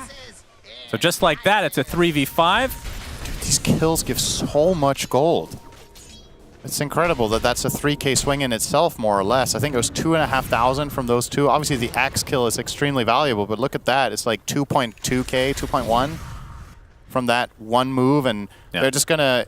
The really good news here for PSG LGD is that, sure, you used your chrono for that, but the game state and how the map is, and especially this deep ward you have in the bottom jungle, I think gives some really valuable information right now to avoid moves, just chill, buy your time. And Faceless Void has completed Sanjin Yasha here, so he's going to itemize specifically against Axe. It was either this or BKB, but Axe and Mag, I should say. Status resistance is incredibly valuable in this game, so I really like this choice from Shiro. I find myself very rarely liking Sanjin Yasha, but I think this is one of those edge cases where I think it was possibly the best possible purchase here. Like, you don't want BKB. Manta against that silence right there? Mystic Flare doing a lot of damage. Nice telekinesis, blocking the finishing touches from Laurel's shield crash. The problem with Manta is I mean, if you could reliably Manta dodge RP and call, sure, if you're that good, but I don't think anyone in the world can really rely on that. So if you mistime it, you might just get called with your Manta loose, then you just die faster. It's a lot of gold to invest into, like, the opportunity cost, right? It's just like risk reward I don't like. What about Ancient Seal? Yeah, that's the one thing you counter out, but if that was what you wanted to counter, I think I would rather Just see go him... BKB? I think it's just still better to tank up and hope that you can survive it and play with your teammates. Get a Rubik Shard, play with Force Staffs, play with Cookie. Stay alive that way instead. Yatoro, yeah, they can't do this. Well, they can do the Ancients, though. Yes. Full heal with the Satanic, no problem. I don't know if this is intended, but, and I don't know if it's been fixed. I don't think it has. You can see the Tormentor through fog when it's taking damage, right? Can you? Oh yeah, 100%. If you're the enemy team and it's in fog and you just put your camera over, you can see like the red particles. I don't know if that's been fixed, but especially from like a pro perspective, I feel like that's kind of a big deal. Not that it really matters in this game, since they just gave it up early, but now they've been a little bit of space. It looks like PSG LGD might be able to just take their own. Yep. Which they will. We'll see who ends up snagging this one. Some nasty damage. Planet almost dying here. Yep. It will be the CM. Not really that useful this game, this shard. If Why You Smile was having a better game and he was closing in on, say, a BKB or something like that, maybe it could be interesting. Because you clearly don't want to RP the Maiden or call her. You want to use that for the carry and for the other cores in the game. But realistically speaking, it's unlikely that she will get in a position to use a meaningful freezing field with that shard. So not really the one they were hoping for. I think the Rubik one would have been clearly better. Mm-hmm. it is a very nice shard against Magnus in particular, and also against Axe, who... Oh, we have the Chronosphere, and actually Collapse walks right into that, so that's going to be 2 dead in favor of PSG LGD. I feel like they've successfully bridged the gap between what was going to be the hardest part of the game and the one that they're favored in. I would say at this rate that this is going, Team Spirit winning fights at this point have to rely on a really clutch skewer setup with the finding the right target with Harpoon Skewer and building on that, because realistically speaking, they don't have like easy catch, you know what I mean? Like you have Blink Call, which puts Axe at risk, and you have Blink with Mag, which puts Mag at risk if Rubik is fast or if there's a Chrono nearby. You don't have this like one-click stun that can start things off. You need to position your heroes offensively to make the moves. So PSG LGD, if they're grouped up, they have plenty of opportunity to counterplay. Plus, it is a position 1 Magnus, and the repositioning aspect of that is obviously still a big deal, but if it's a Collapse Magnus, which is the 3, you're going to see that far more often. That becomes more critical. Yeah. Whereas now it's like, I wouldn't say it's an afterthought, it's still important, but it's not, I wouldn't say it's the main part, because he's doing a completely shit ton amount of damage. The Void is very quickly approaching an amount of health that requires Magnus to kill him. That's where the problem comes in, right? Is that you can't just jump the Void with Axe Sky and kill him anymore. He's closing in on Satanic now, so he's going to have SNY Satanic, that's about 3,000 health. Axe Sky don't cut it anymore. Mag has to get involved, and that's where the counterplays come in. That's where you're way more limited in what kind of moves you can make, so... Oh, nothing to say, just barely gets called there. That's going to be a nice one. Choppity chop. Dunk him up. Get that armor. And let's see, so level 20, he gets the choice on talent. I'm curious if he takes the armor or the Calling Blade damage on Axe. I feel like this is maybe a game where you take the damage, not the stacks of armor, even if he has like 10. It's really nice to get 10 armor, but... Yeah, with 5 stacks, I don't think so that's enough. much magic damage on the other team that the armor doesn't really matter as much, and it's a lot more about getting the kills in the nick of time. Oh, Yataro, he's going to be found. Well... Going to get telekinesed, but they harpoon the CM, so that's 1 kill with this combo. And yeah, it's completely absurd how much damage Magnus can do in this patch. Being universal and then having Empower on top of that. Yeah, he currently hits for 400 something? 420. Is it? Yep. Oh, 419, but we round up, right, for the memes. Yeah, we do. Oh, now he empowered, so now he hits for a bit more than that. Yeah, that's very balanced. I agree. No, wait, it's still the same. He tread switched, Shannon. Pay attention. Yep, okay. Now he got an ulti orb, so Manta coming in soon. Keep track of that damage. Let's just say 500 and call it a day, okay? That's pretty fair.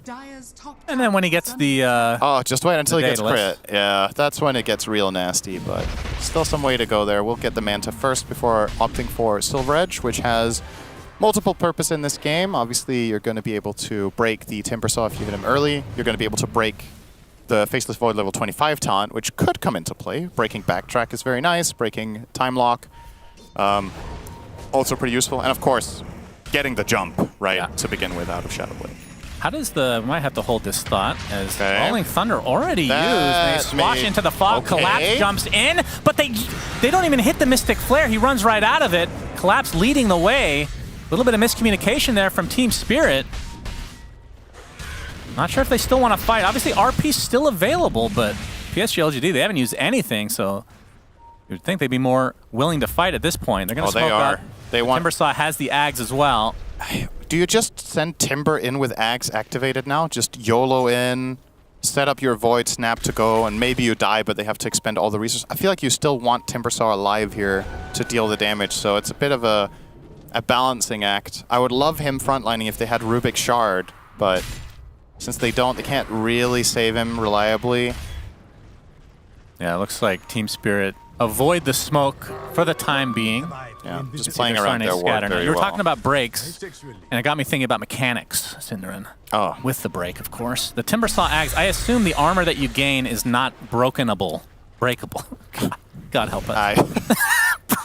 I actually don't even want to answer your question now that you said that. I feel like you don't deserve it. Sorry about that. Remind me of a friend of mine that says conveniable. Conveniable. Yeah, instead of convenient. Oh, I see. Brokenable. Yeah, the stacks that you already have don't break. Which means that if Timber No, that's not what I'm saying. Oh, so what? Because when you activate your reactive armor with Axe, you get max stacks. Yeah. I assume that is still given despite the break, right? Oh, you mean if you're broken before you use the axe? before you use it. That's actually a good question. I think you're unable to acquire stacks, right?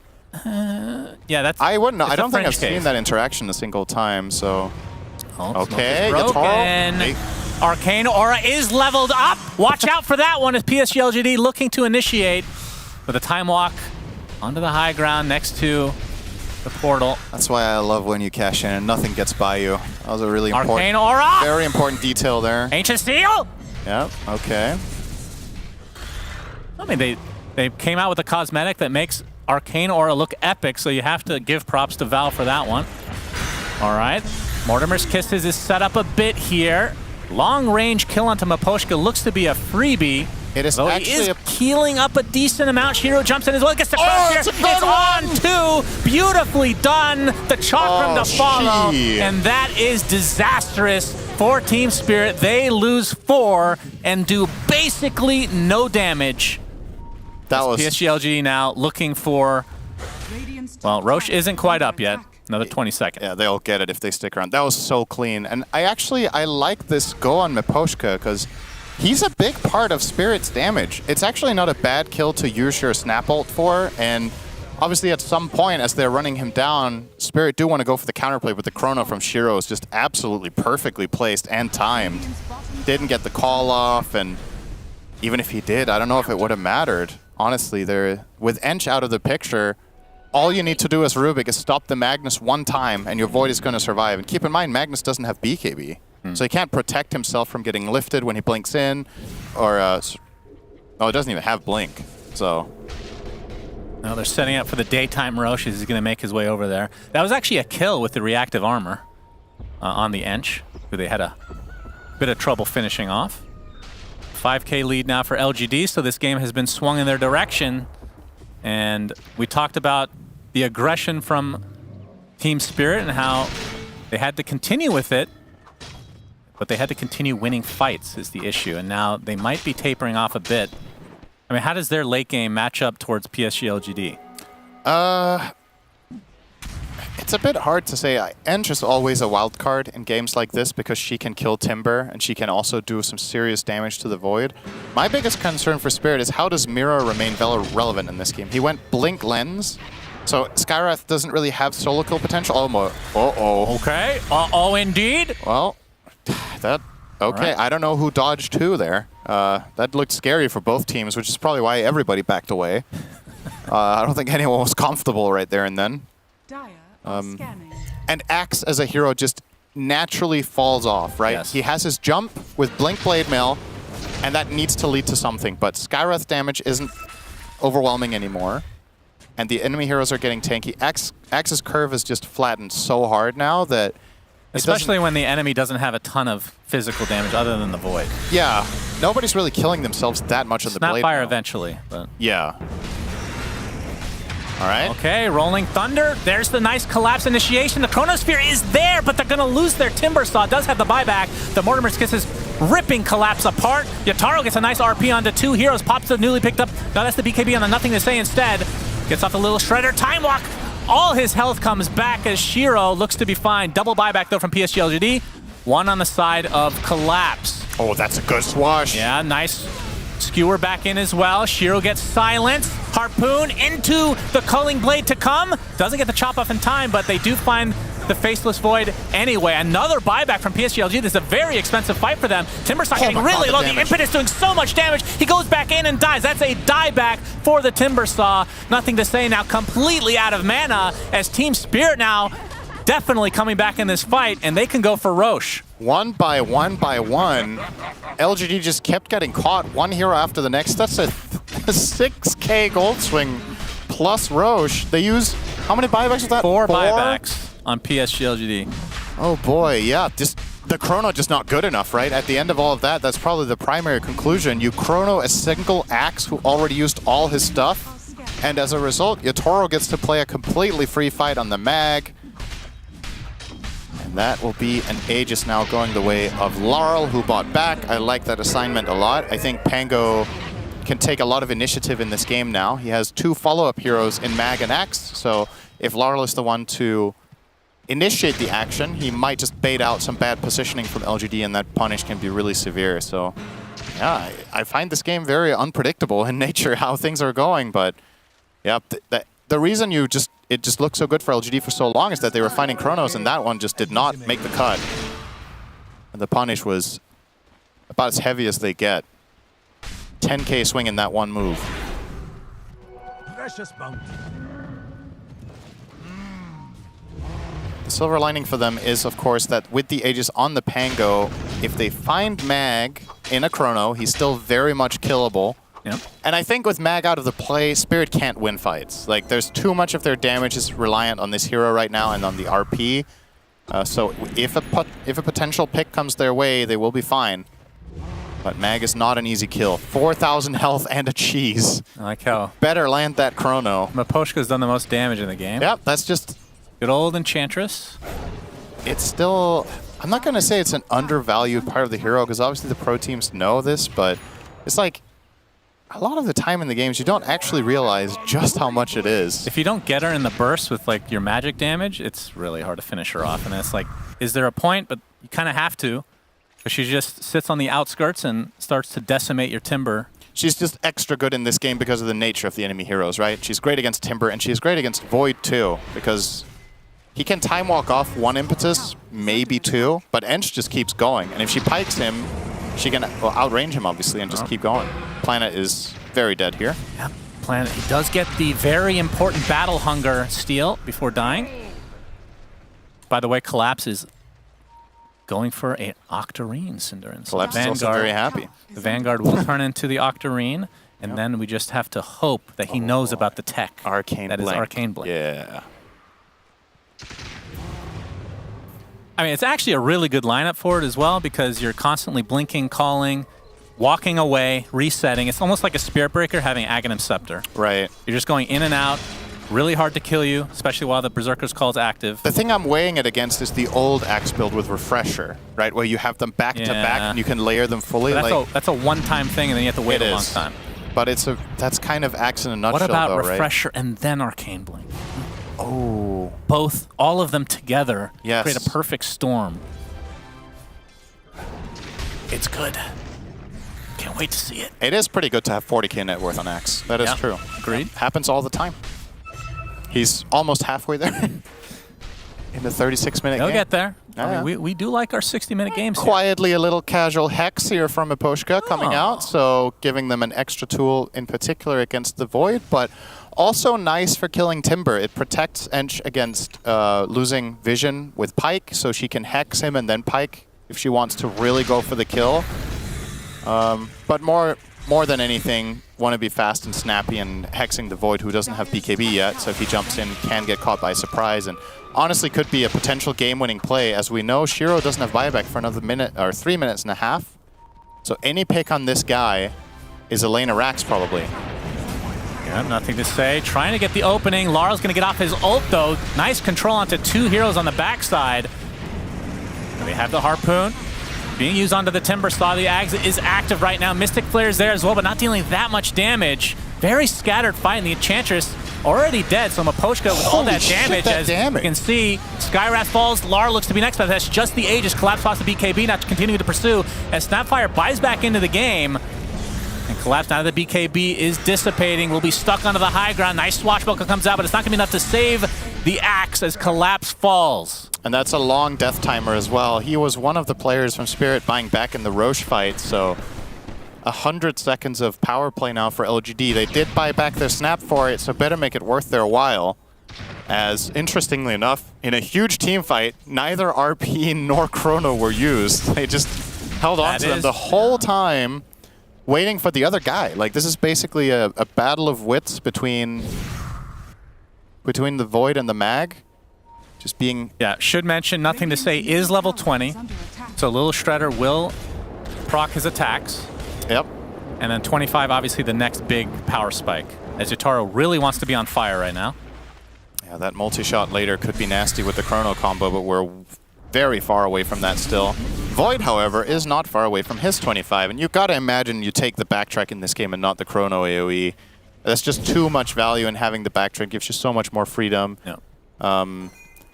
You do still need to worry about the Silver Edge, of course, but aside from that, it's really nice if you get jumped by the Axe. It's really nice against a lot of the Pango random burst damage coming out through fights, so it's going to help him a lot. Bump up his EHP by 20%. We'll put him at 4,000, let's just say 4,000 health, and then you start factoring in all the armor, magic resist, and whatnot. Very tough nut to crack with his 9-seconder as well. Unused in that last fight. I think Shiro didn't have it yet. Yeah, he is quite large. Scotty looks to be what will replace the Hand of Midas. Of course, the Hand of Midas will be in the backpack. It's worth noting that the last 2 fights that have gone well for LGD, what has actually started is that they caught Miposhka, right? Like, both this fight and the one in the top half, like 10 minutes ago, they killed the Ench first. Yeah, I don't know if it seems to be a good approach. They lose the Hex and they lose a ton of their damage if he gets taken out. Yeah, I was going to say he did not have enough gold for buyback. I don't know if the cooldown was still in place there, but we talked about how he bought that sheep stick. Yeah. I mean, theoretically, if he gets killed off that early, buyback, and that's when you have huge impact with Enchantress. Yeah, they did have... Did they have the outpost? I think they did at that moment, so he would have been able to reconnect. Yeah, they did. Oh boy, this is a big move. If they find Yatoro here, that's the dream find, but no vision. They'll find the Enchantress instead. That's pretty big as well. Collapse jumps in to try to counteract this. They're going to lose the Enchantress regardless. And the Chronosphere, okay, some on his teammates. That's okay. The Mortimer Skisses will set up the Collapse kill as well. So 2 for 1. The CM, the only death from LGD. Close to the call there. Planet with the blink call, just barely off the mark on the invisible Magnus. I think he got a glimmer of him on the Sentry earlier. Yeah, Toro is very aggressive here. This is a 3v4 situation. Sure, there's no chrono, but the Rubik is always going to be an X factor when you look for RP moves. And he will get spotted under that ward and get the hell out of there, but his invis is fading. Are they going to find him? Timber's going to get...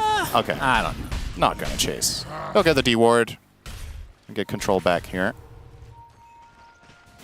Well, Laurel gets the best neutral item in the game for Pango. The Tier 4, the newly Tier 4 Mindbreaker.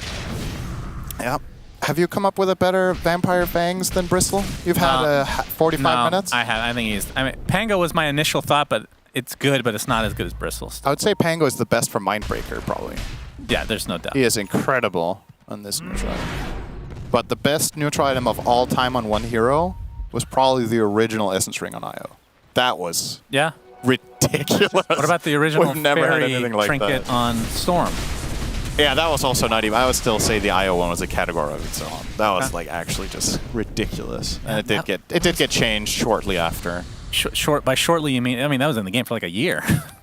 Yeah, it's an old game. What's a year to a game with a legacy in of the 20 grand years? scheme of things, very short amount There's of no time. way that was a full year, right? The beginning is the end, and the end is the beginning, Cinderin. If I learned anything from Dark, the one dialogue that they repeated every single scene of the movie is that.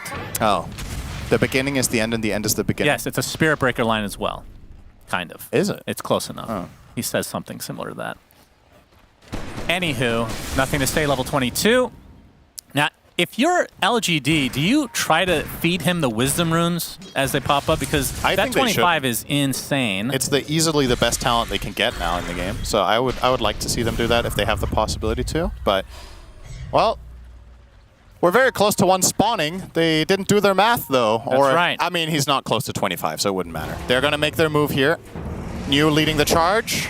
Yeah, Rolling Thunder actually jumps right over the Timber Saw, so doesn't get the stop, and he comes back in to make sure he gets it. Sheepstick onto the Enchantress. Rolling Thunder not having that big of an effect, but now you can see the image doing massive damage. Nothing to say, jumps right in, gets a little shredder, trying to finish off Miposhka. He does so with the Scatter Blast. He's dead for 75 seconds, as Laurel, now completely out of mana, has to use the Inhibitor, or whatever the hell that item's called, on himself. That's not what it's called. What? Disperser. It's Inhibit. Wait, what is Inhibit now? Does it get upgraded? The name? We'll have to talk about that after this fight. But there is the Chronosphere on his teammate, but also on the Magnus, and that's the bigger of the two. Down this fight goes is Yatoro. Over. Get out. Mira looks to be next, so mission. double kill for Shiro. Collapse BKB TPs. Yeah. And LGD, they only lose one. It really is the end-all, be-all of these fights. If Matt gets chronoed, I think Spirit lose. I actually think it's really that black and white. They can't protect him in the chrono. Snap is going to have a BKB. Void is going to kill him together with the Timber and the residual damage from Rubik. This Roche has Ags, by the way. Who would you give it to? Nothing to say. It's good on the or Void, Shiro. I think. I would like to see it on Void here. Did Planet take it? No, it's in the Void's backpack currently. He blinked in. I was like, oh. It's time to show that off. No. All right, so you get the the time lock on time walk.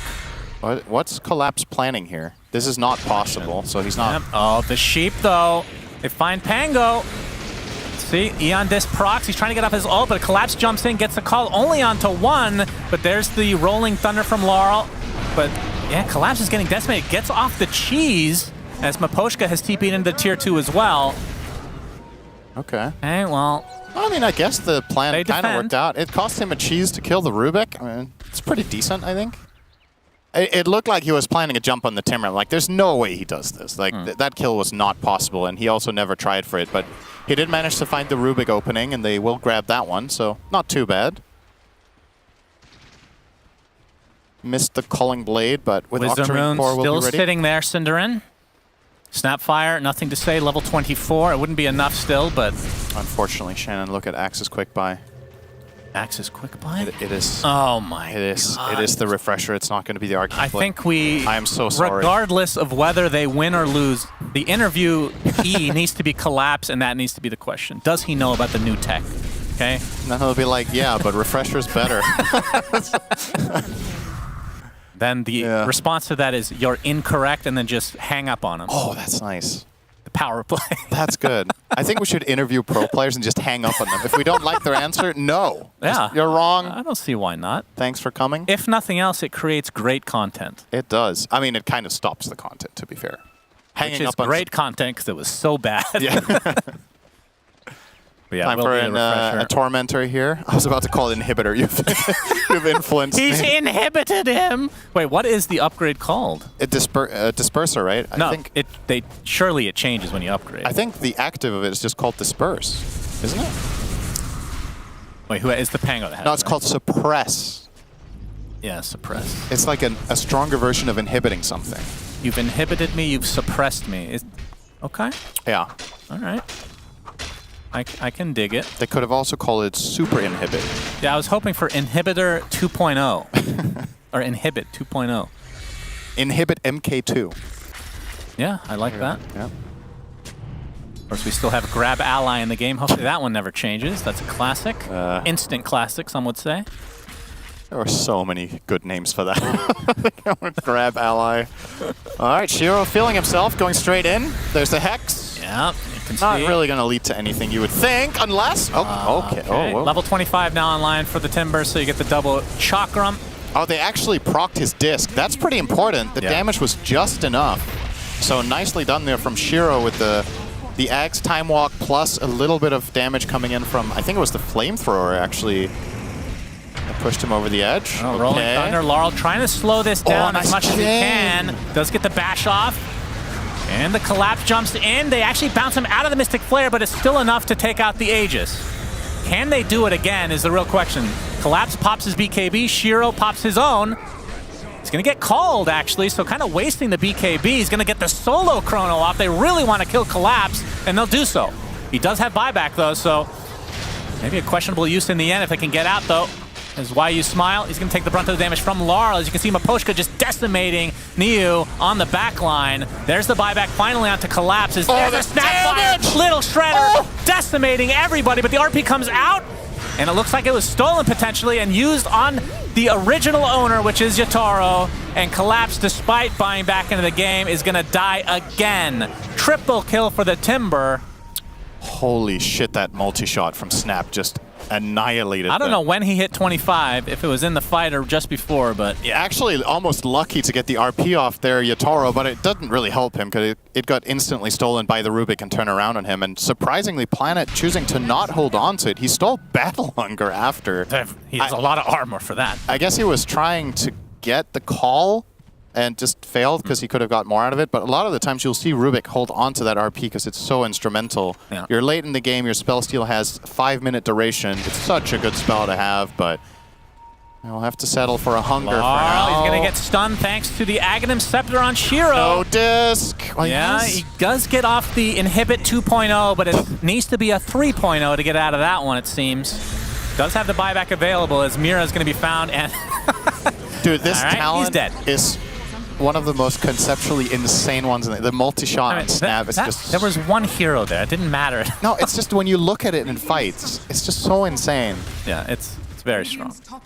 So, correct me if I'm wrong, it says 3x, right? It hits 4 targets, yes, right? It hits 4. primary plus 3. Yes. So you're quadrupling your damage with that skill. Think of that. Is there any talent that even compares to that conceptually? Like quad damage on your primary damage spell as a core? It's quite wild. This game might just be over at this point. They have the buyback onto the Pango, but you can see Shiro and company just going straight for the throne as some of Team Spirit were actually trying to push the bot lane, which forces YU Smiley actually cancels a TP, and that is on Maposhka, who's doing a lot of damage right now. Gonna need some nice fountain Gonna have to go for here from Yatoro. some retribution on the CM. Looks like he might get his YU Smiley actually had a cheese apparently, popping the freezing field as well. But on the other side, the Ancient is exposed. RP from Yatoro, skewer back into the fountain. Is this enough to find a kill? No. Shiro just shrugs it off with the BKB time walk, and now focusing on the throne. Okay. Yeah, enough damage. The Chronosphere comes out, nothing to say with the BKB. Gets off his stun as well, but nothing to say. Gets off the cookie. Trying to focus down the Ancient is Shiro. He's still within the fountain's grasp. Time walks away, but another call comes through, and it looks like that might finally do it as PSG LGD take game number 2 in very entertaining fashion. I gotta say, I don't really know if I like the way Shiro ended that by Chrono. I feel like that was a little bit early to Chrono the Ancient, and then Snapfire goes to town and it gets called by Axe, but he makes up for it. He gets skewered to the fountain and mana burned by the Pango. He instantly backpacks his Satanic, buys mangoes, and time walks back to the Ancient to finish the game. He was actually dry on mana. If he doesn't buy mangoes there, he dies, and the game goes on. So, I mean, clutch in the moment. Gotta say that was not the cleanest way to end the game from them, but they weathered the storm. They did. Which it kind of was looking like game number 1, where it just, the early game did not go their way, and then they just lost because they couldn't withstand anything. The Ogre was too strong, but this game, the Axe, I mean, what do you think about Collapse's impact? I mean, despite losing, he had huge impact on this game. It's just this is the recipe that I just see happen in a lot of Axe games, where I think when you're picking this hero, you need to be very, very cautious about how you're strategizing around it, so that ultimately when Axe does hit that wall at some point, either you need to have dominated the game and you're just rolling and just crushing on all cylinders, just running through the game, or you need to have that plan B, which felt like didn't truly come to fruition here, because LGD just had a very strong late game, and they got there. Yep, so LGD, they tie it 1-1, where the series will end. Let's see what Tsunami and the rest of the panel have to say about this one. Now this is the kind of head-to-head international Dota I love to watch here at DreamLeague. China going head-to-head against Eastern Europe. And it was a pretty 50-50 game, I would say, for most of it. Initially, seems like Collapse had the whole thing in the palm of his hands with these Axe calls, but perhaps some shortcomings from Magnus. I know, Brian, you specifically said that ultimately, if you can kite Magnus or if you have BKB Piercing Disable, it's kind of hard to play it. And they only had 1, so you were kind of skeptical if it was enough to counter out the Yatoro Magnus, but looks like it got the job done. I think Yatoro is one of the most versatile carry players in the entire scene, but I think this was one of the few times I've seen it where he didn't conceptually understand like what his hero needed to do in the game, and his whole idea was he had to not get chronoed. So he was going for these super tanky items, the Manta, the Satanic. Those items are great if they use all their spells on you. You use the Manta, use the Satanic, hit them back and gain your health back. That's what Void was doing with the Sanj and Yasha Satanic, but he was dying full to 0. So he might have wanted to consider maybe like a Silver Edge Blink early on in the game, just more about avoiding the damage rather than taking it. But it's a tough call to make, and once you're committed, you're committed. So it might have been close a few times, and maybe one fight goes a little bit differently. It works out in his favor. But overall, definitely like the way LGD kind of played into their own hands there. Yeah, for sure. And I want to talk a little bit about the Faceless Void this game and why it's so good, because I'm sure Sheep wants to talk about the Snapfire later. But either way, the Faceless Void, this is why you pick this hero, because late game, it's unmatched. If you can hit a Chrono on a hero like the Magnus, maybe that's the counter they're looking for when you see the Magnus. Sure, your lane's not going to be great, but this is one of the few heroes that can just somehow burn through the HP of this Magnus in the late game, stop him from doing damage. We talked about Timber, he can absorb the damage, but if you get into this late game situations and you do have a Faceless Void, I did like the Midas pickup to help him get there a bit faster too. This hero is showing that it's a gamble maybe against some of these like meta heroes in 7.33C that are come online earlier, but in the late game, Void is still king. Especially if he only needs to focus on chronoing one hero. Because oftentimes I'll see him be picked and he's like, oh, I gotta get the Oracle or the Pugna also, the save. But this one, I just need to worry about the damage dealer.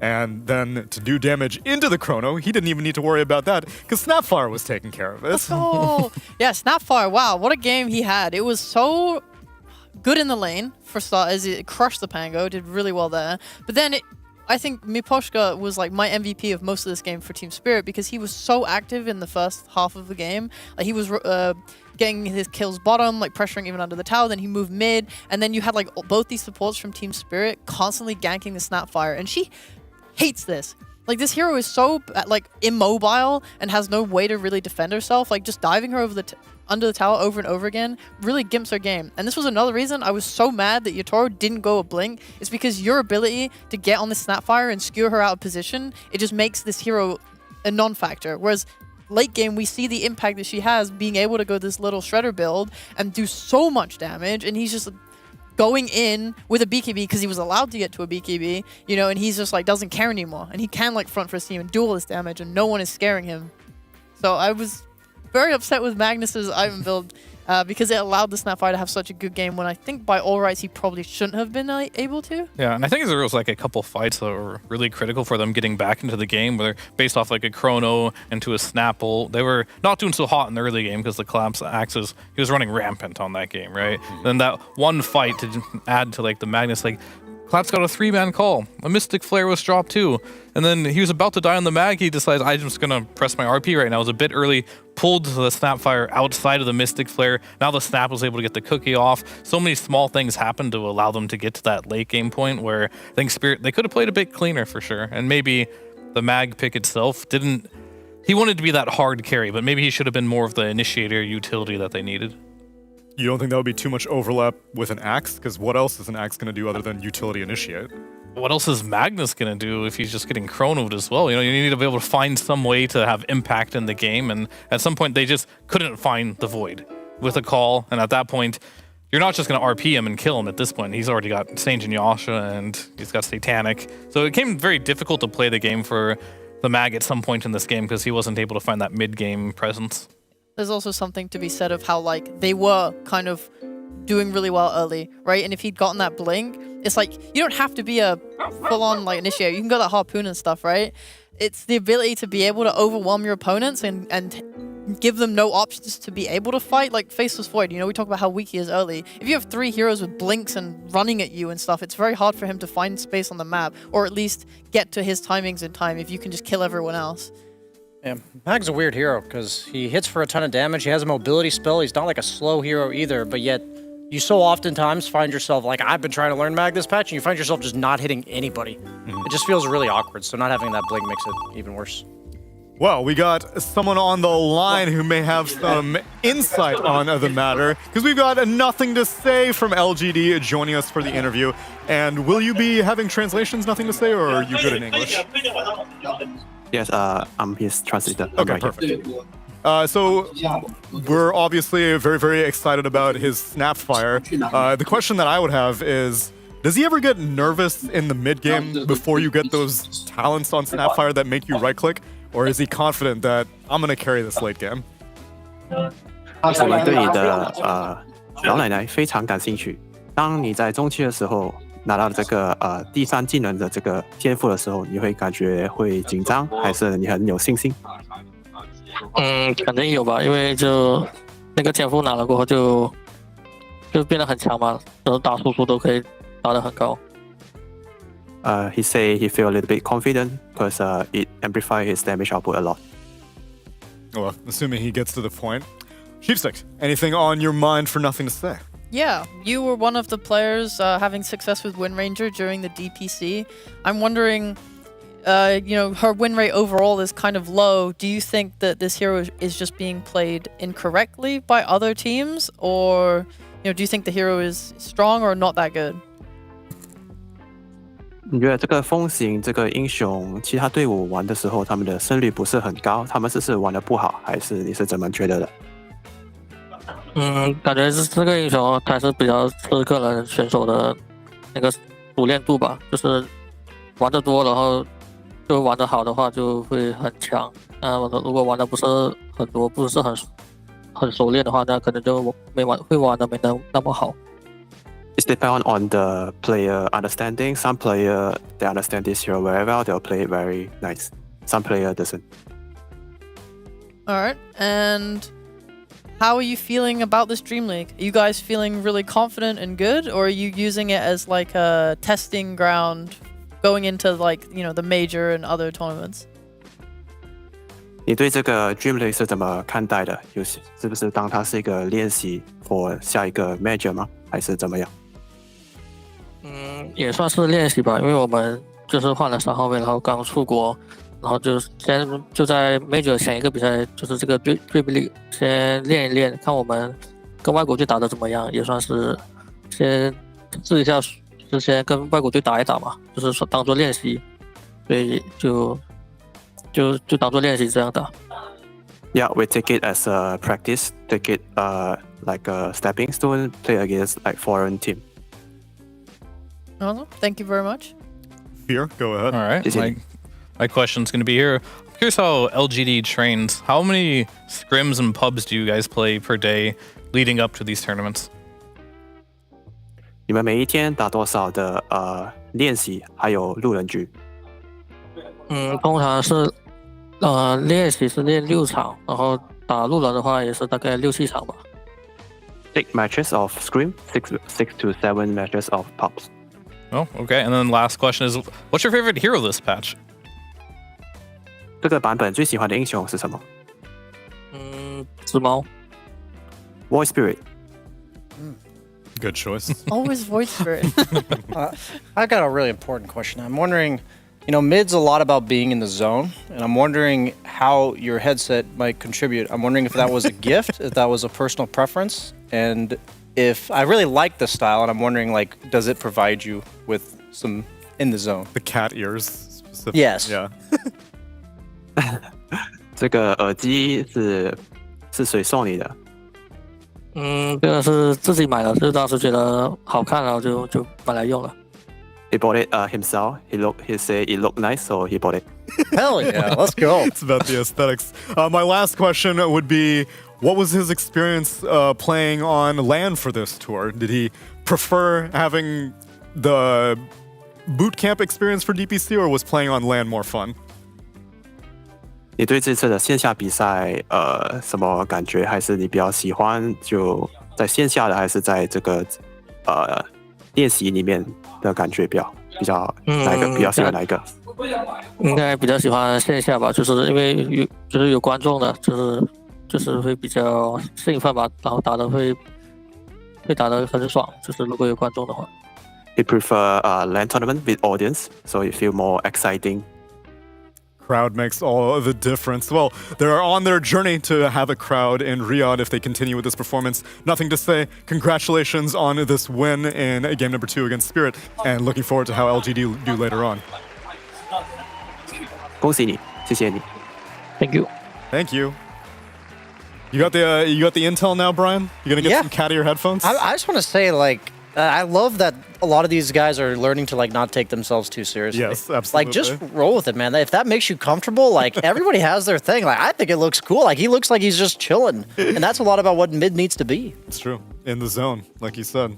And he was definitely in the zone with that game number 2. And now we are coming very, very close to the end of our first day. And don't worry, we're keeping the fire going because we got a grudge match for the final series. It's Gaming Gladiators versus 9 Pandas, a Berlin Major rematch. You don't want to miss it. Stick around. We'll be right back.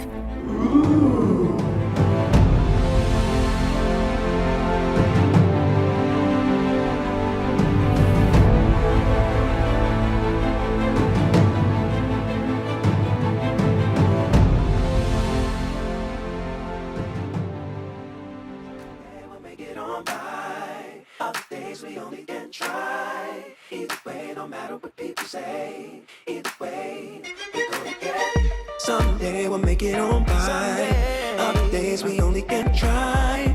Either way, no matter what people say. Either way, we're gonna get it.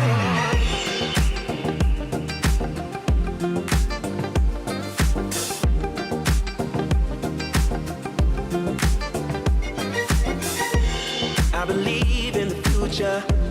I believe in the past. I believe what you truly desire, you can bring the past. All you need is a focus and a story to hold, and the faith that you can achieve what's inside your soul. Someday we'll make it on by. Other days we only can try. Either way, no matter what people say. Either way, we're gonna get it. Someday we'll make it on by. Other days we only can try. Either way, no matter what people say. Either way, we're gonna get better. Know that you can make it. Hold it tight, cause they will try to take it. Keep it close, cause they will try to shake it. But whatever you do, don't let them break it. Cause these moments just a new chance to take into your own hands and shape the life you see inside your dreams. Someday we'll get on by. Other days we only can try. Either way, no matter what people say. Either way, we're gonna get it. Someday we'll make it on by. Other days we only can try. Either way, no matter what people say. Either way, we're gonna get better. In your heart there lives a dream for your soul to master. From the moment that you breathe,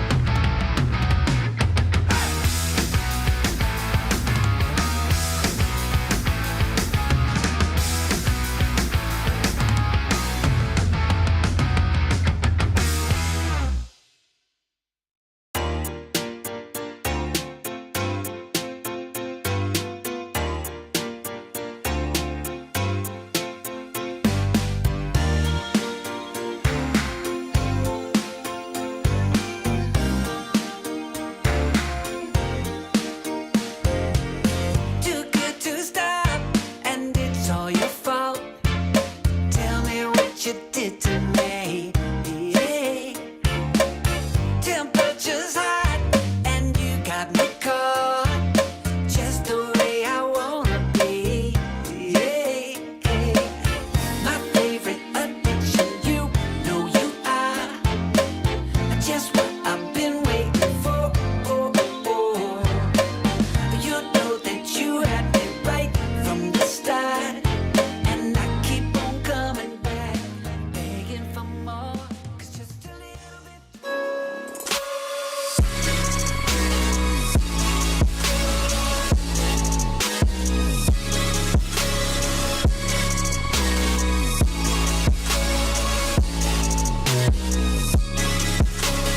You love it, you wear it. What's your style? Get your merch at shop.eslgaming.com.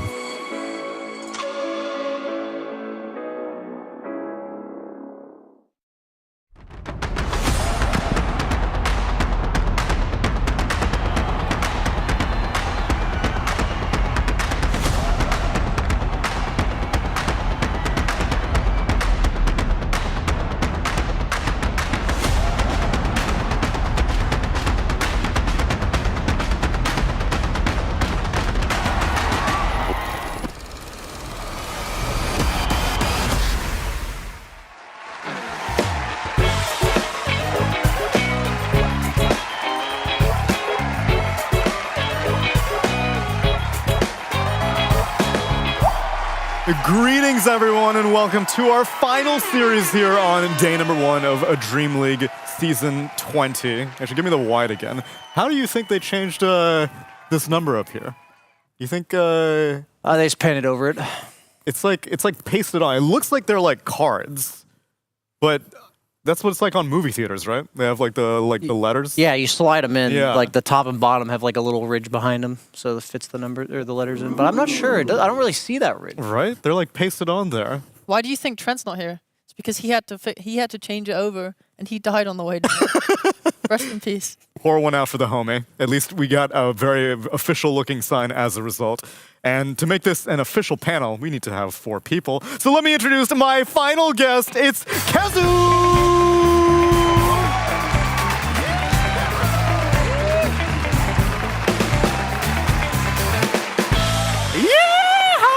Hello, my friends. Welcome, Kazu. My favorite host. Oh, I got a handshake. Brian. Thank you.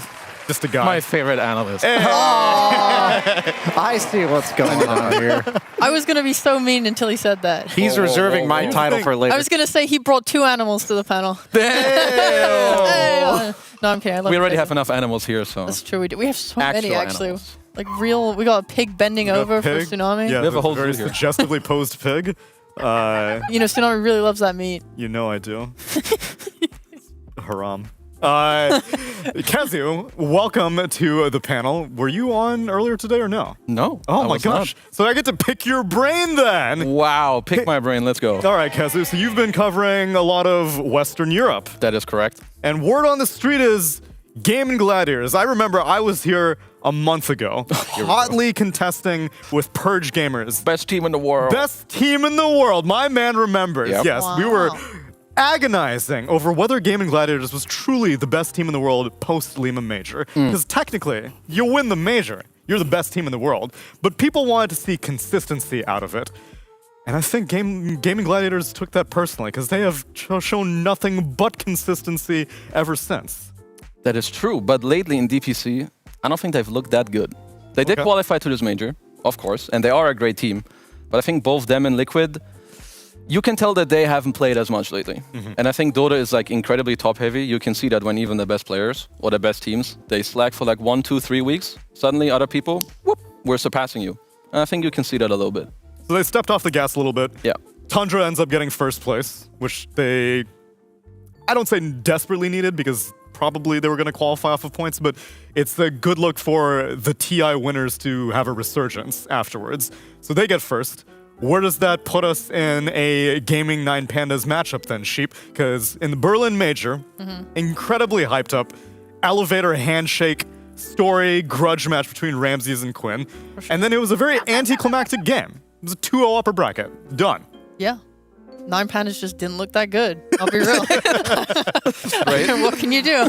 They had like very unorthodox strats. I think Gaming really played to the strength of the current patch, and then they just rolled them as a result. I mean, okay, no, I'm lying. They were winning in the first game on Nine Pandas, but that was kind of where they showed that they maybe weren't like worthy of winning the tournament because they were able to throw that lead in ways where they probably shouldn't have, right? So that was kind of where they got taken over, and then the second game things were just like much cleaner. Gaming, yeah, they are having a little bit of a worse one. So is Nine Pandas too. In their region, they came third place, I want to say, or they lost to... Third place, yeah. Yeah, they lost to Bet Boom, they lost to Spirit. Like, they weren't on top of their game. Obviously, they just 2-0'd Entity earlier, I want to say. So things are looking okay, whereas Gaming went 1-1. So, I don't know. Maybe they're both just like on a little bit of a lower and the games will be even. Yeah. In terms of DPC, they're pretty similar. They both kind of placed, I think, third. Or maybe Gaming got second, but they both lost to like the two better teams or like the next two teams in the region. So they're very similar when it comes to that. And also, when we judged their Berlin performance, that was with the stand-in. Roger was there, which I spoke to Ramses, and he was like, we may be doing better with solos not here because there's less stress. Because you're like, we have a stand-in. You know, stakes aren't as high because we know we're not supposed to be at the top of our game. And now solo's back for this DreamLeague, and so this will be a different kind of rematch. Yeah, I think that was 3 of their players' first major, right? Yeah, exactly. For during Berlin. So something like having the pressure taken off of you would be very useful in that sort of environment. But I also think like they were unorthodox, like Sheev said, but that's just, I think a lot of teams have realized that if you have newer players, give them comfort over meta. Like Kiyotaka, for instance. Like they were the only team picking Tinker, and like I'm totally vibing with that. Even if it's maybe not the best strategy at the end of the day, it will maybe lose to the meta sweaters. You know, what can you do? Gaming Gladiators. I mean, eventually they're going to stop, right? Well, they set the meta. They have their comfort, and then everyone just has to adopt it, it seems. I feel like a lot of people this year are trying to imitate Ace.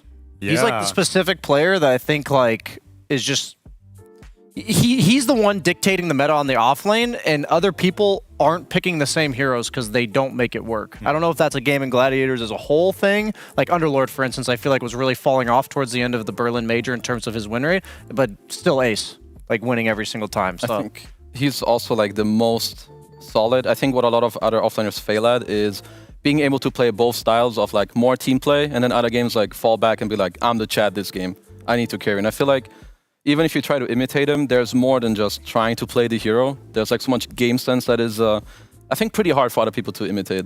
I also think that the way Duratrio plays as a carry enables the offlaner to take that role. For sure. So I like what Gaming Gladiators have this whole... It's like everyone's playing their same role every game, but it's a little more fluid in terms of the priority of the cores, and that just makes it so when you're drafting against them, you're facing Quinn in the mid lane, who's been consistently winning almost every single lane, and then you don't really sure who the win condition is going to be on the two side lanes, and banning Gaming out is the problem, I think. And that's something that's going to have to be on the mind of Solo, because we actually got a chance to speak to him and his expectations for DreamLeague Season 20. We had a break, like almost 10 days. We didn't play a lot as team. We didn't practice a lot. We had some problems, and it will be a very hard DreamLeague for us. My man had to set his alarm early to wake up for that interview. At least I hope that was the situation, because he was just like, we haven't practiced. Damn. I don't know what's going to happen. But always appear weakest when you're at your strongest. All right, 2-0 Gaming, guys. Hot take.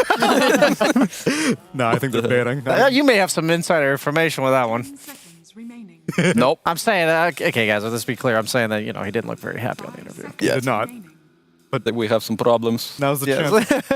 Now's the chance to smooth it all out before Bali, because something that has been consistently an issue in Eastern Europe is we'll see teams, namely Bet Boom, look amazing, and then they show up on international lands, and everyone's like, what the hell is going on? These are all like amazing players individually. Mechanically, they seem strong in their region, and then they get obliterated on land. I will advocate time and time again that it is becoming more and more meta for the best teams in the world to just be really good friends with each other. Yes.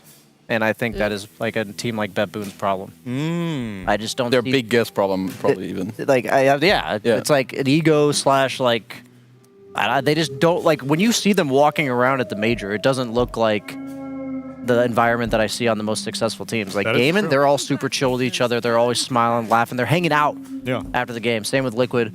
I actually think that that's a big part of why on LANs in a more clutch setting where emotions run higher, stress runs higher, that it does affect you eventually. The tough games, you don't bounce back. You don't find your win condition. You kind of just collapse. I mean, you take a look at like a team like Secret that came second at TI, right? I wouldn't say they're like a close friend team. I'd say like you had like Well, Zayats and Rezo were. Zayas and Rezo, but other than that, I They're- wouldn't say they were like super tight homies. There's exceptions. There are exceptions. I would say I don't think that there's only one formula to win, and I think BetBoom's problem is I really dislike their playstyle in general. Just this like we're gonna we're gonna try to win our lanes really hard and like farm and farm and farm, and like you'll just see them not contest things, and it just looks bad, and other teams will take advantage of that. Like there's just I don't know, they'll farm themselves to a loss. I kind of agree with that. I will say, I want to counter that point real quick. Oh yeah, let's go. I talked to Nisha at the Liquid Boot Camp, and it was kind of like, how did you bringing feel out about the Nisha Secret? card, that's kind of fucked up, Brian. Oh, no, It's like my personal relationship. no, so it's like people wonder, like, why did he leave Puppy? Yeah. Right? Like, was Puppy like too harsh of a captain or something? Nisha had nothing but like amazing things to say about Puppy. He was like so grateful for his time with Puppy. So maybe they weren't the best of friends, but there's like a ton of mutual respect between them. So maybe, like you said, maybe I was a little bit too generic with saying friends, or maybe too specific in this case. But the respect factor, and when it comes to clutch situations, but I don't want to keep derailing this draft conversation. So Just want to get my point and then Bro, swap the topic. Yeah. I got the final word we in can here. talk about whatever Is that part we of being want. co-host? That's or? right. You always get the last word. Good job, Brian. Abuser. I'm going to continue the conversation because I won't be put down like this. Circle back, please. As for my previous I email. want to continue. Tell him. And say, yeah, screw you. Oh. Yeah, suck it, Brian. Suck it, Brian. You lost. Oh, they took away my button. What a shame. What, the sound The effect button? Saberlight button. It has to come back. We'll bring it back. We'll get new interviews. We'll get new memes. It's Dream League Season 20, a brand new show and a brand new game.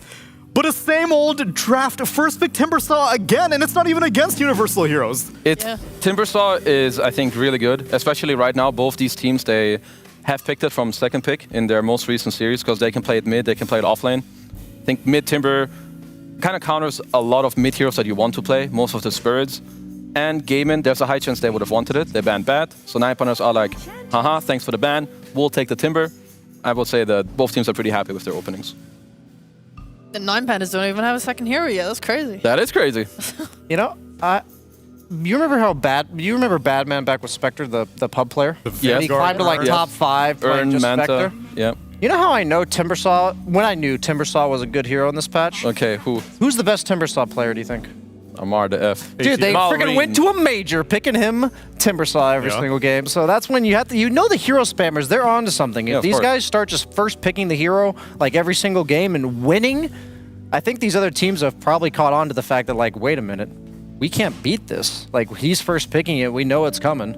So I think it all started from there because I started seeing it more and more as the first or third tour of DPC was playing out. Like, Timbersaw was irrelevant at the start of the patch, and it's just gone up and up and up.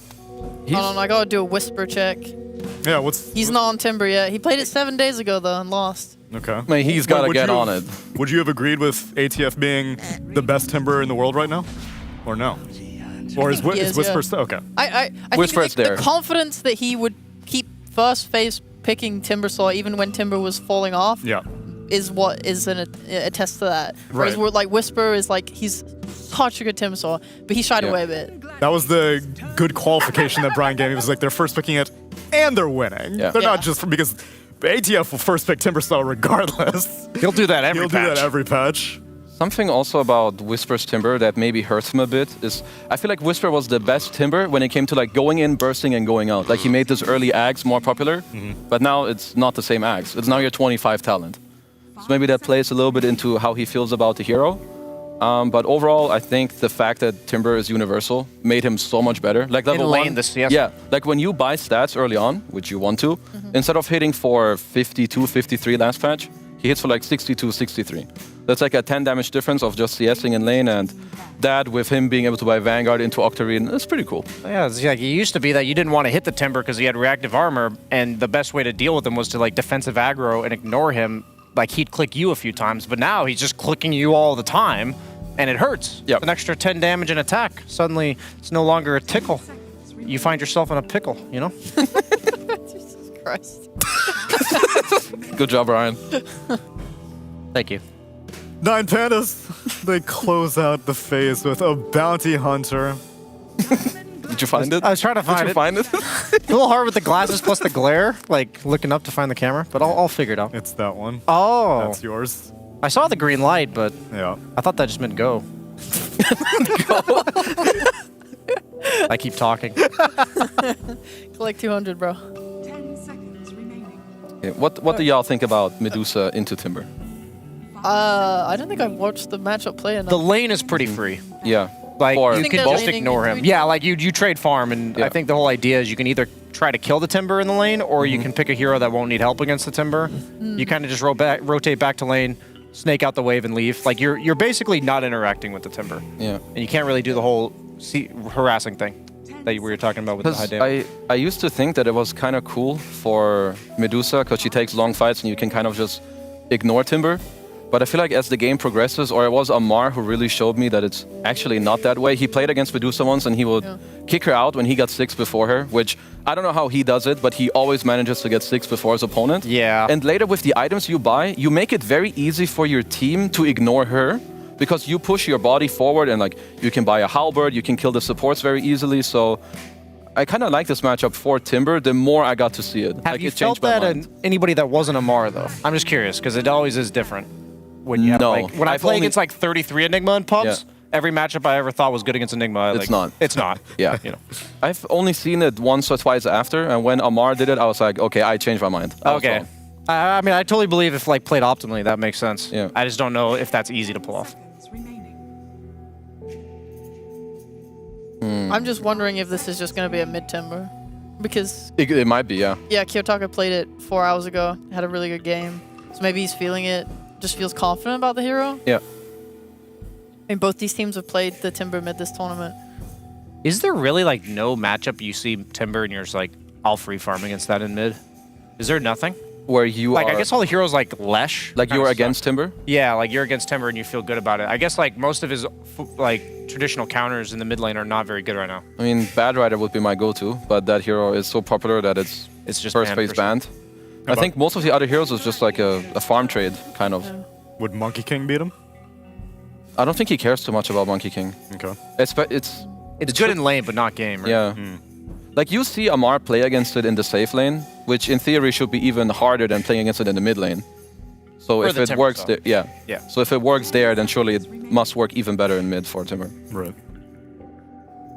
I think what is nice though is that if this Timber does go off lane, Yep. you have a bounty who's going to be able to go and make so many moves on the map. And I think it would be nice if 9 Pandas are able to kind of pressure not mid so much. I feel like every time I watch Gaimin play, it becomes a game of 6 heroes in the mid lane, which makes Gaimin really happy because Ace is always just going to farm really hard in the off lane. Like, he always looks so good because even if he has a shoddy lane, he just comes back through farming the off lane because everyone is just fighting mid non-stop, right? So I usually do not see it swing in the favor of the other team. It's always Gaimin are happy with that. So I'd want to see this bounty like playing side lanes really hard and just causing like a lot of problems. Yeah, I like your point. The one or the few other times where I've seen people do really well against this gaming style is when you have this mid hero that is hard to play into. Like it was Liquid, Lone Druid, Nisha. It's like super hard to gank that lane. Maybe Timber can fall in the same category. Yeah. If they don't find a good hero for Quinn that will like really pressure it. But maybe we'll find out in the next few picks. This is a relevant hero? Yeah, why Witch Doctor here? That's cool. I mean, it's a lot of kill threat. Is it? On the lanes. I actually don't see it because I'm thinking like against a lot of carries, the Maledict is a nuisance, but against Medusa, I would interpret it as doing nothing, right? Right, because it's how much damage you take, how much your HP you lose, and she's not losing any HP. Do you think it's just like a case of Spirit Breaker is not that good at trading in lane, whereas Witch Doctor is able to like pressure off laners really well? And then on top of that, if it is an Ench in the lane, the casket stuns the creeps for a really long time, so that makes that weaker. It does not stun creeps for. Wait, did they change that? Yeah. When? Pretty sure about a year ago. Whenever, whenever it started doing more damage. Yeah, because now it compounds how much damage it does. Oh, it does. Per bounce. So like the 10th bounce on creeps does like 300 damage. Yeah. Really? Okay. My Yeah. bad. I don't play support. No, you're good. To be fair, I only learned that in a pub the hard way after I'd already picked it, thinking like this hero owns Lycan, and then I started to ancient for 1 second and just died. Hell yeah. No one here likes support. Screw them all. Nobody reads.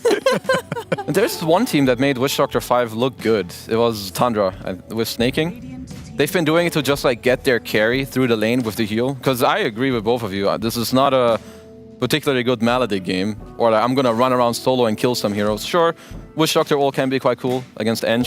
But overall, I would say the biggest strength of this hero is to try and help your carry get through the lane with the heal. Because that is the hero's best spell, I think. He's not going to be running around solo this game, but he is going to be solo most of the game. Wow.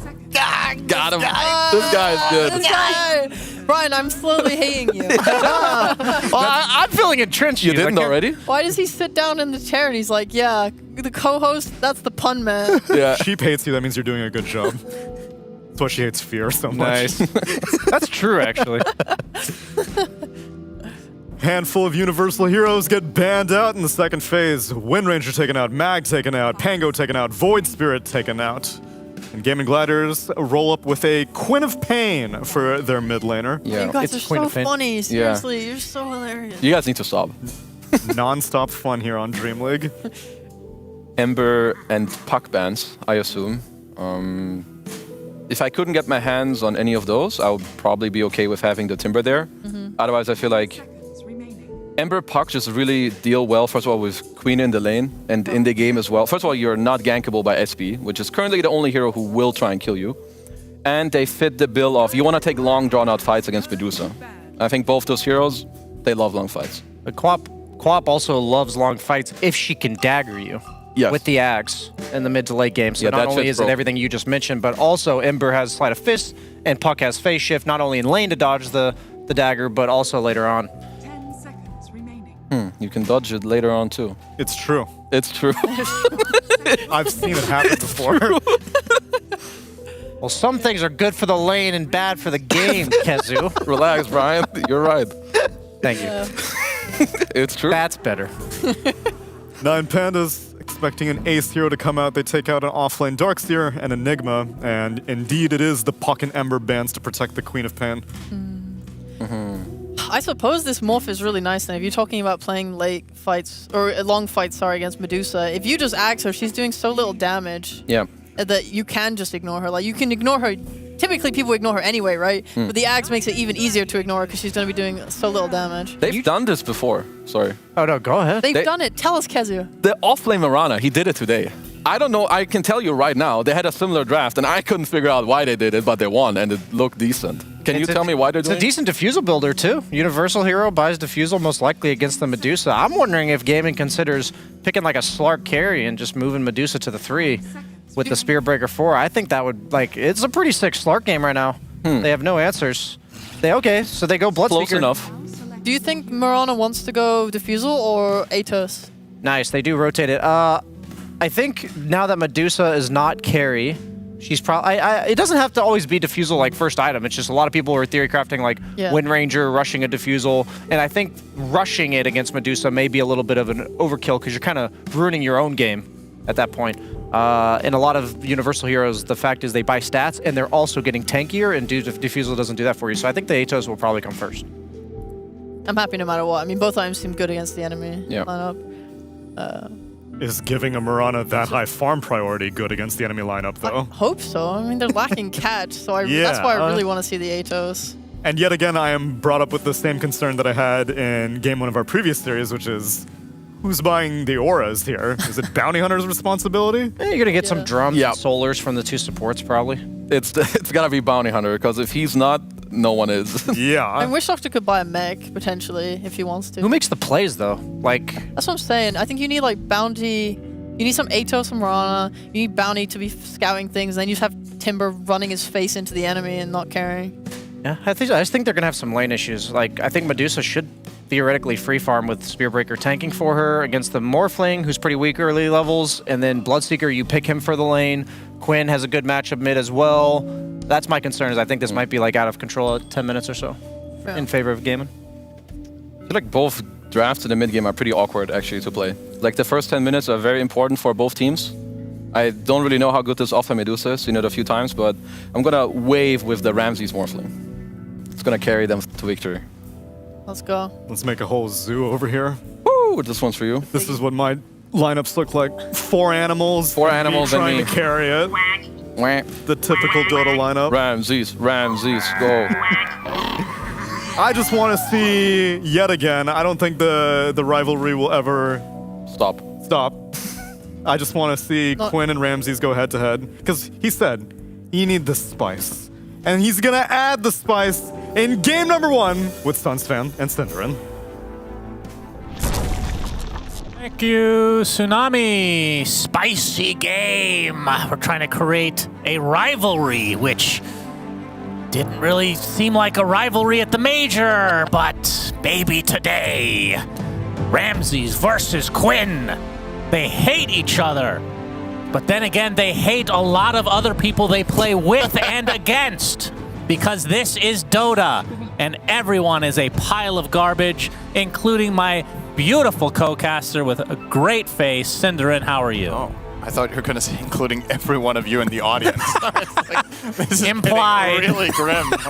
Okay. Implied. Well, I still like some people for now.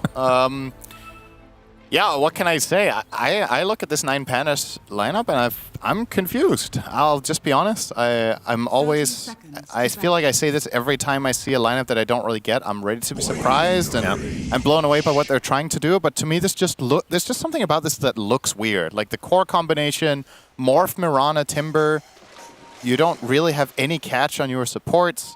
And the enemy team has a mid-Quap and a support Spirit Breaker that I feel like are just going to be having a field day in this game. Like, they can be all over the place together.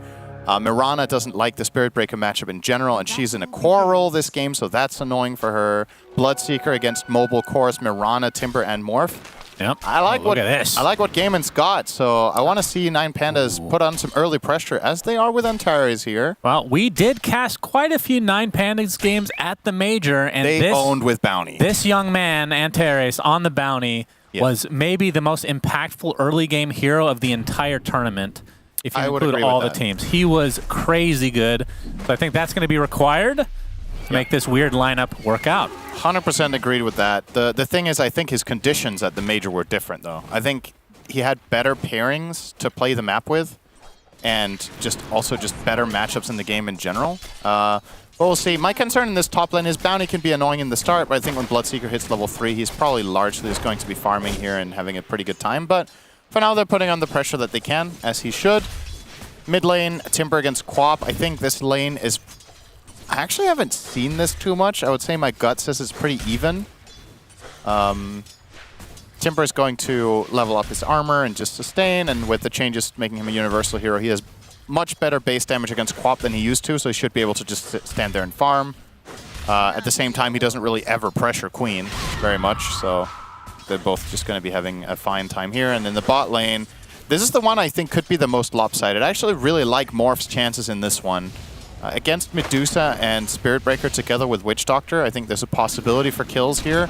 And of course, more than anything, he has better base damage than Medusa, and it's just going to ramp up, and they can't really pressure him that hard, I think. So Ramses should be the biggest winner in all of this.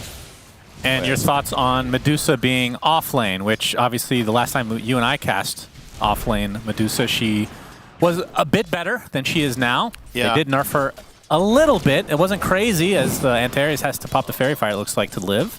Big damage there from Celery. Yeah, I don't really know where I stand with Medusa right now, to be honest. I think the hero has its moments. I was honestly surprised to see Gaming Gladiators first phase it. They must rate it higher than other teams, and just in general then... Yeah, it's definitely fallen a little bit out of favor compared to what it used to, but they might see some interesting, like, facets to the hero in terms of like the flex in particular. As an offlaner, I guess you just go the phylactery, right? It's pretty straightforward. It's also what Ace is eyeing up here, so the standard approach that we saw, I want to say pioneered by 33 at the major, with incredible success, of course. Who do you think is the best phylactery hero in the game? Because we have another one on this side in Bounty. Bounty is very good, but the problem is Bounty a lot of the times doesn't get it at the right time because he doesn't acquire the gold fast enough. He wants the Lotus, but they force him out. And a lot of the time also has to get other items for the team than the selfish item that Phylactery is, kind of. Who's the best one? That's a very good question. Yep, that one. Who did we have in the last game with the... I think... Visage. Visage is better. Yep, I've seen some pub axes do it. Not great. Axe? It can actually ruin your culling blade. But it's good with Battle Hunger. Why would you buy it on axe? Well, theoretically, it adds damage to your culling blade in a way, but at a certain threshold, if they're low enough, if you can kill the hero with Phylactery, then your culling blade goes on cooldown, which is really bad. And it doesn't hit. Yes. Oh my god. Correct. Yeah. But with Battle Hunger, I like so far the conversations we've had about items and new tech that you're talking about are both axe related. Yeah. The one with the arcane blink is a lot better than Phylactery. I'm gonna give a big fat Don't doubt knock to it Phylactery. till you tried it, all right? That's We have a bash here into the charge from How many Tofu. thousand MMR did you lose in the last couple of months? I don't think I have not tried that build, actually. I've just heard of it. Oh. It sounds hilarious. It's the only reason I brought it up, of course. Yeah, where did you hear from that? I don't know, actually. Probably some Twitch chat stream. Oh, yeah, that sounds par for the course. Yeah, so Dyrachyo, 21-6 right now in the safe lane. You can see 25-10 in the bot lane for Ramses, so he's having himself a time in that lane. I mean, both position ones are doing fine now. Dyrachyo obviously getting harassed big time in this lane overall, but... It will stabilize over time. Bounty is falling off here, and Bloodseeker will start to get more points in Thirst, and then... I mean, how much gank potential does Antares have for the mid lane? As Dust is going to be popped, looks like they want to pursue this a little further. Bloodright is there as well. Antares resigned to his death as the first blood goes the way of Dyrachyo. Gank potential mid? I mean, not really, right? That's also part of the thing about the Bounty pick in this game is he has pretty bad targets. You're not ganking Quap with Timber. And you're probably not... I mean, you can definitely gank the Medusa. I would say that's your most likely kill is take the gate and go bot. I don't know how good it feels to do that. And now that Medusa is sitting on the first healing Lotus, which is actually very important for the state of this bot lane, that gank might not be that easy to pull off anyway. Yeah, Tofu is probably dead here. Yeah, Maledict is ticking. Another Adaptive Strike. And is he going to live? Oh, he's going to die while tick? TPing. That's really... Oh, my goodness. He made that? That was like... I don't know what the milliseconds would be. That was very few milliseconds. Yeah, that's ballsy. It's honestly it's one of those risk reward things, right? Where you're Spirit Breaker, so you can charge back to lane. You talked about the gank, and it's hilarious seeing a Medusa go from full to zero. Yeah. Just because I hate seeing that hero in general. Is Quinn looking for the rune? It's going to be bottom, and it's a double damage. It's going to be secured for the side of 9 Pandas, though. I wonder if Antares will actually take this. No, he won't. Kiyotaka will grab it. Doesn't have bottles, so it doesn't have like the most value for Timber to grab this. Yeah, but he's universal. He is. It's base damage. Bounty with that DD could maybe go, and make something happen bot again. Yep, true. So I don't actually agree with this choice of giving it to Timber. I feel like this is just nonsensical. Like, he's going to farm this wave anyway. There's no opponent hero here, so this was just a free wave regardless. Maybe he's going to do a little bit of tickling with the tower here. That's at least something. But Antares with a DD here could have been a big threat to the Dusa. Yeah. And he's got his Chakram ready to go as well. Both Quinn and Kiyotaka level 6. This is great. Okay, so Tofu has a sentry. Oh, Antares is actually going to give it away here. So now this... He has another stun. Oh. All right, well, they split the Wisdom Runes. This was a comical 1v1 affair for the supports. And they're going to back away because neither do any damage at all. Yeah, I'm actually very surprised Tofu didn't put down the sentry there and just stand on top of the rune. But he felt confident that he could spare that sentry and just charge through the rune, and it worked. So, well done there. And now he's going to put some pressure. Oh, that's a good bash right there onto Antares. Now they have this sentry plus Blood Grenade. But not going to be quite enough. Bounty Hunter, one of the heroes with the highest base armor in the game. He has a great body. Yes. If he was in a custom game, he'd probably be like a B tier just for his stats, I would say. As Solo's going to spot Celery, who's has that healing salve going, which will be canceled now. Celery doesn't enchant, so he will get away, but that was not far from a kill, actually. Yeah, can't heal himself, though, as Antares showing himself mid now, getting off another stun thanks to the Shadow Walk.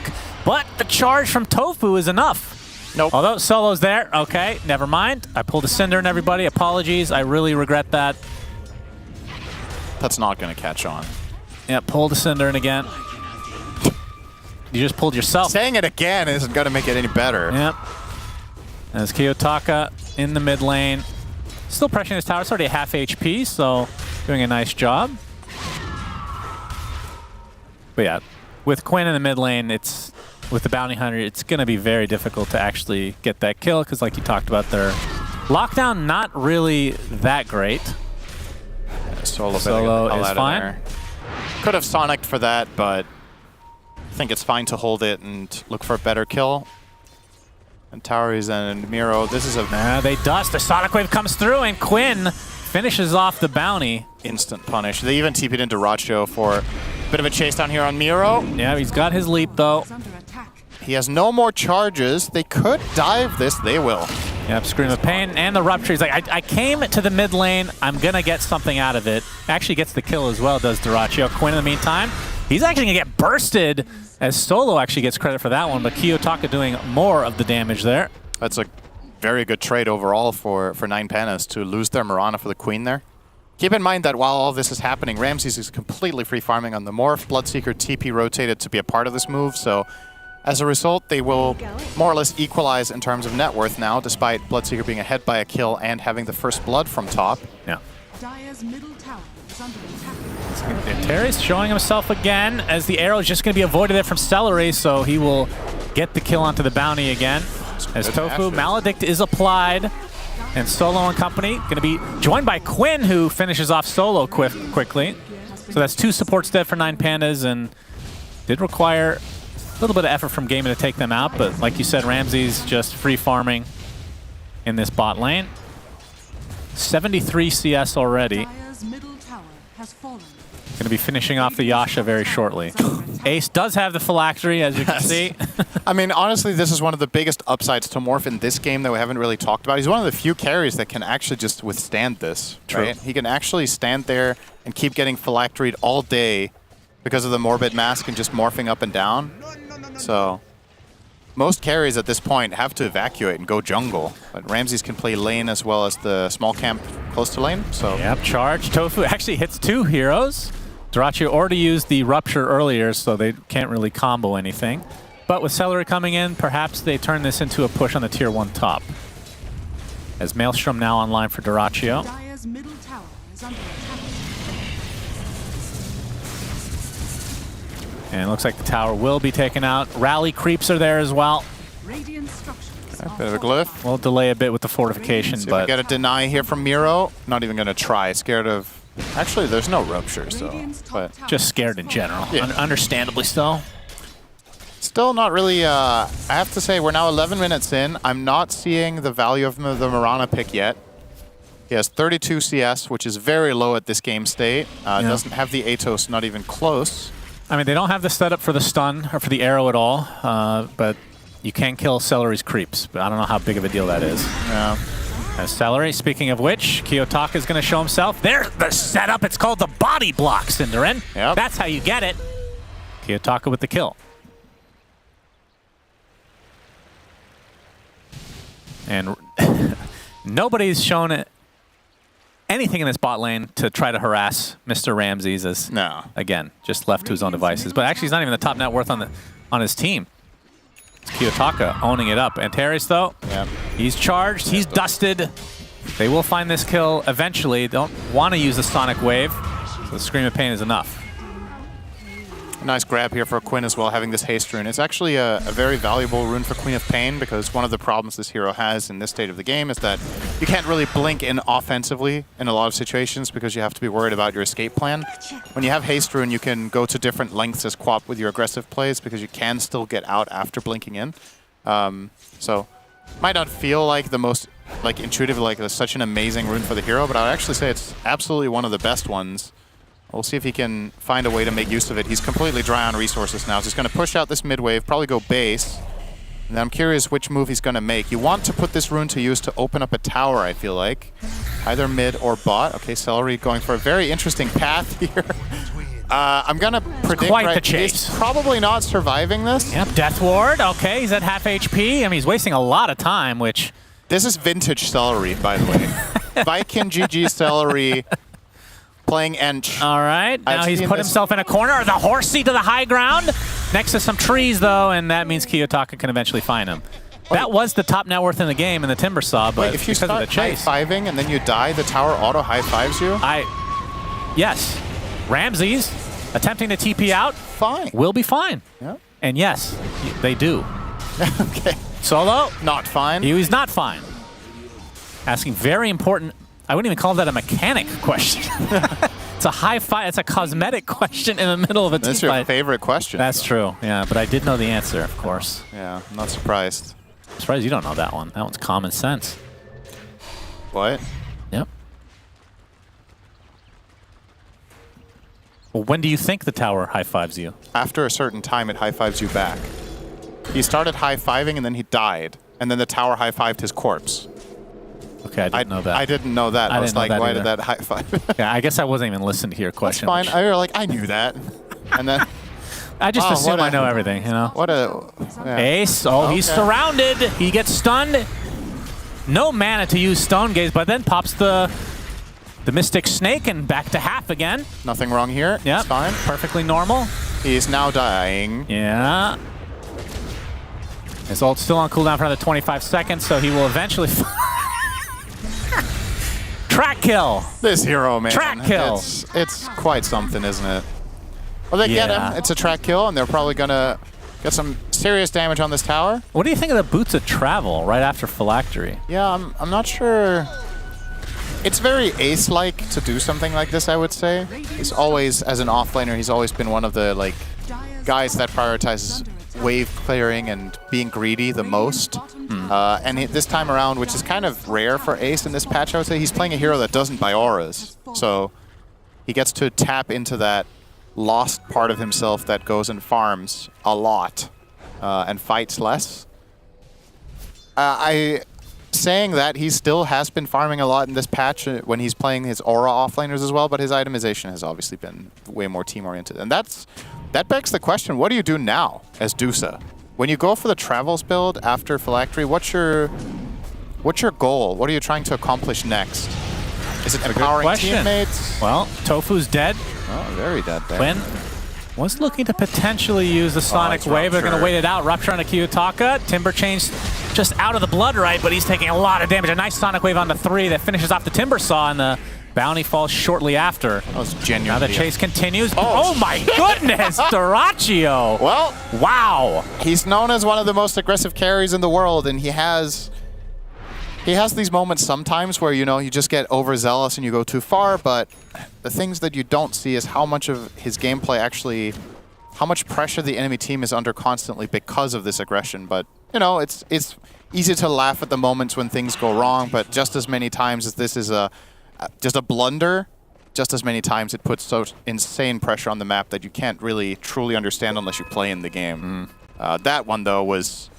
It's also easy for us because we saw all the heroes, right? But well, I would argue, regardless of the outcome, it's entertaining either way. Absolutely. I don't care either way. Very fun player to watch. High highs, low lows, and that time around just walked into the high ground, got Atos by Mirana and eaten alive by Morph. So I don't know if he didn't know about the Atos. It's a very late one, so it might have been the reveal from Aero. I don't know if we've seen it until that point.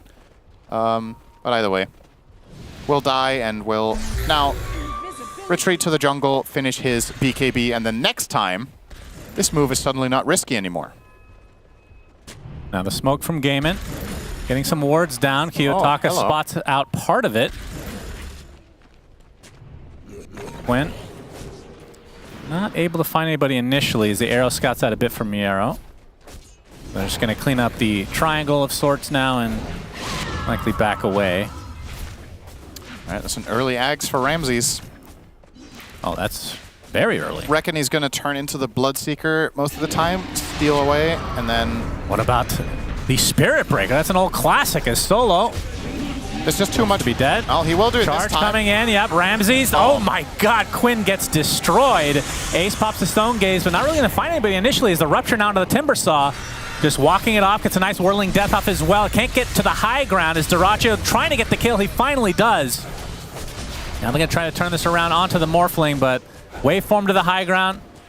Miero and company trying to set up another potential kill here, but Miero's taking most of the damage. The Mystic Snake and the Impeti, let's say, are enough to get the kill on the support Mirana. Bloodright to get away, but the waveform.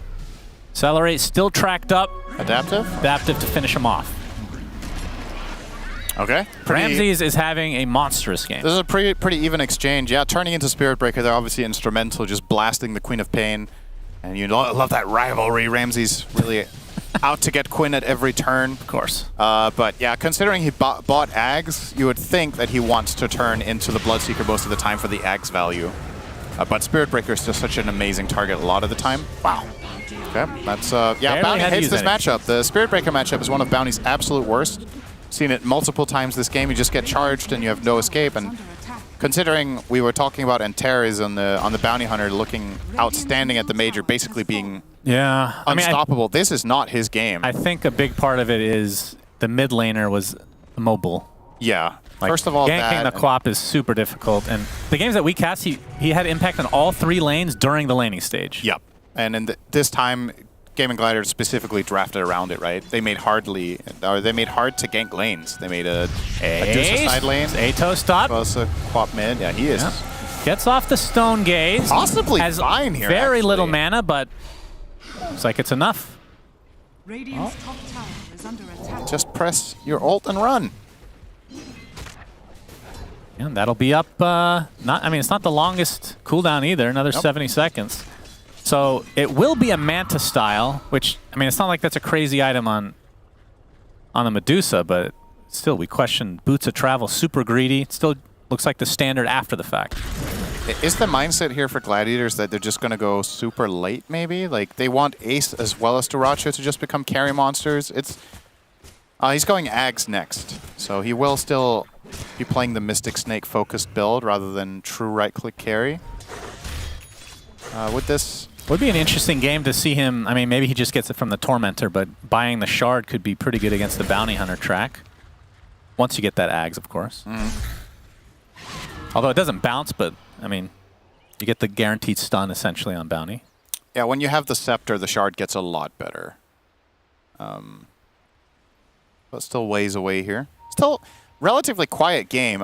I feel like it's hard to say who this really favors because it's an outstanding Morphling game, as Kezu pointed out on the panel. Like, there's not much stopping him later. It's only really the Spirit Breaker that can be a thorn in your side when he gets especially a Shadow Blade. But aside from that, he has information all the time. And, okay, Voodoo Switcheroo here from Solo. Voodoo Switcheroo into death. The Rupture was used prior to that. Dyrachyo gets the kill and runs away safely. Miero also falls. So both supports for 9 Pandas. And this should also lead to a tower. This 3v5 is not playable. You're just going to concede the area, and a nice move from Gaming Gladiators. And I think, again, we talked about this pre-game, but this is going to be the biggest challenge of 9 Pandas right now, is breaking something open, right? It feels like a lot of the time in this game when they've got trades, it's because Gaming Gladiators make the first move, because you kind of, for the most part, you can't, right? A lot of their kills have been return kills, like the Mirana turning around on someone with the Timber Saw, or getting a good Witch Doctor combo off and Morph comes in and cleans up, but most of the initiation is Gaming Gladiators. So if you're not playing tight and you get caught off, you don't really have good responses to show up on time to help, and Gaming will take advantage of that this time around. All right, 22-minute Wisdom Rune here for Bounty, so a minute late, but it's still there. Gaming had other business to attend to bottom, so can go and grab that. Would you say teams are less interested or more interested or neutral in Tormentors since the patch has come out? Less interested than before. Why is that? It's a good question. I genuinely... I don't know. Maybe it's the fact that I think very lineup dependent. Okay, Celery's in trouble here. Yeah, Kiyotaka gets the kill. He's going to get ruptured, though. He pops that reactive armor Aghanim Scepter. Missed the chain. They try to walk this off. Duracho pops the BKB, but not really dodging much as Voodoo Switcheroo is used. So the BKB not really going to help out too much, but they do get the kill onto the Witch Doctor nonetheless as Tofu trying to keep the rest at bay. Gets off the Nether Strike back into the Blood Right. Nicely done. Double kill for Duracho. It's a 2-for-1 in Gaiman's favor. Miero looks like he's out. Tofu was a little closer. That was not happening, but... Yeah, I think so about the Tormentors. I think, first of all, it's very lineup dependent how relevant the shard is, but it's also the amount of resources you need to expend to it, the way you kind of concede a bit of map control to go there unless you're stealing the one from the enemy. It's a lot of uncertainty, basically, I guess is a way to put it. And you can... It's not important to kill it exactly at 20, right? You can kill it 2 minutes later. Like, it's not that crucial that you are on the money right when it spawns. So... You see the replay of the fight here. That's a nice Nether Strike combo. Of course, gets a tip from Celery instantly, and that's the end of that. So 3K lead now for Gaiman. Yep, as Roche. It's not... It's actually going to be contested for once. There's a nice charge onto 2 heroes from Tofu, but another Voodoo Switcheroo means they can't target him at all. Solo takes the Mystic Snake, but Kiyotaka is the one they really want. The impetuses are doing so much damage. He still has that reactive armor. Blows up finally. It's going to be enough to actually take out Quinn, but shortly after the Timber does fall. Ace, in the meantime, he's tracked and slowed perpetually. He's going to be surrounded by most of 9 Pandas. Still continuing to get mana thanks to the Mystic Snake, but you'd think this is eventually will be enough, and it is. Double kill for Ramses, and now they can be the ones that finish off Roche. This Morphling is starting to become a really big problem for Gaiman. And again, it's kind of the same script, right? Gaiman initiates a fight. If they don't clean it up immediately, the turnaround potential from the Morphling is just extreme. You're going to see the replay here. So really nice Force Staff to get Tofu out of trouble to begin with, and Kiyotaka repositions here, and now Quinn pursues in to get this kill on Timber, but just not quite enough in the tank. They finally get him with the impetus shots, but this fight is already over. Duracho didn't really get to play his hero that fight, it felt like. He ruptured and then he just got blasted. If the enemy heroes aren't low enough, if Morph gets on top of him, the Scotty's low, they're not getting out. Yeah, and Ramses now has the Aegis to work with. He is 5-0-3, so maybe even more difficult to take out considering he's twice, and we'll be getting, I believe, yeah, that's just going to be a Manta, so just a couple hundred away.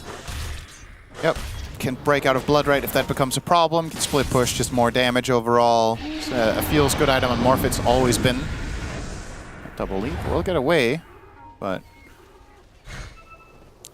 still really does feel like this Mirana has been... Yes. It's also not really a, how to say, it's not like a traditional Miera hero, I would say. He's playing it fine, but I'm still a bit puzzled about the reasoning behind it. It would be interesting if we got an interview with them to try. I mean, maybe they're not going to spill any beans, right? But like just trying to understand what we're missing here to appreciate, because the Bounty Hunter pairing isn't particularly good. Like this lane wasn't anything special. They did lose it. Despite his team looking really good now with the Morphling, Miero is still far behind on net worth, only showing a Gleipnir now, 26 minutes in. Doesn't really have much to show, but it is still, I guess so far so good for 9 Pandas. Whether it was the best pick or not, doesn't really matter at the end of the day if they are going to end up winning the game off the back of their Morph. Do you remember how the drafts materialized, like what the order was? I don't remember when exactly the Mirana was picked either, but it's like, as you mentioned, it's good against Ench creeps, right? Maybe that was it. Like maybe they just wanted that more than anything else. Celery's yep, they want Celery. They'll take him out very quickly. He's buying Tranks. Interesting. That's a very late Tranquil boot, but... Oh, never mind. He wants Boost of Bearing. Okay. Standard then. And these illusions, as you can see, are ridiculously tanky for some reason. I'll die eventually. This is part of the game for some reason. Like, why bother, almost? But, yeah.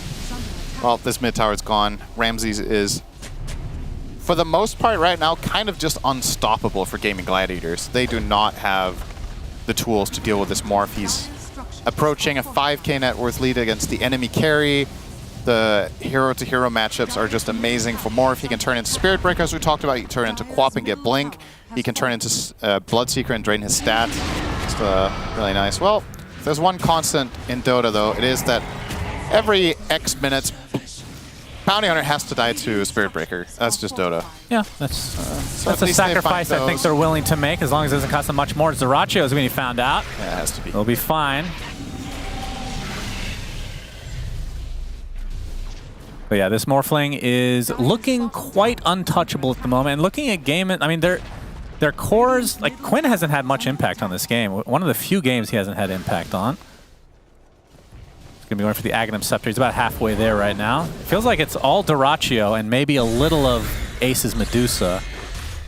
Especially if you can get a couple more items. It actually changes mind. It's not the Aghanim Scepter, you're just going Skadi. So recognizing they just don't have the impact that they're looking for potentially from these cores, so just building quote-unquote normal carry Medusa.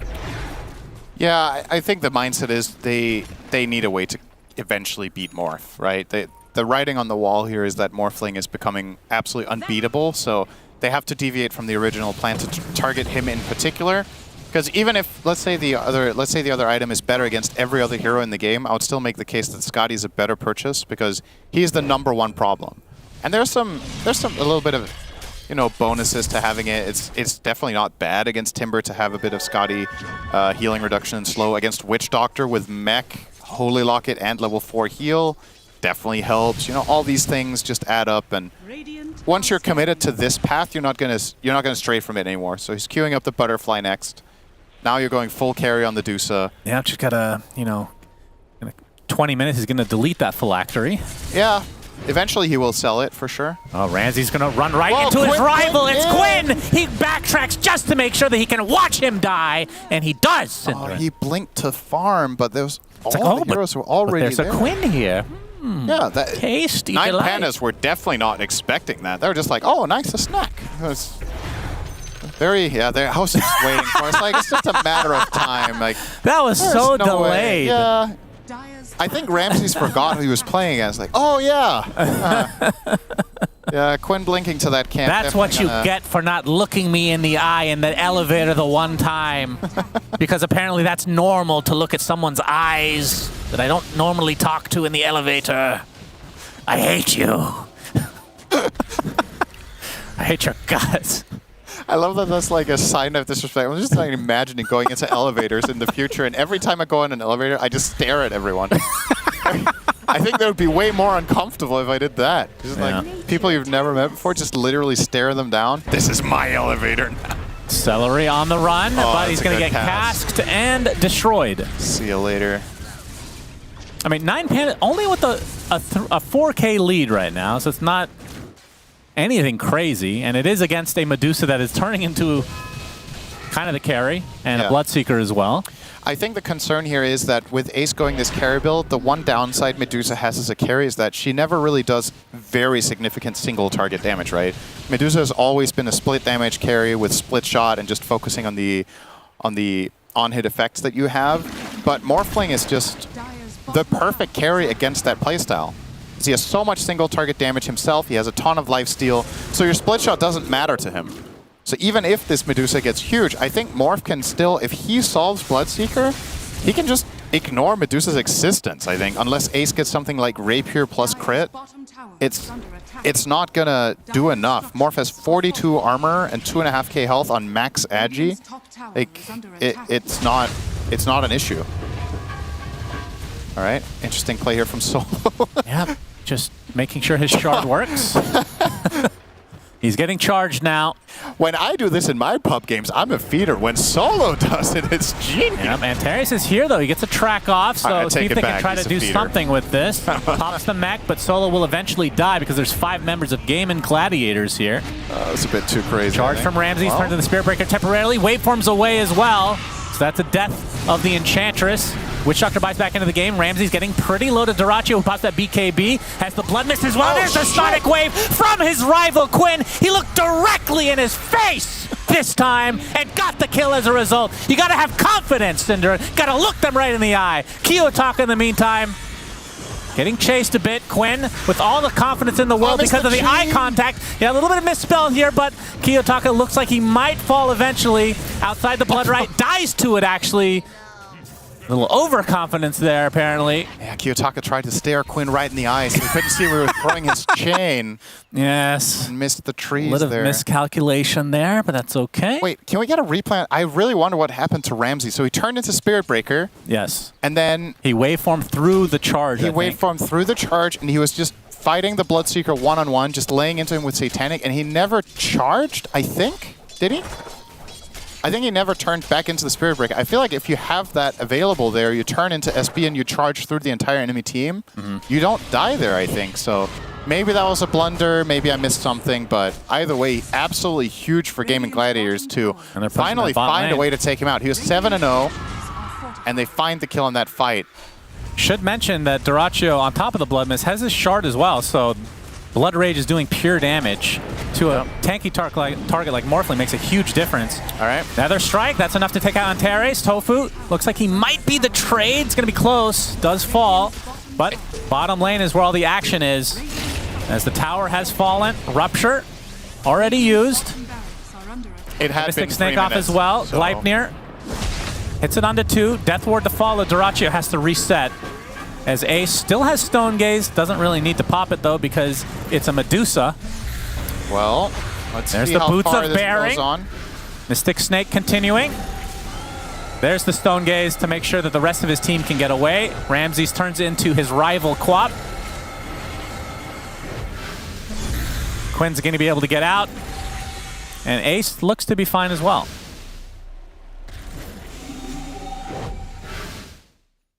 Now we have the replay. Okay, Yeah, so he turns. Let me see here. So he was Spirit Breaker before this. Waveforms through. He has charge now. Yeah. He's just I feel like there's a play here where you morph and you charge the Spirit Breaker in the back. Right. Stone Gaze was there as well, though, right? I think he would have made it in time. I mean, it's always hard to do, right? You're turning into Morph using Satanic. You kind of really want Satanic value, right? So it's a really tough call to make. Didn't really look like a blunder, just a tough situation. Oh my God, Dyrachyo surrounded, pops his BKB, gets the Rupture off on Kiyotaka. Oh, they're going to run him down here, all right? Looking for the Gleipnir initiation. Actually connects on to 3 heroes, it looks like, as Tofu gets off the nice charge. Sonic Wave to follow. That's going to be a dead Mirana. Good Death Ward coming out, though, but Ramsey sticking the brunt of the damage from Dyrachyo. The right clicks are too much. The pure damage is ripping him a new one. 3 dead for 9 Pandas. As Kiyotaka staying alive, he might be the only one alive for 9 Pandas very shortly. Indeed, that's the case. Trying to put out as much damage as he can. Did take out the Bloodseeker earlier, but eventually he will fall. Oh my God! He actually got that kill somehow. Timber Chain TP. No. Okay. Mystic I was Snake like, is no there. way. Triple kill for Ace, who is now the top net worth on Gaming Gladiators. Shannon, I knew this day would eventually come. I knew this day would eventually come. Yes. Blood Mist is winning the game. Senator, what do you mean you? We had this conversation. I'm the one that said that. Yeah. Okay. I mean, it just needed after 7 buffs. Yeah, it's micro buffs after Ultimately, everything in Dota gets good. It will happen. Man. And that the damage that he's outputting in these fights on the Bloodseeker, it's really meaningful. He did 7K in that fight. And keep in mind, he died as one of the first heroes in his team. Nobody ever caught up to him. That 7K damage is including the follow-up 2 kills that they got later. Just absolutely insane output from Dyrachyo in that fight. It's going to net them an Aegis, which I hope they don't put on Medusa. Probably just put it on Quinn here. There's the cheese, though. Oh, arrow on Celery. He did get the cheese. Well, he's tracked now. It doesn't really matter. I think it put this cheese on Bloodseeker. It's actually it's extremely good on him when he's running Blood Mist. Yeah, it is. So, would love to see him receive that cheese. And Gaming Gladiators starting to... I'm not going to say they're taking control of the game. It still feels like anyone's game, to be honest. Like, this lead is definitely meaningful, but for me, the Aegis is a bigger deal than any 1,000 net worth lead right now. Yep. Well, Bounty's dead. It's been 3 minutes. It's a universal constant now. 11 deaths in 37. That's dead pretty for much a full everything. minute. Is that a dieback technically? Did He's buy back level at some 18, point? so I don't think so. I guess that's true. Pretty high level. He's rocking the Sir Action Slacks build on Bounty Hunter, as a matter of fact. He's more boots? He's a third of the way. He needs boots of travel, treads, phase boots, and brown boots. Yeah. Then he's there, so... Close. Eventually we'll get there. Slacks, of course, would have never bought Force Staff because that's a team item. Understandable. Yeah. Here we go. High ground time. Arrow will miss. And, okay, this is a hard fight to access as Pandas. You need to be very clever about your these angles. illusions are absurd. Yep, they give full vision. They're hitting everyone. And that's the tower gone. You need to find a flank here. This is the position 3 Medusa, which is now your carry. Well, she's top net worth, so is she really pos 3? She was at some point. Yeah. All right, that's fair. a melee Rax. Well, they have the Rupture going off here. It's going to take the Rax with no contest here, and probably... Okay. Ace TPing out in full vision. This is hunting season. Yep, it's time. I don't know about that one. Lincolns, okay. Yeah, they're going to try for it. All right, Ace is back. That was quick. That was a quick TP. Quinn getting caught off guard. Gets arrowed to the face. He's already at half HP. Gets a Sonic Wave onto 3 heroes, including Ramses. But it looks like Game and Glad is going to lose their Spirit Breaker. He buys back into the game. Can get back pretty quickly as Kiyotaka pops that shard, but it's not going to be enough. He's going to die as well. 4 dead in the blink of an eye for 9 Pandas, making a full team wipe, and GGs are called. Game and come back. Damn. One of the few comebacks we've seen on this patch, I feel like, and it's an entertaining one. And it's one of those things where I feel like 9 Pandas are probably a little bit confused and surprised, just as we are, about... It's like Bloodseeker all of a sudden just hit a threshold. When he got that Ags plus Butterfly, he just swung across, like it just pushed him over the edge. It just went from doing okay to starting to hard carry fights, and obviously, as you mentioned, Ace was starting to become a huge threat, but I really felt like Ramses had this one in the bag, and then he dies one time, he dies the second time, and the game has just swung 180 very, very quickly. It's got to be a bit of a frustrating loss, the way they lost that. Yeah, and some of the questions that the panel and yourself had were not really answered. I mean, the Mirana, other than killing the creeps, I can't really think of another reason to have this hero. Unless, like, again, the order of the draft I can't remember, so maybe it was supposed to be a support and they just transitioned, but I can't remember. Either way, it's only game number 1 between 9 Pandas and Game, and let's see what the panel have to say about Gaiman's win. Well, I guess part of the question that we were asking is it good? And in that sense, the question was answered, because no, I don't think it was good. It seemed good for at least the first half of the game, and then perhaps yet again, 9 Pandas toss a lead, much like the Berlin Major upper bracket showdown that they had. So, it's predetermined, honestly. Yeah, I think the pick was originally for Medusa as a carry, and then that is not what Medusa was, Kezu. Well, until the late game. Until the very late game, because it was Zai before, or maybe Ace as well.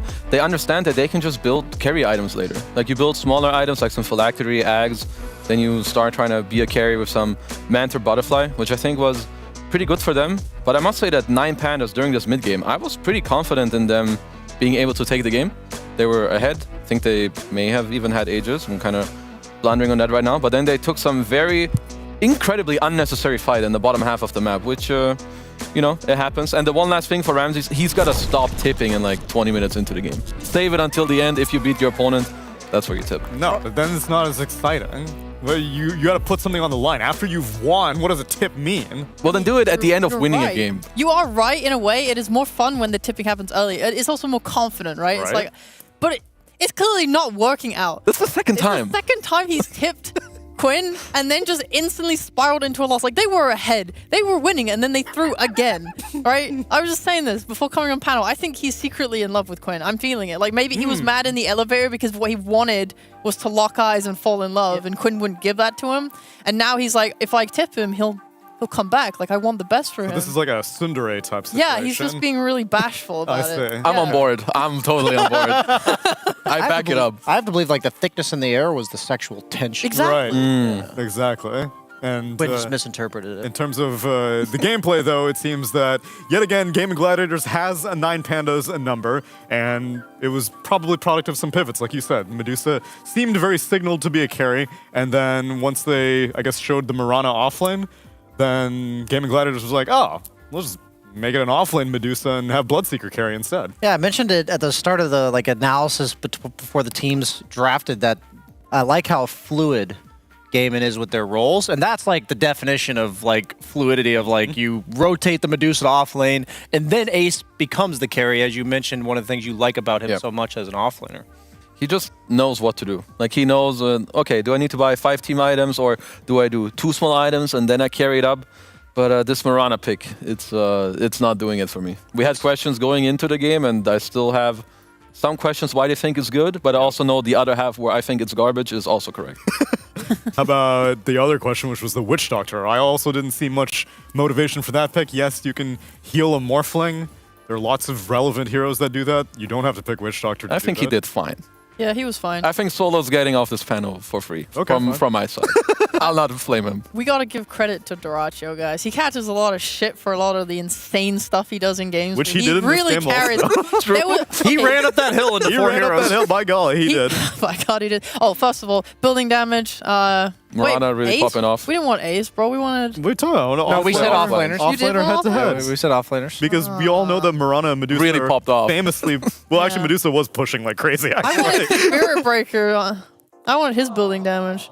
That is more than 10x. This is pretty good. Yep. An For order Ace. of magnitude above. Unlucky. But anyway, not these guys. Doracio played a really stellar carry for the most part. Every single fight, he was getting these little clutch heals off and living just that extra bit longer. I thought his target prioritization was really good in fights. I think he just did a really good job. Because I was thinking, oh, Ace is going to get carry items on this Medusa. Maybe Morph needs to use Ags for her. But actually, he was the issue nearly every single fight. He was doing so much damage. And he got that Ags, which looked really cool. So I was a huge fan. His item build was, in my opinion, without being super experienced on Bloodseeker, but it looked perfect. I think the Butterfly to have more evasion, he also took Elven Tunic to have more evasion, to kind of run in with his Axe, have more of a buffer, more evasion to just stand his ground, to help his team to just have a pretty free fight. Ace can run in as he wants, Quinn can blink in. I think he did a pretty stellar job. Yeah, I'd just like to do a little salesman for Bloodseeker here. For all the people out there that maybe haven't experimented with it as a carry player, one of the only carries where in the middle of the fight, you can say, I have to hit some creeps. True. Because there was a lot of times where he got really low, and we saw him barely kill Kiyotaka Timber by healing off of the big camp when Kiyotaka thought he'd finish him off. Do you love the gold last hit sound? Yeah. You feel like you don't hear it enough in the game? Well, now I've got a carry that can hear it during a team fight. Exactly. And you say, I was just healing. I was just healing. It was tactical. You got to run up a hill first, though. Right. So you take damage. So he's and die. a better version of Slark, because Slark has to run away, but he just kind of stands and hide. And hide. What a coward. Yeah. Thank you for the carry ad. I'm sold. No problem. Can you tell me on Blood Mist, though? Because also Cinderin was saying, I think too many buffs, and now it has become a point that it's actually viable. It's the overheal. I actually thought the overheal only applied to heroes, but you can farm creeps before the fight and have 800 extra health. I honestly think it's pretty good. From what I've seen in my pubs, I just see them, because Bloodseeker's a lot about, you pop your BKB, you use your archer and you just go in. I feel like this Axe helps you do what you naturally already want to do. As much damage as possible in that time window. Burst. Yeah. Okay, I'm into it. And then what is the approach for 9 Pandas coming into game number 2 then? Because I'm going to keep calling out all their picks. First pick Timbersaw also. What's up with that? I think the Timber is still looking fine to me. I'll just say I think Mirana was dog shit, and I don't think they should pick it again. I think it looked trash. I think it got owned in lane. I think it did nothing. I thought it was just awful, and I hated it. And also, stop tipping. I'm fully on board. I feel like you touched on everything that I would want. Focus on your goddamn game and pick good heroes. So the first 4 heroes, it seems that you were fine with. It was really they just threw it all away come Mirana? Well, I do. So I would say draft-wise, yeah, the Mirana is awkward. But even with the draft they had, they were in a gameplay situation where they could have won this game. Yes. So if you swap something small, you don't tip, and then you focus on your game, so you tell your team what you need, you can win the next game. You don't have to change it all. Just something small. Okay. I see. We can stick with the same tropes. And one of the tropes that perhaps Sheep has led me on to is that we are witnessing an enemies to lover type situation is what I'm thinking. So we need to resolve this story. Well, kind of, because it's a BO2. We don't get a full BO3. But then, if it's a 1-1 split, the tension continues. Game number 2 of 9 Pandas versus Gaming Gladiators after the break.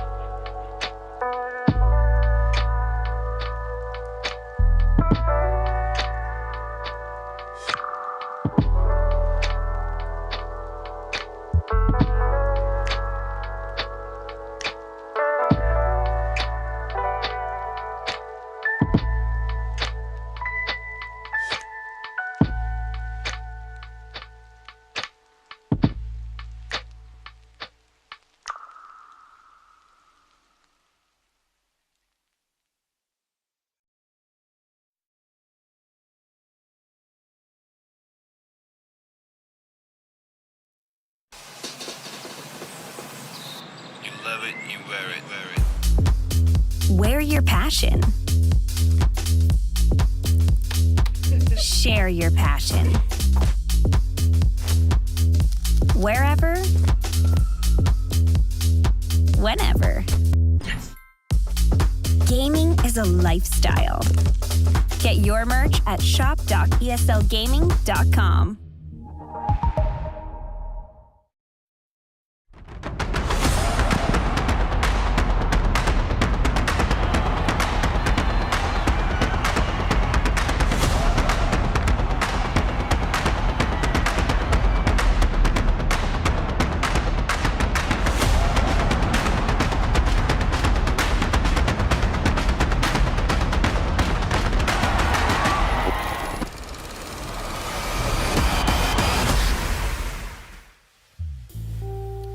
Ramsey's heart skipped a beat as he witnessed the Queen of Pain blink in. He thought to himself, perhaps now would be the best opportunity to show my love. But how? Perhaps in the form of opening up a scoreboard, clicking on a button. All chat just simply did not hit the same way. What was he planning, though? Could it really be love? These are the questions that we find ourselves asking as we get into game number 2 of 9 Pandas versus Gaming Gladiators. All this time, we thought, yeah.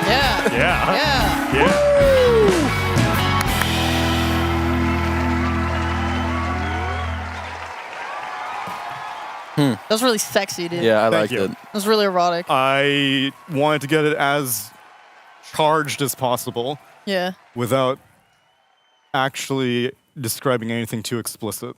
Yeah, I think it's all about the delivery. Yeah. I think if Ramses or Quinn were able to communicate and deliver in such a way, There's as you language did, barriers. Yeah, I think then maybe we wouldn't have this problem. So what you were building up to, which got cut off, is that you think that Ramses really wanted to show him the tip. Is that correct? Exactly. Okay. You understand it, Kazu. I get it. You Thank read the same fan fictions that I do. Did it work? Not really. No, unfortunately not. Why isn't there more companionship and love in Dota? Why is it always anger and rivalries and enemies? We'll have to ask him. We'll have to. If he wins this next game. Well, either one we can ask. Maybe the problem is just, they're not emotionally mature enough, Possible. Grew up playing Dota their whole lives, didn't have enough social interaction, within the basement dwellings of their mother's house, eating Dorito chips and just what are we sponsored by? Monster? Monster Energy, baby. Monster Energy. Monster Energy, baby. Let's go. So, at the end of the day, maybe they're not able to express their emotions properly. They just need a little push, a little shove. Maybe they need you to Maybe bridge the some- gap. Yeah, a little couples Love therapy. coach. Yeah. I see. You would do it pretty well. I can see it. Where else are you supposed to learn these things if not in video games? Yeah. Many, I helped 2 people get married at the Berlin Major as a product of them originally queuing in Dota 2 together. I mean, if you can make it past a Dota 2 game together, you can make it through all the trials. You're definitely meant for each other. But do you have to be teammates? Can you also be on opposite sides of the radiant and dire river? As we get into game number 2 of 9 Pandas versus Gaming Gladiators, where 9 Pandas respect ban the Bloodseeker. Ooh, yeah, if I was showing what for. I was just going to say that you can only be on the opposite side in a mortal bracket because if you party queue together now, you're just on the opposite team anyways. That's true, actually. You have no choice in the matter. Oh, look, there's Quinn smiling, Yo, pulling his hair he got around. a poster. What's this poster all about? Is that a Tormentor? Looks like a Mario. No, that's a Mario Oh, cube. it's a That's Mario the brick cube, and then yeah. the question mark. That's right. He has to hit it, 3 times to make that question pop out? Or is it just once? If he's big Mario, then he breaks the block on the Yes, first jump, and yeah. then he hits the question block on the second jump. Oh. And if he's small Mario, then technically it just takes 1 because the brick will push up into the question. Oh. That's good. This guy's good. I believe you. So he's going to play Zeus now, is what I'm gathering. The only character that has a similar jump, but distinctly... But don't say the name because then we'll get copyright struck. Yeah. It is killed. Killed. Intellectual property is not overwritten. Oh, Solo, what's happening? Does he look happier than his interview? Can His we get the webcam solo cam froze, up so I again? couldn't tell. Oh, never mind then. Don't put the solo cam up. Timbersaw first phase again. I'm going to keep hating on it every single time. Why? I don't know. All right. Fake logic. Oh, I'm pissed. Because Beastmaster's better. That's why. Okay. Is it though? I think so. Beastmaster is incredibly powerful, and I looked at all of his counters, and they're all heroes that are meant to beat him in lane. So what I'm looking for Gaming Gladiators to pick is a Dyrachyo-esque Bloodseeker, plus like a CM or a Lich or something. What did I do if Bloodseeker is banned, which it is? That's why I said esque. Give me another esque. One of my favorite North American players. Slark. Next. Maybe even like a Lifestealer. Okay. Whoa. That's like a You're getting Dyrachyo a little special. bit too out there right now. Wow, Medusa. I mean, that's boring, but it is very does the boring. job. Maybe you pair it with like a clock. Some melee 5 that gives you kill potential. Medusa can contribute to kills if the 5 is initiating. I just think if Beastmaster gets to that Mana Boots Ags timing at an even reasonable time in the game. I was wondering though, how does it work against the Mana Shield? I think you heal very little. So you don't heal at all? I was gonna say, why are you a fan of the Ags build? Because I've seen Beastmaster players go a lot of different things. Like some still go the Helm, some go the normal auras, some go the Ags. I'm not super in tune with why they want each thing. I'd say it's a lot about whether or not you can pressure early with the Helm Dom, and the build-up for Helm Dom is a little bit more awkward. So I think if you're having a better lane, you actually go for the Helm Dom, just because you don't need like the build-up items like the Ring of Health and even just boots sometimes to survive against chase heavy lanes. The Medusa Timber, it's kind of weird because you don't lifesteal off of them very much with the Ags, but you also don't threaten them very much with the Ancient Creep because you have Split Shot and then Timber with reactive armor. So I'm not really sure which one's better this game. The Ags is more, I think, when you can really chat it up and like go into the fights, whereas the Helm is more for some different early pressure, and also if you're looking to really buff up your core. Like if they can get some really good carry matchup, let's say they get their hands on a Morphling or maybe some, I don't know, Ramses, TB, like whatever it may be. I think a hero that will abuse right clicks very nicely, the Helm makes more sense in my eyes. You go some Helm AC, you just really make sure that your other guy can carry the game. But if you have more semi-cores or like some more magic heroes, I think you then just go the Axe for yourself. So you're like, okay, I'll be a third core. Do you think there's like a world where he just buys like your pipe, potentially Greaves, whatever, and you're playing with like Undying with Soul Rip Max, and you're able to just buff up some other core in that way?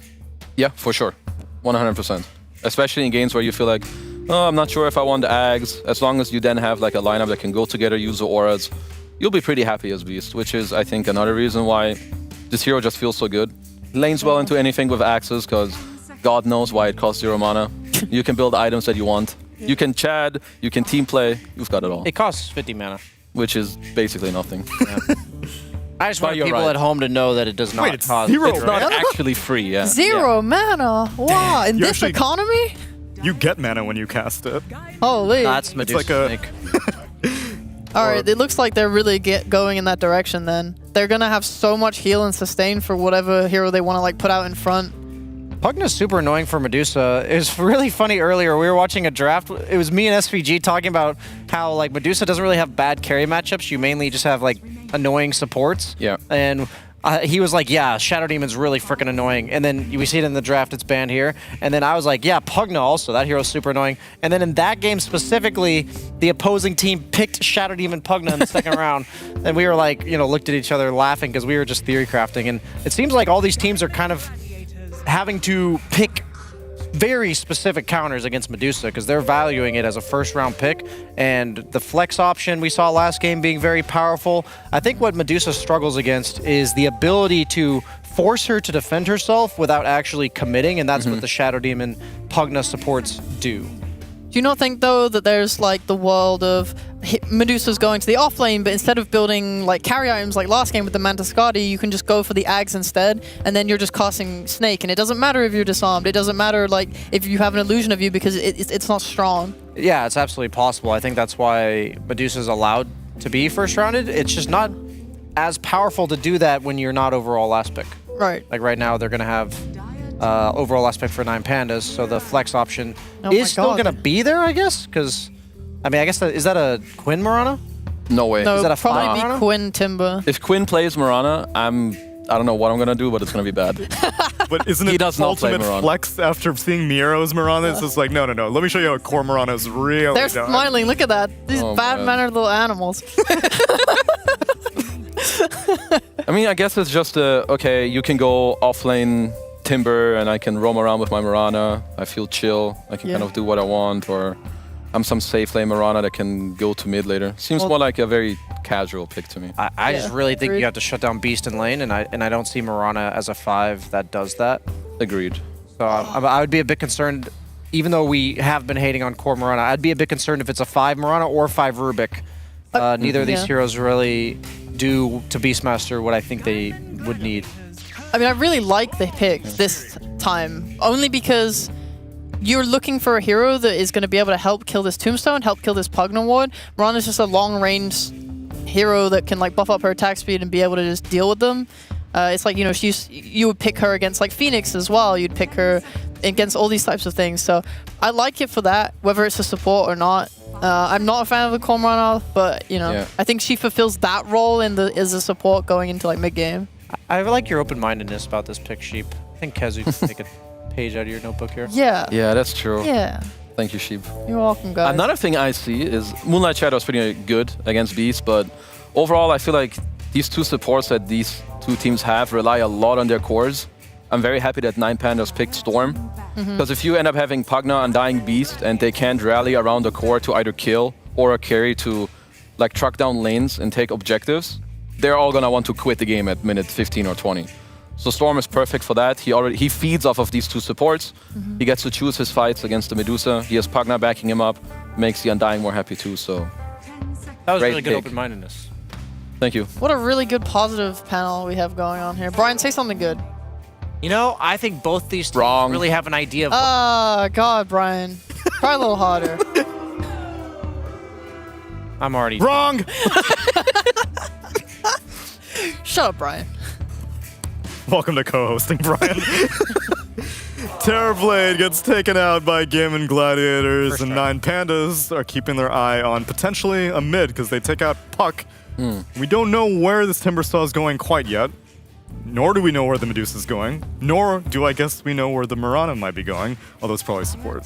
Probably it's support. Mid. It's 100%. It's not mid. Once again, Brian just... Brian, wrong! Take Johnny. He'll help you. You named it? Yeah, it's Johnny. It's When did you name it? Like an hour ago. Yeah. Picked him up at the shelter. It's got no eyes. Yeah, just like I just beard. realized that. It's blind, just like... Wait, what? I don't know. We figured it out. Johnny the already. blind horse. If this isn't Marana mid, It's, then you're I'm not going to memeing. ride Johnny into the sunset. You're not memeing. You actually think it is. I think it is. It's Ember mid. No. Ember is going to be picked. It's going mid. Oh, I love Ember Mid. There's no way they do Marana Medusa safe lane. That's what you think. So you think it's Well, why gonna, not Rubik okay. Medusa I still safe think lane? it's Timber Mid. I'm still confident in that. Well, yeah, I would agree that this is Ember or an offlane pick. Yeah. What could they Give me a good 5. Sell me. Sell me. Oh, no, it's Ember. It's 5 position Ember, like I said. Wow. That's a melee hero that sets up the Medusa with the chains. I'm sold. I can snake them when you chain them, bro. Yeah. Go, celery, go. He's going to wait till he's next to the range, and then he's going to slide a fist, chains him, and then boom. This is Ramsey's Morphling, isn't it? Run it back. Never mind. No, it's already banned out. My bad. They're 3 steps ahead of you. They already banned the monkey. They banned the morph. Even TB would have been tough, just with Undying. 9 Pandas are going to pick Marana carry right here. They're going to steal it from them, actually. That's really good. They're going to flip the draft. What do they pick? I mean, is this the Ramsey Slardar or something? Anti-mage.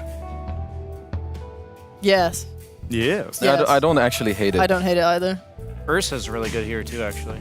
Is it maybe too greedy, though, with a Beast and a Storm? Beast doesn't have to go the Scepter. He can be useful. Miro actually has wild builds. He can go... Can you pick... I still want them to man up with, like, Luna Undying is Pugna. really horrible against Dusa, but I like it against the rest. Oh, okay. Oh, that's I actually a like hero. that. I actually Yeah. like that. What do you think? Yeah, ranged hero with Undying. You're probably going to go like second or third item defusal. I even saw Ramses on Void go fourth item defusal versus Medusa. So I don't think he has to overdo it, but he's probably going to go like the Maelstrom, Atos potentially into some like stat item like Manta, and then he's going to go for the defusal. And I like it. I actually like this draft a lot more for 9 Pandas than I did in game 1. What do you think, Alex? What do I think? I think Wind Ranger loses most Every game. games, so I really... The stats are against him. Slax isn't here right now. You can be open and honest. You don't have to say it. I don't think this is a Slack's point of view. This is a stats don't lie point of view. Like Nahaz Nahaz has come back from the grave to say, please stop picking Wind Ranger in He your is pro games. perfectly alive, everybody. Yeah. Very active on Twitter. Quinn Ember with a Mirana that he's setting up. That's a rough one for me to go against. I'm a Quinn fanboy. He's gonna take this home and then kiss Ramsey. He's got the support Ember to set him up. Yeah. Who's throwing the arrow, actually? Is it Duracho? Is it Duracho? Yeah. I think it's Carry Mirana with the support. I do think the Beastmasters is going to have a really good game for a first pick Beast, so I really do think 9 Pandas is going to have the start that they want, and that could spell needing a third saga of this Saga triangle story. I see.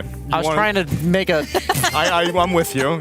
I'm not a We don't wanna segue close the master. book You on finish it off for me. We still got chapters to read through. Yes. Audio books to listen to. Thank you. Pages to go through. And I want to close the book on this panel, though, because I think that we've had... Damn. Thank you. Good these save. characters. Instead, let's listen to the Patched Pandas.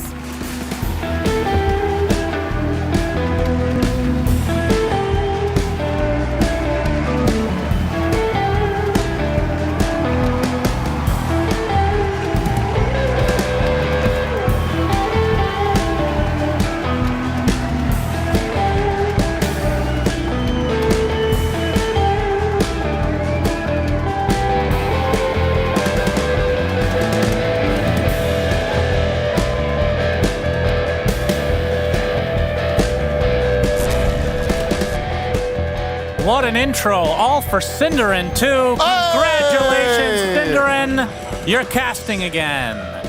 Gaming Gladiators versus 9 Pandas, game number 2.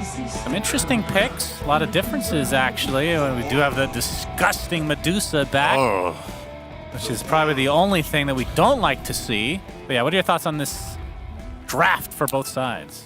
Yeah, I was just as curious as the panel were about what was going to be the last pick for 9 Pandas, and when I think of Ramses, this is not a hero I think of. So I'm very curious to see how much mastery he has of Wind Ranger. I find this hero to be, obviously in this patch, it's a lot more popular because it's universal, etc. But it's also a hero where a lot of experience makes a pretty big difference in understanding shackle shot angles and knowing your limits with Wind Run and Focus Fire. It's not to say he can't play it.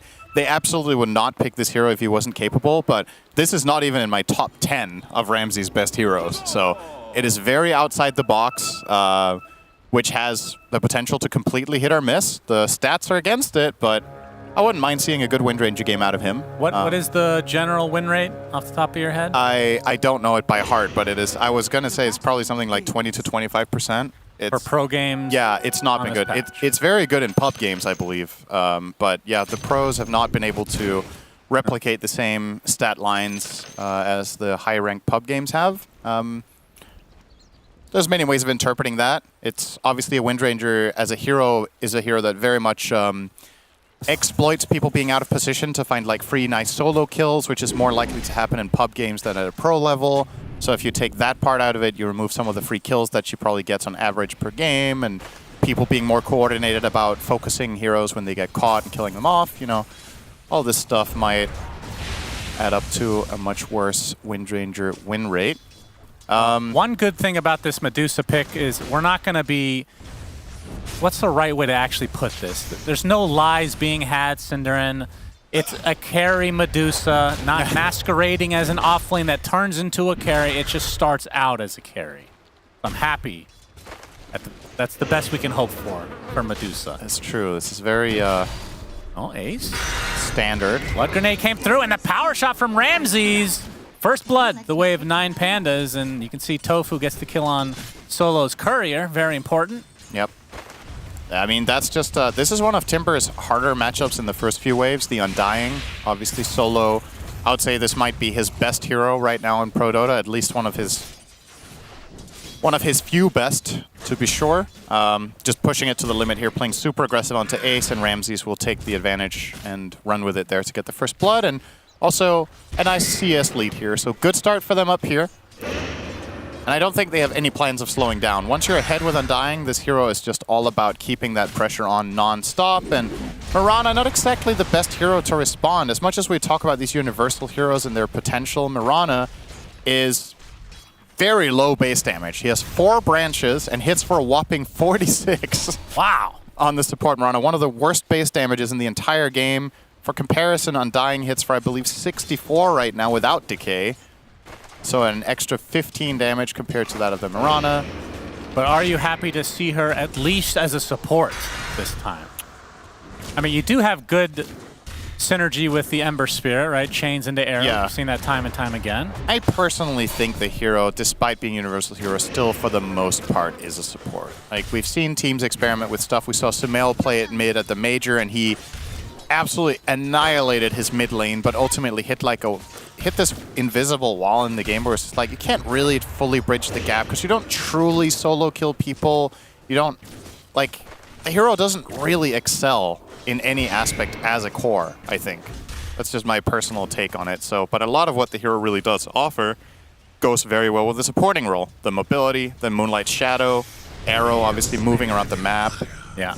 Quinn going to be fighting Kiyotaka a bit here, not going to be on the winning side of that Ember against Storm matchup. In terms of that trade. Ever since the change to the Aghanim Scepter from Mirana, it's a long time now. Yeah, she used to be a better core. Is the double Starfall. You'd see her mid sometimes as a carry you get the Blink Dagger. You just farm so fast, and yeah.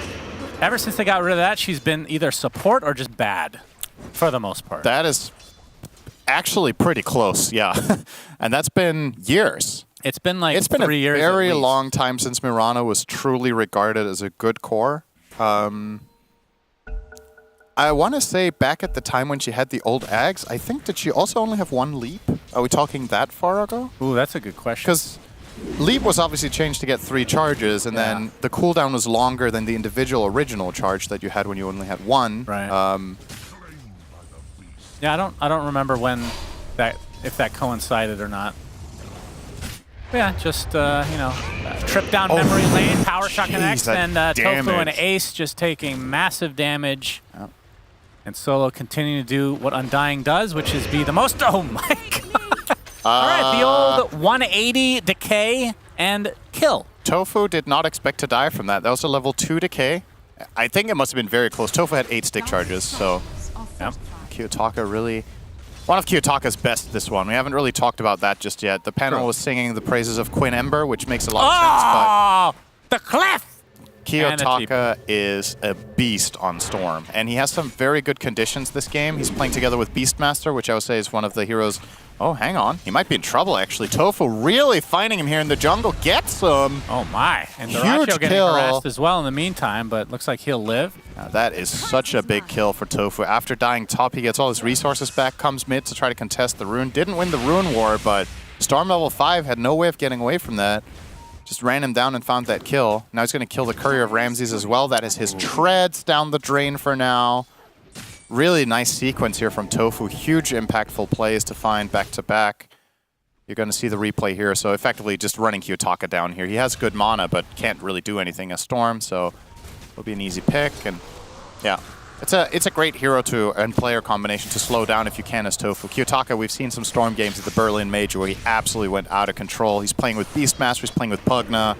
These are 2 of the hero's absolute best friends in this patch, so very, very nice for Gaming Gladiators to try to put a span in the wheels there for a bit. That's not how you say that, but whatever, you know what I meant. Sure, I'm sure that translates.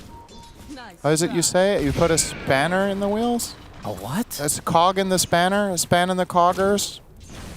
Cog in the wheel? You put a span in the poggers. There it is. I forgot it. I don't even know what you're trying to say. That's kind of the issue here. We'll just pretend that all of that was correct somehow. I cannot remember the expression at all. This is actually really funny. And getting slow to a crawl. Kiyotaka does have his ult now, but it's not going to be enough. He's going to telekinesis back into the tower. Has a little bit of mana, tries to zip away. Quinn does have Slight, but doesn't want to risk it for the biscuit because there is a tombstone as Solo waddled his way over the mid lane. I'm going to Google the expression. I knew it. I knew you were going to do that. Why can I not So remember predictable, this? actually. And Duraccio completely out of mana, so has to be very, very careful. Does have 10 charges on the wand. As another axes come out. Put a spanner in the works. Or throw a wrench in the works. Okay, that one I've... There you go. All right. Sure. It was the spanner in the works. Where have you heard that? Is that from like the 18th century? That type of lingo? I mean, I've been on this earth a long time. Telekinesis wants the wisdom. Oh, he gets it. It's going to cost him his life. Well worth it though. Indeed. 2 hero rotation coming get over, and they get both wisdom runes. And obviously, in the meantime, the bottom lane is empty. So, Kiyotaka spends all his mana, and Quinn just wants to walk him down, put the spanner in the horse, as they say. That is another death for the mid laner and a courier kill. Okay, Quinn gets the double kill. You know what they say? You can lead a horse to the water. Yeah. But you can't give him mana. That's what they say. Yep. Just give a moment of silence for that joke. It wasn't a joke. Serious matter. Okay. Shackle shot. Very good.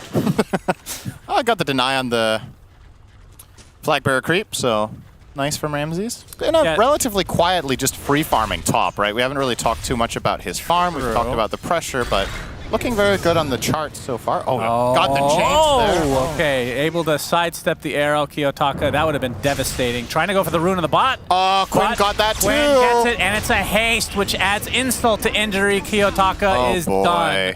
3 deaths at 8 minutes. Very, very bad news for 9 Pandas, at least in the mid lane.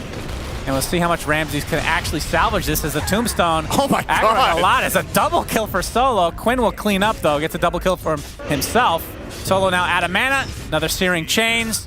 Quinn has to be careful because that's a TP coming in, gets the remnant off. Solo actually is gonna live. He really wants this kill, Miero. He comes in as well, gets off the roar, has 1 slight or 1 chain. This is the first, and Quinn's gonna get likely taken out. You know what they say? Oh, Kiyotaka. You can lead a horse to the ember, and he will kill him. So greedy. That is so such greedy. a good comeback for him, literally just walking into the ember there. I was going to say, that death was beyond devastating, but I think that makes up for it a bit. That is the funniest way to get a return kill I think I've ever seen. Literally waddled out of pace and just shot him 1 time. Oh, well. Well, sometimes you just run out of juice. There wasn't much left. I mean, we saw this last game, though, with Ramses farming big time on the Morphling, but obviously didn't end up the way they wanted. And this hero is very different by nature. Yeah, Windranger is... The panel was discussing kind of the itemization of that here. We'll get to that in a moment. As Solo actually pops his ult to scare off Mr. Quinn. But what kind of itemization would you like to see on Ramses? Like, do you think the defusal is needed? Yeah, so since it's carry Dusa, I think Medusal Diffusal is definitely on the menu. I think you get the Maelstrom first. The question is if you can buy both back-to-back, or if you finish... I guess you finish the Gleipnir first, right? So I guess Gleipnir into BKB and then Diffusal. Like oh my God, they baited him in! The heals aren't enough! Kiyotaka, that's 4 deaths! Yeah, I mean, I told you he plays a mean Storm. Really... Really making me look trustworthy here. My goodness. I mean, to Gaming Gladiator's credit, they've just been really good at shutting him down. Like, this guy knows what he's doing, but they're making it look like he doesn't. It's really surprising. And obviously now he's thrown a little bit off his internal clock, if you will, with how to play Storm in these games. Like, I don't think he has that much experience having this kind of a start.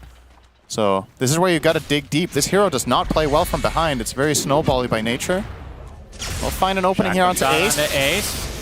And the focus fire is coming as well. Ramses does take a good amount of damage. Oh my God, he actually almost died. If he would have killed him there, that would have been so huge. But Ace falls As Quinn running down Antares now. Celery in the vicinity as well, but not going to be able to catch up. But they will be able to provide some pressure. Oh my goodness, what are these stacks? That's a fat stack. Quinn is fine. Kiyotaka expends the rest of his mana. Yeah, this stack is it's overcrowded. Is that quad?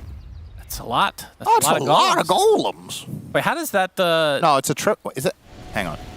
Do the auras? That's only a triple stack, right? The auras don't stack, right? Surely. No, it's only a triple. That would be hilarious, though. Oh, it's quad. It's a quad stack. Wouldn't that be funny? That would be a good buff to creeps if that one. Oh yeah, if there's stack. anything we need in Dota right now, neutral creeps need to stack more and do more things. Yeah. I think while we're at it, we should also buff the Chain Lightning Harpy. I think it should be free to cast. Yeah, I think that's good. That'll be good. People will have fun with that one. Yep. Completely fine. Nothing wrong here. Ramses with a 1k net worth lead. We talked about how he's farming well, but this is actually more of a lead than I thought he would have against Duracho at this point. Yeah. Obviously, the 2 kills will do that if one of them is. I believe one was one first blood. Oh god. No, Solo got first blood. This is enjoyable. Watching these get taken out is quite enjoyable. Oh no, he did. So yeah. Let's see what Ramsey's plan is. He's actually going Maelstrom straight BKB, so not going to finish the Gleipnir first. He really wants to be able to stick on his target. Is this death number 5?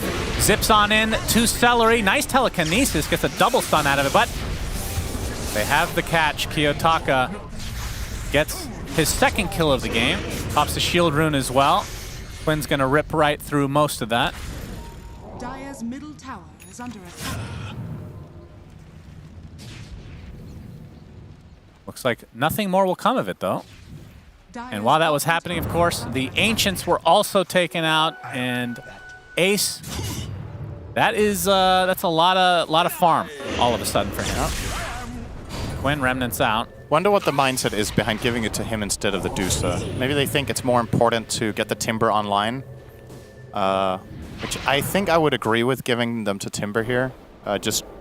He needed the catch up the most. The Medusa is still going to be farming, and Ace has to make space for this game to progress at the pace that Game of Gladiators want.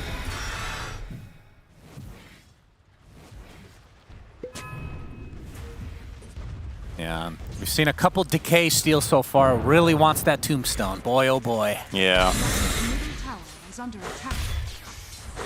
That is the dream. I just realized, it's like 2 or 3 players in this game we've barely even talked about. Like, Miero's just farming up a storm on the Beast.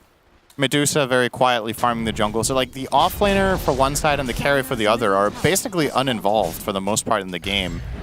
Just happy to play the jungle plus lane and get big. Beastmaster rushing the Drums of Slom here. Not the best Drums of Slom game. Also not the worst, though.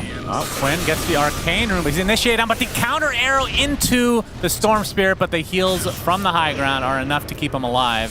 Tombstone also placed, but you can see Gaiman able to get out easily. Might even try to farm up the Tombstone.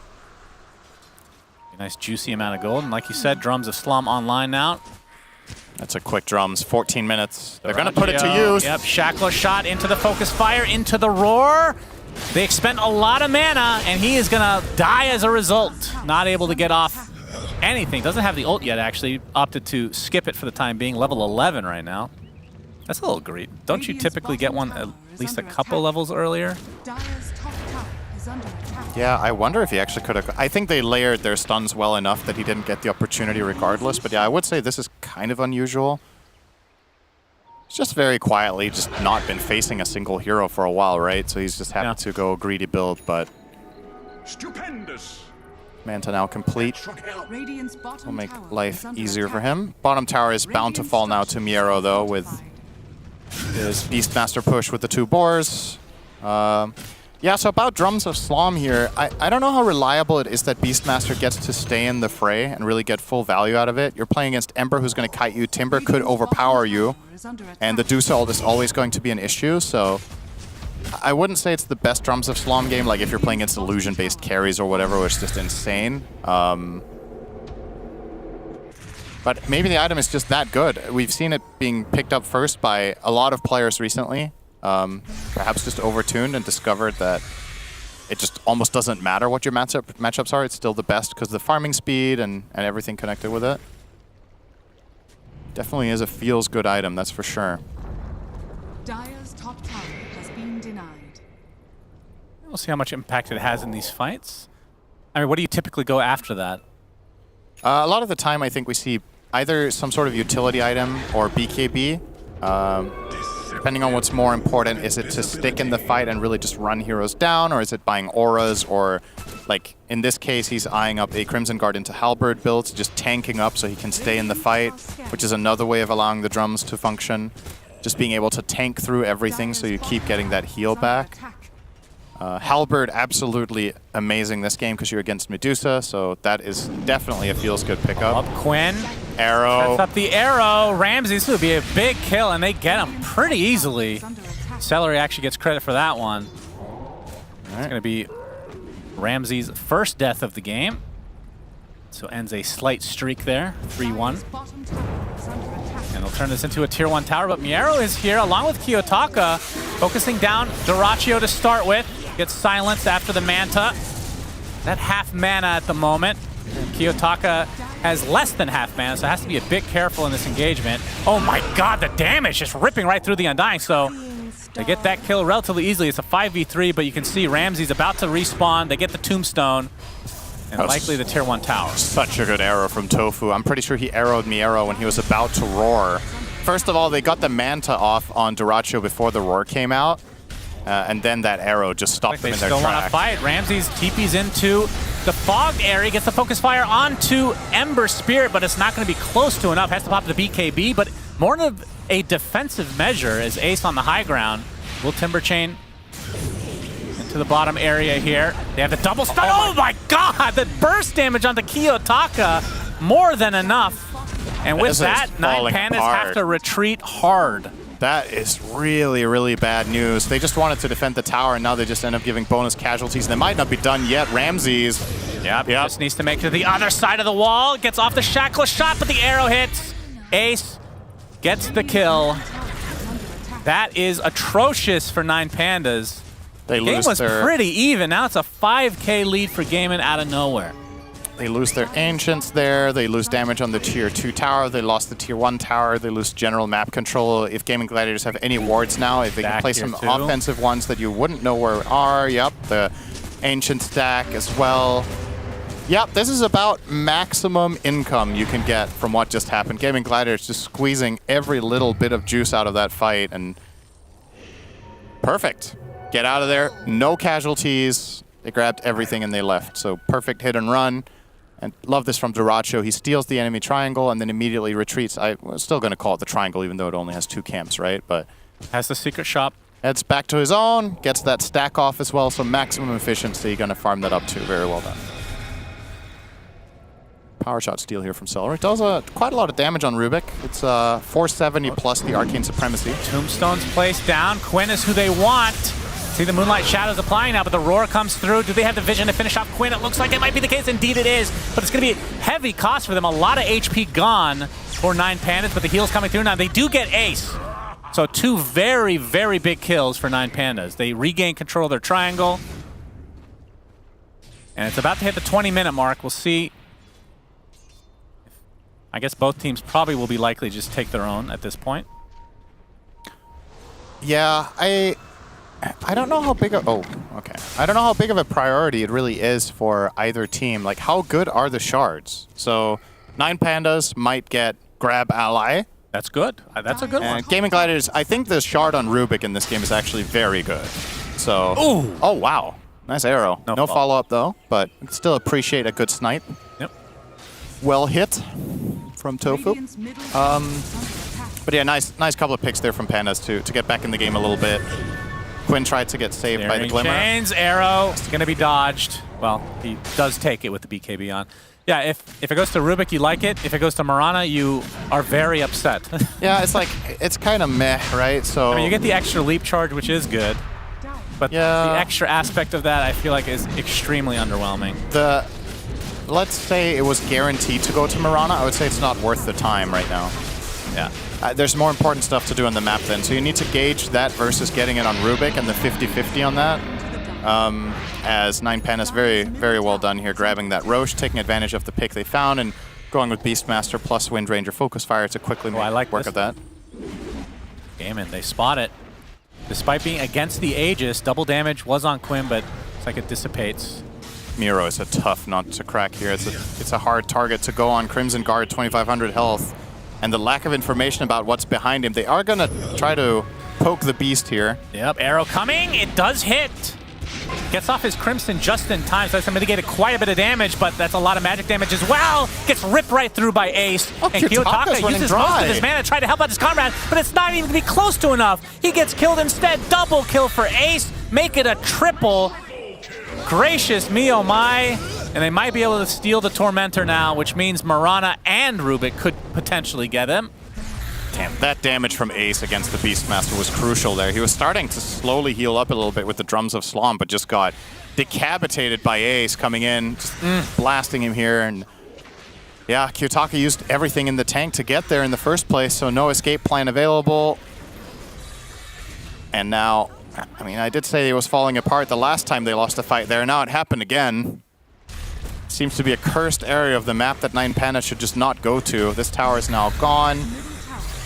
Do they go for this? Yeah, I mean, you're in a neighborhood that now at this point it's not even really an investment, right? You're just already there, so you're not compromising any map control to take it. You're just grabbing it as you go, and they'll be fortunate. Get the good one. Winning the 50-50 here, getting it on the Rubik. So this gives them a save against Storm and a save against Beast. And if you think about the last time 9 Pandas had a good exchange, it was when they caught Quinn with the Roar and then killed him off with the Storm Orchid. This time. That time Celery glimmered him, but it wasn't enough. If he has telekinesis, he's not going to die. So, extra defensive line now for them. So now, it could be either Mirana or... Yeah, wow, I was actually looking... I was confused why the farm is so low for Quinn. But yeah, one or the other, and Quinn's is pretty decent. A good shard for sure. Yeah, the Ember one is solid. Gonna grab the BKB now as well. Imagine if we can go the whole game, kill 4 Tormentors, and not once does it drop from Mirana. That's when you gotta go to Vegas. Yes. That's when you know. 4 50-50s? If you win 4 coin flips in a row, that sounds unbelievable. I think the most I've ever had is 3 in my life. But, you know. You can't have flipped many coins then, I have to say. Dire's middle tower is under attack. Every day I wake up is flipping a coin, Cinderin. Oh, well then, you're on a really good streak. Depends on your perspective.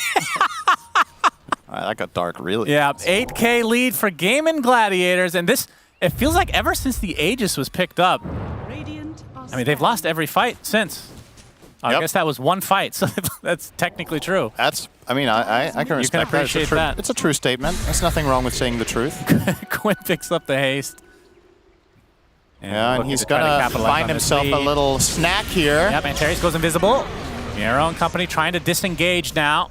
Dire's top tower is under attack. If they're able to catch anybody on the other side of the trees, they don't have the vision on Kiyotaka. The Sleight of Fist does give it. And they know the Hawk is there. Fade Bolt deletes it. This is a do or die fight for 9 Pandas almost. If they lose this one, the whole map falls completely apart. Yep, so Tombstone placed, and now Gaimin just run away. Yeah. That is not the way to initiate that. Got to find a shackle shot, got to find some sort of a storm jump first and then tomb it up, but... That's kind of like just using an ultimate with no effect, and now Gaimin are going to feel very confident to try to engage here. They get the support Pugnut to start things out. They're going to drum and just chase him down. I love this aggression from them. They know they're well ahead in this fight already, so yeah, not scared of diving that tier 2 whatsoever. And also going to TP back to try to defend their mid tier 1. I think this might be too late. Is it? No, he's actually going to... No, it is too late. Kiyotaka wasn't phased by the Timber. Well, Ramsey's Aegis is expiring in 30 seconds. I'll say they haven't gotten great value out of it other than the fact that they've just taken it away from Gaimin, I suppose. And now he went Manta. Universal item. It is obviously really great on Universal Heroes. There's no denying it, but I just don't think he's getting enough bang for his buck here. Like, my concern is, can you actually kill the heroes that you need to kill during the stuns? You need Wind Ranger to assassinate someone during Roar or during her own Shackle Shot or during the Storm Catch with Orchid. You want to be able to 100 to 0 that Ember. You want to be able to 100 to 0 that Timbersaw or Medusa if possible. And I just don't know if he has enough oomph, right? Like, he hits for 200. It's not bad, but you don't have that like MKB or Diffusal or Daedalus or something. Yeah, well, Terraccio just did pick up the MKB to go along with his Manta Scotty. And that means it's high ground time for him, knowing that the Aegis has been expired. That's not correct English, but that's good enough. It's expired. It's better than average for you. Thank you. All right, smoke again. Last smoke from 9 Pandas didn't really bring much with it. They're going to see if they can find an angle. I guess the dream scenario here is that you just immediately assassinate the Rubik. He has the drums and the glimmer, and he's a very quick kill. And then from there, you can maybe build something. But Gaimin are very well aware that this is happening, so not going to get caught off. Yeah. I mean, other than the Storm, their catch is kind of lackluster. Yeah. Kiyotaka's DD is now expiring, so they didn't really get the moment of opportunity they were hoping for. And Terraccio, not scared of frontlining, really. He can get telekinesis saved by Rubik. There's a Glimmer Cape. He's very, very safe to go in first, as a matter of fact. And that's such a luxury to have in a game against Beastmaster and Storm, having a hero that can actually go up and give you vision against a team that usually has superiority of it. Oh boy. Moonlight Shadow So and valuable. Smoke. Yeah, Solo's gone. Flesh Golem does get activated, but that's about it. Clean up the tomb here as well, and then straight onto Miero. Yeah, they get the slow off. He gets off the roar, but he's going to get stun locked, it looks like. The drums are beating. Gives him that a little adrenaline rush, but actually pops the Crimson as well. So he's very, very tanky, but it's not going to be nearly enough as a Timbersaw obviously can rip right through that with that double kill from Ace. And Ramsey's doing the thing you do when you're behind, and that's just trying to push the lanes. Push, push, push. Closing in on his Diffusal. Maybe that's the timing they're waiting for. It's definitely a big damage upgrade for him, but... Oh, he's going to get spotted, though. Yeah, Manta. Well, they know which one's real, and he doesn't have Wind Run. Telekinesis. So. Gets off the focus fire, so trying to take out the Rubik at the very least. He'll get it. Pops the BKB. Wind Run as well, but that's 4 members of Gaming Gladiators. I have to think that this will be the death of the winner. Oh, never mind, 1 courier. I thought he got 2 couriers as well, but yeah, the celery kill and the courier, not really the greatest of trades, but considering how far behind you are, and then that was like a 4-man rotation from Gaimin, it's actually not that bad what Ramsey's accomplished there. Kiyotaka's going to find Ace. Ace doesn't care. Ace is 5 levels ahead of the enemy mid laner. Just realized this is pretty ridiculous, actually. The level distribution in this game right now is extremely lopsided. Storm is the same level as the enemy 5. I don't know if I don't remember seeing this. I'm sure it's happened before. It has, but it's been a hot while since we've had this rough of a game for Storm. And what exactly is a hot while in terms of time period? As it's longer than a cold while. Orchid keeping Ace in the vicinity. Very nicely done. Great layering from 9 Pandas, and they're able to actually take out the robotic monster. And Kiyotaka is now level 16. There you go. Okay. Now everything is back in order. So that period, that fight right there was a cold minute. Yes. Okay. Isn't it a saying? What? A hot minute? You didn't say hot minute, though. What did I say? Hot while? Yeah, hot while. That's not a thing. Good effort. Both are measurements of time, right? I mean, try to make it that, but... What else is a while? I don't know. That's right. Yeah, it's like the temperature of a time period. What? Ramsey stealing a double stack here. He does have the Diffusal, and it's going for the Aghanim Scepter next. Yeah.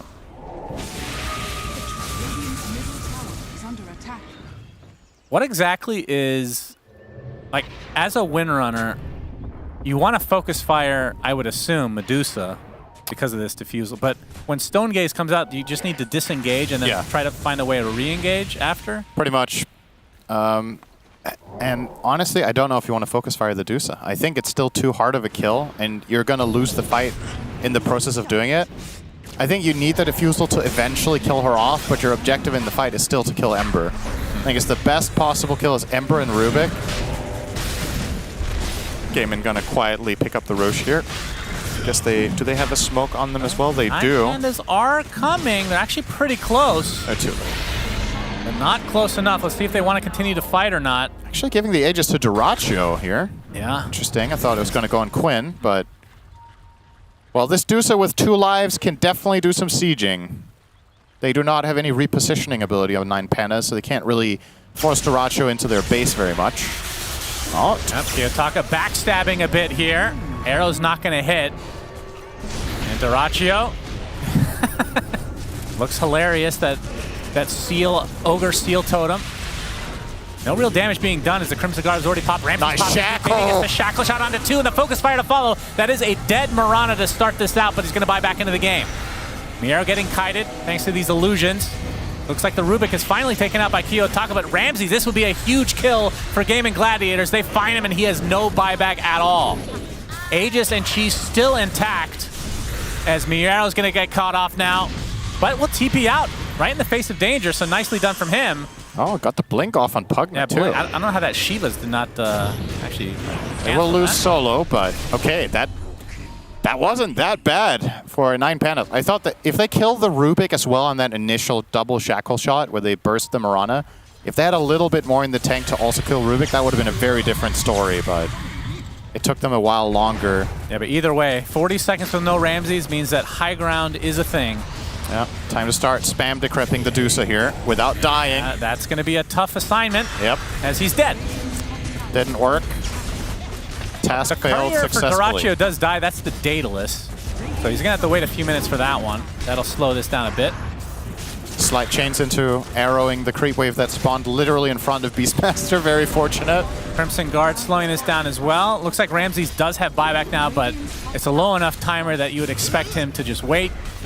Oh, Dyrachyo gonna Ogre Seal Totem in. A huge Ogre Seal Totem initiation into a couple right clicks. But and now he's gonna back up and focus down the rest of the barracks, but it's a much slower push than I was anticipating. Still gets the job done though. And in the meantime, Celery is pushed out mid-wave, so they've already set up for their secondary objective of getting that mid-tier 2. Ramses will try to counter-push it out together with Kiyotaka, but this is a lot of information to just randomly stack on top of each other here in the mid lane. Yep. Zip, Orchid. They want the Rubik. They get the Rubik. Didn't glimmer in time there, Celery. A bit slow. We'll get quite a bit of that. damage, and now it's on the high ground, trying to chase Ramses. Doesn't look like that's going to happen, but the Searing Chains into the arrow. Another death for Kiyotaka. We've seen this time and time again. And Ramses continuing to get pursued by Ace. Has to pop his BKB. Yeah, Ace with the dagger. Is he going to randomly find him against the Glimmer? No way. Oh, he finds everybody, as a matter of fact. Chakram onto 3, basically. My God. Searing Chains to follow. Tombstone is placed along with the Nether Ward, actually. And Quinn, with that BKB still activated, Ace destroys the Undying. And Dyrachyo is getting pretty low, but again, this is just the Aegis as the heal's coming through onto Ramses. And Terry's, is it going to be enough? No. Dead is Ramses, has to buy back into the game, but he's not going to have much team left alive to fight with. Triple kill for Ace as this Timbersaw is unstoppable. The GG's just come out. And that's another 2-0 for Gaiman against 9 Pandas. Through anger lies failure as he tips Ramsey. Oh, well. Yeah, what can you say? Just a pretty, I would say for the most part, a relatively one-sided game for the last 15 minutes.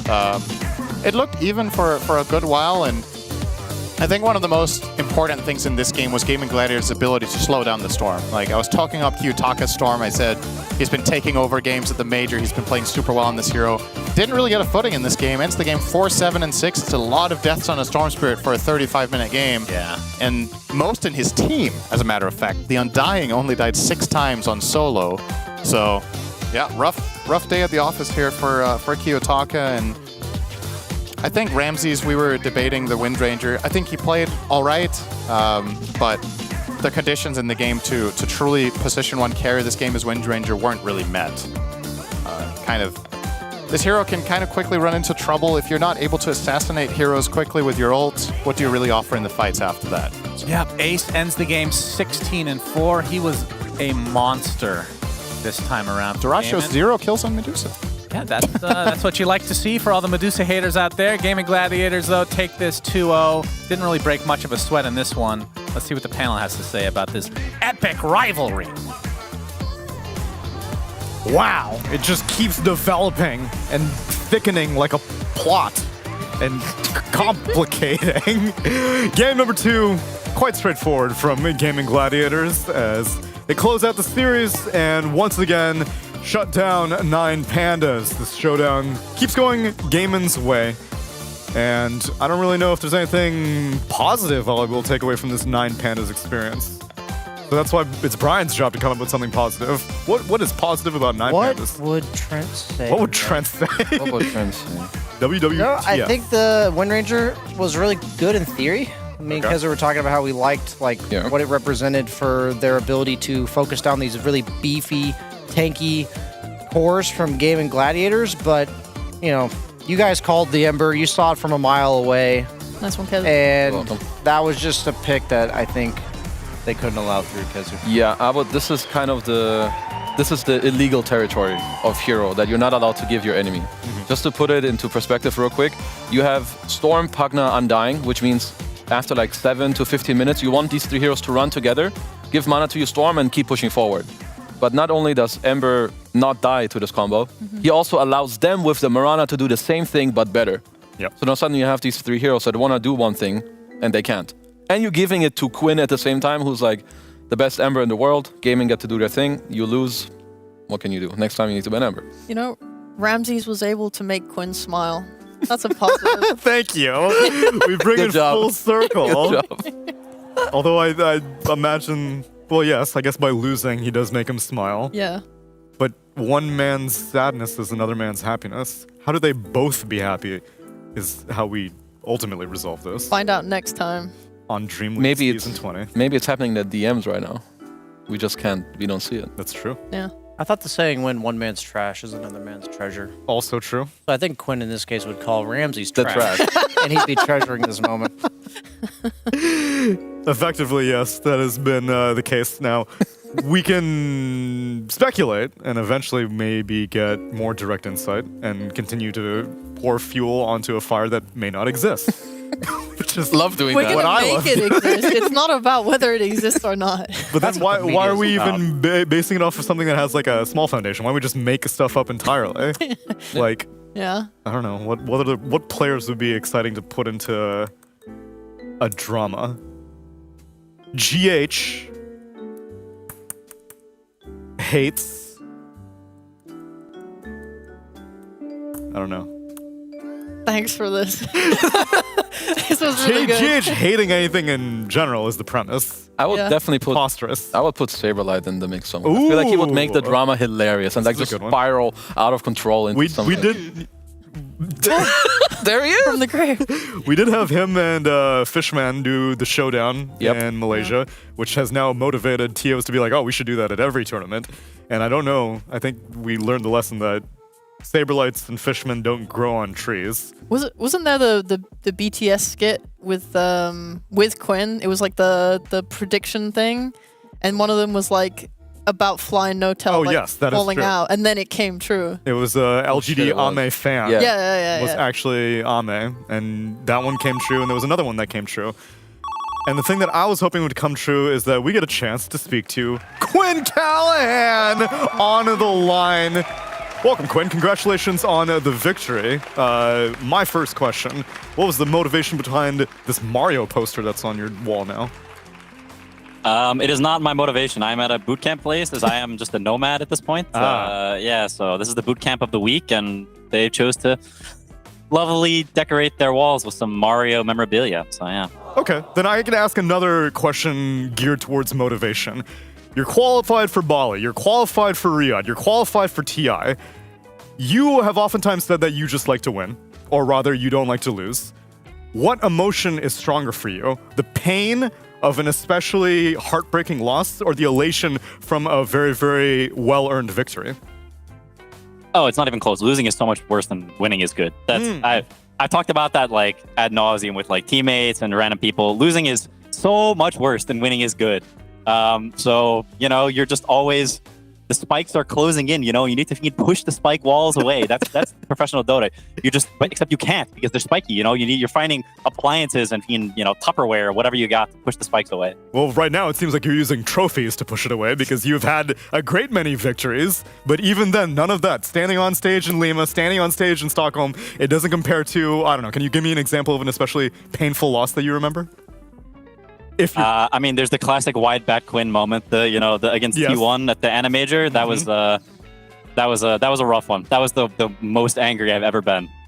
I think Avery corroborated that, so I can agree with that. Sheep, any questions for Quinn? Hi, Quinn. Hello. My question is, if every Dota team was in a Hunger Games style arena where you all had to kill each other, how do you think your team would do? What would be like your team's strategy? We're all kind of tall. Some of us are reasonably fit. So I feel like we'd be top maybe 20th, 30th percentile. We'd probably do pretty well, actually. I think we'd be in contention for winning. There's going to be some Spotify rebellion you're going to have to contend with because Fly's going to kung fu us. But besides that, I think we do all right.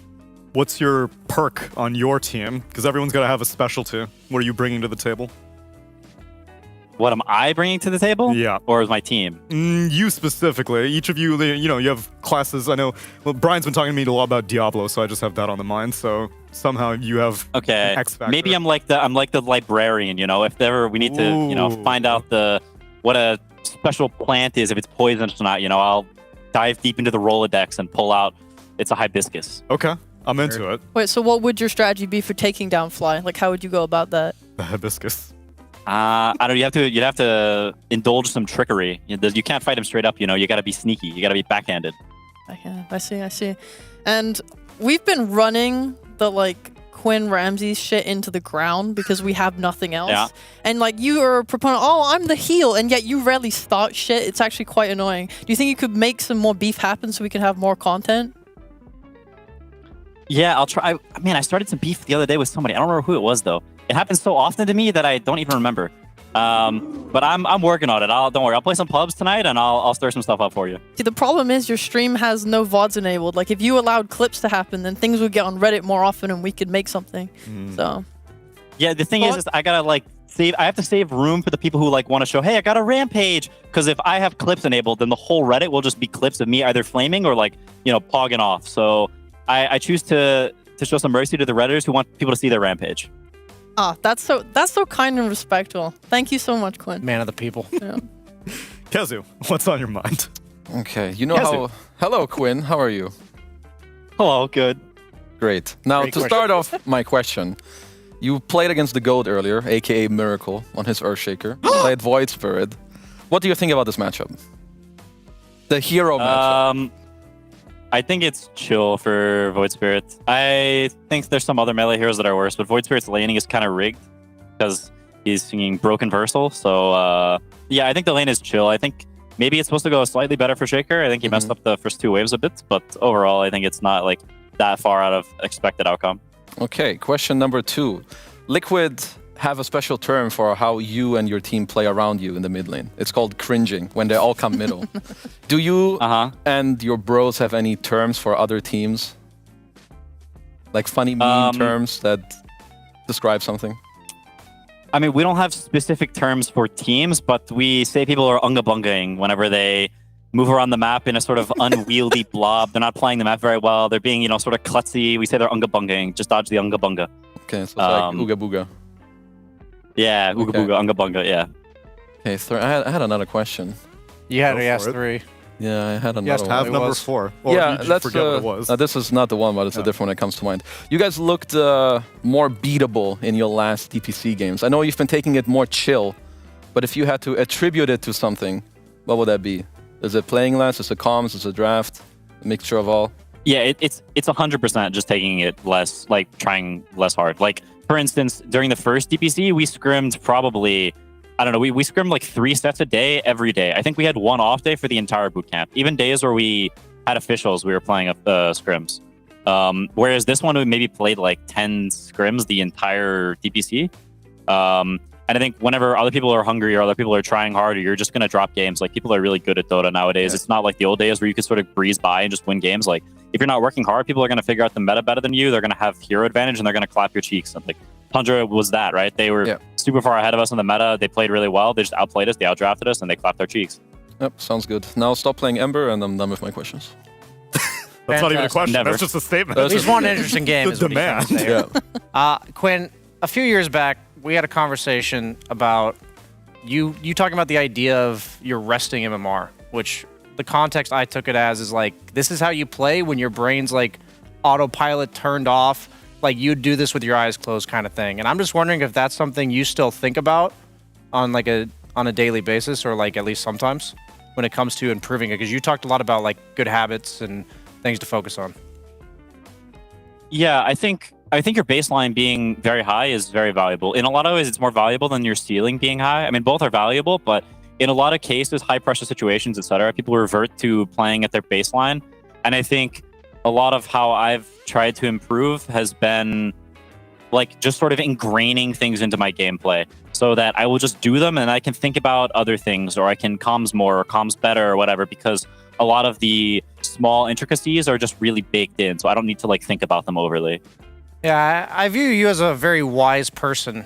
Not trying to suck up to you here. That's a mistake. What I mean by this is when I hear stuff like that, it seems so simple, but I think a question a lot of people would ask as a follow-up is like, what's like maybe the most recent thing you did that you ingrained into your play that you didn't have to think about, that you realized you had to?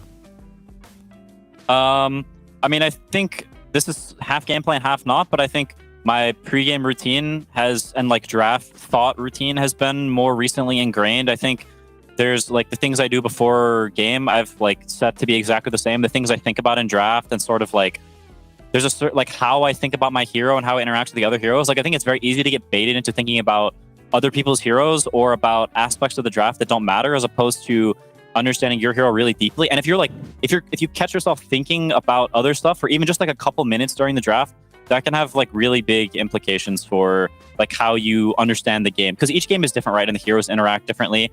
And so if you understand it at a very core level, like that takes like active thought from game to game. And I think I've gotten better at that. That's really cool, man. Thank you. What's the meaning of life, Quinn? 42. What is it, 42? Yep. Yeah, okay. That's a shit answer. I didn't want that. Thank you, Tsunami. Read a book, then you'll like the answer more. I don't want to read. And I don't want to think either. I come into every game with preconceived notions and I stick by them. Quinn, congratulations on the win against the 9 Pandas, and looking forward to how your team does in the rest of Dream League. Thank you. Suck it, Ram Dog.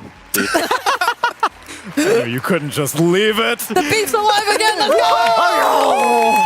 Let's go. 2 more weeks of content. Yes! Our job is so much easier. Thank you, Quinn. God. Oh my God, guys, let's go. Just start the clip. I love Quinn. So easy to have personality, right? Who's putting that on Reddit? Everyone right now. Put it on Reddit, guys. I'm banning the VODs on this clip also, because we want to be gracious to all the people who got their rampages and had, I saw a clip with a Bristleback. That one was actually well edited. It was a Bristleback getting accosted while visiting the secret shop. I did not see that. I saw that. I saw it. It was good, yeah. It was good. It was nice. Can I find out my recent page, or will I have to search for it? It was like yesterday's. Okay, I'll look for it. What do you guys look for it? It'll probably be tomorrow's front page also. if the whatever, the shutdown. I don't know. Be sure to save all your feedback at SurveyMonkey. We had a survey over at the previous Dream League. Did you fill it out? Because if you didn't, and you're complaining about the show, well, you have no one to blame but yourself. You had an opportunity to have an impact on this, and you left it on the table. I filled it out, yet you're still here. Sounds like a mortal matchmaking. I checkmarked me, and I said everyone else sucked. See, now, if I had the button, I would have pressed it right now. But I don't have the button. Why? There we go. Well, in any case, I hope you guys have been enjoying this, the first day of Dream League Season 20. And now that we have wrapped up all of the things on the mainstream, let's take an opportunity to look at the standings and where we are in the groups as we get into the beginning of Group A and Group 1 of Group A, because we will have a Group 2, which will just have one group. Group A, Group 1, Day 1, Tundra Esports go 3-1. Did we have a Tundra game on the mainstream? I didn't see it. Wow, they're doing well. Tundra played Liquid, right? Was it Liquid? Are they even in the same group? Yes. They're literally right They are in there. the same group, yes. They are in the same Sorry, guys. We talked about reading, Sheep. We didn't know it this badly. I'm British, man. They 2-0'd them. I was never taught how. Yeah, I'll life help you. life is good for Tundra because they come in with an axe to grind. So now they have defeated Liquid twice after them being their kryptonite for years, decades. Talon Esports go split series, and well, basically everyone goes split series except for Liquid. The fools. Unlucky.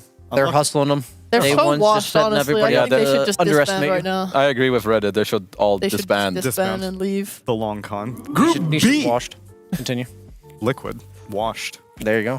Fluid, yeah. You know, the main Anyway. problem is that Liquid and Shopify are sharing a boot camp, so They're busy watching Miracle. yeah. Yeah. There's just too much bat chesting But going They're just on. bat chesting so much. How does it work for Shopify? Don't you bad chest all the time if he's your teammate? That's what How Crit can they said. win? Crit specifically cited the fact that it's kind of hard to play, which is why they only have a 1-1 games. score, because Homie just has his mouth and sunglasses on the entire time.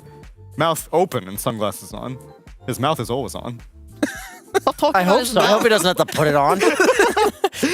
Betboom also just won on one of our secondary streams, so they are actually undefeated right now. Undefeated Yo, team. that's They're impressive. They're back. Rare footage of them not shitting the bed whenever they play other teams that Just aren't hold. from Eastern hold. Europe. Please hold. Just wait. Yeah, that's true. It's only day one. I shouldn't get ahead of myself. Meanwhile, unfortunately for Entity, I would assume that that means that they are 0-4, unless they were playing a different opponent. But I saw Stormstormer doing an interview, though, so Oh, they won a game. I guess There they you won go. it. But clearly not. 'Cause Yep. They're 0-3. I'm being Well, fed they could be 1-3, misinformation or what? right? It could be 1-3. It's just not yet, you know. Maybe it perhaps. just happened when you walked out here, you see him, now there's stats online. Entirely a possibility, which is why all of you at home should be watching the secondary streams that we have. But if you just want to stick around on the mainstream, well then I'll tell you exactly what you have to expect when we return here. Because DreamLeague Season 20 has a lot of things going on, a lot of games going on, 4 concurrent streams for So Group I Stage 1. can contribute. Sir? Tell me. Beastcoast Entity went 1-1. Shopify Rebellion is playing Betboom. Oh. Okay. Let's So go Shopify Miracle. lost. It's 1-2 then. 2-0. I mean, it could have been a 1-1, no? Because they're only, but Betboom were Bet- only 3-0. Yes, but they just got their 4th win. Oh, sorry okay, so about that. they were I was not undefeated, informed man. about this I'm statement. illiterate. He's deaf. What can you do? And Brian, you're mute. Try to talk.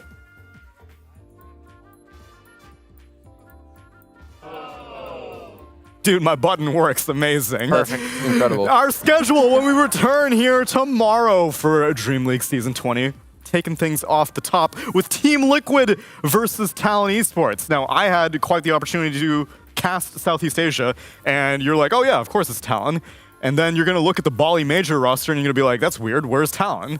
And they're not there, because they got 4th place in the SEA DPC. So this is kind of a Lima Major rematch, but I think circumstances have changed significantly between both these teams. After that, it's going to be Betboom going up against Ochi. An undefeated Betboom. Whoa! Holy pog. Holy pogging. pog. I'm pogging. Bat chest. But it's against Seb. Holy holy moly. pog. The Just ban stand Wind in Ranger. DreamLeague is looking sexy, bro. We got Miracle, we got Seb. Woo-wee. The good times never end, which is why for Series 3, it's going to be Evil Geniuses taking on Team Secret, which I actually don't recall what Team Secret's score was. 2-2. 2-2. Splitting Yeah. series. Yeah, absolutely. Actually good. That's Yeah, all you're we surprised they're not 4-0. Yes, exactly. I thought you bring in FBZ and life's good because he definitely was not replaced with Mushi during the last week of SEA DPC. Meanwhile, the final series of DreamLeague Season 20 Day 2 Group Stage 1. It's Game Gladiators taking on Team Aster. Quinn versus Sumail Sheep. No heckin' way. I'm telling you. I can't deal with this. There's so many games. I'm overwhelmed. It's sensory overload. Which one wins? Brian? Aster. I'm gonna go. I mean, obviously Miracle. Well, we'll have to see it to believe it. Meanwhile, on our other streams, ESL_Dota 2 Ember, our 4 series are going to be Tundra Esports going up against TSM, Game Gladiators against Beastcoast, Team Liquid against Team Spirit, and last series will be Shopify Rebellion against Beastcoast. Our tertiary stream. Great word. Just wait until I get to fourth one.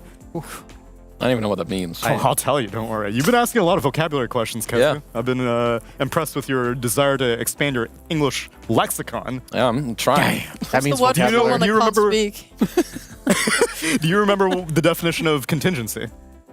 It was a plan, no? It's a backup plan. A backup plan. There we Contingency go. plan is your secondary. Cinderin's been dropping SAT words and Kezu's trying to keep up, and I'm impressed. This is our tertiary stream. Team Secret going up against PSG LGD as the first series. Aster against 9 Pandas after that. PSG LGD against Tundra Esports as the third series. And last will be Bet Boom Team versus 9 Pandas. A classic Eastern European showdown. And our... What is the fourth one, Kezu? Would you know what it is? If Tertiary was tertiary three. was 3? No. Quaternary. I thought it was quaternary. I thought it was quaternary. Yeah, it's Courtney. It's actually called the fourth stream. The fourth stream. Look it up. Look it up, bro. Yeah, Wait, right, you okay. don't have You do your part. I'll look it up while you're doing look it up. We'll teamwork it. Team Spirit against Evil Geniuses to start the day off. After that, it's Shopify Rebellion versus Entity.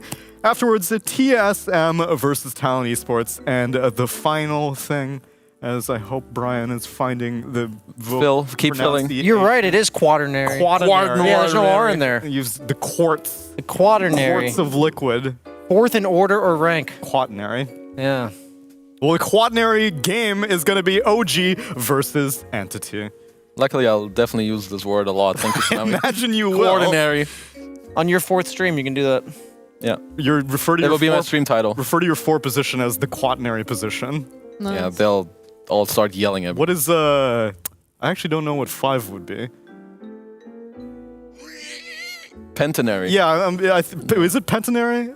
I would think so. And then Yeah, what suck do you, would 6 just be like hexanary? You just go like that? Sexanary. But it's always the S or 6 words are actually sex, right? Like it's like sexanary. You can't say that on the stream, Brian. I'm looking it It's up. offensive to the viewers at home. I'm looking it up. Let's do it tomorrow, Brian. Secondary, tertiary. Well, that doesn't even make because second, third. It's not thirdiary. Fourth, quat. I don't know. These are questions that keep me up at night, that I agonize over, as well as watching a bunch of Dota. Guys, it's the end of day 1 of Dream League Season 20. Sheep, closing thoughts. Google says it's quinary 5. I don't know. Quinary. Quinary. I love Quin. Quinary. Great, I've got another Quin pun that I can use. Septenary, octenary, Oh, septenary I knew. nonary, and Nonary. denary. Daenerys. Daenerys. Daenerys. I don't know how she found that. I need to know that. I googled he list knows how primary, to- secondary, tertiary. Oh, that's good. I was hope looking it up would know 6th what I and want. rank. I didn't know what to Nice. do. Kelsey, knows how to- closing thoughts. Closing thoughts. Oof. I love Miracle. Heckin' love Miracle. Did we even get to see him on the main We stream? did not. No, but I saw I his watch face him all the on time. one of the monitors. I was bat chesting all over. I watch his Earthshaker replays, so I got my daily dose of Nice. Earthshaker, Miracle, Rampage. And day after tomorrow, we will have him on the main stream going up against Aster. Wow. Sumail v Miracle. Mid. Damn. Wow. So when is Thompson arriving? Wait, time out though. Curiosity. Just realized Sumail's on the Chinese team and Miracle's on the NA team. Whoa. This is getting weird. Oh. Yeah. What timeline have we slipped into? Seriously, Doctor Strange, help us. We're multiversing right now. And I'm I know what ending camera this things. Ladies and gentlemen, I hope you've enjoyed the show. And once again, if not, be tuned into a survey that we will have where you can talk about how great I am. And if you want to talk about how great the show is, well, then be sure to share the love. And if you want to keep watching, we would appreciate it. We'll catch you tomorrow for more Dream League Season 20.